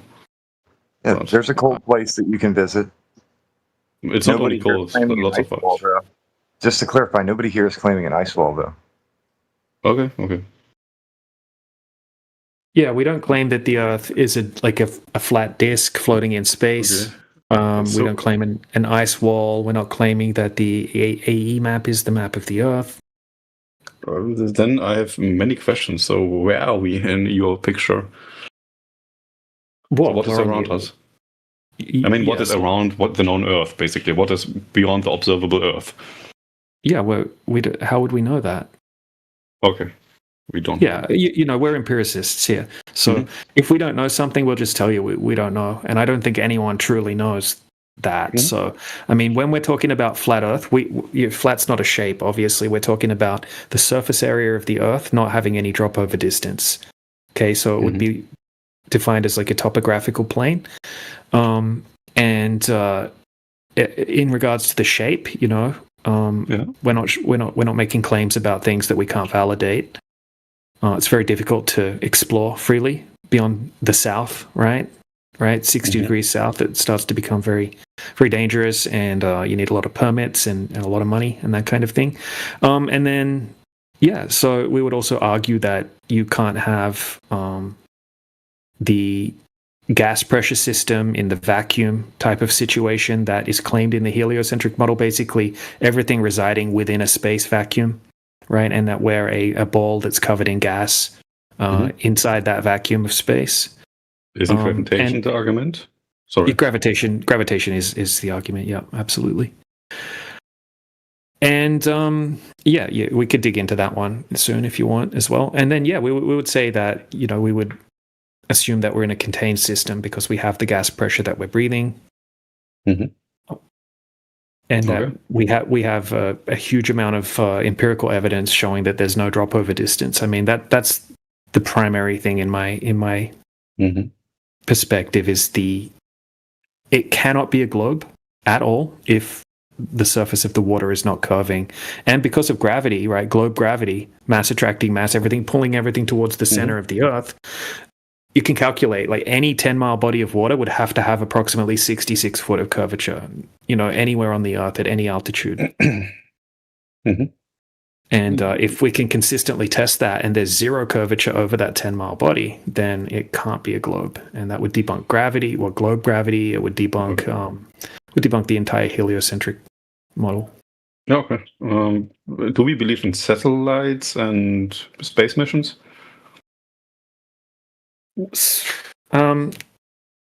No, not space missions. If you're saying people are going to the vacuum of space, and if you're saying satellites are orbiting around a globe Earth in the vacuum of space, of course we're going to disagree with that. Okay. Yoda, I don't know if you're here. If you talk to Yoda about the satellite stuff. Go for it.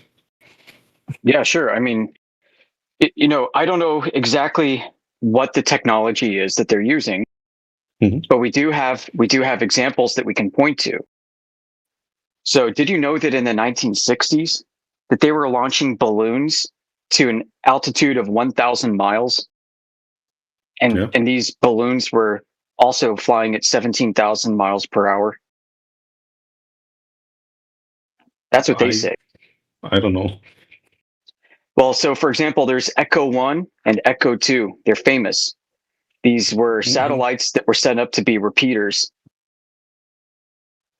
And the story goes is Bell Labs, working with the U.S. Air Force and NASA, developed this rocket delivery system where a rocket launch would take a payload up about 1,000 miles in altitude, sometimes higher, 1,200 miles, and release stage 1. Or from stage 1 would be released a pod. The pod is ejected out, and the cowling, which is what's it encased in, pops off, and radiation from the sun activates powdered helium. And the powdered helium inside a balloon turns into gas, and the gas ignites the balloon, and the balloon expands to the size of a stadium. Short question. I'm really stupid. What is powdered helium? That's what I want to know, because I was watching a Bell Labs documentary. What's this powdered helium? And they said that they designed powdered helium. Oh, you know what it could be? There's like what they also use for hydrogen storage. You can store hydrogen in metal hydrates, so maybe same, maybe similar. Yeah, I don't know. But regardless, even in more modern days, what they claim to have are, they have this technology that they can release into the upper echelons of our air. And it explodes out, creating a surface, a buoyant vessel, and radiation hardens the outside of the craft, making it very solid and rigid. And then pumps inside the craft pump out the gas, and now it's a vacuum inside, and it floats. And they claim to use this for satellites today. Yeah, I mean, it's much more exotic. And if you dig into NASA literature, they talk about using electrostatic, electrodynamic thrust for their satellites. Satellites use tethers, and they use the Earth's magnetic field. Yes, and travel perpendicular across it. The magnetic field, as far as I know, they use it for magnet talkers. So you have a magnet talker to make talk. Right, as well as for thrust and braking. Well, for thrust, we have magnetic fields and like ion engines and like particles, which we basically try to accelerate. This is what they do. I don't think you can't use magnetic field for navigation in any way. Well, I beg to differ, because the space shuttle program throughout the 1980s and 90s, they experimented heavily with tethers for thrust and braking and for ascending and descending. Yeah, we've got videos and pictures of it. All right. All right. Interesting. So there's exotic technology. I don't think I don't think that we're supposed to know everything that they do. NASA, the space program, was developed to project technological progress and capabilities that may not exist. It was a propaganda machine. Okay. They're still propagandizing today. So the real technology that's being used is probably something far more interesting than we can relate to. And there's no way to independently verify what they're doing. You know, and satellites themselves, they're not orbiting a globe because there's no rotational vector that we can validate from any of the telemetry data that they provide first off. So there's a lack of internal consistency there. And by rotation, I mean every orbital period, every 90 minutes that a low Earth orbit satellite goes through around a globe, it has to rotate within its inertial frame 360 degrees. This is in order to keep the bottom of the satellite facing down to a globe. Yes. That motion is not captured anywhere in any of the data that we've examined. Isn't it just the magnetocker working? Yeah, well, how do we know that it's doing it in order to reposition the satellite as it does? I mean, you could do it on Earth if you want to just take 3 magnetic poles and play with it. I mean, you get like a torque, like momentum. Yeah, well, we can do that over a flat Earth just fine. Yeah. Okay, that's true. But what I'm saying is, like, there's the rotational vector itself rotating 360 degrees as the satellite makes an orbital pass in order to maintain down. That information is something that would be very interesting. It wouldn't prove anything for us, but it'd be good for the satellite dorks out there because they would be able to show better internal consistency of their claims. Yeah. I think if you would try really hard, you would find something. I don't want to try it right now, but maybe there's something. That'd be good to look. I mean, so we've turned to airplanes. So we looked at airplanes, commercial aircraft with their inertial navigation systems. We look for evidence of the rotational vector there. 1,000-mile flight. I mean, there should be evidence, like over 1,000-mile flight, of the aircraft rotating within its own frame in order to maintain the belly of the aircraft down with respect to the surface of the Earth, and that data also does not exist. And wait, what do you mean with rotate in its own frame? You mean in reference to another frame it can rotate? Because rotation without another frame, it's impossible. Right, but this is within its own frame. Now it's in the Earth frame, the globe frame. The airplane is doing a complex motion where it's not only going in an arc around the Earth, but also rotating. But I'm fixated on the plane itself. We can strip out all the other motions and look at just the airplane, and it should be rotating. So the airplane has to spin up a gyro or use their fiber optic gyros, whatever. And as the airplane flies, that horizontal plane of reference that's established at the very beginning, pre-flight, must be tilted. And there must be shown a deviation of the tilt of that horizontal reference plane with respect to the airplane itself, and a subsequent correction of the airplane in order to maintain pitch relative to the ever-changing horizontal reference plane. That data does not exist anywhere. And I'll tell you where we looked. We looked at an open government database called the National Transportation Safety Board. This is the organization in America that investigates all airplane and train crashes in order to find out what happened for safety reasons and to help insurance companies. And so they have an open database going back to the 1960s of flight recorder data, black box data from aircraft. And we started taking down some of this data to look for that rotational vector around a globe, and it's not there. Must be rigged. It's puzzling, dude. This is one of the most puzzling and annoying issues of my life. Trying to prove that Earth is a globe. Can't do it.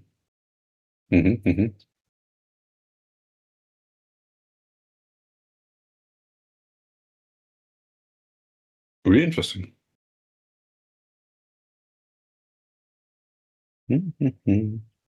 So I don't think there's a conspiracy to hide a flat Earth. I think this is just a convention, a belief, almost like an urban myth. Everybody for hundreds of years has accepted this idea that Earth is a globe, and all of our discoveries, our scientific progress,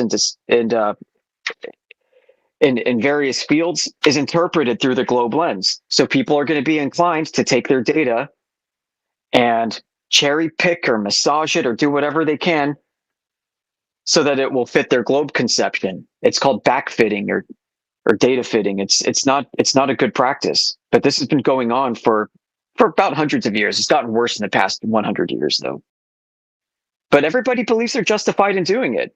And everybody believes Earth is a globe, even as they correct the globe to flat. It's absolutely insane, but this is 2026, so I'm not surprised. No. Many crazy people out there. Really interesting.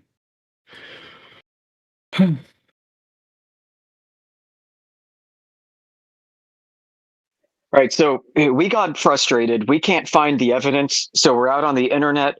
We're on Discord, YouTube, Twitter, Rumble, and we're having these conversations with people. We're crowdsourcing globe evidence. That's what we're doing here. Yeah, I don't know. I listen to it. It's really interesting to see. I don't say that I completely don't believe you guys, but it's hard for me to believe actually. So it's a problem. So I still think strongly of a globe. I have my reasons to do it. I can explain it again, but there's one thing is a language barrier, obviously. So I have some problems to articulate myself, I guess. And also, maybe I should prepare myself because I just saw this channel and thought, hey, it would be interesting to listen to those guys. And we don't want you to just believe us, man. We want you to go and check for yourself. We don't want you to just. I can go and do it. It's a great claim. I can do it. I can do my experiments myself. I have a budget. I also have lasers. Maybe I can do it. I can try it. Why not? Let's see what happens. I also had like some atmospheric physics. I took it when I had the time. Great. Yeah, that's a very keen area of interest for us. Yeah.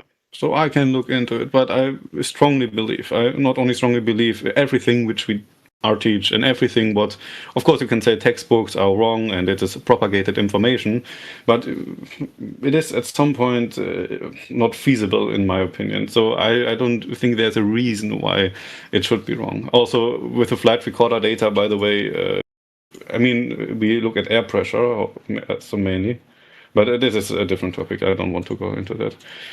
So I don't really care to question my whole worldview. The next question I would have is for you guys, maybe, why is it important? Let's say Earth is actually flat. Why is it important that we need this information if it doesn't matter in any aspect? Well, it changes how you think about your world, man. It changes how you think about your world, right?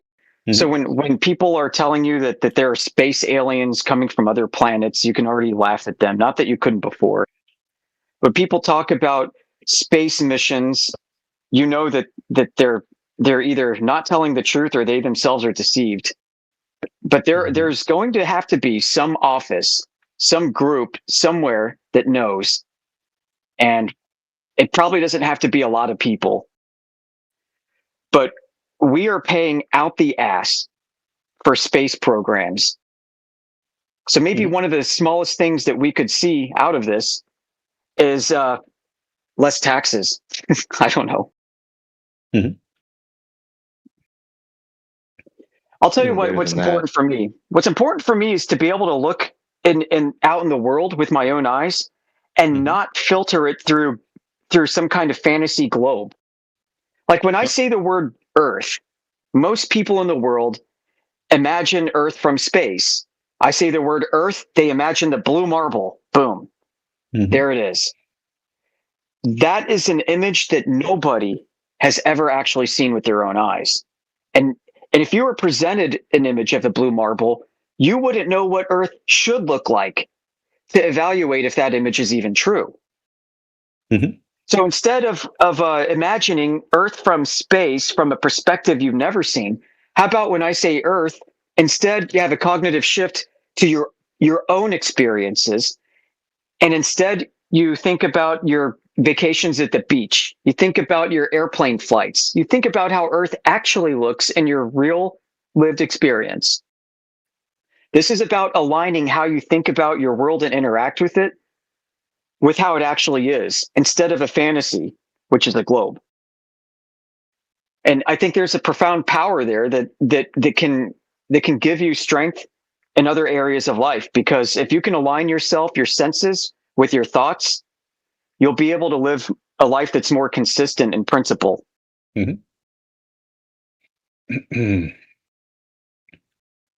It wasn't as though the globe doctrine began because there was such compelling evidence of the Earth being a ball. Right? We're all humans on the Earth. Right? Some things we shouldn't have to explain in such painful detail. Right? You and I are born on the Earth out of our mother's womb, and like Yoder just explained to you, right? Mm-hmm. Which you already know. You've never seen the Earth from that perspective, right? No one's ever seen the Earth from that perspective. We have these people, this particular faction in human society, primarily in the Europeanized world, that's decided to believe all these various things in a whole worldview, right?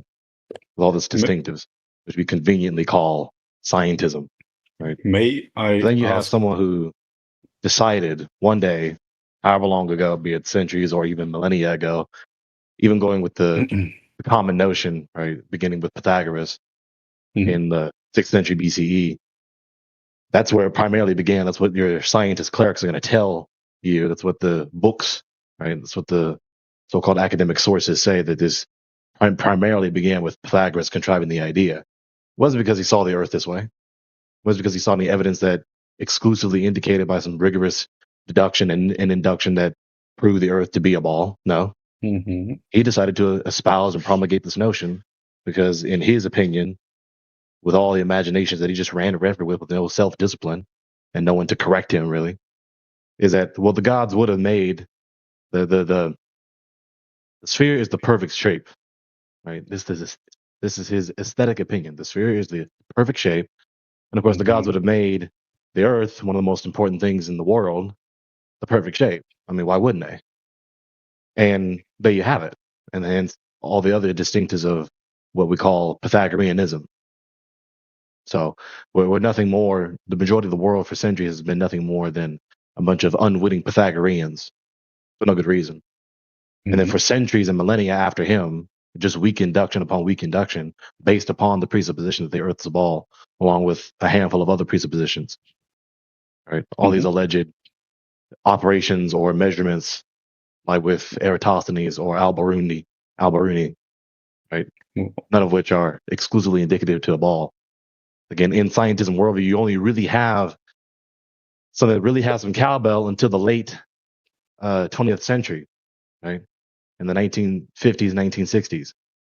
Before that, until the day came when they published the whole psychological operations, that there's a team of humans that got into a very special aerospace vehicle and flew so far away, hundreds of thousands of miles away, in order to take a picture, do some things on the moon, fuck around up there, come back and show and tell the world. Do we then have something that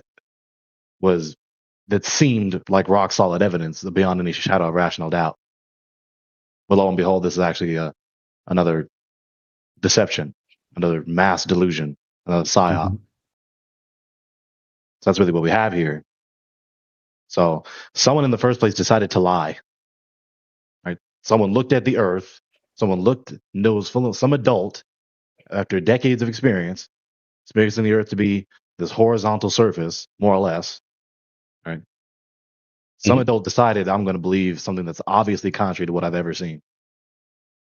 And I'm going to be emotionally committed in every way to this notion and espouse it. Oh. Interesting. So some people are just reluctant to articulate things because, for whatever reason, but that's the way I articulate it. We began with the truth as it concerns the Earth, because we're just concentrating on the Earth right now. We began with the truth about the Earth. at least one fact, which is the Earth's surface is obviously horizontal, especially when we look out on the oceans. It's obviously horizontal. It's what we've seen our entire lives. Right. Did Garrett have a question that he wanted to get in there? Yeah, I had one, but it's fine. Go ahead.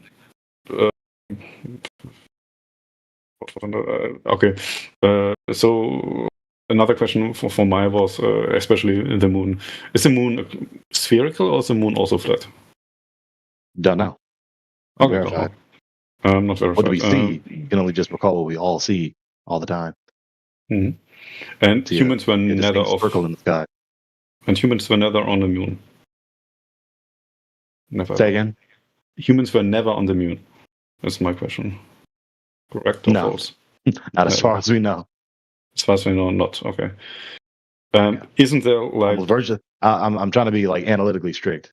I can say with virtual certainty, ain't nobody been on the moon. Okay. My question is the NASA reports, or not NASA, but also ESA reports that they build retroreflectors or put up retroreflectors on the moon. So basically mirrors, but cool mirrors. So if you would shoot a laser through there, which would have a large divergence, so even our best lasers would have like a few kilometers of diameter on the moon, if you calculate it, you would still get like a retroreflecting signal if you would measure it. And they actually did it, as far as I know. I don't have any citations. I just put it out because I heard it somewhere. The valid subject. So they did actually measure it, as far as I know, and they actually measured via the speed of light the distance, or verified it again, using these retroreflectors. Is this also a hoax? Is this also false? So what underlies, to explain it in not just a very, to give a more detailed explanation to answer your question. Obviously, what underlies the notion, right, is very basic cosmological and metaphysical presuppositions, which are false. Okay, obviously, with the whole notion, that notion is within the worldview with these other presuppositions. That is, the Earth is a ball among several other humongous balls of solid, liquid, and/or gas flailing around in the cosmic vacuum. Right, and these are the results of this multi-billion-year-old unintentional process of a cosmic flatulence several billion years ago, and this mysterious force, gravity, eventually coalescing everything into the form that it is now. Well, it's not a force, right? It's gravity is relativistic physics. Well, you say that. Right? No, you guys said it, that gravitation is not a force. I thought. No, listen. Because there's well, just quickly, I'll just fill Gregory in quickly, right? So when he first came in here, when it was just a few of us in here, we got in a little discussion about whether the current mainstream theory of gravity defines gravity as a force or as not a force, right? He was saying that it is defined as a force currently, and I was saying that it isn't, right? So just to fill you in. Yeah, he's talking about what they probably explained to you is the two dominant doctrines that are under the denomination of gravity. And they probably explained to you the latest one, that is the abrogation of the previous one, which is TGR, right? GR, Einstein's GR. So yeah, referring to if matter exists, then space-time curves. But again, when I say it's a force, I'm just using the rhetoric that they also use, because they say both. Some will say it's a force, some will say it's not a force. And this is one of the parts that is the expose of the doctrine, that it's incoherent, so much so that there's this sort of doctrinal split between the scientists, the adherents of scientism, where some will swear up and down that it's a force, and swear up and down, some swear up and down that it's not. So that's all that I meant behind what I said. So yeah, factoring in what they explained to you. So there's that. The so-called gravity that unintentionally coalesced everything to the form that it is now. Right. So those are all those presuppositions that underlie the notion that we shot a laser up to the moon, and there's reflectors on the moon, and then it reflected back at us, and all that stuff. So what can happen, and what in all likelihood has happened, is that they shot the laser. I'll grant that to them. They could have shot the laser up at the moon, but it didn't necessarily hit the target that they imagined that it hit. It hit some other unidentified, I don't know what. Okay. So it was a lucky coincidence. Can happen. Yeah. Point is that it wasn't what they imagined it to be. Okay. Then we have wrong information on that. Okay.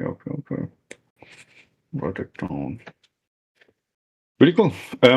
Maybe a question at everybody, because it is really interesting. What if, like, this is like a crazy scenario, no? What if the Earth is actually round and you get someday like the definite proof that actually the Earth was all along round and humans were in space and so on?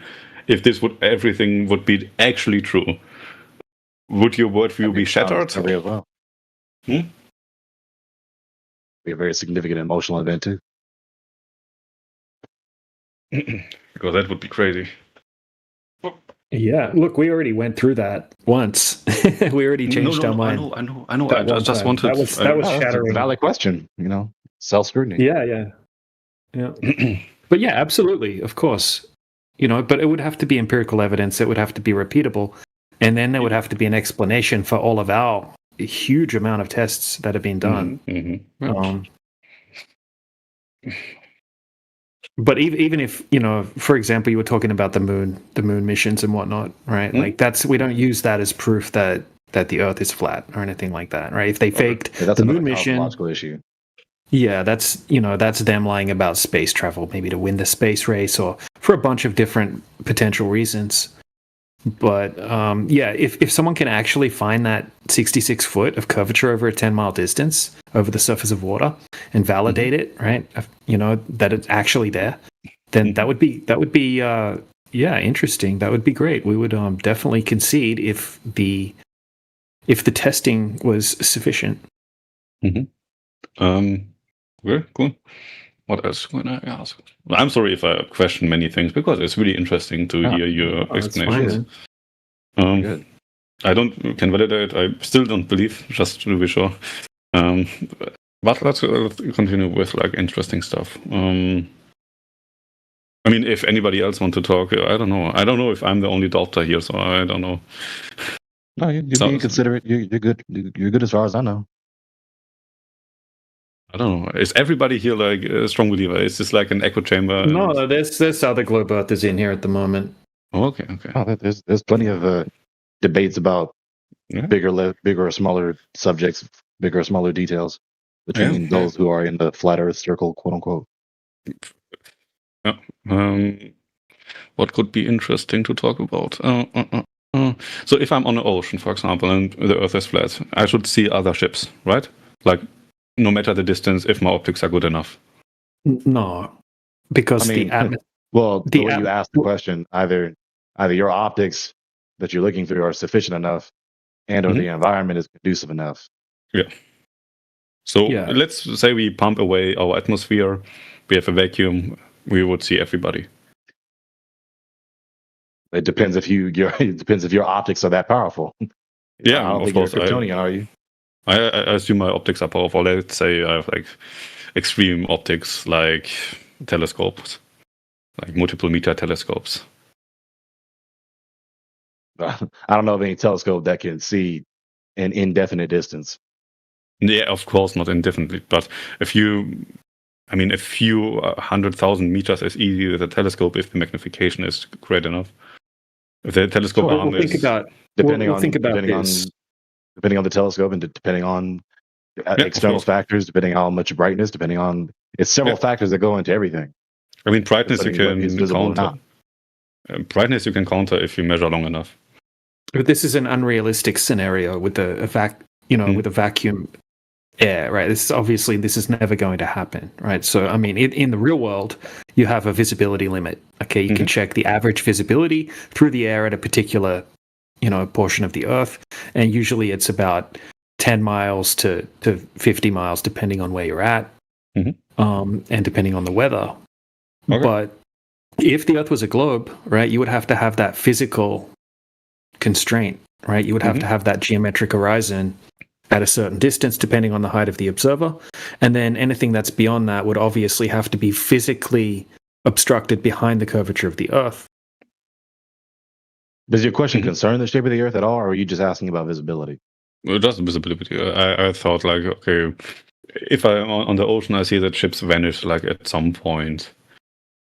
So yeah, I just wanted to make sure so that we don't have to veer away from your question because I only heard your question concerning visibility. So yeah, as it concerns visibility, there's external and internal factors, right? Mm-hmm. Regardless of the shape of the Earth, regardless of what cosmos that exists or that you believe, right? So there's basically. Factors. Oh, sorry. No, you're good. So yeah, there's several factors there, external and internal. That really covers every question concerning what is visible or not, or what would be visible or not. Mm-hmm. It's all the external and internal factors. Okay, cool. You know, if you were a Kryptonian, you could see much further and much smaller things than a regular human. If you were a god, you would see everything. Exactly. Okay. Next question, maybe. Can I ask a new question? Also concerning like atmosphere, maybe. Yeah, please. Why is the sky blue? Get low to the basic questions. Let me see this preface, and then I'm going to say my answer. Yeah. Some people are reluctant to just be straightforward with their worldview because they don't want no extra trouble or stress from someone else and da. That's all right. I really don't have that trepidation or whatever. Okay. So yeah, given my worldview, right? I know. Yeah, I also give my worldview. The sky is blue because of the cosmic waters above the firmament. Yeah, so Rayleigh's. So I learned in physics that the sky is blue because of Rayleigh scattering, which again applies like a spherical atmosphere and so on. Yeah, basically, the gaseous layers are being a mirror of the oceans. Mm-hmm. Okay. Mm-hmm. Yeah, when you think that through, I mean, what sense does that really make? But yeah, the sky is blue because you're looking at the water above the firmament. Mm-hmm. So, if I'm like in like in the middle of Asia, for example, would I see like not a blue sky but a different one, or is it because the majority is water and? Nah, as far as I know, regardless of wherever you are under the firmament, you're going to see the cosmic waters above the firmament, looking up at the waters, looking up at the sky. Okay. And look, that's as Gregory knows, right? And he did give an announcement before he said this, right? That's not necessarily what the rest of the flat earthers in the room would give you as the answer. It's fine. Yeah. I go with that. It's not like flat earth is some strict, group with a confession or like, it's just I just the earth is flat. That's all. Gotcha, Gregory. Exactly. The only reason I mention that is sometimes the audience, or sometimes the globe earther that we're talking to. Somebody's going to misinterpret and miss their details. Yeah, they'll hear something that one flat earther says, and then they'll say that all flat earthers. They're going to run away with it. They're going to do what they do. They're going to do that no matter how much caution. And I'm not saying that you're wrong at all, Gregory. Yeah. At all. Okay. Yeah, they're going to do that. People like that are going to do that regardless of how much caution you use. Right. Reflection. Okay. They get to say whatever they want in their circles. Right. Why does the sky change color? So why does it become red at dawn, for example? Well, because the red spectrum is a longer wavelength that's able to push through and make it back to the observer through all of that thick atmos. Why happened that only at dawn and not every time? Sorry, only at dawn. It happens in the evening as well. Evening or dawn. Why happens at like these specific times? Because you're looking through all of that dense atmosphere, right? You've got a lot of atmosphere between, right? It's 40 times more dense when you're looking horizontally through the air than when you're looking up. Okay, so you've got that light has to push through all of that medium. Okay, and the red wavelength is the best at doing that, making it back. Okay.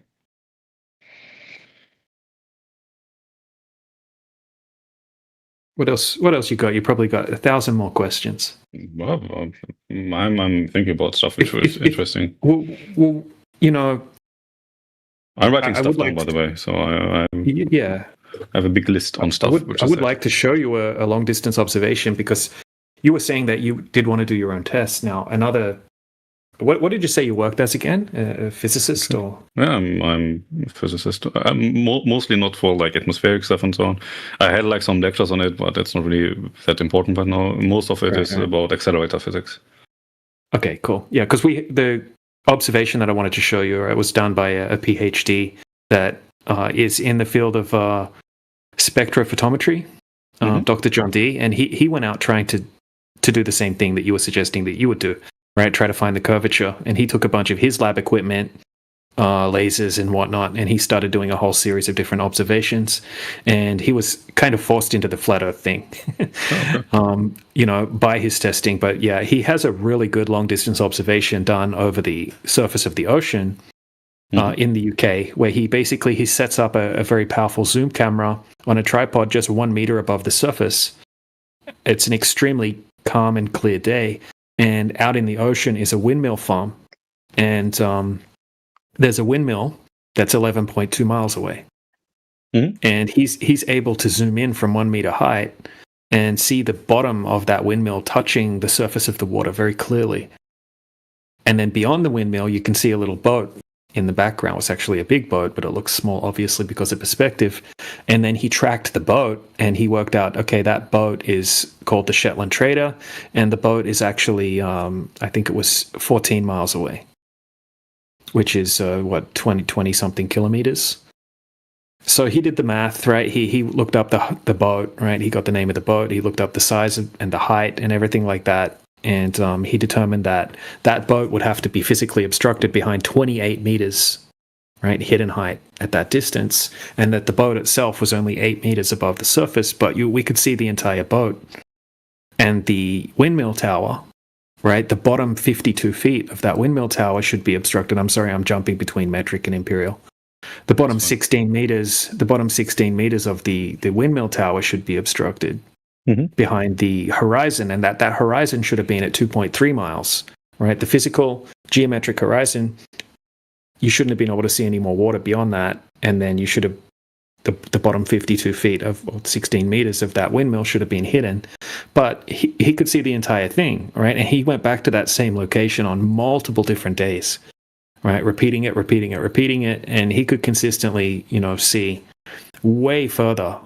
Right, and for that observation to be possible on a globe, the radius value would have to be something like, to see the base of the windmill would have to be 25 times larger, so 2005% in discrepancy.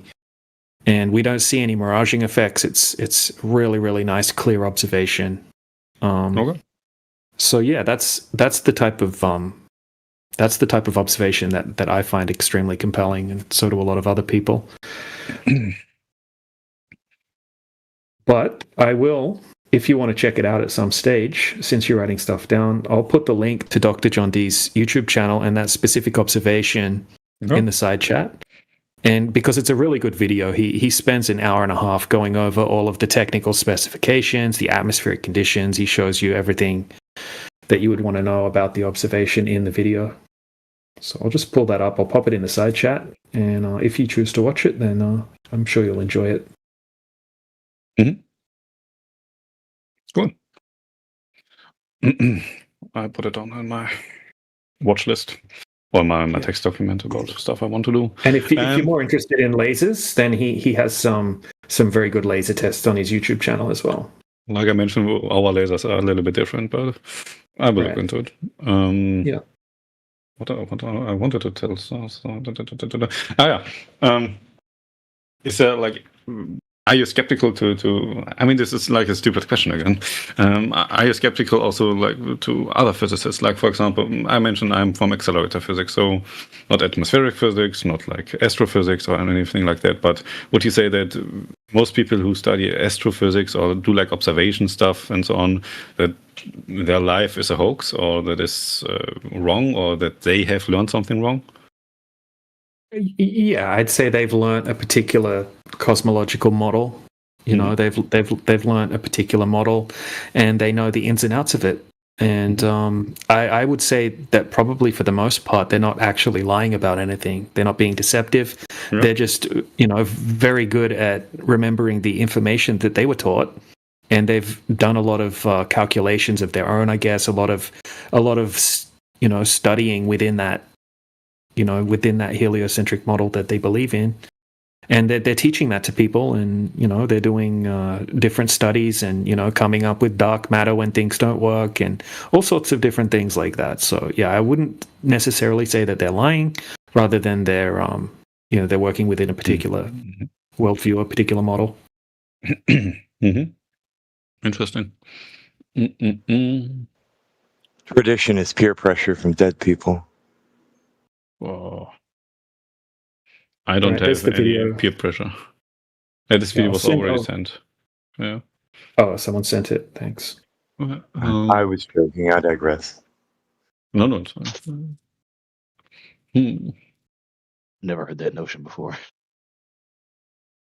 Very cynical notion.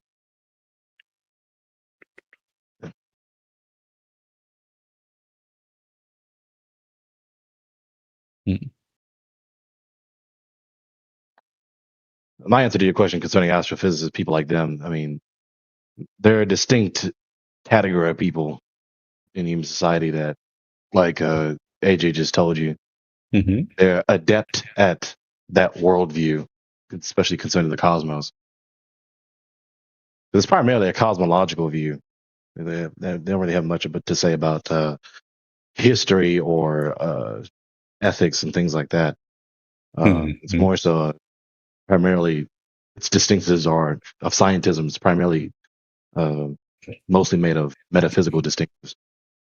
Even though they do say some things about history, but they're really not that in depth with it. Because really, history can just be summed up in just a long string of unintentional coincidences, just matter flailing around in a black void. That's really all they have to really say about history in scientism. But yeah, these are these people who are distinctly adept at the lore, pretty much it, and contriving complex, convoluted, convoluted notions, even based on whatever data that they may be working with. And there's really not much data. It's not like there's tons and tons of data. We sit here on the earth and we stare up at the stars, right, with the naked eye, with the aided eye. We don't even know that much about them.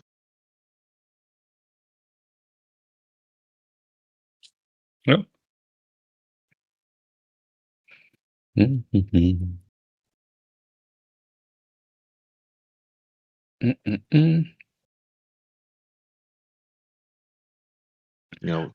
What was that like I told you earlier, this multi-decade, even multi-century old psychological operations, and especially in the age of the internet and TV and mass telecommunications, we've been raised in this relatively modern recent culture with just inundating the masses with images and movies and music and rhetoric and very elaborate pretenses.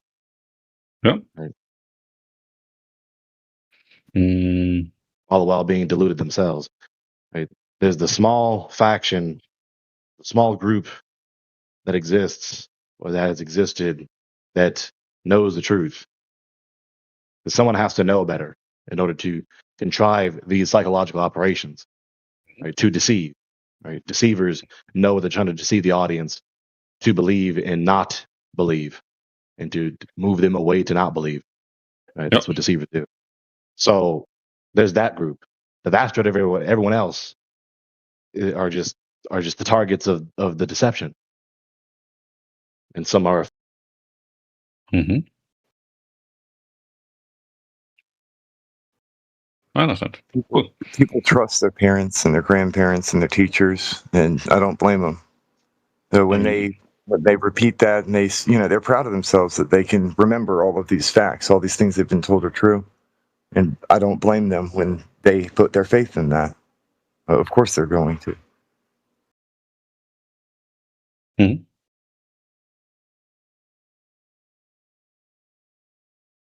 I cannot say many things. I mean, in physics, when we started, for example, we also, of course, the first thing we will get taught is basically, well, most of the stuff we do are models. So models are not correct; they are like good descriptions. So many know of, like, for example, Bohr model, like, or Bohr model, which is like completely wrong. So this is completely true and correct to question stuff, which we also do like all the time. Sometimes a misconception is that physicists work with models they get like from other people or from textbooks and so on. And I can verify this is not the case. Most of the time we write our own models. So we do like our own derivations and approximations, because this is something you need to do at some point.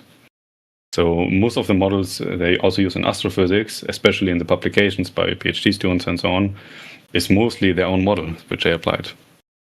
Well, most of the time, but it's built using a specific set of tools, right, within the globe framework, right, within the heliocentric framework to begin with. Really, I don't think that they don't really think about anything like that, because you don't need. They use Kepler's laws, yeah, sure, and so on. So there's like some globe Earth in it.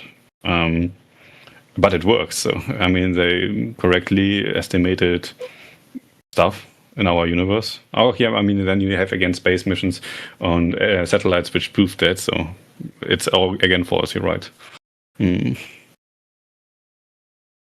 Doesn't make sense. If you don't have satellites, you cannot argument anything for astrophysics, I guess.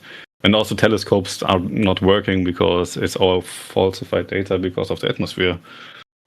I posted something in the side chat. It's a quote from Einstein about math and reality. They are not certain. As far as they are certain, they do not refer to reality.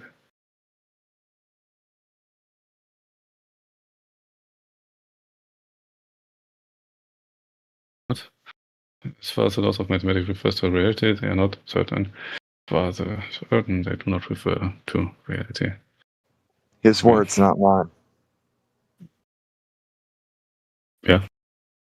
Einstein said many things. He also didn't believe in quantum mechanics at first. He was really unsure. There's a lot of folks who like to say that math is reality, and Einstein says otherwise. Mathematics is a language. You can describe many things with mathematics. And in physics, we have models. But a model is never the reality. This is what we learn in physics. This is correct. You can have a mathematical model for how hard Superman has to slap a chicken in order for it to be fully cooked, but that doesn't mean that there's a Superman to slap a raw chicken. Yes, but of course we have observations, so empirical data goes in, and then we try to model it using physical laws. This is how stuff normally works.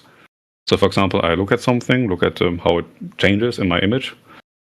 For example, at my accelerator, I change one part, look at the end of it, the result, what happened, and then I try to figure out why this is the case. For example, gravitation or electronic Coulomb interaction, not electronic interaction, Coulomb interaction. If something like that is the case, then you can see it. And then you can make a model describing, hey, if they get too close, they eject each other out of each orbit or whatever. This is something you can do. But I see the point with argumenting purely mathematically and don't having any empirical data. There is empirical data, but it's from satellites and satellite telescopes, so they are not trustworthy. Then astrophysics is pretty hard to justify. Right. Essentially what we're doing is testing the claimed mathematics, which is the core of the entire heliocentric model, which would be the R value, right? The radius value of the Earth.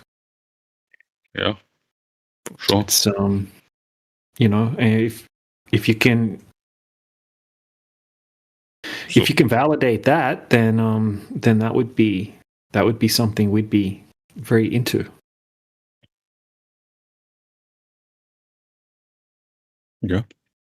But I think that that's never been done. I think that the heliocentric model is basically an inverted celestial sphere model, mistaken as reality over a long period of time, and taught as physical reality still to this day. So, right, but I think the Sorry, go ahead. So if I would, for example, randomly build a satellite and have a rocket and put it into an orbit, would you then believe me if I show you the data of that?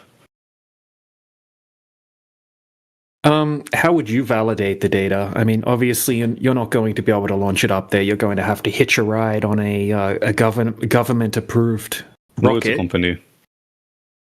It would be a company.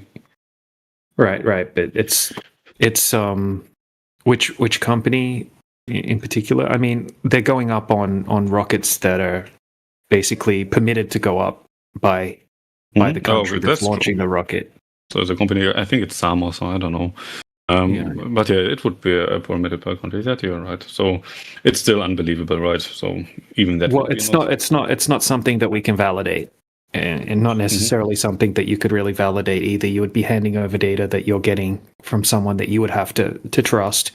I mean, we could direct the UHF antenna directly for your receiver, so you could measure it if you would put up your satellite dish up, and then you can measure it. This would be possible. Right. So, I mean, if someone has something that's been done that would validate the Ursa globe, right, using that type of method that you're talking about, then we'd be very open to, to looking over it. Yeah. You can work on it. Yeah, for sure. Up.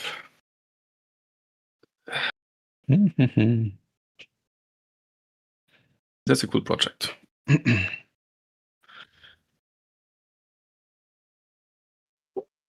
I mean, we would have to validate the map, first of all. Does it even fit?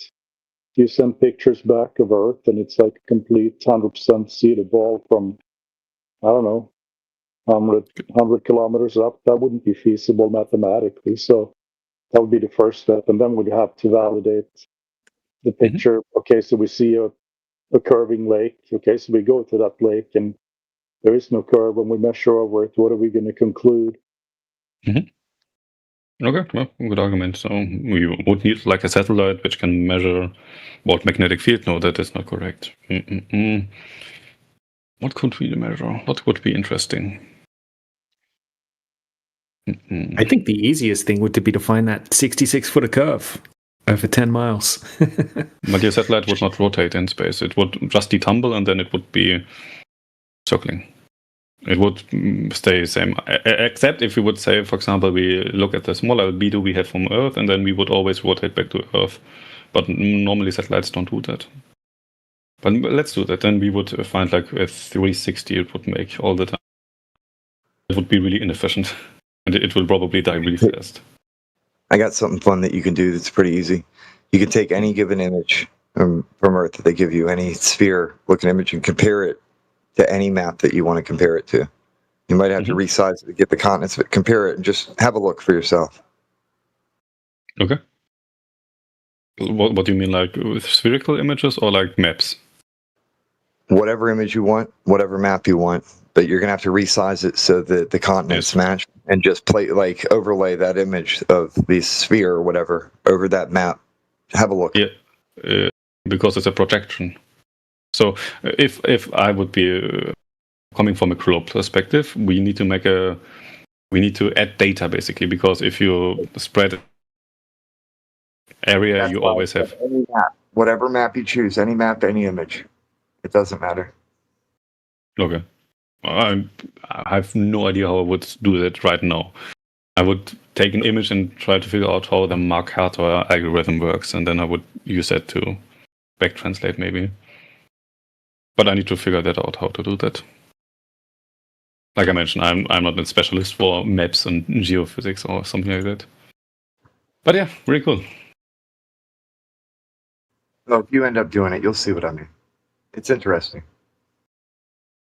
Yeah, I mean, sure.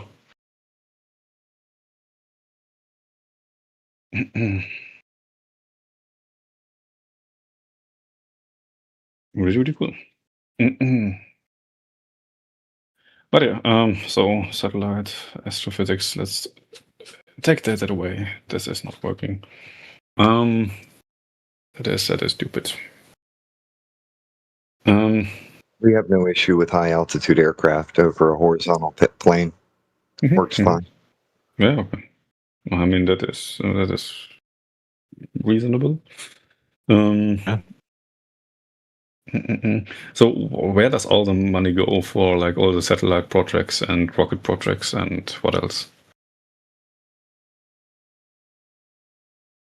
Yeah, that's a good question. No idea. Given the current condition the world is in, and all the billions and trillions of dollars that have been given to them, has been sent to them by various means, not anything good for the people. Do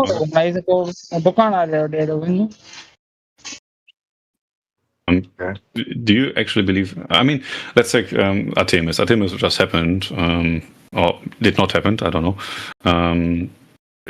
The module in which the astronauts lived, the European Service Module, the ESM.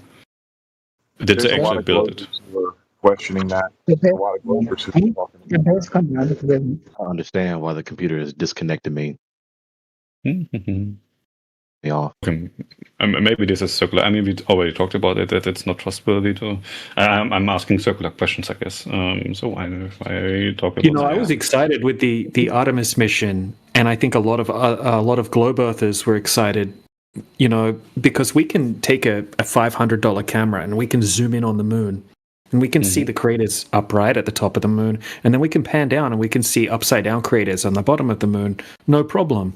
And you would think with all of this amazing technology in 2026 that NASA has access to, obviously, I think people were expecting a little better than what they got from the footage that came from the Artemis mission.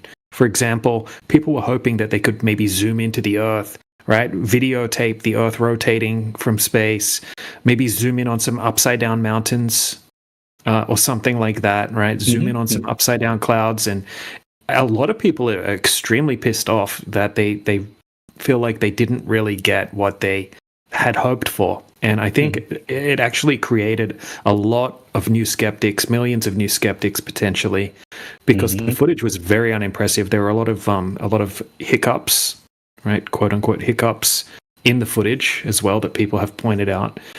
But I think it was very unimpressive, and I think the footage that we did get can't be distinguished from something that could easily be faked. Right? For example, we basically got AI to create some very similar looking images from Artemis that the Artemis mission showed us, and we could show them to people and say, hey, we've got these images from the Artemis mission. How can you tell that this is a real image? And they'll get angry. They'll be like, "Oh, you think everything's fake, right? Yeah, it looks realistic. This is exactly what I would expect it to look like." And we'll say, "Hey, well, this is fake, right? This is something that we created, right, to prove a point, to show you that how easily you can be tricked." Yep. And people could easily be tricked. Just same with the Apollo footage, right? A lot of the Apollo footage is just absolute junk quality. So I mean, a lot of it's faith based. It's always going to be just faith based when it comes to this space stuff. Okay. Now, mind you, in addition to that critique, what sometimes if you'll stick around often enough in here, is they'll criticize so-called flat earthers for rather low quality GIFs or video clips, right? Even though it's clear enough for you to clearly see whatever the clip is showing to prove whatever point we're making in the given moment, right? So they'll be rigorous with our, as it were, low quality images, stationary or moving, right? Static or moving. But they'll look at the much worse low quality images from their own sect, right, as it were, from those on their side, to speak simply to make the point clear. And they will not apply any rigor. Not any. They won't scrutinize it at all. They won't apply any incredulous or skeptical scrutiny of it at all. They'll just accept it and they'll vehemently defend it. Right? That's a clear, over and over again in so many instances. There's these instances of them being flagrantly double standard, not even like slightly hard to detect double standard, but flagrantly double standard when it comes to scrutinizing the opposition and testing their own position. the content from their own clerics over and over again, which of course is, to a greater point, a dead giveaway for how corrupt the thinking is of the scientist, the adherents of scientism, especially the more devout adherents, more devout believers. Yep.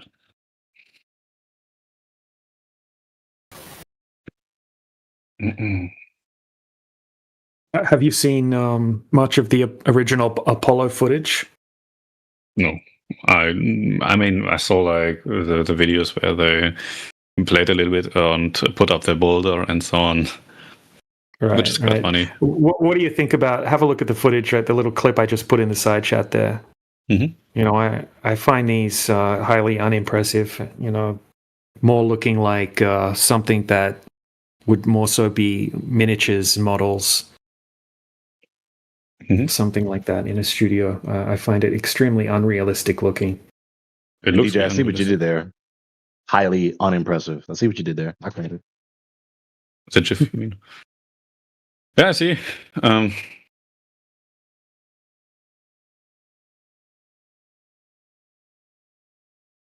You know, yeah, you know, quite often I'll post these and people won't believe me that they're actually from NASA. You know, they'll say, well, they'll laugh, you know, obviously that's not from NASA, right? Prove to me that those are NASA footages. They're obviously fake. And then I can go and, you know, post the links to where we got these from, which is, you know, from the NASA YouTube channel, the official NASA YouTube channel, or the Smithsonian Air and Space Museum YouTube channel, websites. And yeah, these are actually claimed to be real. Cool. So yeah, obviously it doesn't prove that the Earth's not a globe or anything like that, but I don't know. Just looks fake to me. Yeah. I mean, I don't know how it would look correctly, so this is an argument. So let's assume it's fake. So what would be correctly looking like? Well, I mean, I guess it probably wouldn't be moving in such an unnatural way like that, right? What is natural? It wouldn't look like paper mache. You know, it wouldn't look like a fourth grader's science project. Okay. Right? Like, I wouldn't imagine. Could also have something to. I mean, it's the 60s. I don't have any expectations for the 60s. Right, the CGI, you know, the quality of fictional, you know, footage is shitty back then. Right, this is very much comparable to the science fiction movies that we had in the 50s. The quality of the footage, it doesn't look much better. So yeah, I mean, look, this isn't proof of anything. I'm not posting this as proof of anything, but I think most people that look at this footage, you know, say that it looks ridiculously fake, right? To the point where it looks almost like Thunderbirds or something like that. It's just kind of ridiculous looking. I mean, I wouldn't, you know, even in the second last one there, I mean, we've got this little dish on the side of this module, and it looks like something breaks or some of the sticky tape breaks, and then it just starts dangling. Yeah. Would you expect it to start dangling like that? Maybe if it was in a little studio on the Earth, it would dangle naturally like that, you know, with the Earth's gravity. But in space, I wouldn't imagine that dish would drop off like that and then just start dangling downward. But hey, not proof of anything. I like to stick with the long distance observations. The laser tests. The dish looks like it is following like the other vehicle. So it looks like it's like a hysteresis. Like there's like this cool thing like hysteresis switches, but I don't know. Let's say it's dangling. What I would say, because I think DJ's being too modest with his point, what I would say, given what he's presented, right, is if anybody the alleged who authentic believes footage, artists that is a door, the alleged authentic footage is indeed authentic, why is it indistinguishable and that in fact even looks damn near worse than what is known to just be fabrications for the purpose of entertainment? Right, that's not what you would expect. Not anyone who really has any self-respect. Yeah, I don't know. Well, maybe I don't have self-respect. Could be that. I mean, would you not hold these supposed wise people, these doctorates, Dr. so and so of this and that field and this and that special field, and they're doing all this technical wise things and with all the technology, and they're going out there and traveling hundreds of thousands of miles away from the earth? Would you not expect them to produce some video records of what they do that would be far quality, better quality than movie makers in Hollywood or what have you? Yep. So they wouldn't be producing alleged authentic video records of their great endeavors and operations that are indistinguishable from obviously fabricated images to give the illusion of some sort of imagination, to illustrate some imagination for the purpose of entertainment. Mm-hmm. Yep. I mean, think of it.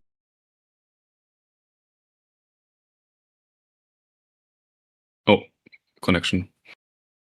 You got kicked out again. Strange. Cool. Yeah, wait, maybe he will rejoin. But my time is nearing an end because I need to eat something, to be honest. I get hungry. Yeah, no problem. Well, I appreciate you stopping by and having a good faith conversation for such a long time. Yeah, I mean, at first I tried to argument a lot of stuff, but it doesn't make really sense if I'm the only one who's for it to argument it. I have arguments, but I think that maybe before I join like a talk like this dance, I should prepare, like everybody here has like stuff prepared. I just joined because I thought, hey, it would be funny to listen to those guys. At first I was like really heated, so how could they not believe it? But then you gave like some examples, and I say, well, yeah, from your point of view, it looks like that. It currently is really like, okay, maybe there's like something in the bushes. Maybe there's like this I don't want to say conspiracy, but there's like this wrong information propagation, and also the misintent, or let's say misintent, or the bad intent of some scientists or some government groups to get like this wrong word model around. Maybe I've written down some stuff which I can look into, which I can recalculate and look at if I can try to solve it without like globe methods or globe physics or anything globe related. Yeah, so really interesting talking to you. I hope I didn't insult anybody here. This is not my intention.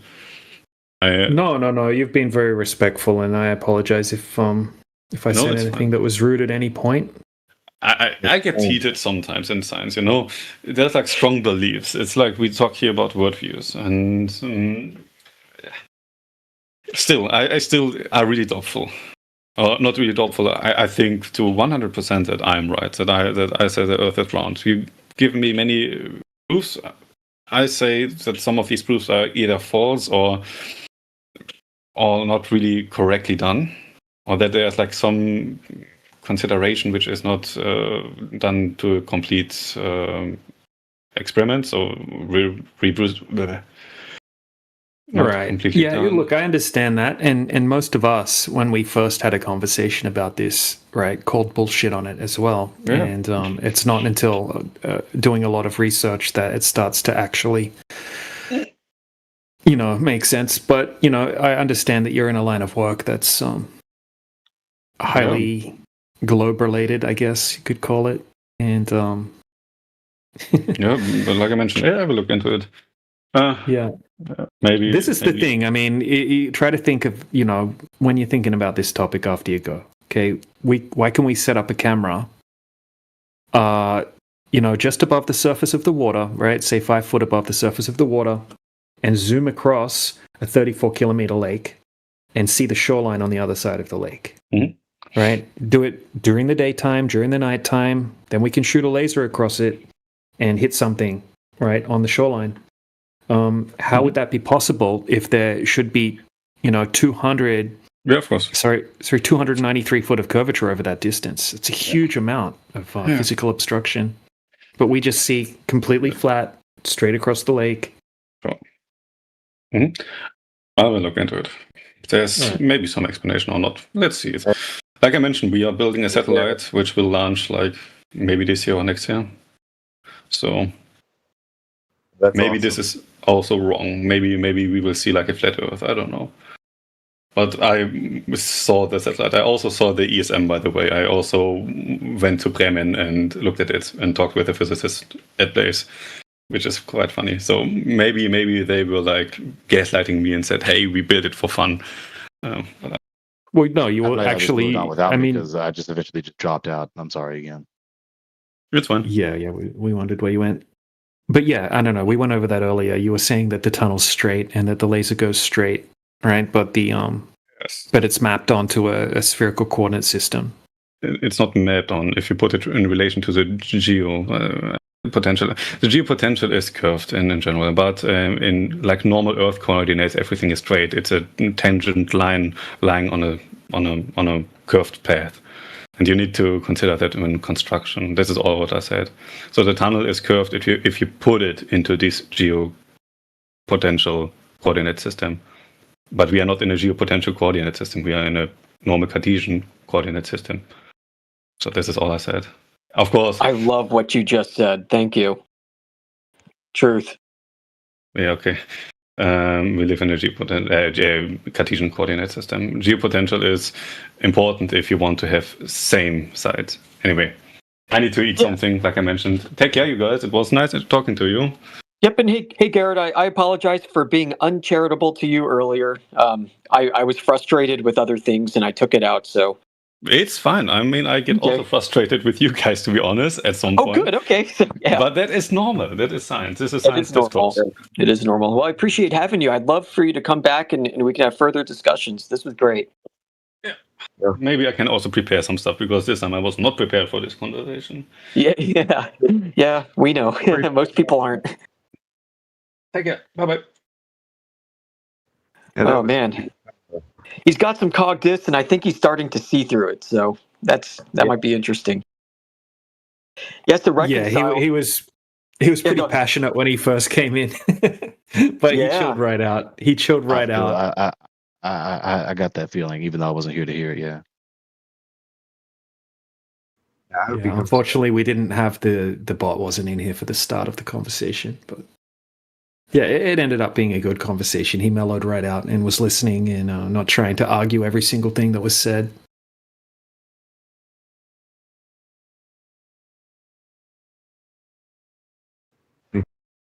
Man, so you know what I think he's imagining, and this is I think pretty common. He's imagining the universe in Einstein's relativistic gravity frame, where everything is warped and looping and bending and curvy. Even though when we go to measure these things, in reality, it's straight. It's the whole Lorentz contraction thing.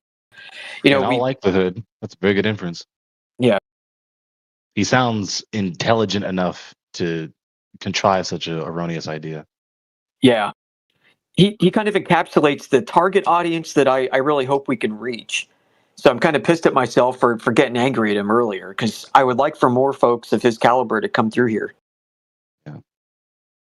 The more adept layman. Well, at the time, we had just got done talking to several idiots, and then he came in, so I think everybody's a little on edge. I'm glad he chilled out. That ended up being a great conversation.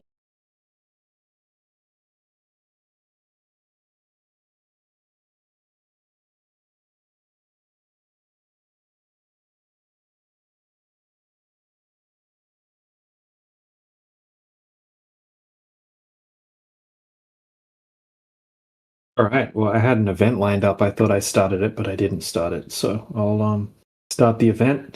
Can you prove the Earth is a globe?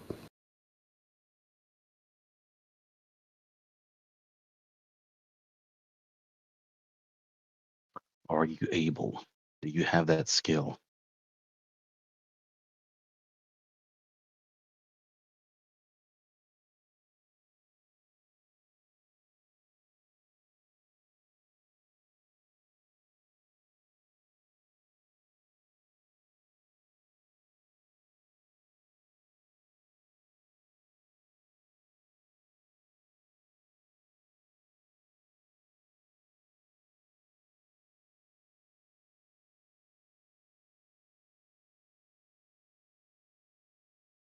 I wonder if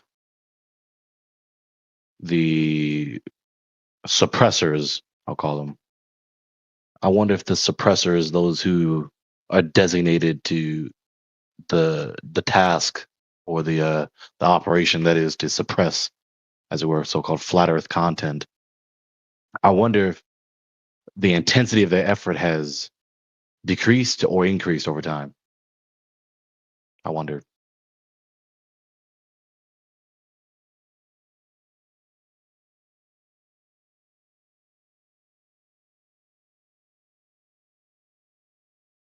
Doesn't it look like Artemis 2 was a suppression operation? I would more so categorize it in more deception, less suppression of opposing information. It was more publishing of their deception than suppressing of critiques and refutations of it. I like the numerous times they mentioned flat Earth mockingly, and that not flat sticker on that guy's helmet, if that's a real picture, stuff like that. Trying to mock flat earthers. Mm-hmm. There's that mockery, yeah.